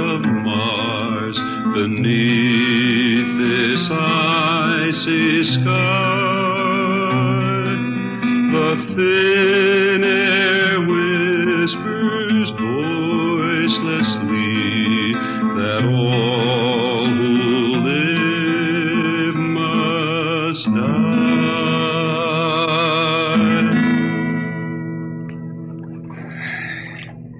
You make that up. Why don't you go home, Riesling? Home? Earth. I've been thinking about that, Hertzman. When I was a youngster down in the Ozarks, I used to climb a big old oak tree my daddy had in the dooryard. You could see the hills for miles, green and cool. I've been thinking about that. Why don't you go back then?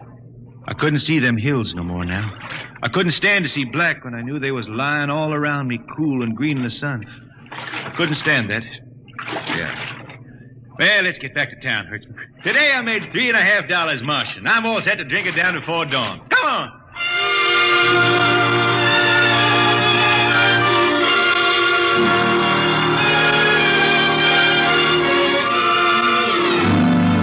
I lost track of Riesling after that. I shipped out on a slow freight of the Condor class for Luna, and he hitchhiked a ride to Venusburg on an ore ship in a tri-planet run. So he beat around the system. Venusburg to Layport to Drywater to New Shanghai and back. Any spaceport was his home, and no skipper had refused to lift the extra mass of Riesling and his battered guitar. He made up his songs, sitting out watches down in the power rooms with old shipmates, while the monotonous beat of the jets shook the hull plates. Hear the jets, hear the jets, hear them snarl at your back when you're stretched on the rack. Hear the jets, feel the pain in your ship, feel the strain in your grip. Hear the jets, feel her rise, feel her drive, strand steel come alive on her jets.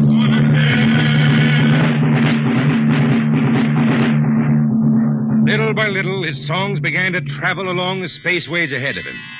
Raw spaceman songs with titles like Since the Pusher Met My Cousin and The Spacesuit Built for Two. But more and more, we began to hear a different kind of song. Strange, sad songs, the ones you find printed in the centennial editions. Dark Star Passing, Death Song of a Woods Cove. And then, finally, The Green Hills of Earth. It grew for 20 years, that song. They say it started way back when Riesling was down in the labor camps on Venus, singing for the indentured men. Now, if someone will kindly pass a bottle. Oh, it is not much, Riesling. Here, it'll do. What is that stuff? Tequila. You cannot make him good here on Venus. What do you use? Carabush. Home it is different. Where are you from, son? Tasco, Mexico. That's a long way from here. See, a long way. How'd you come to sign on? The man comes out to the village from the city in the shining automobile. Very big. He says there is work. You signed the paper for 10 years and you work. Yeah, work. There is work here, all right. 10 stinking hours in the jungle with machete. I tell you, when I get home to Earth... What'll you do, son? What is the use? We aren't getting home. You know how many men die out there in the swamp today? 10 men. 10! What is the use? My mother, she's dead. My father don't care. A girl? Oh, she says she wait. I don't know. Sure, son. You sing some more, Riesling. We drink, you sing. Maybe a new song, son. We rot in the molds of Venus. We regurgitated breath. Foul are her flooded jungles, a-crawling with unclean death. What is the matter? Finish the song, Riesling. I can't. Can't yet. It just don't come. I'll finish it when I go home. That's it. When I go home to the hills. Now pass that bottle. The dawn whistle don't blow for 4 hours.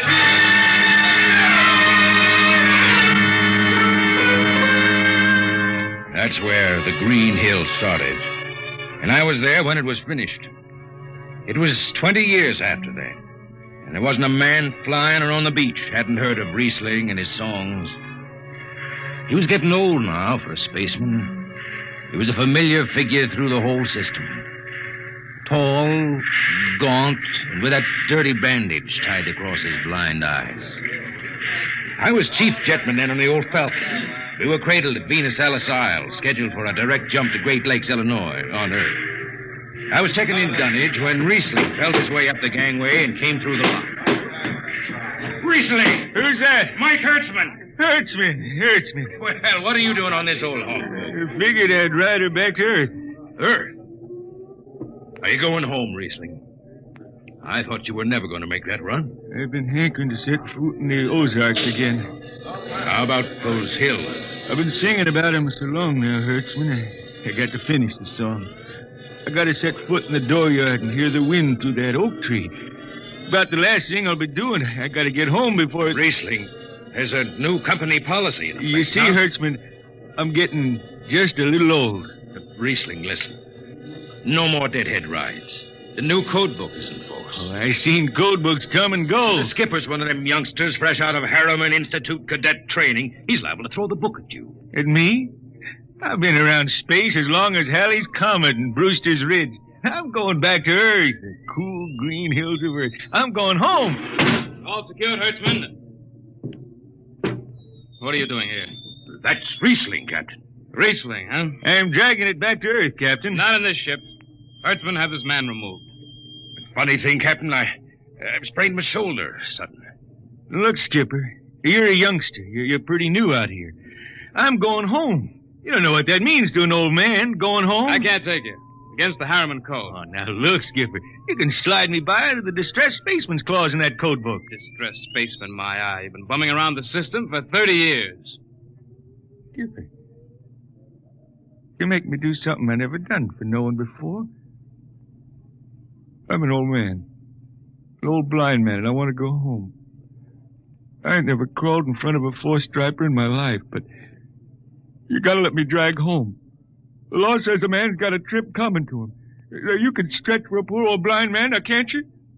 You got it, Skipper. All right, you old space rat. But keep out of the way. I run an efficient ship, and I don't want any trouble. No, sir, no trouble.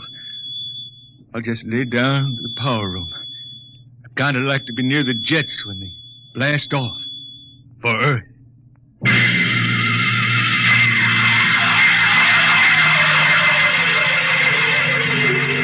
Sit down, Riesling. Take a load off your feet. Thanks, Mac. Stand by for lift. Stand by. Best seat in the system. Power room and an old Hawk class ship. Power room, fire 3. Aye, sir.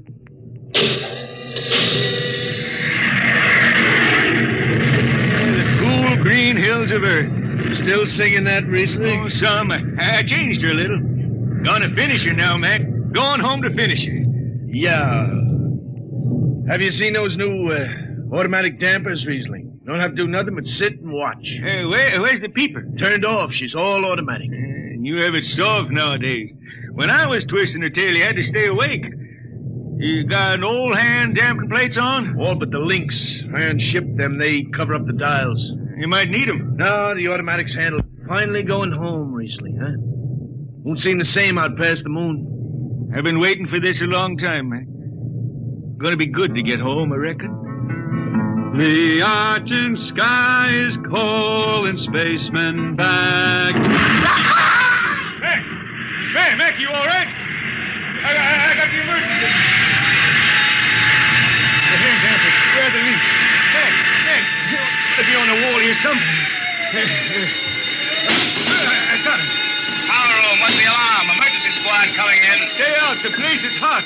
Radiation blast. Stay behind the baffle. I got the link shipped. I can hand damper now. What's going on in there? I'm still in Jet 3. Is this McDougal? McDougal is dead. This is Riesling on watch. Riesling, get out of there. You'll kill yourself. Don't worry, Skipper. I know this power room like the inside of my shirt. Somebody's got a damper. Riesling, I'm sending in a crew. No use. The whole room will be hot for an hour and the other jets won't hold. Skipper, throw on the recording tape. What? throw on the recording tape. I want to get something down. Tape's on, Riesling. Stop it, Riesling. The radiation will burn you down. Yeah, I reckon. Yeah, pretty sharp sunburn. Pick me out of here with a tongs and bury me in a lead shield coffin. Okay, Skip. She's clean. Radiation's getting brighter. I can almost see it. Bright, rosy like the sun. Like the sun over the hills down home. I got my song figured right now. Here it comes. We pray for one last landing on the globe that gave us birth. Let us rest our eyes on the fleecy skies of the cool green hills of earth. I can see him now. The hills. The sun. I can see the sun. That's the way he died. Riesling, the blind singer of the spaceways, singing of the home he never reached, the cool green hills of Earth.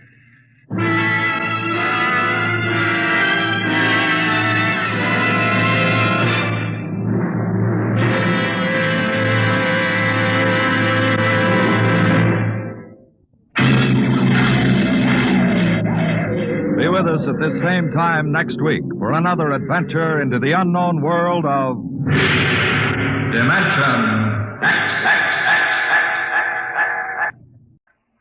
Adventures in time and space, told in future tense. Dimension X.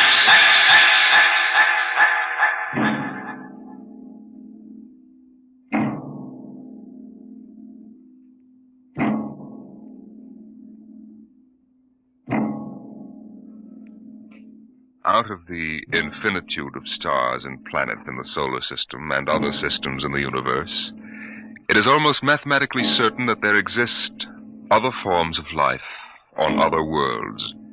Someday in the future, in 1,000 years, or in the next 10 minutes, daring travelers through space will make contact with the inhabitants of another world. But the question is, will we contact them first, or will they contact us?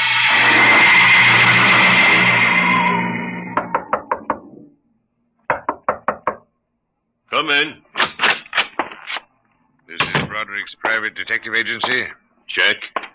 My name is Graffius of Springfield. I would like to see Mr. Broderick. Check. What is it, Dolan? There's a guy outside. What kind of a guy? Oh, a great big guy with a big shining head and thick glasses like the bottoms of Coca-Cola bottles. And he looks like a professor or something. What I mean is, does he look like a client or a bill collector? He didn't say. Okay, Iron Man. Send him in. Check. Mr. Graffius, Mr. Broderick will see you. Thank you. Mr. Broderick? In the flesh. Okay, Iron Man. Step outside. Check. If you need me, I'll be outside. You'll have to excuse Mr. Dolan. He's a very useful man if you happen to want a house moved or somebody's head unscrewed from their shoulders. His reflexes aren't too good. He's what you might call underorganized. I suspected as much. All right, Mr. Graffius. Let's get down to business. Precisely. I would like your assistance in helping me locate something here in New York City. Just what are you trying to locate, Mr. Graffius? The Martian Embassy. Would you say that again very slowly?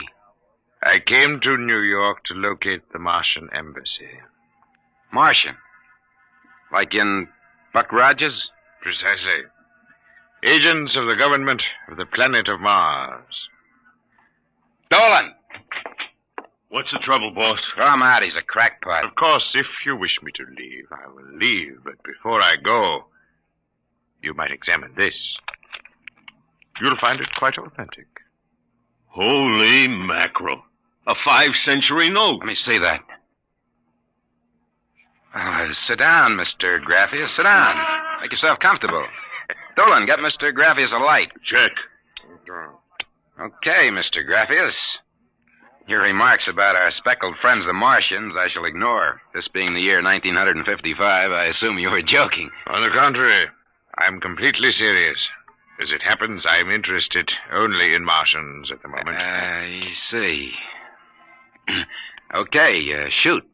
It occurred to me in the course of my studies that we Earth people cannot possibly be the only intelligent form of life in the universe. Out of the infinitude of stars and planets, there must definitely, mathematically, be others. Since Mars is older geologically, and since it is also an atmospheric planet, its evolutionary history could easily be similar to ours, you follow me? So far, I can't say no. But if this is true, then they must have been watching us, observing us, for hundreds, possibly thousands of years. What for, blackmail? Shut up, Dolan. They know, then, that we are not far from achieving space travel. Atomic rocket ships that can travel to other planets. They also know we're a militaristic, warlike race. We might conceivably set out to conquer and occupy Mars one day.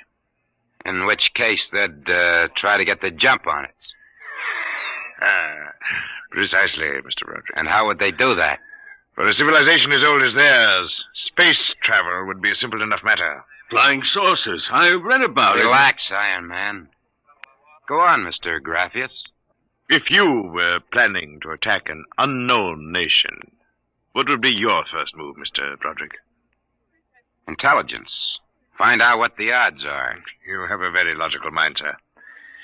You would send agents to scout the nerve centers of earthly civilization and advancement. Not in Kansas City or Equatorial Africa, my dear sir, but here in New York City. The most technically advanced spot on Earth. Uh-huh. And, you want me to help you prove this theory of yours? Precisely. Expense does not interest me. Well, this may take a very long, long time, Mr. Graphius. After all, nobody's ever seen a Martian. I assure you, they will be very ordinary-appearing people. Very likely they live together in downtown New York, close to the newspapers and publishers, the news cables, communication centers, and the financial center of Wall Street. Most certainly, they live in a private house with no servants to pry into their affairs. Some ordinary people who live in a private house in downtown New York. Yes.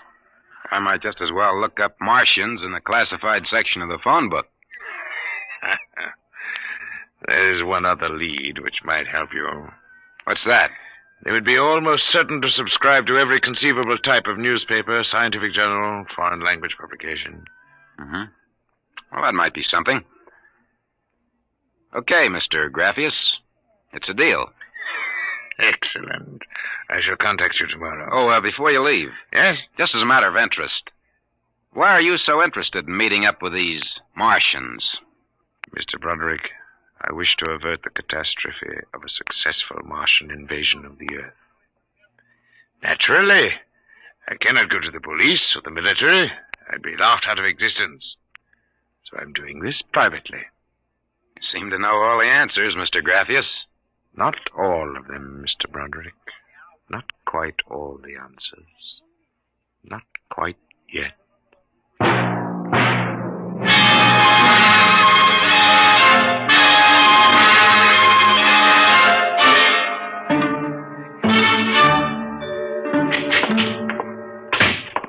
Boss, here's a private address. Takes everything from Pick magazine to the Manchester Guardian. Listen to this. Pick, Look, Scientific America, the Daily News, the Daily Worker, the Police Gazette, the Journal of Engineering, Scientific Quarterly, American Psychiatric Journal. Let me see that. Oh, Dolan. Dolan, sometimes I wonder. What's the address on this? 9 West 124th Street. Which happens to be the Harlem branch of the Public Library. Oh. Now listen, Noodle Brain. Check all the renting agents. Find out every private house in downtown New York. And then cross-check with the magazine subscription departments of the scientific magazines. You got that? Check. I wonder. Boss, what's the sense of all this? We know there ain't no Martian embassy in New York. This crackpot is paying us $100 a day, and we gotta keep him happy. You understand? Yeah. Also, I've got a hunch that Mr. Graphius isn't looking for any Martian embassies. He's looking for something quite different. I'll start making with a telephone.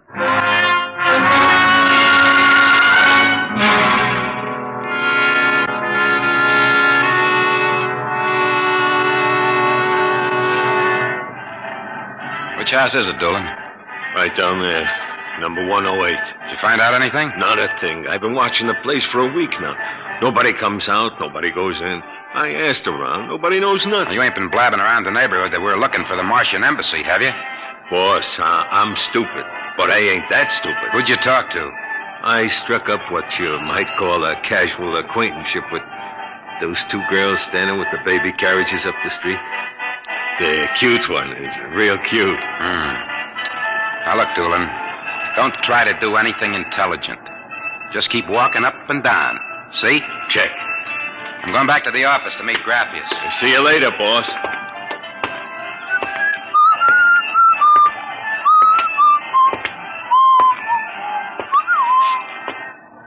Hiya, beautiful. Hiya, Flatfoot. How did you know I was a detective? Your socks are bagging at the arches. Well, stick around, beautiful. I'll be back in a few minutes, and we can make some beautiful music together. Listen to Romeo, Helen. The name is Doolin, honey. Iron Man Doolin. Your line is getting rusty, Iron Man. What do you want to fool around with him for? He reminds me of my husband. Just a big, good-natured Slavic. Helen, look! Oh, hey, Doolin! Doolin, look out! Look out!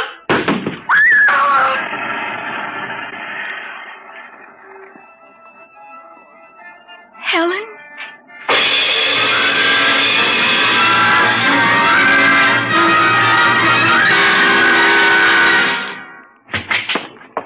Sorry to kept you waiting, Mr. Graphius. Not at all. Doolin found a house down in Greenwich Village, privately rented. Number 108 Conklin Street.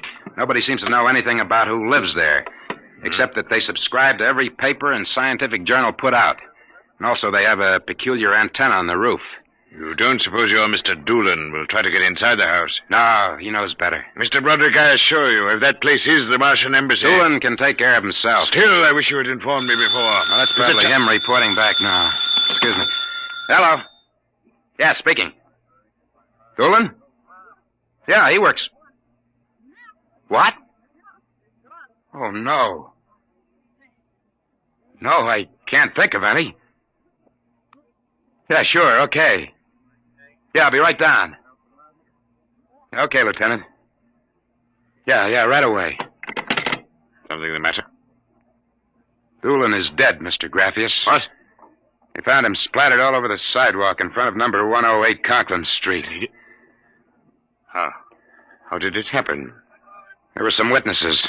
They said a building cornice dropped on him. The cornice? But how? It fell off the building next to 108, right on top of him. Come on, we can get a cab. I have to identify the body.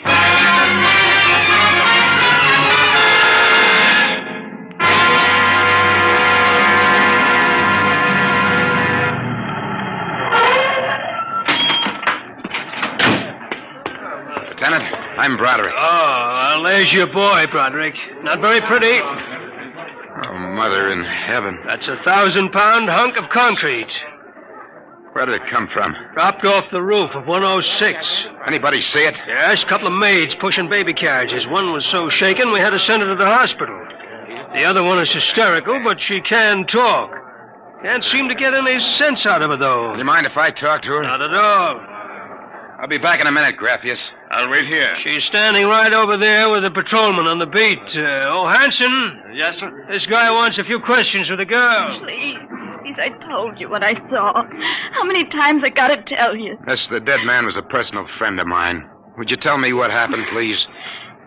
Helen and I were standing in front of Rathman's candy store up on the corner.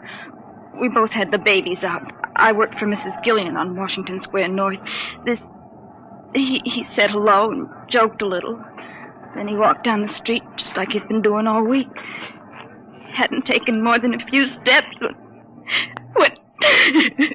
Please, miss. It's very important. I tell them, but they don't believe me. What do you tell them? How it happened. Tell me. It's too awful. Please.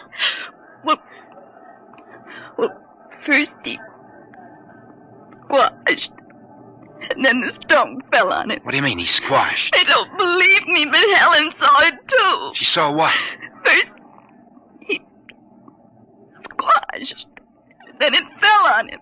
He was mashed flat before it even hit him. Now, look, that's the story, Broderick. Please let me alone. Let me go home. I told you what I saw. Now let me alone. Let me alone. Did you learn anything, Mr. Broderick? Huh? I don't know. I don't know what to make of it. It's crazy. Mr. Broderick, if I may make a suggestion at this point, perhaps it would be better if we dropped the entire matter. What's eating you? First you come at me with a chain of nonsense that you're staking real cash on, and now when we hit solid trail, you want to call off the dogs. Well, maybe you operate that way, but Broderick doesn't. May I ask, then, what do you intend doing? As soon as the cops clear out and this place quiets down, I'm going to pay a personal call on the Martian embassy. Whatever number 108 is.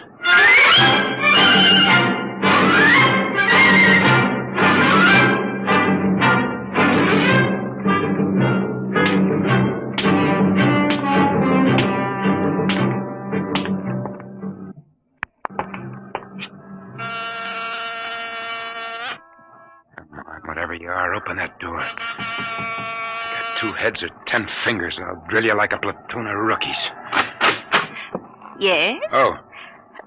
Well, young man, Excuse me, ma'am.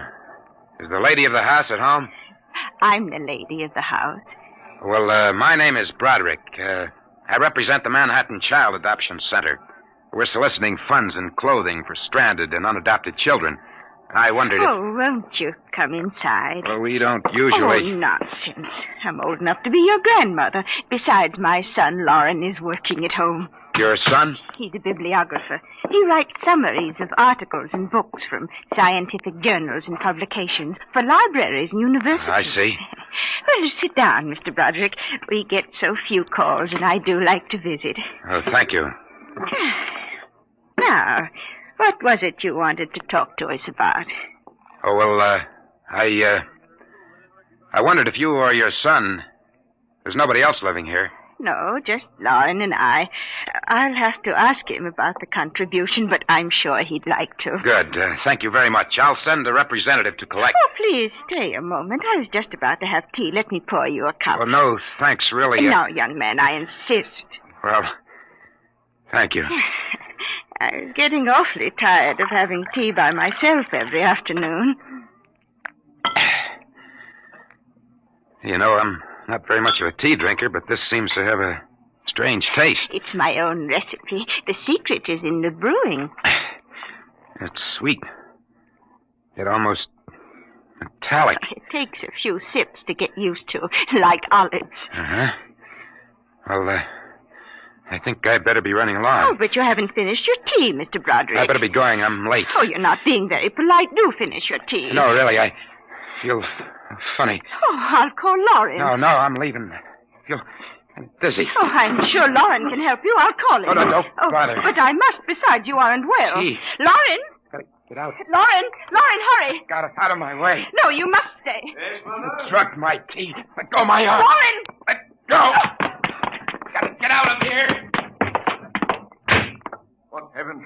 The other one, that Broderick, he was here. I drugged his tea. He got away. Fool, idiot. Go after him. Use the pressure ray. Risk another murder on our doorstep. Are you insane? What he suspects. We'll have to take our chances. We'll have to think of some other way. How did they find us? I don't know how, but I'm certain someone else sent them. Who? I don't know. I'm afraid to let myself think. It might be them.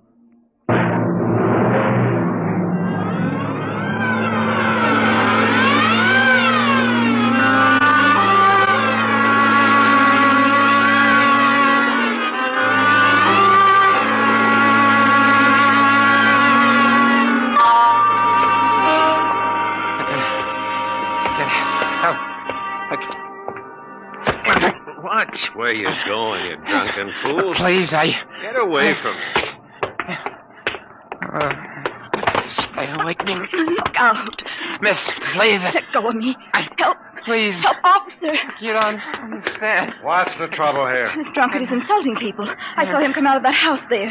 108? That's the one. He bumped into a gentleman, and then he pulled at my arm. All right, miss. I'll take care of it. Come along, mister. I'm going to give you a break and take you back to the wife and kids. No, you can't. I'm sick. Sick, is it? What's the matter? Drugged. They drugged me. Who drugged you? Number 108. Martians. Who? Martians. Number 108. It's a Martian embassy. Well, I've seen them with pink elephants, rabbits, and mice, but you're the first one who's got Martians. That's true, I tell you. Uh-huh. Come along. Now, listen. Don't take me back there. They'll kill me. Look, I gotta make you understand. Here, I'll help you up the steps. Please, my name is Broderick. I'm a private dick. We'll find out about this. Here, don't try anything. Officer, please listen. I'll give you anything. I'll give you $1,000. Please listen. For God's sake, listen. Yes, officer. Why, Broderick. You know this slush, Granny? Why, that's my son, Broderick. No. Martian. He's in pretty bad shape. You better get him to bed. Oh, dear. He was doing so well at the Alcoholic Society. He must have gotten off again. Looks like he's ready to pass out. Lauren! What is it, Mother? Oh. Your brother, Broderick, has been drinking again. Look out, he's passed out. I'll take care of him, officer. We've handled this sort of thing before.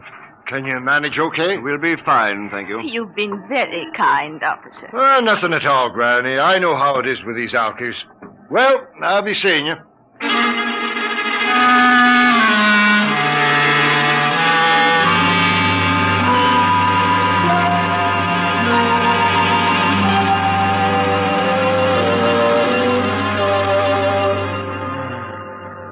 Martian embassy. Martian. Oh, my head. Oh, Mr. Broderick is regaining consciousness, Mother. What happened?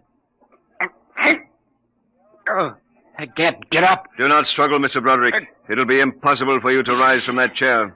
The pressure from this ray will keep you there. Ray? What? Who are you? You've already guessed, Mr. Broderick. You mean this really is the... Martian Embassy, yes. You have the honor to be the first prisoner of the Imperial Government of Mars.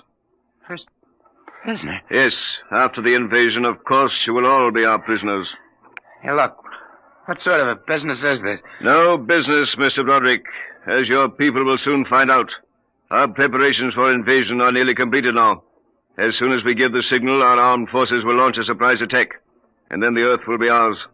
You're crazy. Not half as mad as you, Mr. Broderick, to come muddling so foolishly into our affairs.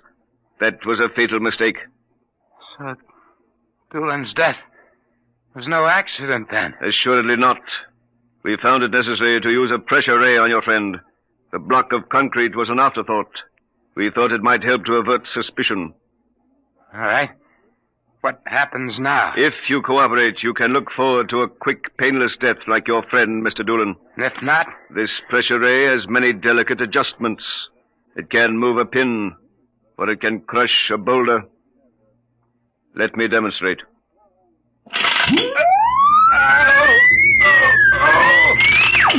You see, Mr. Broderick, as if an invisible vice were crushing you.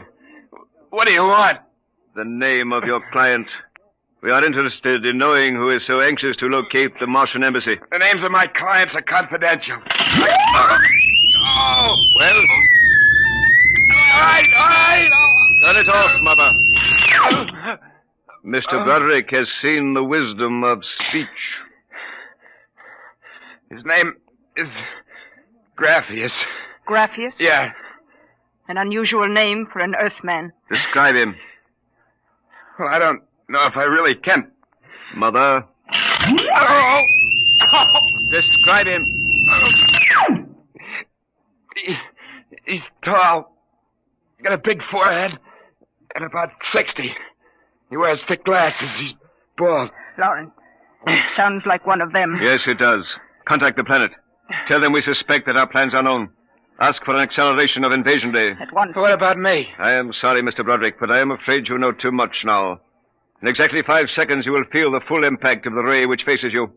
I would suggest that you relax and meet your fate calmly. Now, wait a minute. You will feel no pain, just a wall of force engulfing Oh, you. listen, 5. No, you can't do this. 4. It isn't human. I know, but we are not human. 3. Yeah, but... 2. No! 1. Mother in heaven. Now.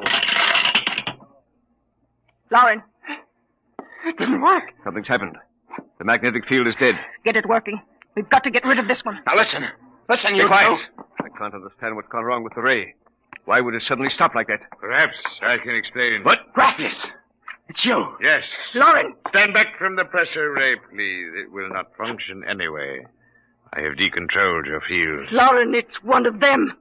They've found us. Did you think we wouldn't? I trust you have not harmed my friend, Mr. Broderick. He's been very useful to me. Brother, am I very glad to see you. Talk about the Marines landing in the nick of time. You're free to move now, Mr. Broderick. I don't know how you got in here, Graphius, but stick around. These babies are really Martians, just like you said. They're planning to invade the Earth and take over. There will be no Martian invasion. You keep these characters covered. I'll get the police. There will be no need for the police. I intend to handle them myself. Yeah, but the police will Do not call the police. Why not? You fool of an Earthling. Don't you realize with whom you are dealing? The invasion of Earth by Mars will be like child's play compared... Lauren! Holy mackerel. They just flattened out. Like your friend, Mr. Doolan. I detest the use of violence where the intellect can rule. But unfortunately, the Martians are a threat to us. It must be destroyed. I believe you now. Another 5 seconds, they'd have finished me. I'm glad you didn't waste any time. There is little time to waste. The Martian invasion was to have taken place next week. Yeah, Hey. They never said that. How do you know? You would not comprehend. Wait a minute. There are some things here I do understand. A second ago, that pressure ray didn't work. Now you're using it like it was a toy. How did you get in here anyway? Who are you? Another one of those Martians? No, Mr. Broderick. I happen to be a Venusian. What? A representative of the planet Venus. Venus? That's impossible. Not at all. The Martians are really an inferior race. We Venusians are much farther advanced. As much as we are over you, Mr. Broderick. The Martians would simply have conquered and enslaved your people. We Venusians felt compelled to exterminate you completely. That's impossible. Oh, no. Now that we have disposed of the Martian threat, what is there to stop us? Our invasion begins tomorrow at noon. By nightfall, the Earth will be ours. Brother in heaven. Either I'm completely cuckoo or... Oh, well, this is really on the level. You needn't edge toward the door, Mr. Broderick. You're thinking of running for help, aren't you now? I can read your thoughts quite clearly. Suppose you're going to knock me off like our Martian friends. On the contrary. Go ahead. Leave? Why not? Why don't you try it, Mr. Broderick? Because the minute I turn my back, you're going to let me have it. Suppose you try it and see. I've no interest in stopping you. Go ahead. All right, Buster, you asked for it. It will do you no good. No good! You'll see! You let me go. Here, where do you think you're running to? Hey, officer, listen to me. Oh, it's you, the one with the marsh. Yeah, that's right. Now listen. That story is true. They're inside that house, inside number 108. He killed them. Who killed? Graphius. He's the leader of the Venusian invasion. Venusian invasion? That's right. Tomorrow at noon, they're going to take over the Earth. Now listen, go in that house. Martians, now Venusians, eh? Okay, that's enough for me. Come along. Good. We haven't got much time. Hey, wait. Where you taking me? Bellevue Psychiatric Ward, my friend. Come on. Bellevue, no! Now, come along. No! Why don't you listen to me? Why are you such a fool? Let go of me! You're loony as a bedbug. Come on! No! I tell you, there's going to be an invasion! The Venusians are going to invade us, don't you understand? You gotta believe me! You gotta believe me! All right. I believe you. Oh, why don't they listen? Why don't they believe me?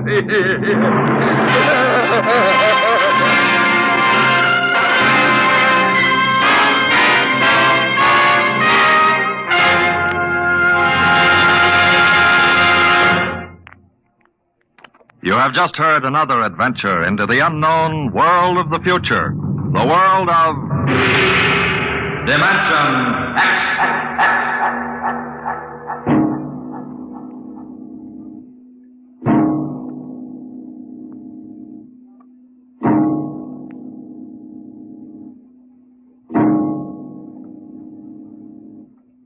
Next week, the story of Riesling, the strange blind singer of the spaceways.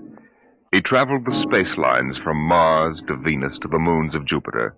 No captain could refuse to carry Riesling and his battered guitar. He sang of all the wonders of the galaxy, but his greatest song was of the sight he would never see, the green hills of Earth.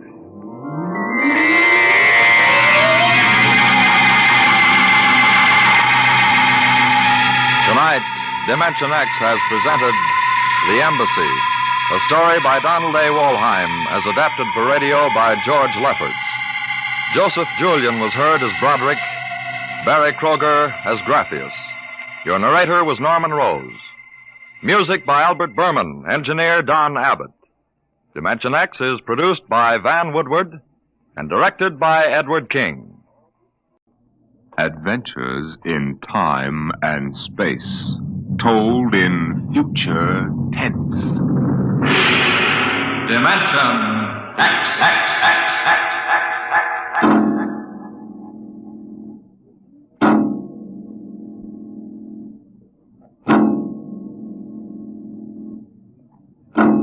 Time is an interesting phenomenon. A ticking clock, the running sands of an hourglass. All these have captured the imagination of men. But time is more. It exists now, and then, and in the future. Suppose we are in the year 1950. Coexistent in time may be worlds we have never seen, the worlds of the past and of the future.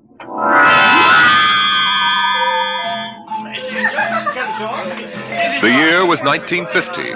It was a spring night in Mexico, fiesta time.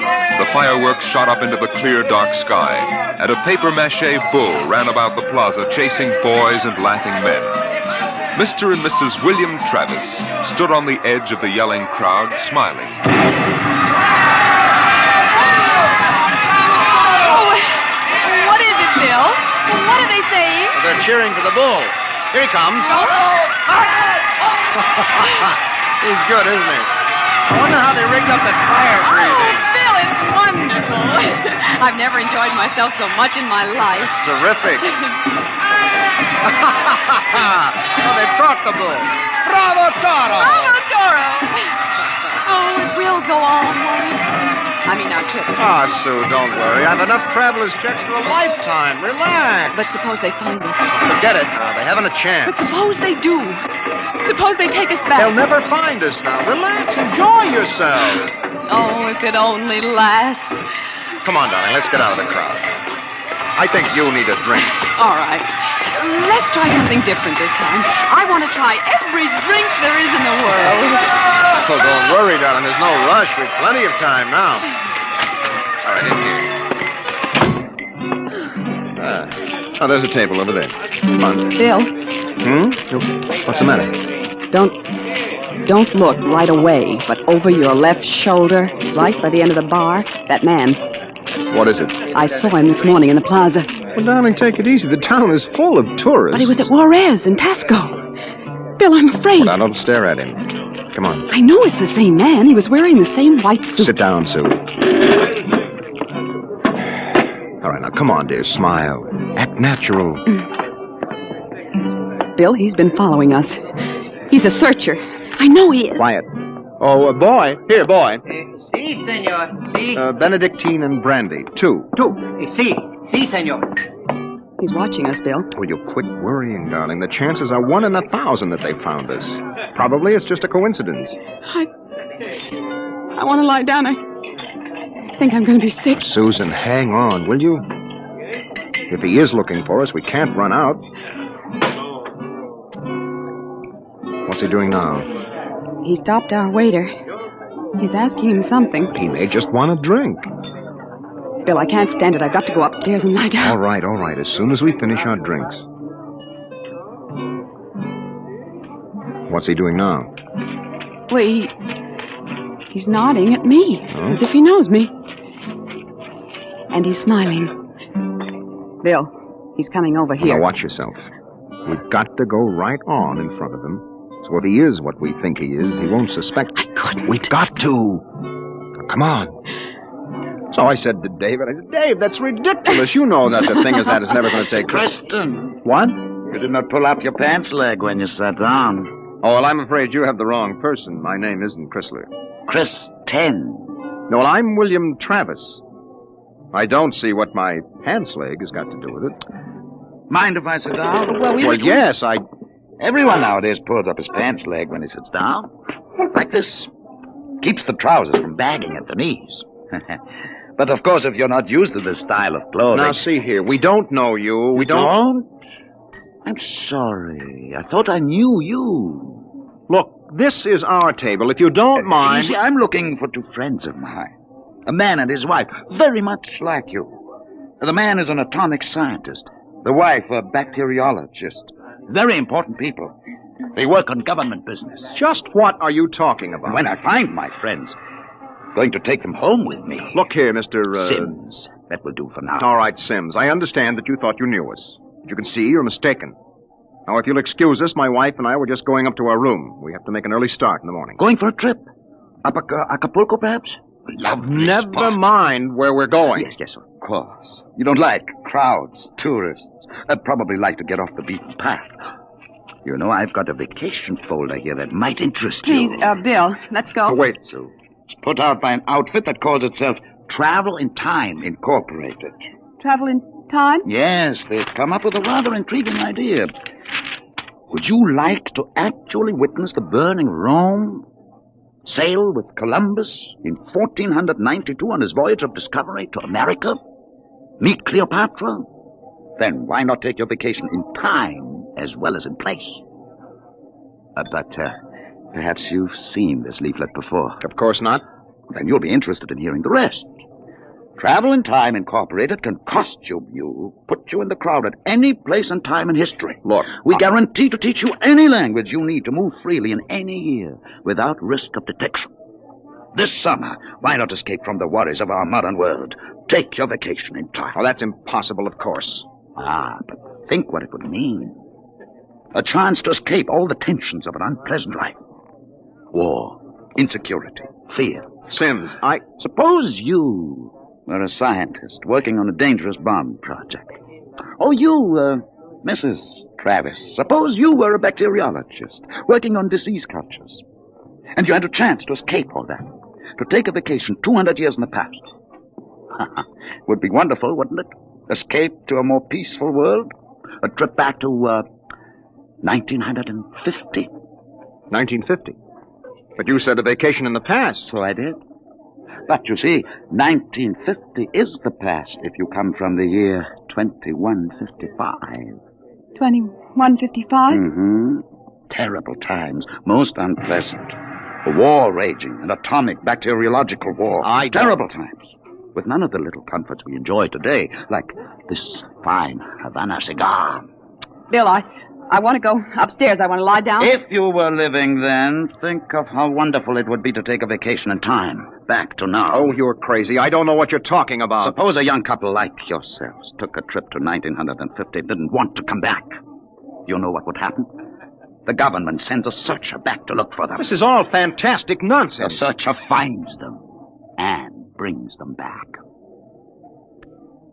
Well, do you think I'll find my two friends, Mr. Travis? Bill, please take me upstairs. I don't feel well. Oh, is the lady feeling a bit sick? How unfortunate. Here are the drinks, senor. Well, shall we drink a toast to 2155?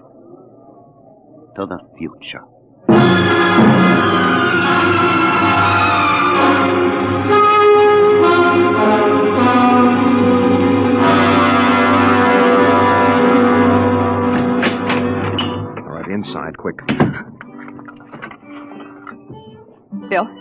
What are you doing? Shoving a chair into the doorknob. He knows. He has been following us. Bill, he's a searcher. You keep quiet, Sue. I want to think. They'll take us back. That isn't over yet. Oh, I've got a headache. I'll get you an aspirin. What will they do to us? I don't know what they'll do to us. Something slipped. Something must have slipped. But we were so careful. Well, the searchers are trained to watch for detail. Things like not pulling up my trousers. That started him thinking. There is a man who isn't used to ancient clothes. Could kill myself for giving it away. No. It was my walk. These high heels. Careful now, Ken. Here. Thank you. Bill, I won't go back. I won't go on filling tubes with typhoid and bubonic plague. Now, take it easy, Sue. There must be some way. We don't have to go back to 2155, do we? The nerve of that Sim sitting there looking us up and down like animals smoking those stinking cigars. That's how I first noticed him at Tasco. He had 4 bottles of liqueurs and a pile of chocolate. Yes, well, he still hasn't gotten over that first greedy hunger. We've got to look out for that, Sue. It's the sure sign of somebody from the future, trying to make up for a lifetime of shortages by stuffing themselves sick. Remember our first night? Bill, I can't stand it. We've got to get out of here. What are you doing? Packing. Getting the suitcases out. That's no use, Sue. What do you mean? We can get to Acapulco by morning. Don't you think he's watching us? We could get away. No, we've got to sit tight. We've got to wait right here for a break. I don't know what, but something has got to break. Darling, I'm afraid. No. Maybe he isn't sure of us yet. Maybe we can still figure out some way to escape. Come on now. We better try to get some sleep.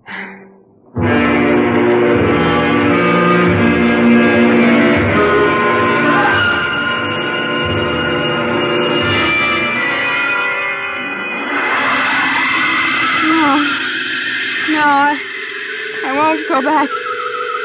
Security police. The bomb. The bomb, it's falling. It's falling. Sue, what's the matter? Sue! Sue, wake up, darling. Sue, Bill, wake up. Where are we? Bill. All right, now calm down, honey. You were dreaming now. It's all right. Bill, where are we? No, we're still in 1950. It's all right. You must have had a nightmare. It was awful, Bill. Bill, there was an explosion, a terrible explosion, and my hand burned and wrinkled, and the buildings broke. Oh, Bill. Bill, we won't go back there, will we? Ever? No. Go to sleep, honey. It's all right. We're in Mexico, 1950, and we're going to stay here. Oh, Bill. Sue, I've been lying awake here thinking. It may be that he's still testing us, but he's not absolutely certain. That may be why he hasn't moved. Well, maybe he's just playing with us. Yes, maybe. I wouldn't put that past him either. He's got all the time in the world. He can stay here as long as he likes, then bring us back to the future 60 seconds after we left it. They can't make a scene, can they? They don't dare come out in the open. No. That might change the future. They're afraid of that. Oh, Bill, if we could only tell somebody, ask for help. Now, Sue, you know we can't. That's why we had to submit to the psychological block treatment before they okayed our vacation. We couldn't tell if we tried. The block is too strong. Oh, maybe we can break it, Bill. And what if we did? Who'd believe a crazy story like ours? Who would believe that we come from 2155? No, Sue, that would do no good. But this is important. They have to get us alone to put us in the time machine to send us back. Well, then that's it. We'll never be alone. Listen, it's still fiesta time. It'll be easy to stay in the crowd. Yes, that's our only chance. We must not let him get us alone. He won't get us back to that war and that insane world. Bill. It could be the room clerk. At 3 in the morning? I'd better answer it. No, don't. Don't, Bill, don't. I've got to. Hello? Hello? Mr. Travers? What is the idea of this? It's 3 in the morning. Yes. I just wanted to remind you, the rabbits may hide in the forest, but a fox can always find them. What was it, Bill? Bill? No, never mind, darling. Come on. Let's get some sleep. Why, we can.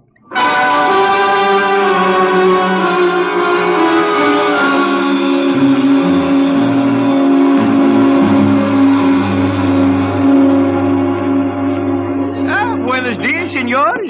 Good morning, Senor Gomez. I trust you are spending pleasant days in my hotel. Fiesta time is the best. Oh, it's been lovely. Your special table is all ready for breakfast. Oh, fine. Where blazes is the hotel? Hey, you, Buster, where's the hotel in this godforsaken takeover? What is all that racket? Great excitement, very great. Why, what is it? They come with 4 trucks and innumerable automobiles. A motion picture company from Hollywood. Oh, what are they doing down here? They make pictures of our fiesta for the backgrounds. Oh, yes. We have a very beautiful town. Beautiful. Yes, very beautiful. That fat man, the one with the most colorful shirt, he is the chief, the director. Oh, yes. Manager, where's the manager of this adobe flea bag? Coming, senor, coming. You will excuse me. Oh, I hope the table is satisfactory. Coming, senor, coming. Sue, this is a break. That movie company will draw crowds, and that helps But us. when can we leave, Bill? Well, not today. They'd be sure then. It'd be easy to catch us above on the road. We better stay and try to lull Sims. Okay, kids, end of the line. Ciao. Get it up, Buster. Lay out the pepper. I gotta know. There's Sims, Bill. Across the dining room. We can't do anything now, not with these actors coming in. Okay, follow me, kiddies. Hey, Gloria, you sit next to Papa. Hey, Max, make sure nobody monkeys with the trucks and the gear. Right, Shane? Do we have to eat at this crummy joint, Joe? Cheer up, sweetie. Your mere presence makes this chasins and the truck rolled into one. Not this early in the morning, Joe. I couldn't stand it. Okay. They look happy, you want, don't they? that is, it's on the dear Look, old Susan. expensive card. Maybe I could hire 2 of them. I could say it was a joke. Oh, why? We could dress them in our clothes, have them drive off in our car sometime when Sims couldn't see their faces. Where would that get us? Well, with him off on their trail, we might make it to Mexico City. It'd take years to find us there. Bill, that movie man's coming over here. Oh, excuse me. You folks are Americans, aren't you? Yes, that's right. Boy, am I glad to see you. Yeah, I'm so sick of hearing Spanish I could kiss you. Hey, come on over and eat with us, huh? Oh, well, I don't think we should intrude. Come on. Misery loves company. I'm Misery, and that's the company. We're from Hollywood. Yes, so I understand. Yeah, and boy, would I like to be there now. We're down here for some preliminary shots on some Technicolor clam bake, you know. Real turkey, stinkeroo. Oh, that's too bad. But we've got an expense account. Oh, that's a lovely thing. Uh-oh, I'm Joe Melton. I'm the unit director. Oh, well, I'm William Travis. This is my wife, Susan. Hi. Mutual. Oh, come over, kids. Join the party. Cheer us up. Only no tamales. I burned out 3 kidneys on tamales since I came over the border. Hey, am I funny? Oh, wonderful. Oh, come on over. Hey, Kitty. I got new blood here, brother. Just a moment, Mr. Travis. I thought you might be breakfasting with me. Alone. Sorry. Oh, no, I got him first, Mac. Hey, you want to join us? No, I've already ordered. Mr. Travis, I think you'd better talk with me now. Hey, is this guy giving you trouble? It's all right. Well, you say the word. I'll have Max pitch him out on his ear. No. It's all right. We'll be right over, Mr. Melton. Oh, Bill. We'll talk to Mr. Sims. Mr. Melton, sort of keep an eye on us, huh? After all, you found us first. Yeah, sure. Well, come on over soon, kids. Sit down, Mr. Travis. I hope you slept well. Did you? I'm not used to spring mattresses. But there are compensations. I stayed up half the night trying new cigarettes and foods. A whole new spectrum of sensation. What are you talking about? Still acting, huh? But it's no use. You can't stay in crowds all the time. I'll get you alone soon enough. I'm immensely patient. Let's come to the point. It took me a month to trace you down and be sure of you. Now, if you come with me quietly, I might be able to get you off with no punishment. If you agree to go back to work on the bacteria bomb. We don't know what you're talking about. Stop it. Use your intelligence. You know we can't let you get away with this escape. Other people in the year 2155 might get the same idea and do the same. We need people. To fight your wars. Bill. It's all right, Susan. We can talk on his terms now. He's got us. We can't escape. At last. Really, you've both been incredibly romantic. Running away from your responsibilities. Running away from horror. Nonsense. Only a war. Only? With half the world dead, the other half dying? Yes. But we can't have you escaping here while we drop off a cliff. Dying people love to know that others died with them. Kids, break it up. We're waiting on you. The longer you keep me waiting, the harder it will go on you. What do you mean? We need you on that bomb project. Return now and no torture. Torture? Yes. You see, later we'll force you to work. And after you finish the bomb, we'll try a number of complicated new devices on you. Bill. As you say, you can't escape. We have all the time in the world. Here in 1950. Sims, I'll make a deal with you. I'll come back now if my wife stays here alive, safe, away from that war. No, Bill, Keep no. quiet, Sue. Well, Sims, you need me for that bomb. You can duplicate her work. It exceeds my authority. But all right. Meet me in the plaza in 10 minutes. I'll pick you up in the car. Good. We'll drive out into the country to some deserted spot, and I'll have the time travel machine pick us up. Bill, I won't let you. Don't argue, Sue. It's settled. Good. I'll meet you in the plaza in 10 minutes. Your wife may stay here as long as she wishes. All right, Sims. It's a deal. Don't try anything now, Travis. I know when I'm licked. We just want a few minutes to say goodbye. I'll be seeing you then. Bill, I won't let you do it. I won't let you. Please, Susan. I'm going to tell the truth. I'm going to get help. You can't. The psychological block It's won't... our last chance, Bill. Hey, aren't you two going to join us? I thought Mr. Melton, I've got something to tell you, and you've got to believe me. Sue, it won't work. You've got to try. Go ahead, kids. Spill it. You've got to understand. You see, we really... Bill, my head. I can't think. My you head. need a my bromo, head. honey. It can't work, Sue. Now, the block is too strong. Come on, we better get the car. Hey, someone's crying now. Breakfast, no time for people to cry. Now, what in the world could a good-looking kid like you find to cry about?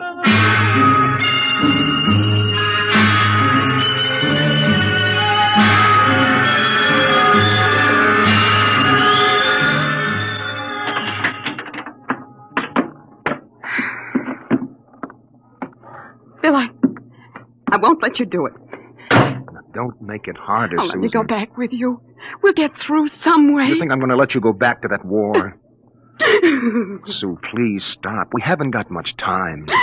It was so wonderful here, Bill. Oh, Bill. And there he is, smoking those cigars of his, waiting for us. Only, there must be some way that we can both stay here. Maybe there is.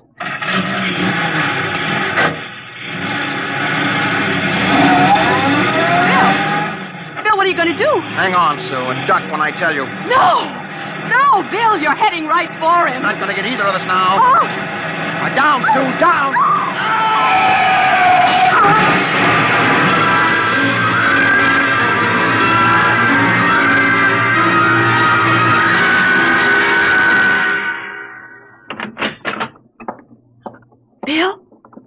Bill? It's all right, darling. It's all over now. This is the mayor, dear. Senora, your husband has been officially cleared in this most unfortunate affair. It's obvious this Senor Sims died of an unavoidable accident. An accident? Yes. Oh, yes, of course. Adios, Senora. Adios. Will they want to see you again? No. I'm clear. I lost control of the car. That's the way it stands. Oh, Sue, I hated to kill him. I never wanted to do anything like that in my life.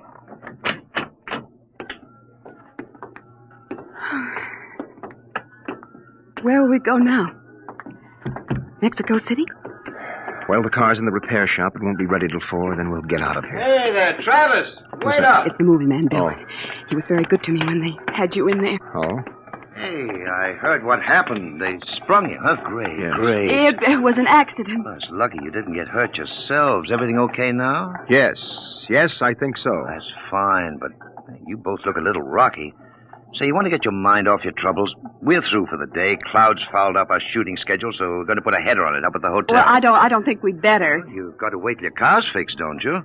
Oh, come on up. It'll do you good to relax. It'll get your mind off what's happened. Gloria's cracking the ice now. Well, maybe we will join you. I've got to go check up on the car, and then... Oh, don't miss the party, kiddies. I'll see you upstairs. Bill, I don't think we... Oh, come on, honey. We've got the break now. Sims is dead. Before they can put another searcher on our trail, we'll have time to make a clean getaway. Bill, I'm so tired. I know, and what you need is a little excitement. We rate a celebration, honey. Well, I guess it would be nice to unwind. Sure. We'll go up to Melton's room, have a couple of drinks and a few laughs. Honey, it's all over. We can relax.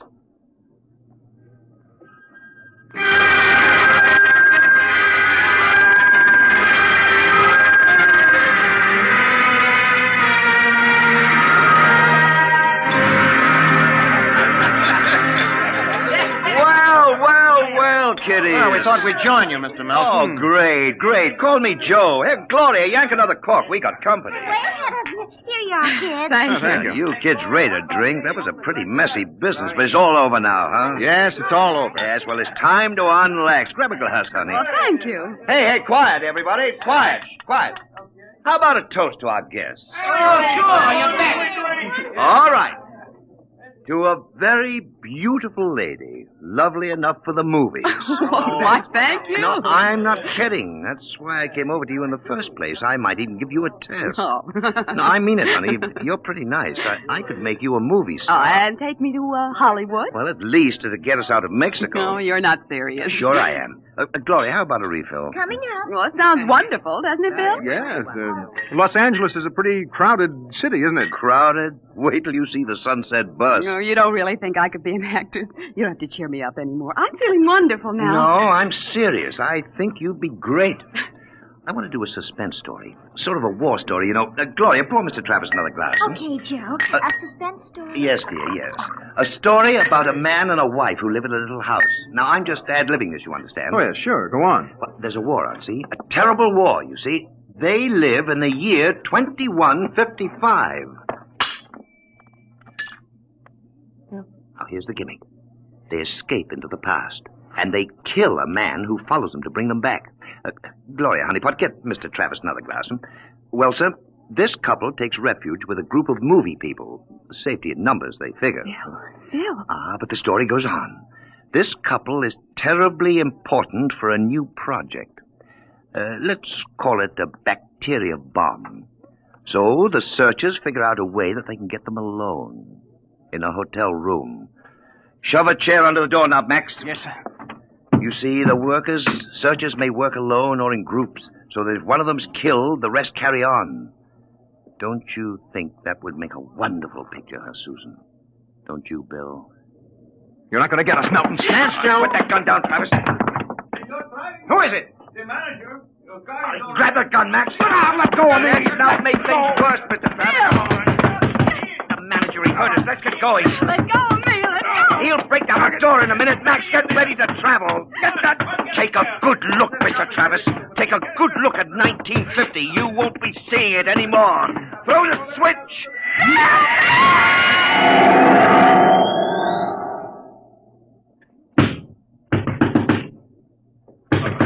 All right, Juan. Break down the door. Where are they? I was at the door. I heard them inside. They're gone.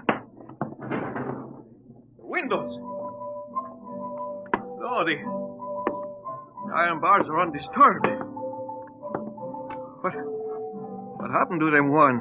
They just disappeared, all of them. Nuestro Padre Cielo. All right, Juan. Pray later. Senor, I think you'd better send for the priest and holy water. Later, Juan. Hey, they just disappeared. Look here in the closet. See? Hey, bottles, hundreds of bottles. Chartreuse, cognac, absinthe, tequila, Turkish cigarettes, and boxes of pure Havana cigars. These crazy Americanos. Why should anyone leave all this behind? Juan, never question providence. There is enough here to last us both for a month. Juan, I think we can look forward to a most happy future.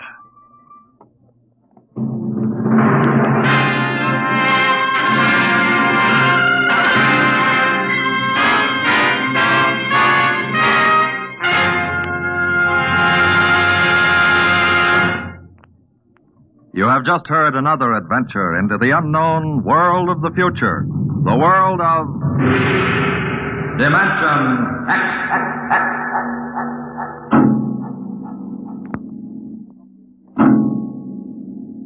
Now, about next week. Suppose that you were a private detective, and into your office walked a strange-looking client.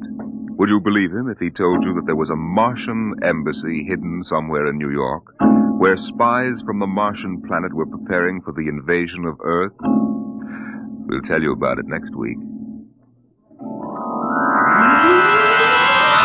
Tonight's adventure in Dimension X was the Ray Bradbury story To the Future, as adapted for radio by Ernest Kenoy.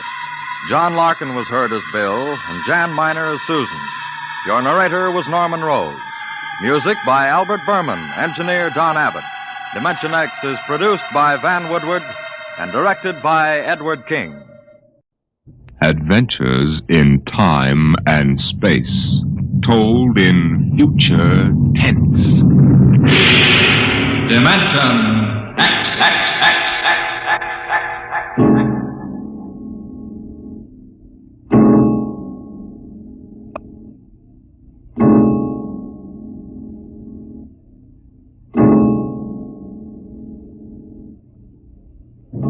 When man first crossed the vast distances of outer space to land on strange worlds, he found that someone had been there before him. The ruined canals of Mars, the smashed cities of Titan and Centaurus II and III, all these were evidence that 100,000 years ago, a race of intelligent beings built their cities across the galaxy. They knew space travel, atomic power, astrophysics, and engineering. And then they destroyed themselves. Completely. So that of all the cities on 1,000 worlds, only dust and rubble remained. Why? Why did these beings obliterate all record of themselves? That is the mystery of the lost race. The freighter Carillia, bound out of Earth for Cetus Alpha 2, came into normal flight after 103 days in overdrive. The stars were unfamiliar. The constellations known on Earth had disappeared. But there was a yellow sun off to port, and about it revolved 3 planets.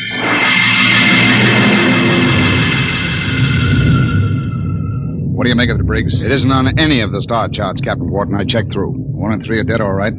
Have to take a closer look at number 2. Turn up the vision scale. Polar ice caps. She's green around the belt. Let's take her down to a 5-mile orbit. Swing around her for a look. Alert for deceleration. Aye, sir. Throw in the manuals. Power room. Power room, aye. We're going down to have a look at something. Give us just enough power to keep her under control. All right, Briggs. Hang on to your stomach.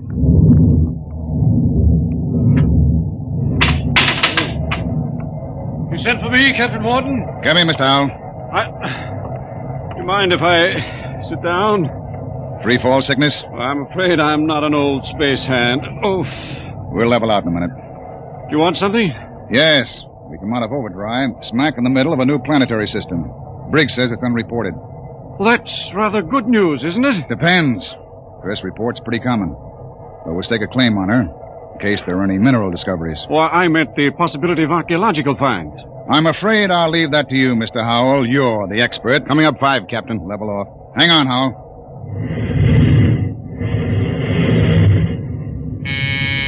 Power room. Hold her steady she goes. We'll orbit at slow cruising speed. All right. Clear the scope, Briggs. Aye, sir. Nice-looking piece of real estate. Well, the Space Guard requires I check up for radioactives, gold, and lost race rooms. You're landing? Landing? I've got a schedule to keep, Mr. Howell. I can't sit down on every lump of dirt I run into. We'll do a spectroscope check, and I figured you'd spot any ruins. All right. Wait a minute. There in the lower quadrant. What? That bald spot in the vegetation. Those are ruins, all right. Are you sure, Hal? Yes. I've seen the Lost Race rubble on Centaurus, too. There. You can see it plainly, dust and rubble. No, that's what I get for calling in an expert. Briggs, stand by to take it down to 5,000 feet. Aye, sir. All this thinking luck. There goes my schedule.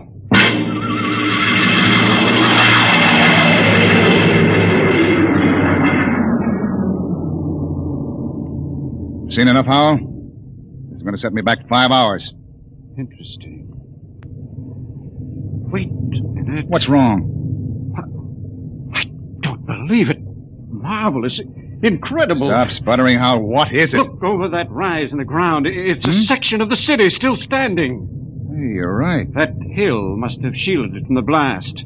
Captain, you've got to land. Land? You've got to. This is the first Lost Race site that's ever been spotted. Of course you'll land. Howell, we get a $1,000 bonus for every day under par for the run. But you don't understand. It's the biggest find in the century. We can chart it, and you'll have to get back somehow. That's all.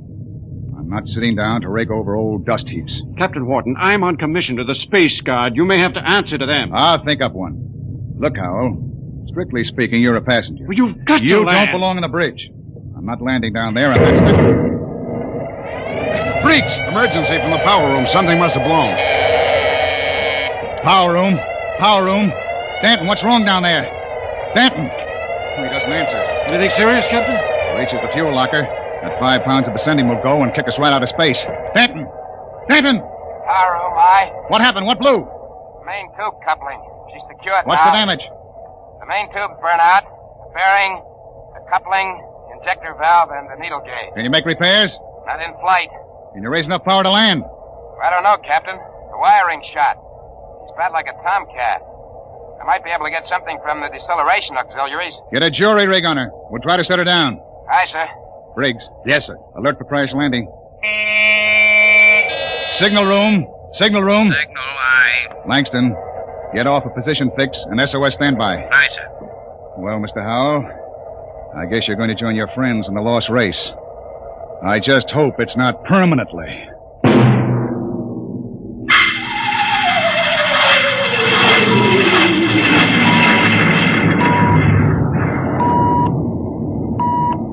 Leveled off now, Captain. Trim her up a point. That's it. She's bucking bad. 5 more minutes and the hull plates will shake loose. Power room. Stand by for bow blast on signal. Power ready. I'm going to try for that clearing. Too narrow. 2 to 1 for $1. All right. Hang on.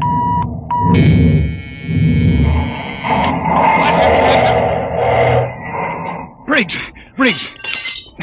You all right? I hit my head on the panel. Well, I seem to be all assembled. We're down. Guess our luck hasn't run out yet. Calling power room. Power room, aye. All right down there? Yeah, I'm all right. Danton, I want a complete damage check and repair estimate. Get up here as soon as you got it for me. Briggs, you all right now? Yes, sir. I guess so. As soon as we get Dan's report, get a detail aft. Help him with repairs. Captain Wharton. What is it, Langston? My speaker line's out. Sending circuits blew. Spare tubes? That was a pretty rough landing, Captain. They're gone. I can't replace them this side of Lunar Space Station. I see. Well, the SOS ought to do it. And the Space Guard monitor reports our position. They aren't going to, Captain. Why not? Sending circuits went out when the blast went off down there. I didn't get the SOS out. Thank you, Langston. Get back and see what you can salvage. Does that mean bad news? We were in overdrive, Mr. Howell. It would take 40 years to search the distance we've traveled in one day. Consequently, when a ship doesn't make port and doesn't transmit a position fix, they forget about it. Oh. I see. And with the radio out, we blast off on our own power. Or we don't get off. Got your damage report, Captain. Well? Here. It's on a B-23 checklist. Not bad? Worse. Danton, how long will it take you for repairs? I don't know. An estimate. I know gypsy fortune teller. How about the lifeboat?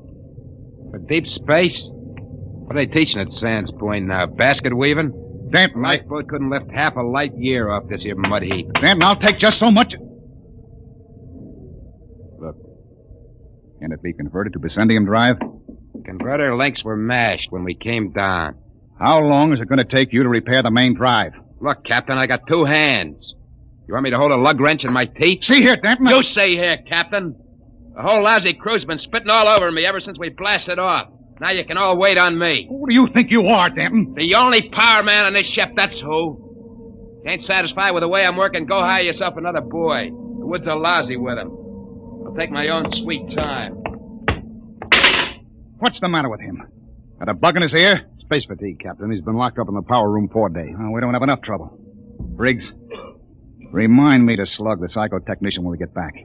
Don't tell me nobody gets into deep space who isn't emotionally stable. What are you going to do about him, Captain? Nothing. Stay off his back. Oh, but you can't. Danton's the only man who can get us out of here. We want to hit the cradle at New York Spaceport again. We've got to keep him happy. Captain Wharton, as long as we're landed, and we do have to wait for the engines to be fixed, I suppose we can explore the lost race ruins. Look, Mr. Howell, I can't spare the men. We are now stuck tight until Danton gets those engines fixed. And if he can't, which is entirely possible, we are stuck, period. Oh. Briggs, I want you to keep a careful eye on the men. Space fatigue is nothing compared to what we might run up against now. Captain Wharton. Captain, I've got it. Is there any circuits? No, sir, but I picked up the incoming video band. Well, that's something. Can you get the mail call through? The men could use a little lift right now. Well, the scheduled one-way personals are due at 23:30 Greenwich. Good. That ought to help morale. Langston, rig the receiving booth. Aye, sir. Howell, this is a break. Seeing the folks at home may be enough to keep everybody on an even keel. I know I'll be glad to see that kid of mine.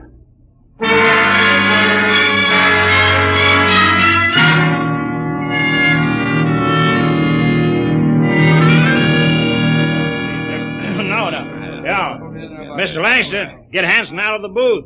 You wear the glass right off the tube. Take it easy, Williams. Everybody gets 3 minutes. Hey, Kelly, I bet that dame of yours burned up the circuits, huh? How'd you know it was his girl? You can't tell through the booth. Well, who else would call that eight?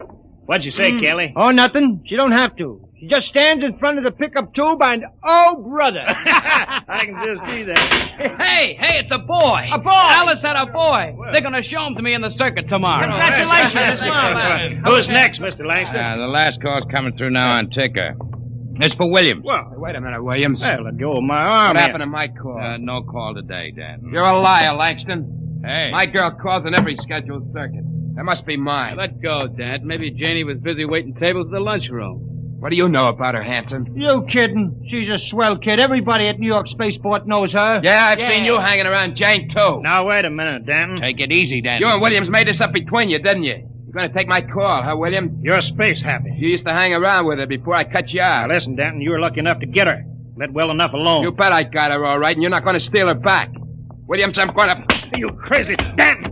Get him off! You lying. Get him off! Hey, what's going on in here? Let him fight! I'm going to kill you, double-crossing. Behind my back.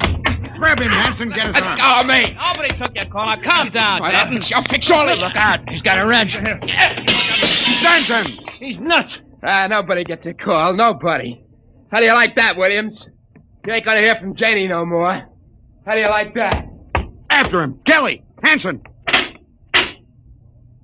The airlock. He's left the ship. Let him go, the jealous screwball. Sure. But that's the only man who can get us off of here.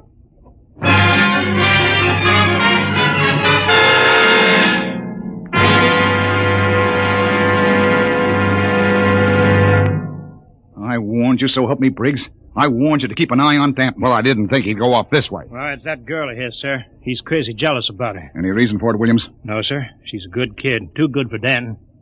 I guess he's just so afraid of losing her to some other guy, he's getting psychopathic about it. Well, we've got to get him back. I want every man equipped and ready for search parties immediately. Aye, sir. Williams, rig some portable searchlights. And issue hand blasters and radiation tickers. Kelly. Aye, sir. You had the second party. If you find Danton, send up a signal flare. Aye, sir. Unless we do find him, we'll be on this planet until the next freighter stumbles on us. Maybe 10,000 years from now.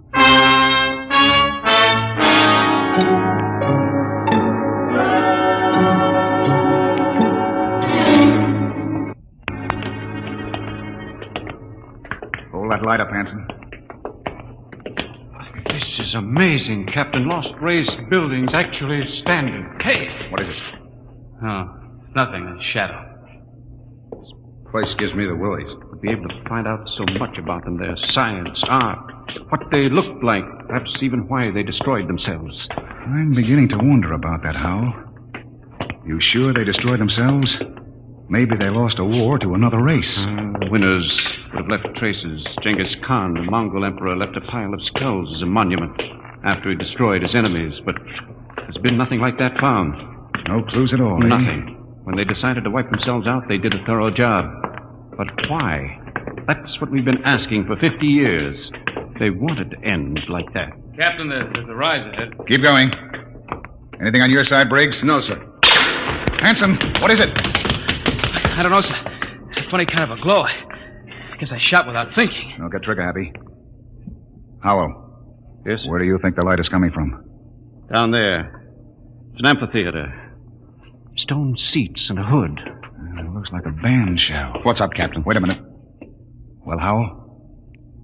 Don't know. That's the Lost Race sign on the hood. The what? A sort of hieroglyphic. The only thing we'd ever found before. One in each ruin. What does it mean? Some kind of a warning, I think. Come on. We're going down there. Careful now. There's a platform of some kind down there. Looks like a lecture platform, doesn't it? Or an altar. This might have been a temple. Perhaps the Lost Race sign had a religious significance. Looks like a throne to me. A throne 5 feet high. Briggs, climb up there. And see if there are any controls for this machinery. Aye, sir. This wasn't meant for any man to sit on. There's a lever up here. Shall I try it? Sure, go ahead. Hey, what's that mist? It's like a steam bath. I wonder if Kelly and Williams ran into anything Kelly, like... hold that lighter. Shut up and keep looking for Danton. What? Look there, in the hood. It's Williams and Kelly. That crazy jet jockey. When I find him, I'm going to beat his brains out. You could see him, a 3-dimensional image. Some kind of television. Get down, Briggs. Aye, sir. Did you see it, Skipper? I was just thinking about him, and there he was. And we all saw it. Out of the way. I'm going to try it. This thing can pick up Earth. It'll replace the receiver Danton smashed. Just throw the lever, eh?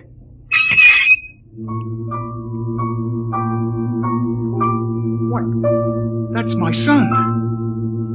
I'll be darned. His music lesson. Say, it reaches Earth all right. What? Imagine. Television without a transmitter. Looks like the Lost Race was ahead of us in more ways than one. Go up and try it, Howell. Amazing, amazing. Television without a transmitter. This machine may be the clue to the mystery of the Lost Race. I'll try it. Mary, I've told you I like my paper first in the morning. If that youngster wants to know how the Tigers did, let him wait until I am... My father in Detroit. Remarkable, Captain. You can see the whole room clearly. Say, how about me, Captain? Let me get up there. I'd like to see my baby. Alice told me all about it. Out! What's the matter, Hanson? I kicked something, a wrench. Well, hold it up. What? It's Danton's. That means he's been here. We're on his trail, all right. Come on, Howell, let's go. But the baby wouldn't take a minute, Captain. Later, Hanson. We've got to find Danton first. All right, now, let's get moving. Hold it. What's that? The recall flare. Kelly and his men have found Danton. Oh, I hope that crazy fool is in one piece. We start back now, Captain? Yes. That came from the ship. Another flare? No, that was an explosion. That's all we need now. Something more to happen to the ship.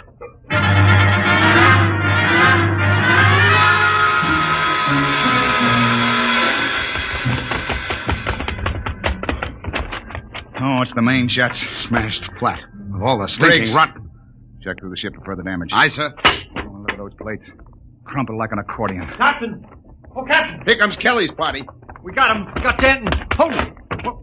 What happened here? Somebody blew up the main jets. Danton, do you know anything about this? No, sir. Not much he doesn't. He's crazy enough to blow us all up. Listen, Hanson, I admit I went off my head tonight, but I'm not crazy enough to commit suicide. The jets are smashed, we're all marooned up the same creek. I still think he's got something to do with it. Lay off, Hanson. We found him wandering up in the hills. And he was with us when the blast went off. Yes, that's right. We saw your recall flare before the explosions. Oh, I guess that puts Stanton on the clear. Then who did it, Captain? I don't know, Howell. Looks like somebody didn't want us to leave this planet. Well, we still got one slim chance left. If we can repair the lifeboat... Skipper, it's gone.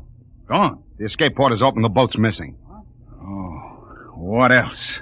The arms chest was cleaned out, sir, and the fuel locker was jimmied open. The sendium bars are gone. You sure? You look for yourself, sir. She's clean. I see. There's only one answer left. There's something or somebody out in those ruins trying to get us. Maybe that lost race decided they weren't going to stay lost. You think some of them may still be alive? Who else could have blown up our ship?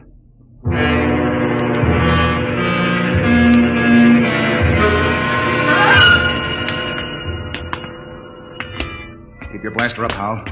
And be careful. It's a hair trigger. What are we doing back at the television machine, Captain? I thought we were looking for the lifeboat. We are. Whoever blew up the ship must be around here. Might as well try to use the machine to track them down. Yeah. Catch them with their own gadget, huh? That's right. All right, Hal, you're the expert. Get up there and try to find them. I hope it works. Well? Trying, Captain. Nothing but mist. I don't understand it. It reached all the way to Earth before. I saw my father in Detroit. Mary, my paper's all rumpled again. What? There it is again. My father in Detroit. I've told him time and time again I don't like a messy paper. Look at that. No selector control, yet all the way to Earth. You can see the whole room, the goldfish bowl, the antimacassars on the chairs. Yet we can't pick up something less than a mile away. Knock it off, Hal. We're wasting time. Come on. That gadget won't work. We'll have to comb these rooms inch by inch. I don't understand. Neither do I. We'll cut behind the hood here and go on. Briggs, you take the lead with the radiation ticker. We might be able to pick up a reading on where the rocket fuel is hidden. Aye, sir. All right, let's go. I can't understand why that machine can pick up Earth and not... Help, Captain! Briggs, what is it? Captain, help! I'm falling! It's a cave-in. Hang on, Briggs. I'm slipping, Captain. Grab his wrist. All right. Now pull. Pull. Higher. What happened? I was just walking along and the ground caved in. What? It's some kind of shaft. Hold your light over it, Captain. Oh!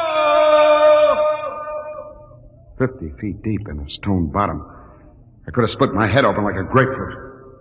Something down there. Hold that light steady.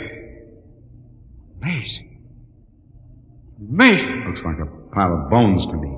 2 piles. They may be the first skeletal remains ever found of the lost race. I've got to get down in there. We haven't got time, Hal. Come on. Let me have your binoculars.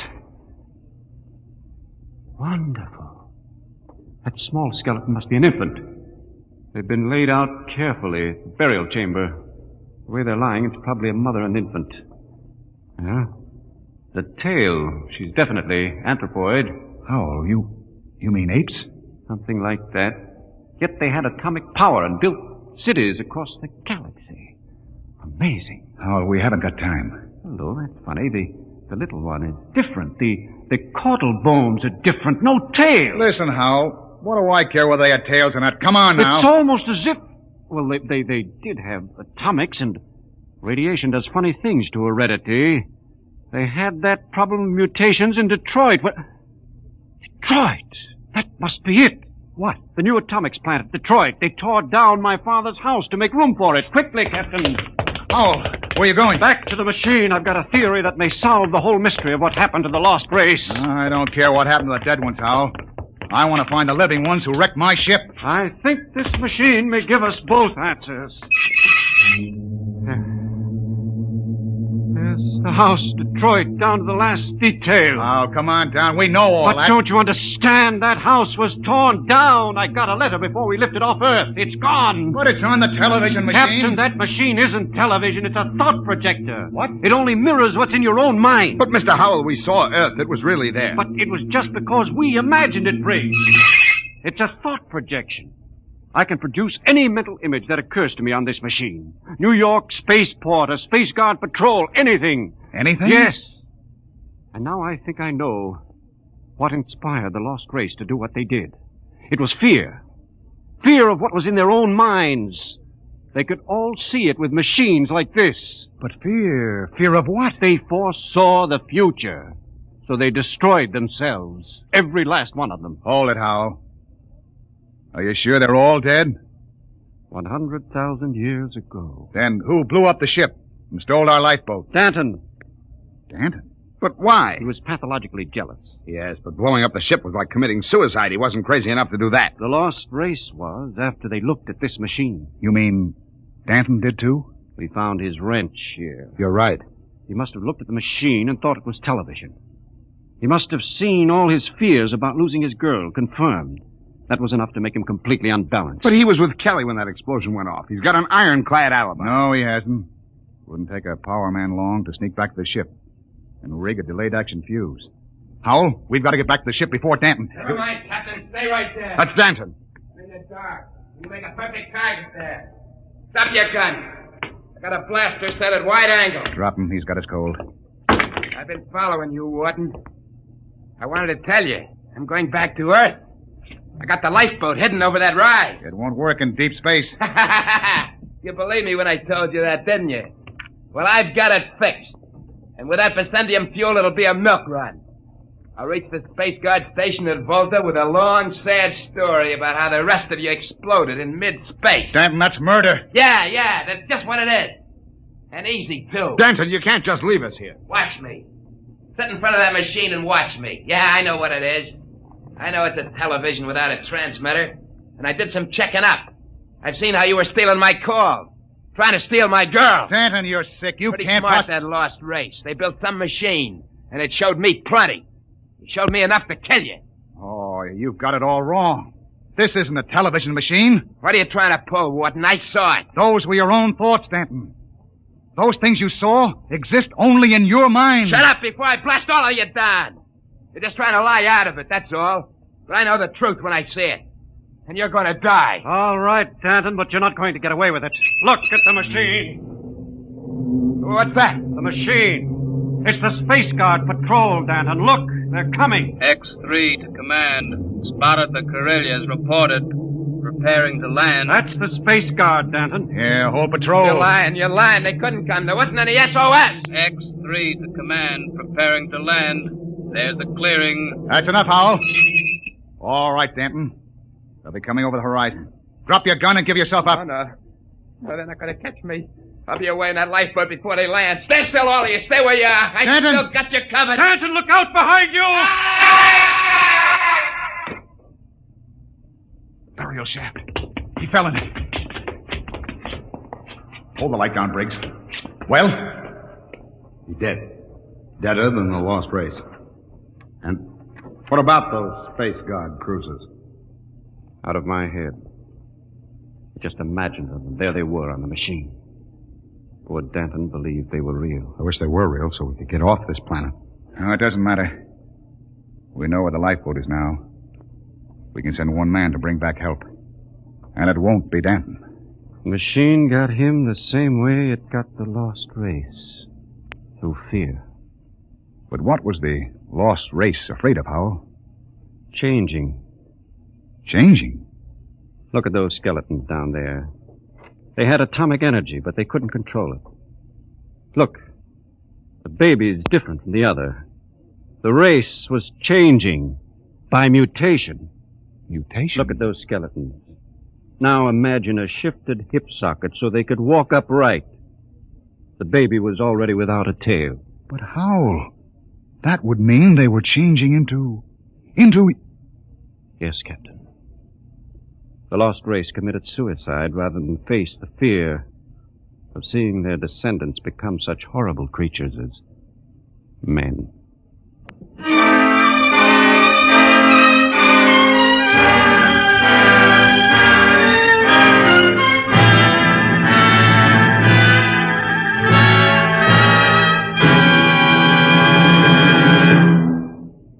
You have just heard another adventure into the unknown world of the future. The world of Dimension X. And now, About next week. William Travis and his wife thought they had escaped, but they were wrong. They were being searched out by men from another world, men who wanted them to return. Where? I'll tell you next week. Tonight's drama was based on the Murray Leinster story, The Lost, and was adapted for radio by Ernest Kenoy. Featured in the cast were Matt Crowley as Captain Wharton, Roger DeKoven as Howell, and Joseph Julian as Danton. Your host was Norman Rose. Adventures in time and space, told in future tense. Dimension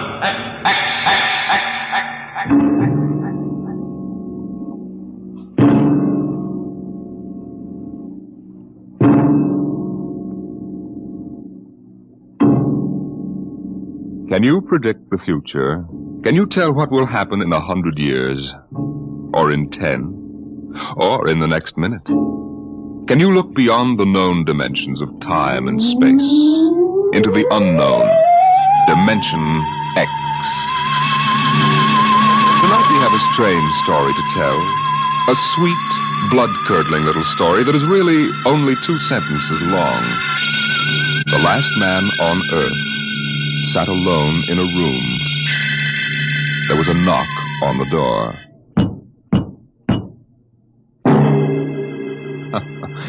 Think it over. Suppose you were the last man alive on Earth, in the universe for that matter. The last man sitting alone in a room, and suddenly there was a knock on the door. What knocked on the door? You wonder, don't you? Your mind, faced with the unknown, supplies something vaguely horrible. But it isn't horrible, really. You'll see. The last man on Earth sat alone in a room. There was a knock on the door. What? Oh, what's that? Good morning, man. What? Who are you? You have regained consciousness. Well, who are you? I am Azan. Maybe if I close my eyes, it'll go away. I will not go away, man. No, I guess I am awake. Who? What are you? I am Azan. Well, what's that? Azan is intelligent life. What happened? Where are you from? From Planet 7 in the 3rd galaxy in the 4th quadrant. Where? It is not necessary to repeat information which is correct in the original statement. Planet 7? You mean I'm not on Earth? You are still on your planet. Well, then what are you doing here? The Zans have annexed your world. You mean you've conquered Earth? Yes, that is correct. We will now prepare your planet for habitation by the Zan. Well, how about the people? There is no longer any use for large numbers of lower life forms. Therefore, we have dispensed with them. Dispensed with? You mean you've... When did all this happen? 2 days ago. You have been unconscious until now. You really mean I'm the last man on Earth? That is correct. Identify yourself now. What? Kindly provide data as to your position in the elementary social order of your planet. Well, I'm Walter Phelan, Associate Professor of Anthropology at Nathan University. How is it you speak English? We have deciphered your written and recorded records. It is not difficult to reconstruct your language. Very type of auditory communication. Oh. Is there anything you want to complete your natural habitat? You mean I'm a prisoner? That is correct. What will you want further in your room? Well, do I have to stay here? Yes. The rest of my life? Forever. Then you better bring in my books. I gotta call you something. Do you mind if I call you, George? It is immaterial. All right, then, George. You know, I can't really believe this. That is a characteristic of low-life form. I'm trying to take this in without going off balance completely. I will be back, Associate Professor of Anthropology. It's all right, George. Just call me Walter. Very well, Walter. I will be back with your books. All right, George. I'll be seeing you around. You will not be around, Walter. You will be here.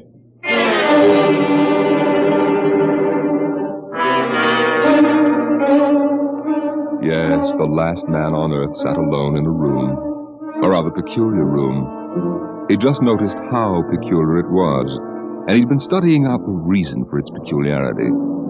His conclusion didn't horrify him, but it annoyed him. There was a knock on the door. Come in. Oh. Hello, George. Hello, Walter. What can I do for you? Point one, you will please henceforth sit with your chair pointed the other way. I thought so. That plain wall is different from the other sides, isn't it? That is correct. It is transparent. That's what I thought. I'm in a zoo. Right? That is correct. I knew it. And if I persist in sitting with my back to it, what then? You'll kill me, I ask, hopefully? No, we will not kill you. It's too bad. George, face the bars and perform for the people. I mean for the Zons. How many other animals do you have here in the zoo, George? 216, a male and female each of 108 kinds. Male and female of all the animals? There is a female of your species among the collection. Anyone I know? Never mind, it doesn't matter anyway. Well, George, you started out with point one. I suppose there's a point two kicking around somewhere. What is it? Something we do not understand. 2 of the other animals sleep and do not wake. They are cold. What is wrong with them, Walter? Well, they must be dead. Dead? That means stopped. But nothing stopped them. Each was alone. Sure, they just died. But I have told you they were alone. Nothing stopped them.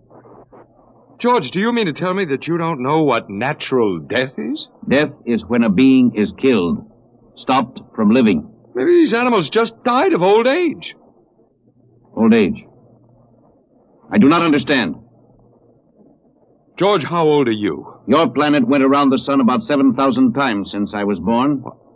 7,000 years? Yes, I'm still young. Now, look, George, you've got something to learn about this planet you've hijacked. Here on Earth, we've got somebody that's a stranger where you come from. Down here, our people and animals live until the Grim Reaper stops them. This, Grim Reaper stopped the 2 animals? That's right. He will stop more? Oh, he gets us all, George. This is a new factor we have not considered. But you can consider it. Because when the Grim Reaper gets through, there won't be very much left of your zoo. You mean he will stop more animals soon? Well, with your lifespan, it won't seem like a minute and we'll all be gone. Now, it looks like you made a mistake, George. I don't think there's very much you can do about it. That is not correct. The Zon is a logical being. We will take action.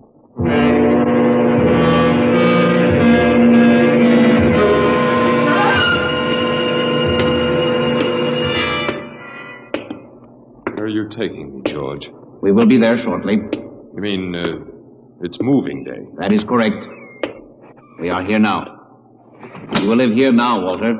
It is a larger room. Well, be it ever so humble. Go inside. Be careful with those books, George. Don't lose... Excuse me. Who are you? What are you doing here? Well, I guess George didn't explain. George tries to be polite, but he hasn't quite caught on yet. I'm Walter Phelan. My name is Grace Evans, Mr. Phelan. What is all this about? Why did they bring me here? I think I know why. Why? You see, I've been talking to George. George? Well, that's what I call them, all of them. There's no way to tell them apart anyway. There aren't many of them here, yet. They come from outside the solar system, sort of an advanced scouting party. Yes, I saw their spaceship. It's as big as a mountain. They're moving in on us. They cleaned off the Earth with some kind of vibration that destroys all sorts of animal life. They killed everybody. Oh, no. I was afraid. Well, the cheerful note is that you and I and 200-odd other animals were picked up beforehand as specimens for the zoo. You know that this is a zoo, don't you? Yes. I suspected it. But I don't remember anything about being captured. I just woke up here. Well, they solved a lot of problems for us. Housing, shortages, wars. I don't suppose the human race, you and I, that is, have to worry about anything now. It's awful. Only they made one mistake. They overestimated us. I don't understand. They thought we were immortal. That we were what? Immortal, like they are. Oh, they can be killed. The Zons don't know what natural death is. They didn't know anyway until they lost 2 of us yesterday. You mean there are more than 2 of us? No more of our species. These were merely brother animals. A rabbit and a canary. And by the Zons' way of figuring time, the rest of us are only good for a few minutes apiece anyway. That's a joke on them. They figured they had permanent specimens here in their zoo. But didn't they know that we'd all die eventually? No, I don't think so. See, George told me he was 7,000 years old and he's supposed to be young. When they learned how quickly we die, well, they were probably shocked to the core. If they have core. How can you talk that way about it? Academic detachment. I learned it at faculty teas. At any rate, they've decided to reorganize their zoo 2 by 2.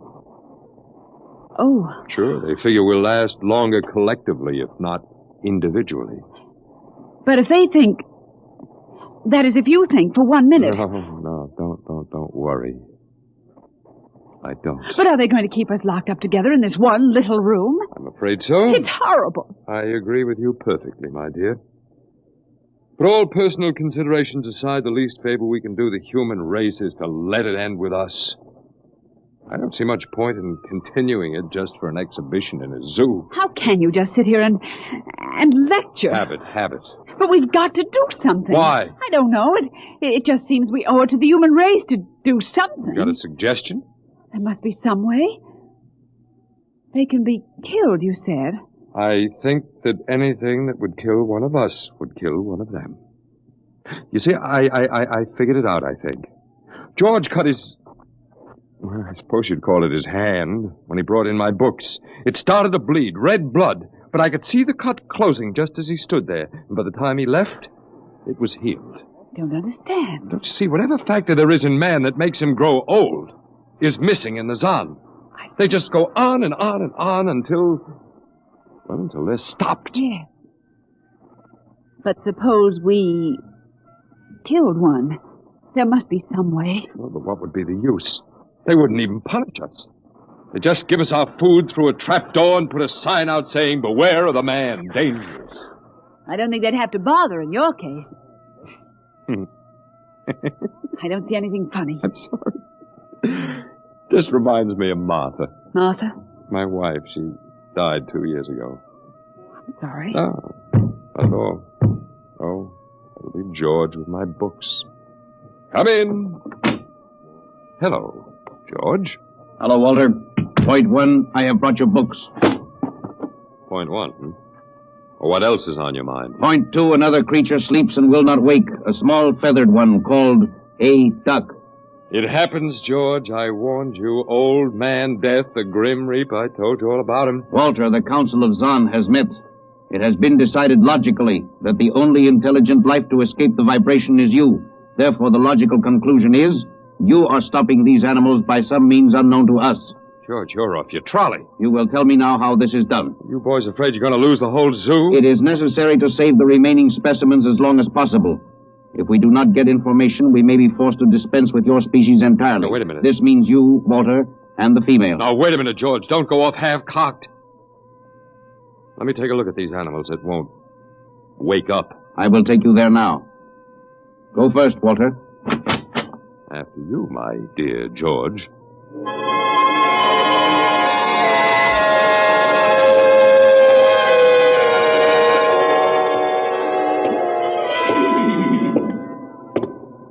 This is the weasel. You should have got him in the winter, George. The fur's worth more then. Then it's an ermine. This is the reptile cage. Here are the ducks.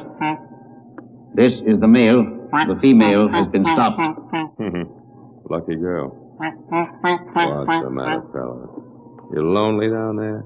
Walter, you will tell me how you stopped the female duck. You got me, George. I didn't do it. Maybe she died of the Dutch elm blight. Walter, you are not being logical. We have concluded you are stopping these animals. Tell us how it is done. I told you, George, I haven't the foggiest notion. Very well. We will have to take further action. Well, what are you going to do, George? We have methods of action you will know soon. We will go back now to your room.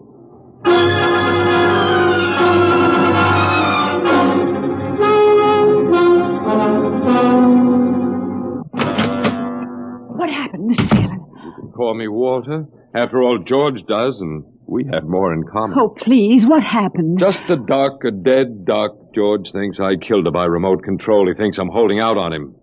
Good. What? Well, at least we can get back at them. At least we can do something to them. Well, why? After all, George isn't a bad fellow, if you like an ant mentality. How can you say that? They've wiped out the whole human race. They've murdered everybody. I suppose they have, but we can't change that now, so why think about it? Well, we can't just sit here and do nothing. I fail to see how we can do anything else. Oh, of all the men in the world they had to pick. Don't you want to fight back? Don't you want to keep on fighting until the end?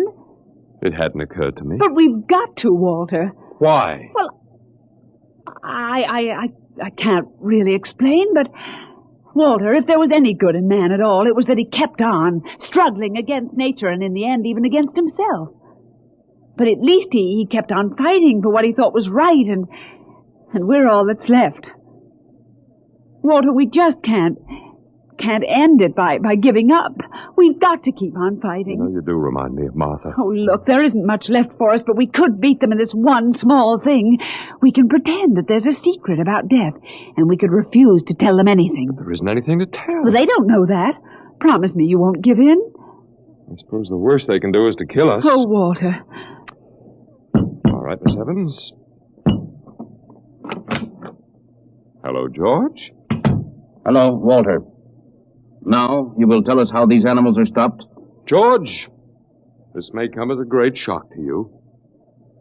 But I've decided not to tell you. Why? Oh, call it a romantic attachment to lost causes. My grandfather was a Confederate officer. Walter, you are not being logical. But that is expected in lower life forms. You will come with me now, Walter. Where are you taking him? To the second level. Come now, Walter. You won't tell them. I can't guarantee anything, but as of now, I don't intend to. We've got to fight. Remember that, Walter. We've got to go out fighting. I think you're right. Come now, Walter. Goodbye. It's been a pleasure, Miss Evans. I am waiting. Come now, Walter. After you, my dear George.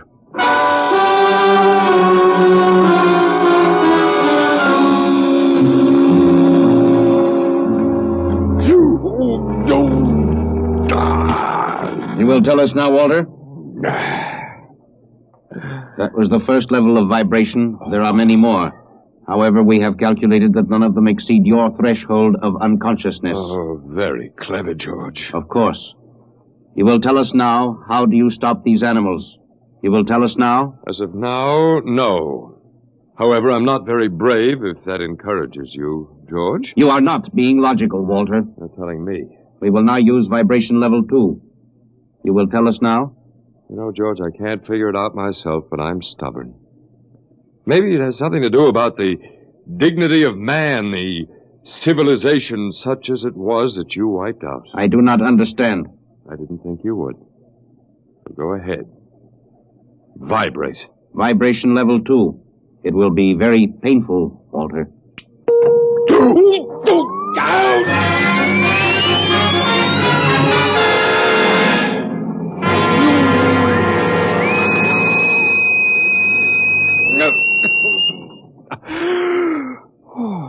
Walter? Walter? You are still conscious. Let me alone, George. You will tell us now. You will tell us how you stop the animals. Let me alone. We have had vibration levels 1 through 10. There are still 15 more before your threshold of unconsciousness. No, let me alone. Walter, listen to me. Another creature sleeps and will not wake. We must know now. That's tough. You better start vibrating again, George. No. What? It would not be logical. We have calculated that no further level of vibration will overcome your irrational psychological block. We conclude you will not tell. You mean you're going to let me go? That is correct. That's real nice of you, George. I appreciate it. We have calculated that the resistance of the female of your species will be lower. We will now place her under the vibrations. Oh, no, George, you can't do that. Why not, Walter? It is the logical plan. No, she couldn't take it. Yes, that is what we expect. Therefore, we will go and bring the woman here. No, now listen to me, George. There is no secret. Do you understand that? There's no secret. Those animals died from natural causes. And I'm telling you the truth. That is not a logical answer. We will get the woman. Well, I've told you the truth. Can't you understand? We must know now. The female animal caged next to the duck has been stopped. We must preserve the survivor. The animal next to the duck? We will bring the woman here. She will tell us after the vibration. No, listen, George. George, do you want the truth? You want to know how to save the mates of the animals that have been stopped? You will tell us now? Yes, I'll tell you. Take me to that stopped animal, and I'll tell you how to save its mate. Very well, Walter. You are being logical now. We will go.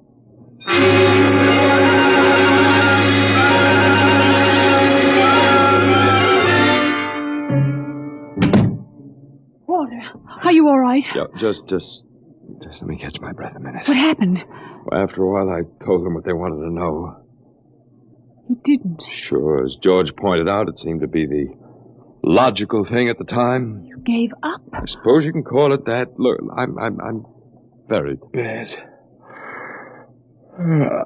Something might turn up, Martha. But they've beaten us completely then. There isn't anything we can do. Rest of the human race. And we give up. We don't even die fighting. You call me? Oh, I must have said Martha. I'm sorry. The Council of the Zon has met. Something wrong? She was my wife. She died 2 years ago. What were you saying? Nothing. Nothing. It doesn't matter. It's too late. Too late. The whole... What now, George? Zon has been stopped. What? Zon is dead? That is correct. You didn't believe me, George. But you can die. You can really die. You'll have to get used to that if you're going to stay here. The Council has decided. A, you have in some way stopped this Zon. B, you and the woman must be eliminated. No, you got it wrong, George. I didn't stop that Zon. It's just death. It gets all of us here. You will be eliminated now. But, George, it won't do any good to kill us. It won't save you. Everything that lives on Earth must die. That is not logical. But it's true. The Council has decided. This time, you will have the full vibration. This time? Walter, what did they do to you? They have a rather effective third degree. They tortured you, Walter? Yes. And Walter, it was all my fault. I wouldn't even have tried without you. I suppose we have a last chance now to end with some dignity. I think you're a very brave man. Well, there isn't much else to do. Do we go now, George? Now, Walter. Wait, what's that? I have been told another Zon has died.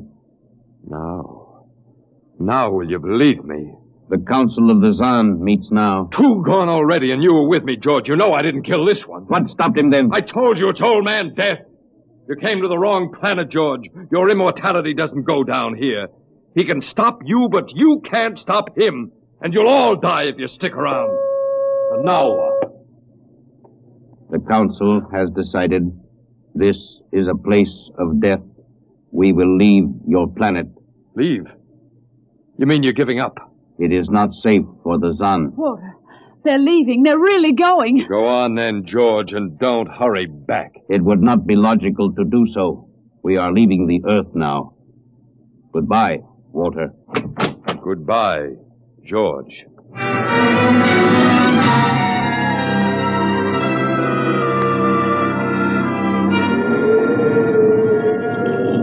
Well, they're all aboard now. Oh, it's so wonderful to feel the wind and the sun again. Close the hatches. Walter, is it safe for us to be out here? Sure, they're not interested in us any longer. They only want to get away. And I want to see this grace, the Zon leaving Earth forever. Now they're blasting off.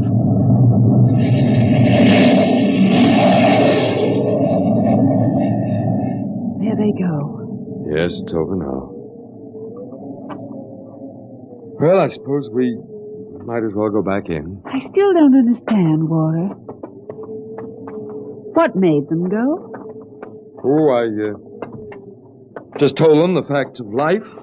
Of death, you mean? No, of life. After all, I thought George was old enough to know at 7,000 years he was getting to be a pretty big boy. I wish you'd stop joking and tell me what happened. Look out for the steps. Well, do you remember when the first animals died? Yes, the rabbit and the canary. And their mates just started to pine and waste away? Yes. Well, that worried the Zan. They wanted to keep the last specimens alive if they could. So, finally, I broke down and told them about affection.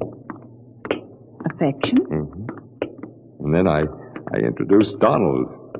Donald? Who's that? Here we are. Oh. Come here. Grace, I want you to meet Donald. Oh, Walter, please. What does affection have to do with it? Well, that's what the Zan wanted to know. I told him it was love that made the world go round, that having lost his mate, Donald would die immediately unless he had affection and constant petting. Petting? Mm-hmm. I even showed him how. Come here, fella. Come here. Yes, I held Donald in my arms and petted him a while, and then I let the Zan take over with the animal in the next cage. What animal? Take a look. Hey, watch out. Don't go Walter. too close. It's a rattlesnake. Yes, it's a rattlesnake. The Zan's metabolism made it impossible for them to die of old age, but I had a hunch they could be poisoned. Then it was the snake that killed the two Zan. They never even knew what bit them. Then you outwitted them, Walter. I suppose. And I thought you'd just given up. Oh, Walter, I'm so proud of you. You don't have to be. I had given up. I probably wouldn't have fought at all if you hadn't pushed me. Well,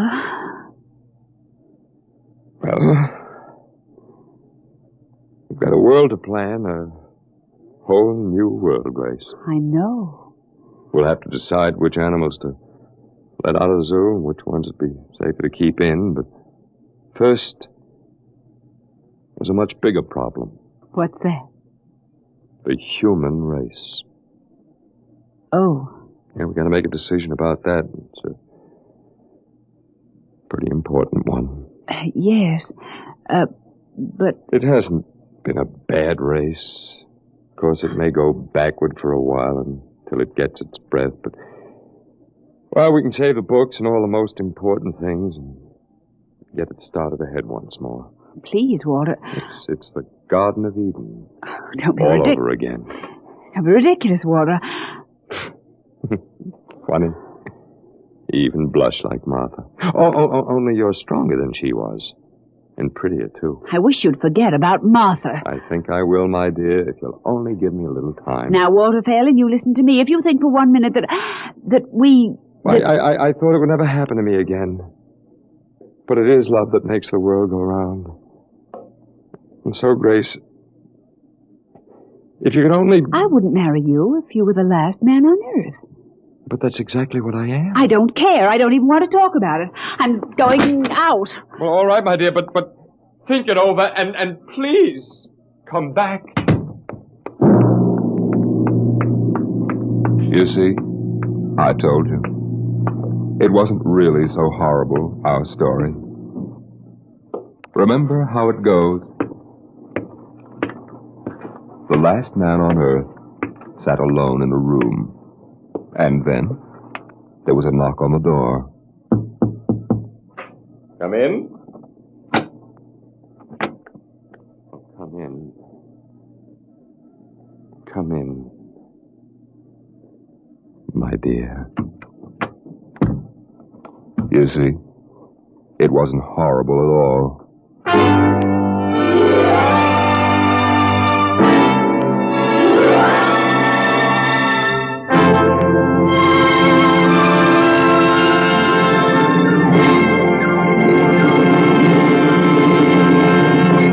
You have just heard the Frederick Brown story entitled Knock, an adventure in time, space, and the unknown world of the future. The world of Dimension X.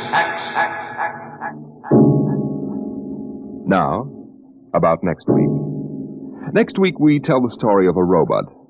But a robot that was almost human. Tonight's adventure in Dimension X was adapted for radio by Ernest Kenoy. Arnold Moss was heard as Walter Phelan, Louis Van Ruten as the Zan, and Joan Alexander as Grace Evans. Your narrator was Norman Rose. Music by Albert Berman, engineer Bill Chambers. Dimension X is produced by Van Woodward and directed by Edward King. Adventures in Time and Space, told in future tense. Dimension X.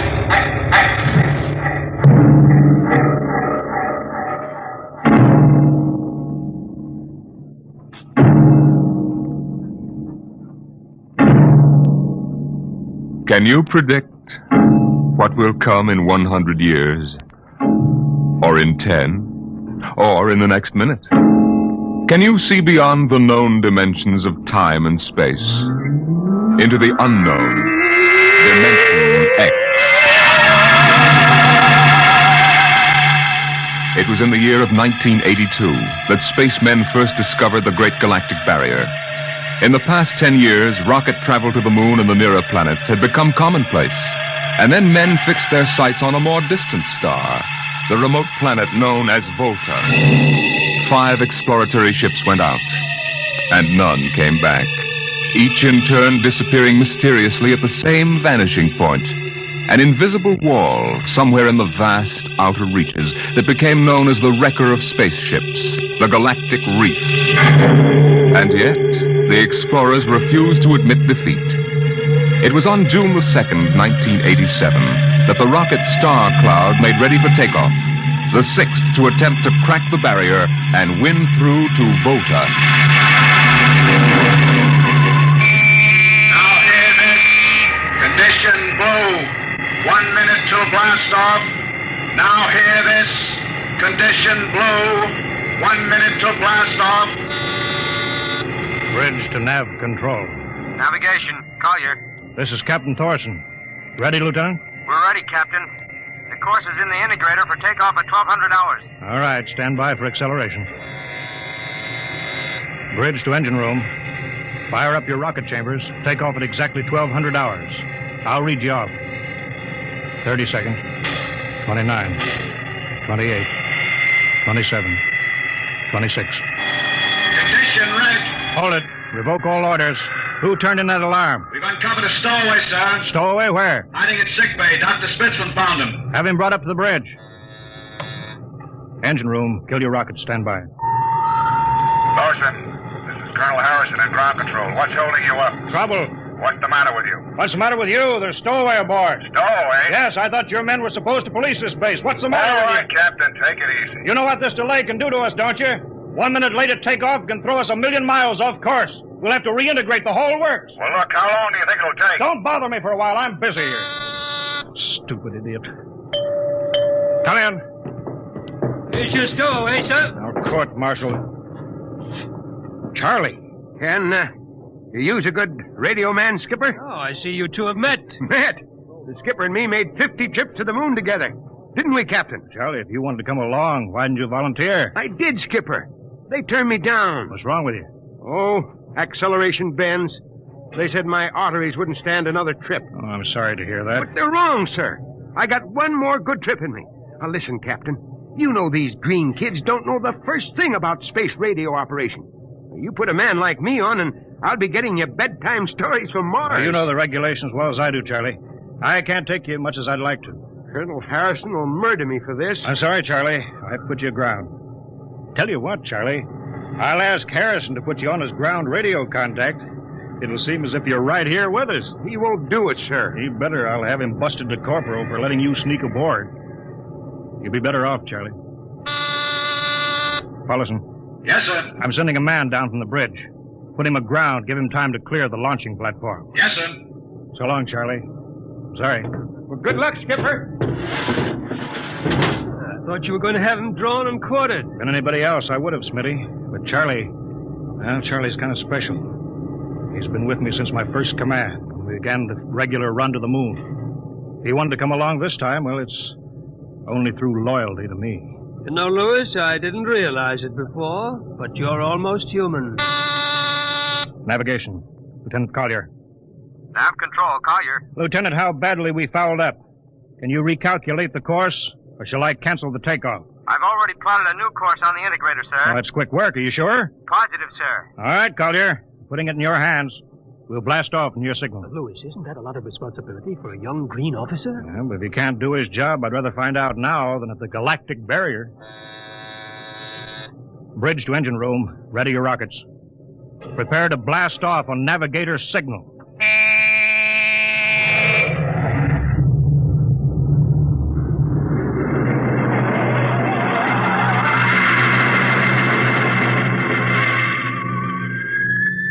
How are we doing, Collier? Coming on the bearing, sir. 4, 3, 2, 0. We've intersected the course vector. That's good work, Collier. Course corrected, sir. Ready to go into atomic overdrive anytime you say. All right, stand by. Now hear this. Prepare for maximum acceleration. Bridge to engine room. Kill your rockets. Rockets out. Fire up number 1 cyclotron. Number 1 ready. Fire up number 2. Number 2 ready. Engineering, withdraw your dampening rods. Fission chamber ready. Blast tubes are clear. Ready. Take it on overdrive. How are we doing, Collier? On course, sir. She's running hot and true. Well, my compliments, Lieutenant. This job would have done your father credit. He was the best navigation officer I ever saw. Thank you, sir. Start your gyros, put her on robot control. All right, ship is yours, Mr. Collier. If you need me, I'll be in Dr. Smithson's office. Yes, sir.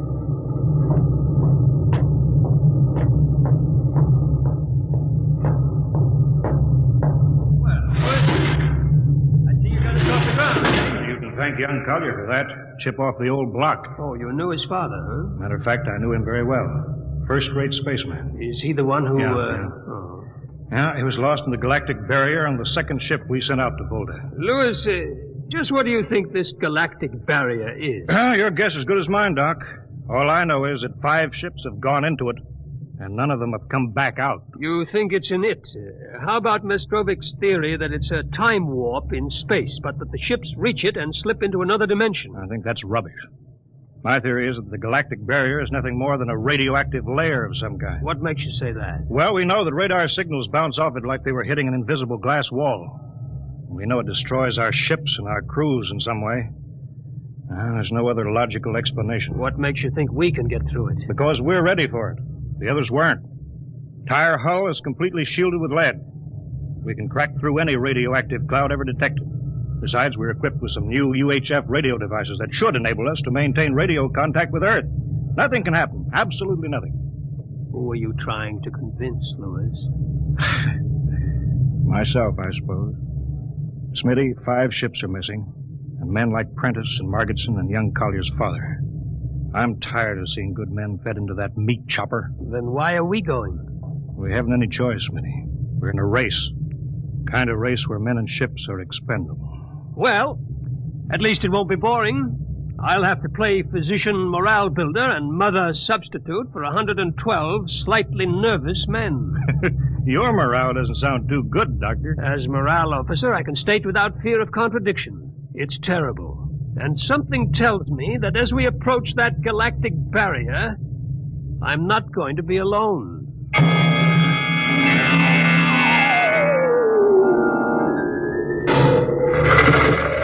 Hello, Earth. Hello, Earth.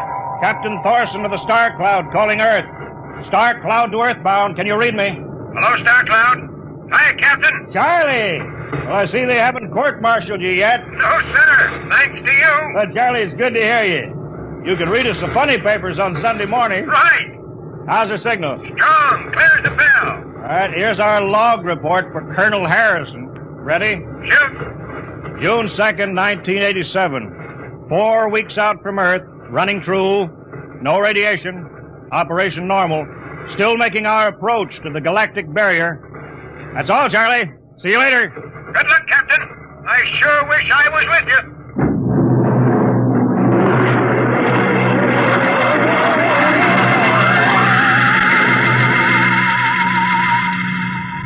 How's the morale, Smitty? Well, the men know we're getting closer to the barrier.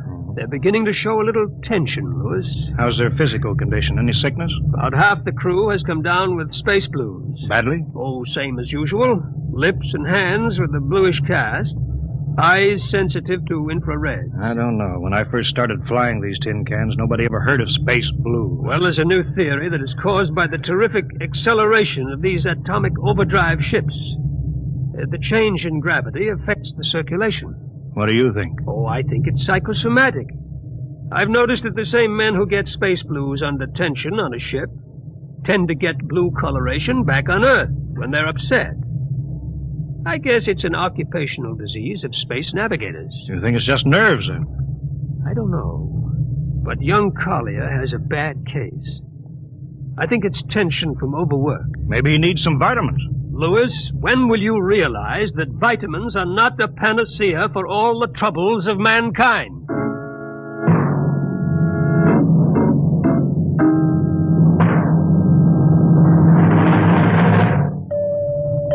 Come in. Oh, Lieutenant Connor. Sir, I understand you've relieved me from duty. Dr. Smithson says that you aren't looking very well. I'm giving you a rest. I feel perfectly able to continue, sir. Your lips are as blue as Minnetonka. I'd like to remain at my post, Captain. Don't be foolhardy, Lieutenant. I'm not being foolhardy, sir. I have a special personal reason for wanting this expedition to reach Volta. Your father? Yes, sir. You think he might still be alive? I have to find out what happened, sir. I think I understand. Very well, Collier. Report back to duty.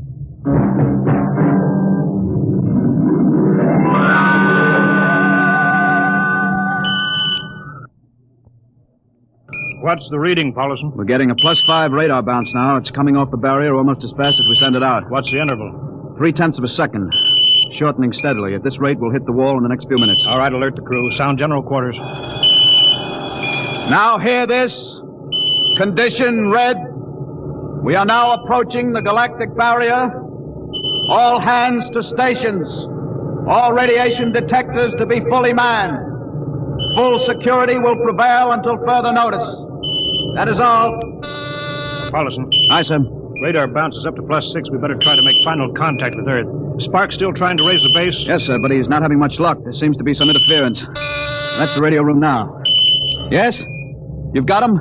Cut in the bridge speaker. The captain will take it from here. Hello. Star Cloud to Earthbound. Can you hear me, Earth? Hello, Skipper. I can barely read you. We're getting heavy static from sunspots. That's not sunspots. We're right on top of the galactic barrier. Stick with us, Charlie. We're switching to the automatic sender now, so you can track us in. Okay. If we crack the barrier and come through still in one piece, I'll try to get back to you on the high-frequency band. Gotcha, Skipper. Don't worry. I'll be waiting. So long, Charlie. So long, Star Cloud. We must be getting awfully close now, Captain. The echo's bouncing back so fast it's almost beating the signal. When they coincide, hold onto your hat. That's when we run into the wall. Any second. Hold on. Well, here goes nothing. Here it comes.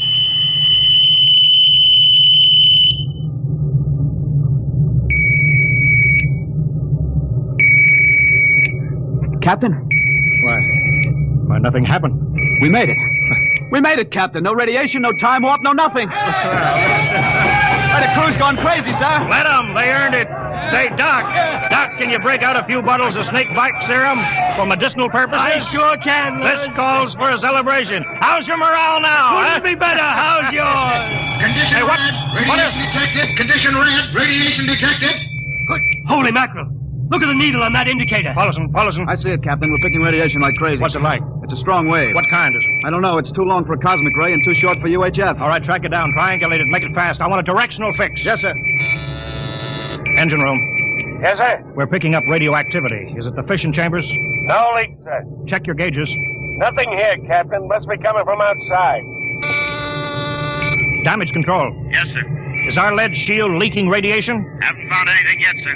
All right, keep at it. Paulison, how you doing? I've got a fix, Captain. Well, what is it? I have to recheck my figures. Well, hurry up. The angle is correct, but I don't... Come on, man, for Pete's sake. It's right, sir. What's right? Speak up. Where's the radiation coming from? It's coming from inside this ship. That's impossible. No, sir. I've checked it twice. Well, then, there's only one thing left to do. Paulison, get a Geiger counter. We're going to start combing the ship inch by inch. Ready, sir. All right, turn it on now. Yes, sir. We'll check the atomic guns first. Cut through the officers' quarters to ordnance. Come on. Wait a minute, sir. What is it? The signal's weaker now. Let's go back.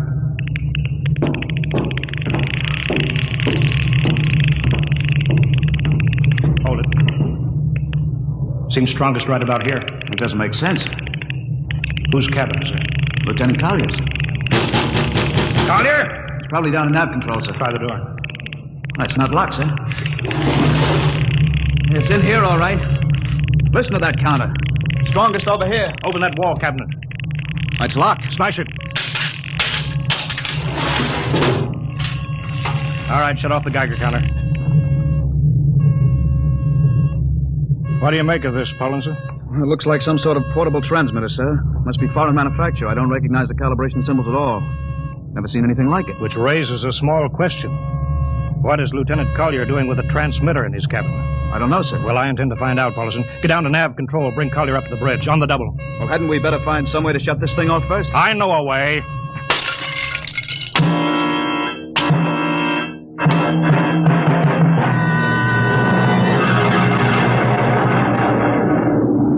Lieutenant Collier, I'm going to ask a few simple questions, and I want a few simple answers. Yes, sir. What were you doing with the transmitter in your cabin? Transmitter, Captain? You know nothing about it? No, sir, I don't. Do you recognize these calibration symbols? No, sir. Can you think of how it might have been placed in your cabin without your knowing it? No, sir. Unless someone came in while I was on duty. Would that have been possible? Why, I suppose if someone had a key... I found your cabin door unlocked. Well, I meant a key to the wall cabinet. I didn't say the wall cabinet. Well, sir, You what, Lieutenant? How could you have known it was in the wall cabinet? I just assumed. Lieutenant Collier, I find it hard to believe you would lie. Having known and respected your father and having observed the way you handled your job. However, I intend to get to the root of this thing. May I have your wristwatch, Lieutenant? Sir? Your wristwatch. Here, sir. Paulison, turn on that Geiger counter. Yes, sir. Hold this watch next to it. Yes, sir. That's all. Lieutenant, if you hadn't any close contact with that transmitter, how do you explain the radioactivity of this watch? I don't, sir. I think you'd better. To whom were you sending those signals? Condition red! Condition red! There's your answer, Captain. What is it, Collier? Alien spaceship approaching! Alien spaceship approaching! Sound battle stations. Collier, who's aboard that ship? All right, now talk, man! Very well, Captain. My mission seems complete. Your mission? Are you admitting that you're an agent of a foreign power? I am stating it. What nation? No nation, Captain. What?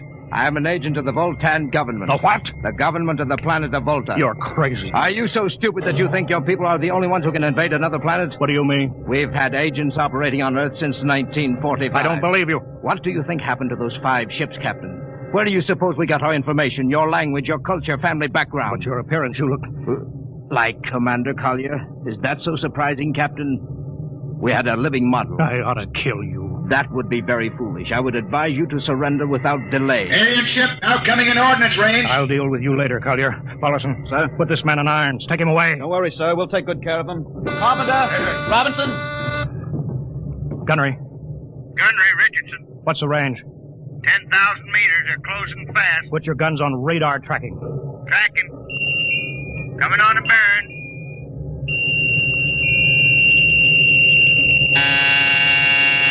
Fire. Fire. Richardson, you hear me? Fire.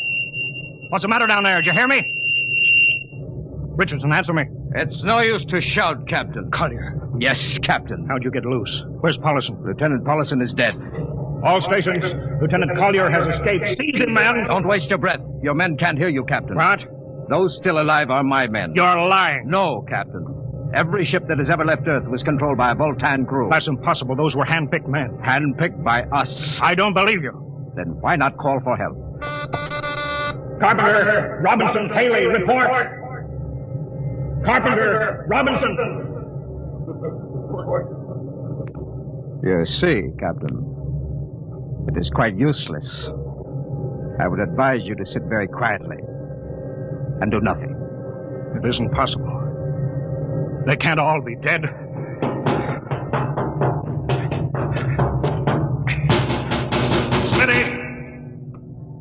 Dr. Smithson! Smitty, what have they done to you? Oh, those dirty... Don't talk, Smitty. Closer. Not much time. Lewis.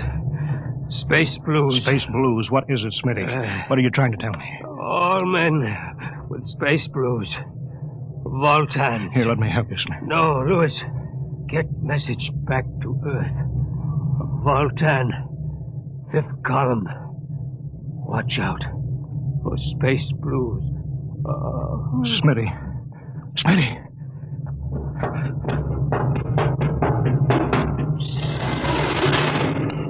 Hello. Star Cloud calling Earthbound. Please, God, let me get through before it's too late. Hello, Star Cloud to Earthbound. Come in, please.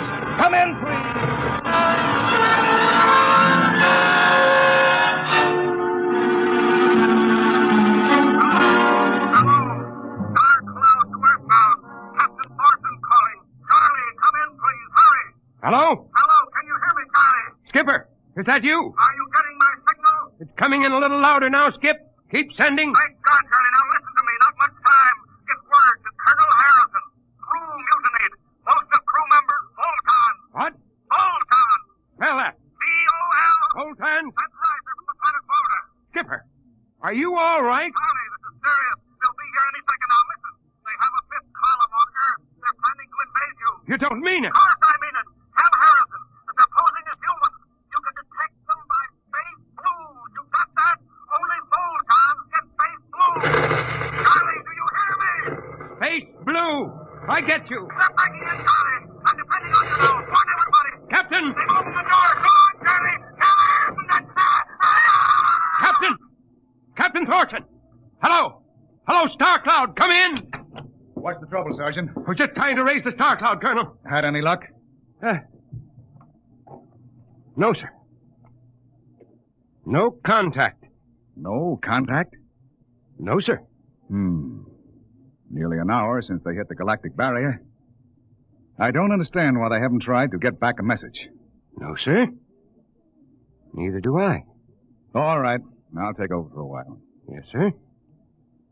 Go right ahead, sir. You'd better go out and get yourself some coffee. Charlie, you look a little blue around the gills.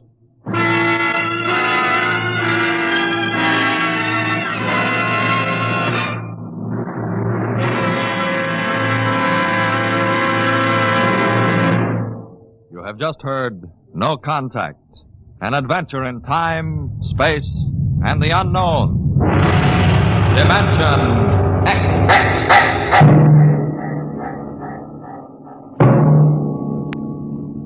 Next week, we have a nice, blood-curdling little story that starts with these 2 sentences. The last man alive on Earth sat alone in a room. And then there was a knock on the door, which raises the question, what knocked on the door? Left to its own devices, the human mind supplies a vaguely horrible answer. But it wasn't so horrible. Really. You'll see next week when we present Knock.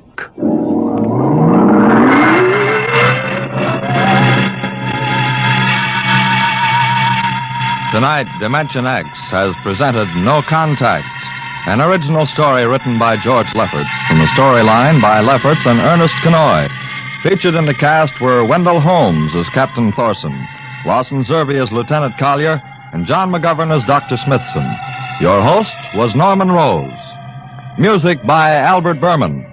Engineer Bill Chambers. Dimension X is produced by Van Woodward and directed by Edward King. Adventures in time and space, told in future tense. Dimension X.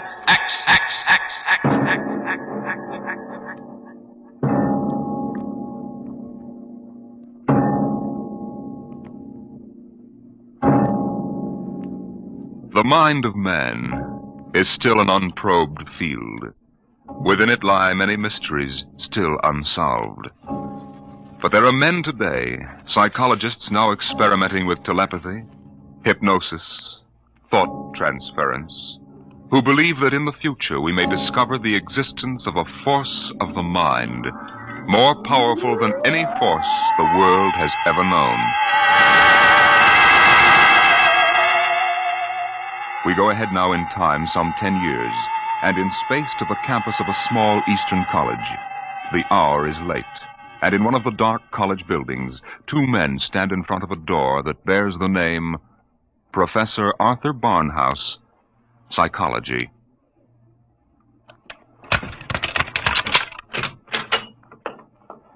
Well, here you are, Clinton. Thank you, Major. Here are the keys to the professor's desk and files. I guess you inherit everything now. You might as well dictate a full report while everything's still fresh in your mind. I'll wait and see you home. Oh, no, that isn't necessary. I'll be all right. You sure? After what's happened tonight, we wouldn't want you to have an accident, too. Major, after what happened tonight, I have a hunch the whole world is ripe for an accident. I'm afraid you're right, Clinton. Well, good night. Good night. Oh, pull yourself together, Buster. Easy does it. August 21st, 1960. Restricted report from George Clinton to the Secretary of Defense, Secretary of State, the FBI, National Security Board, etc., etc., etc. Subject, the so-called Barnhouse effect, and Professor Arthur Barnhouse, who discovered it. I first met the professor 2 years ago in the fall of 1958. He was a professor of psychology here at Wilton College, and I was here on an instructor's fellowship in the psych department. They assigned me to be Barnhouse's assistant, and he needed one. He hardly ever remembered to go to a class, and he didn't seem to do anything else either. For 3 months, I watched him sitting at the desk here in his study. He'd either stare at nothing for hours or fall asleep, nodding over his mess of papers. I couldn't understand it, and it was none of my business. But one day, I thought I'd better give him a shake. What? What? I said it's 2:15, Professor. Don't you want to go to your 2 o'clock class? Don't you want to mind your own business? I beg your pardon. Sorry, Clinton. Forgive me. I don't know what gets into me. Forget the class. The kids would rather be outdoors anyway. Okay, Professor. In that case, I'm sorry I woke you up. It's all right. I just can't seem to get my sleeping done at night. Clinton, what do you know about the international situation? Well, I'm no political scientist, if that's what you mean. I read the papers when I have time. Well, that's the way I've always been. Lately, I've had to look into it. I stay up nights looking into it. Professor, I don't want you to take this personally or anything, but... Well, sir, I wonder if you'd mind if I asked to be transferred. You mean you'd rather work with somebody else in the department? Oh, no, sir, it's not that. I think maybe there's a chance for a psychologist to work on that government project. Government project? Oh, yes, that army thing. Yes, sir. They're trying to develop robot pilots for their new fighter rockets so they'll be expendable. Oh, yes. Something else designed to replace men. Yes, sir, and you know it's a funny thing. The robots work just like human brains. They get overworked or overloaded or something, and they have nervous breakdowns. Now, if I could only find out what drives those electronic brains crazy, why, I'd feel that I was... if you want to study a brain that's going crazy, never mind the robots. You can go to work on me. What are you talking about, sir? I don't know. I'm either crazy as a bedbug or a... Clinton, I wish you'd help me find out. Are you serious, Professor? I never was more serious in my life. I'm afraid I'm going out of my mind. But why? What makes you think so? This is what makes me think I'm crazy. Those dice? Clinton, do you know what the odds are against my rolling a 7? Oh, about 5 or 6 to 1. Watch. 7. Now, what are the odds against my rolling it again? Twice in a row? Plenty. About 100 to 1, I'd say. Watch. Professor, you're hotter than a $2 pistol. It's funny. That's what they said 8 years ago when I first discovered this.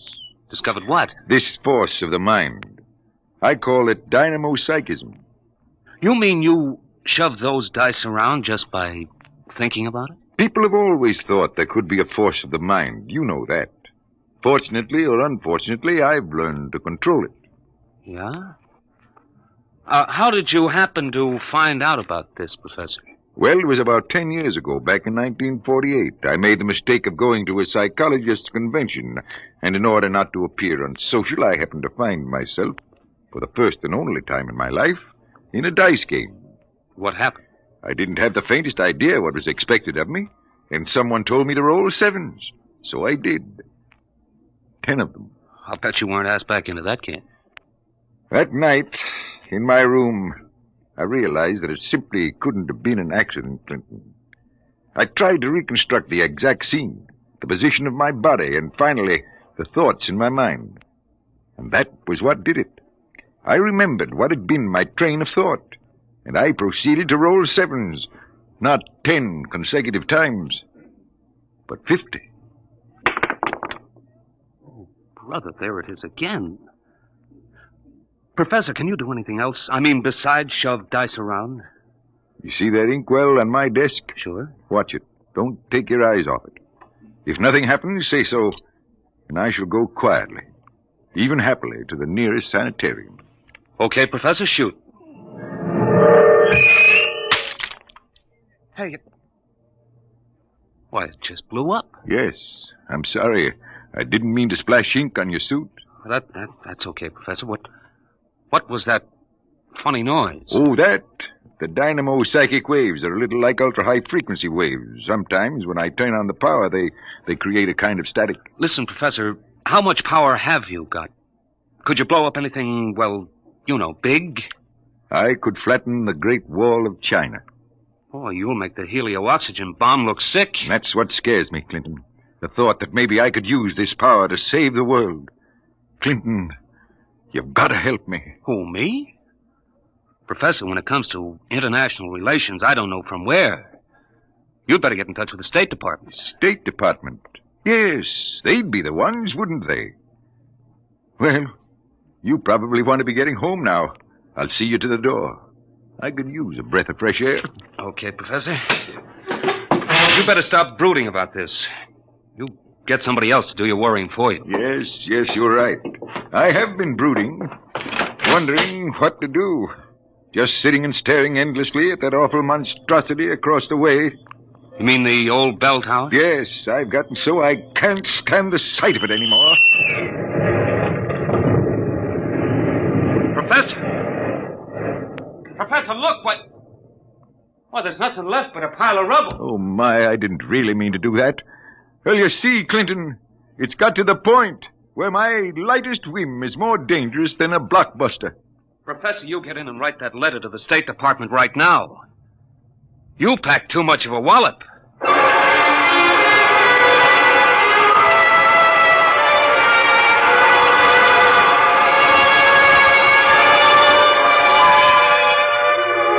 Professor Barnhouse mailed his letter, and things happened fast. The long arm of the Army reached out, and within 5 days, the two of us were deposited in an old mansion in Virginia, surrounded with a barbed wire fence and 20 guards, and labeled top secret.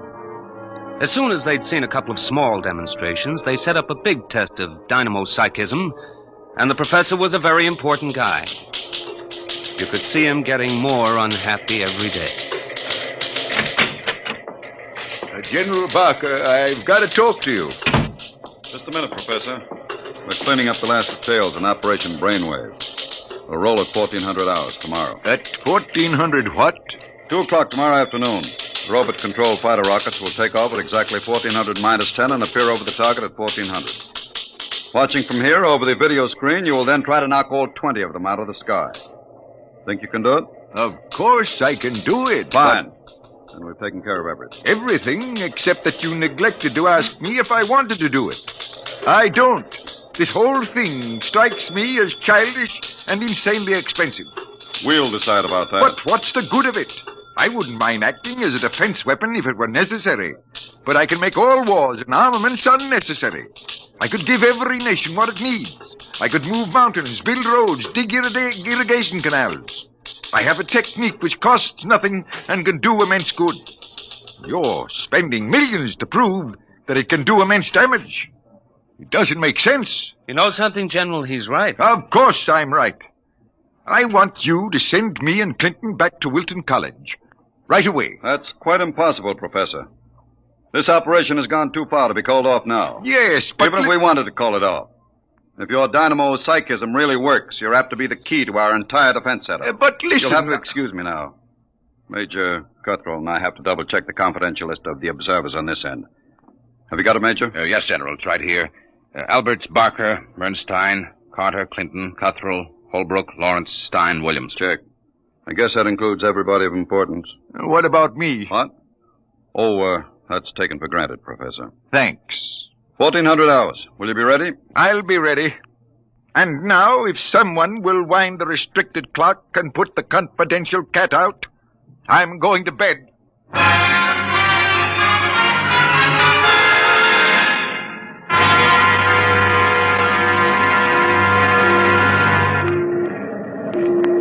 YDR to brainwave control. Observation plane to brainwave control. Come in, please. That's McKinley in the observation plane. Cut me in. Hello, McKinley. Reading you clear on the speaker. Everything all right? All okay, General. Takeoff uneventful. Fighter rockets now flying on course in perfect formation. Altitude 5,000 feet. Airspeed 865. Visibility unlimited. Are you tracking us? We've got you on radar. Haven't picked you up on the video screen yet. What's your estimated time of arrival over at the target? ETA, 2 minutes. Check. Remember, McKinley, the observation plane is not to enter the target range. Veer off and circle at the 10-mile limit. Bring the rockets overhead by remote control. Check. Observation signing off. 1 minute, 45 seconds to go, Professor Barnhouse. Are you in good shape? I'm all right, General. Good. You can all take our places in front of the video screen now. You sit here, Professor, in the center. Major Cuthrell, will you turn on the video screen? Right, General. Nothing yet, just empty sky. Hold it. I hear him coming in. There are 20 of them, Professor. You think you can knock them down at this altitude? Distance has nothing to do with it. I don't want anything to go wrong. You're sure you feel all right? General, I know I can do it. If that's all that's worrying you, let's call the whole thing off and save $20 million. There they are. They're coming in. Get ready, Professor. 10 seconds. 9, 8, 7, 6, 5, 4, 3, 2, 1. Now, wide open, Professor. Well, go ahead, Barnhouse. Knock them down. I did. Nonsense. All you've done is blank out the video screen. What went wrong? Did you give it everything you had? I was wide open, General. Then it didn't work. They're still flying. What's that? It just took a few seconds to work. That's... Holy smoke, they're dropping like flies. McKinley to brainwave control. What's happened to these rockets? They're going down like flame. By heaven, it works. It really works. Cuthrell, get Washington on the line. Barnhouse, I want you to... Hey, where's Barnhouse? Clinton, where's the professor? Got me, General. We were all staring at the video. He must have walked out. Get moving, everybody. Let the guard search the house. Yes, sir. If anything happens to that man... General Barker. What is it, Corporal? Corporal Gray, guard at the main gate. Sir Professor Barnhouse is gone. Gone? Where? He came tearing out of the gate at 40 miles an hour. Here's a note, sir. Threw it out of the car as he went by. I picked it up. Let me see it, quick. What got into that man? What does he say, General? Gentlemen, as the first superweapon with a conscience, I'm removing myself from your national defense stockpile. Setting a new precedent in the behavior of ordnance, I have humane reasons for going off. Signed, Arthur Barnhouse.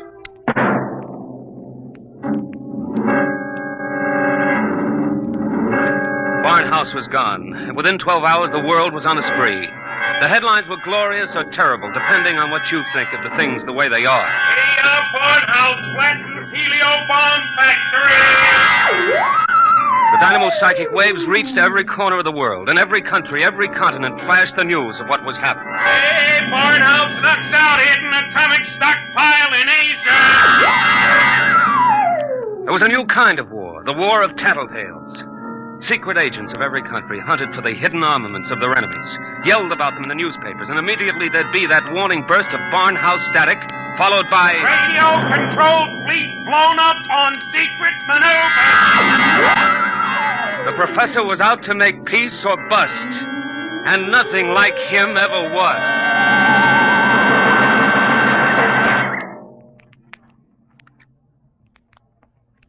Look, Major Cuthrell, I told the FBI and the Army everything I know weeks ago.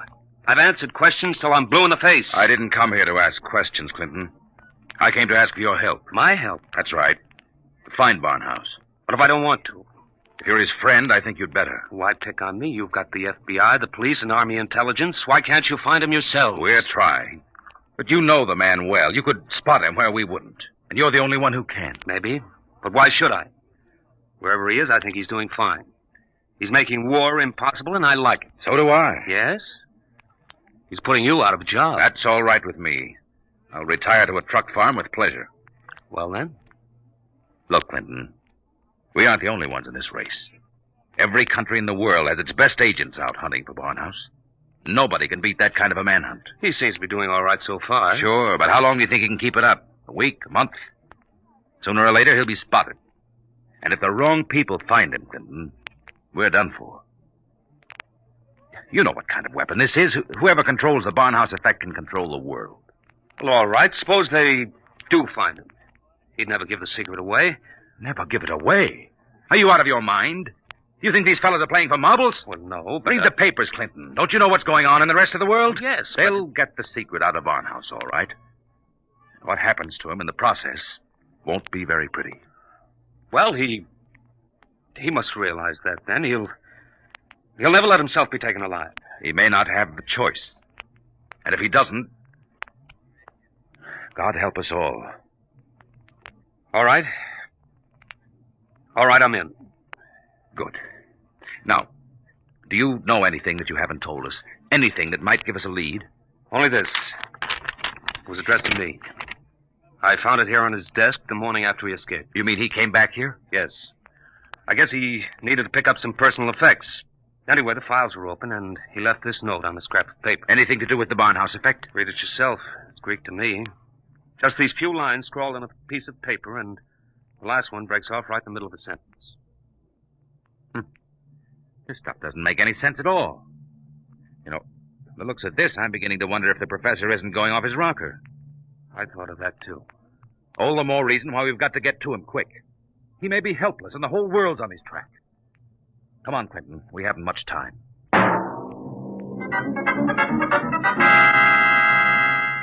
You say you do recognize this photograph, Mrs. Reardon? I tell you, it looks like Mr. Balfour's. He had the second floor front room for quite a while, but he left, I should say, about a week ago. Say, is he wanted for something? Yes, if he's the man I think he is. Well, now, I'd say you're looking for the wrong fella. That Mr. Balfour, he couldn't be a criminal. Why, he wouldn't even harm a fly. He spent all his time in his room, just thinking.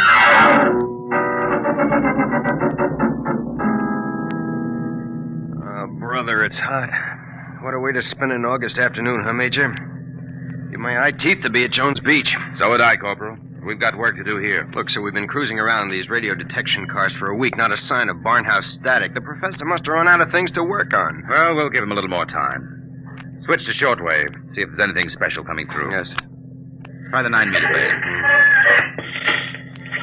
This is Radio Miranda calling. Let's hear that. Our American enemies who have hidden behind the unjust and diabolical persecution by Professor Arthur Barnhouse will tyrannize us no more. I wonder if the professor's on Today, this. our glorious leader takes up his residence in a shelter, shielded with lead against all dynamo-psychic rays. With its protection designed by our brilliant scientists to be absolutely impregnable against the Barnhouse effect, he will once again lead us on the path of our glorious death. Quick! Triangulate it and get me a fix. I've got it. Let me check this chart. Quick, man. 3.9, 1.7. Oh, my aching back. What is it? We haven't got a prayer of finding a major. He'd have to be picked out of 2 million people. Where is Barnhouse? Right where I was wishing I was. Right smack in the middle of Jones Beach.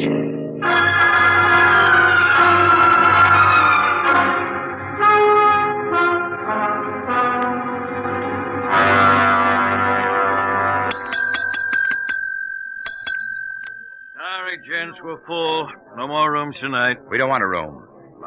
Do you recognize this picture? Who wants to know? Uncle wants to know. Oh, excuse me. I'm sorry. Let me see it.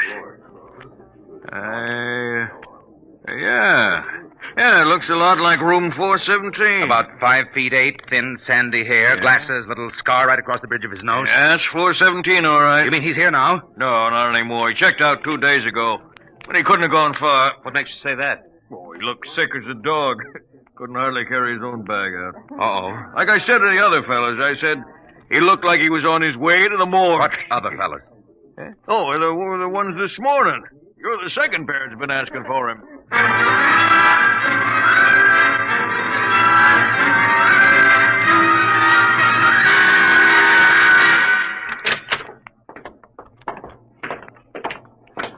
Here we are, Ward 15.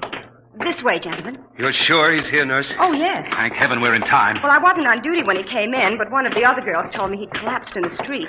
The ambulance brought him in. Poor guy, he must have really had it rough. Oh, here you are. Bed number 78. This is your man. Wait a minute. This isn't Barnhouse? But I was perfectly sure. Oh, wait, let me check his chart. Dismissed 8 p.m. Only an hour ago. Oh, dear, now I remember. Remember what? If he was sick, why did you let him go? Well, 2 of his friends came and took him away. They didn't want him in the charity ward. They said they'd make sure that he was taken care of.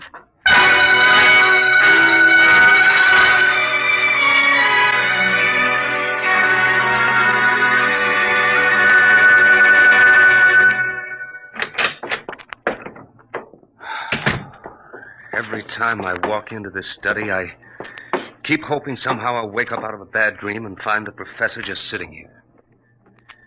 Major, is there anything we haven't covered? Nothing. The police, the FBI, the air patrols, the docks, the railroad stations, everything. Not even a flea could get through this dragnet. I hope. Then I guess we sit. We sit. Maybe something will come in.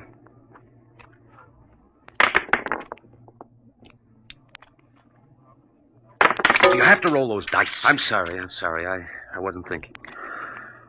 An hour. That's what's driving me crazy. 1 hour sooner and he'd have been in our hand, not theirs. I know. Well, maybe he's still all right. How can he be all right? He's in the hands of a foreign power. We don't know that for sure. The professor was a likable little guy. He couldn't have lasted this long if he hadn't found some friends. Maybe they came and took him away. Well, grab that. Hello? Yes? Clinton, is that you? Professor Barnhouse. Clinton, they've got me. Who's got you? Where are you, Professor? I don't know. They said something about taking me to an airport. An airport? Which one? Listen, Clinton, I've got to tell you. The inkwell. What are you talking about? Remember the inkwell? Professor. Professor Barnhouse. Operator. Your call, please. Operator, that caller just came in here. Can you trace it? I'm sorry, sir, but I'm afraid it's too late. Your party has been disconnected.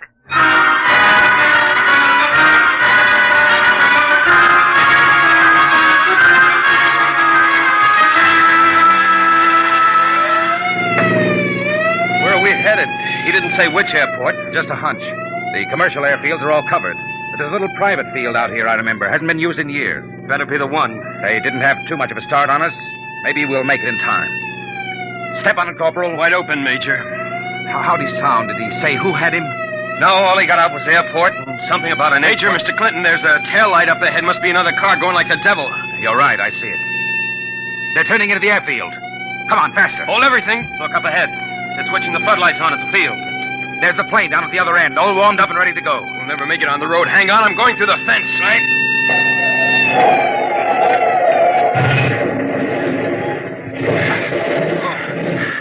Well, what's the matter? Get going. Sorry, sir. Must have cracked the axle.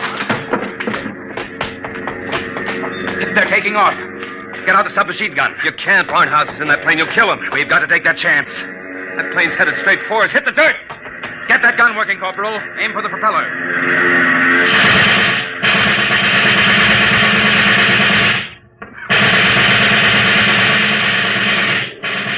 Couldn't get him, Major.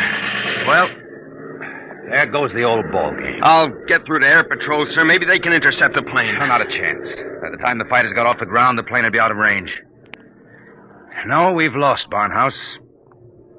Nothing can save us now. Hey, what?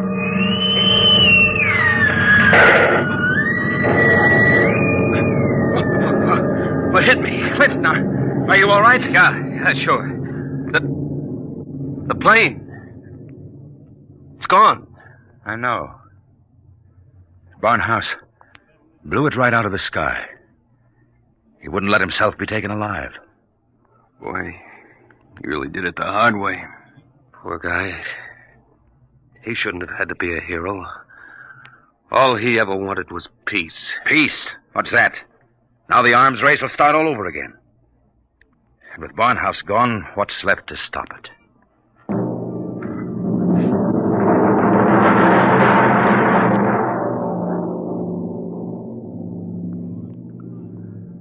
So they brought me back here to the professor's old study to dictate this report.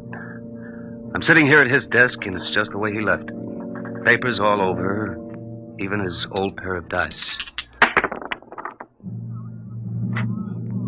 Arthur Barnhouse is dead. That's going to be good news for some people when they find out. The saber rattlers of the world will be busy as of tomorrow morning, getting ready to whoop up another war. But I'm afraid they're in for a little surprise. It's 3 a.m. now. And before morning comes, I intend to vanish, disappear completely. That's the last that anybody will ever see or hear of me directly. That's why I want to tell you now. I've been looking at the new inkwell here on the desk. The professor's last words were something about an inkwell. And in it I found a little scrap of paper. Just a few words, but they complete the note I showed the major. The note that didn't make any sense. The whole thing makes sense now. Professor Barnhouse may be dead. But you haven't heard the last of the Barnhouse effect. Not yet. I've been experimenting while I've been talking to you. And now the time has come for me to say goodbye. You see, I've just rolled my 50th consecutive 7.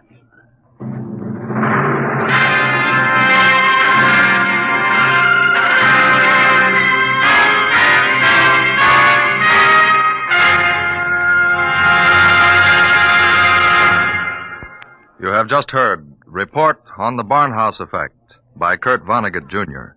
An adventure in time, space, and the unknown. Dimension X.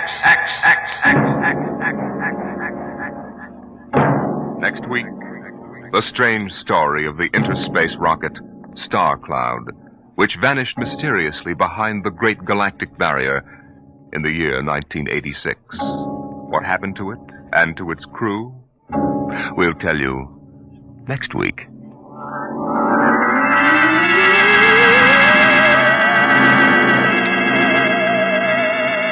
Tonight's story, Report on the Barnhouse Effect, was adapted for radio by Clarice A. Ross. Featured in the cast were Bill Quinn as Clinton, Ed Jerome as Professor Barnhouse, and Carl Weber as Major Cutthroat. Your host was Norman Rose. Music, Albert Berman. Engineer, Bill Chambers. Dimension X is produced by Van Woodward and directed by Edward King.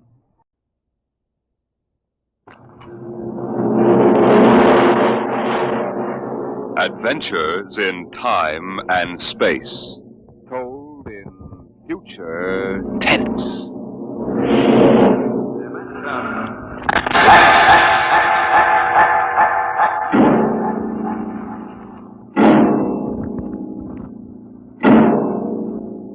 The National Broadcasting Company, in cooperation with Street and Smith, publishers of astounding science fiction, bring you Dimension X.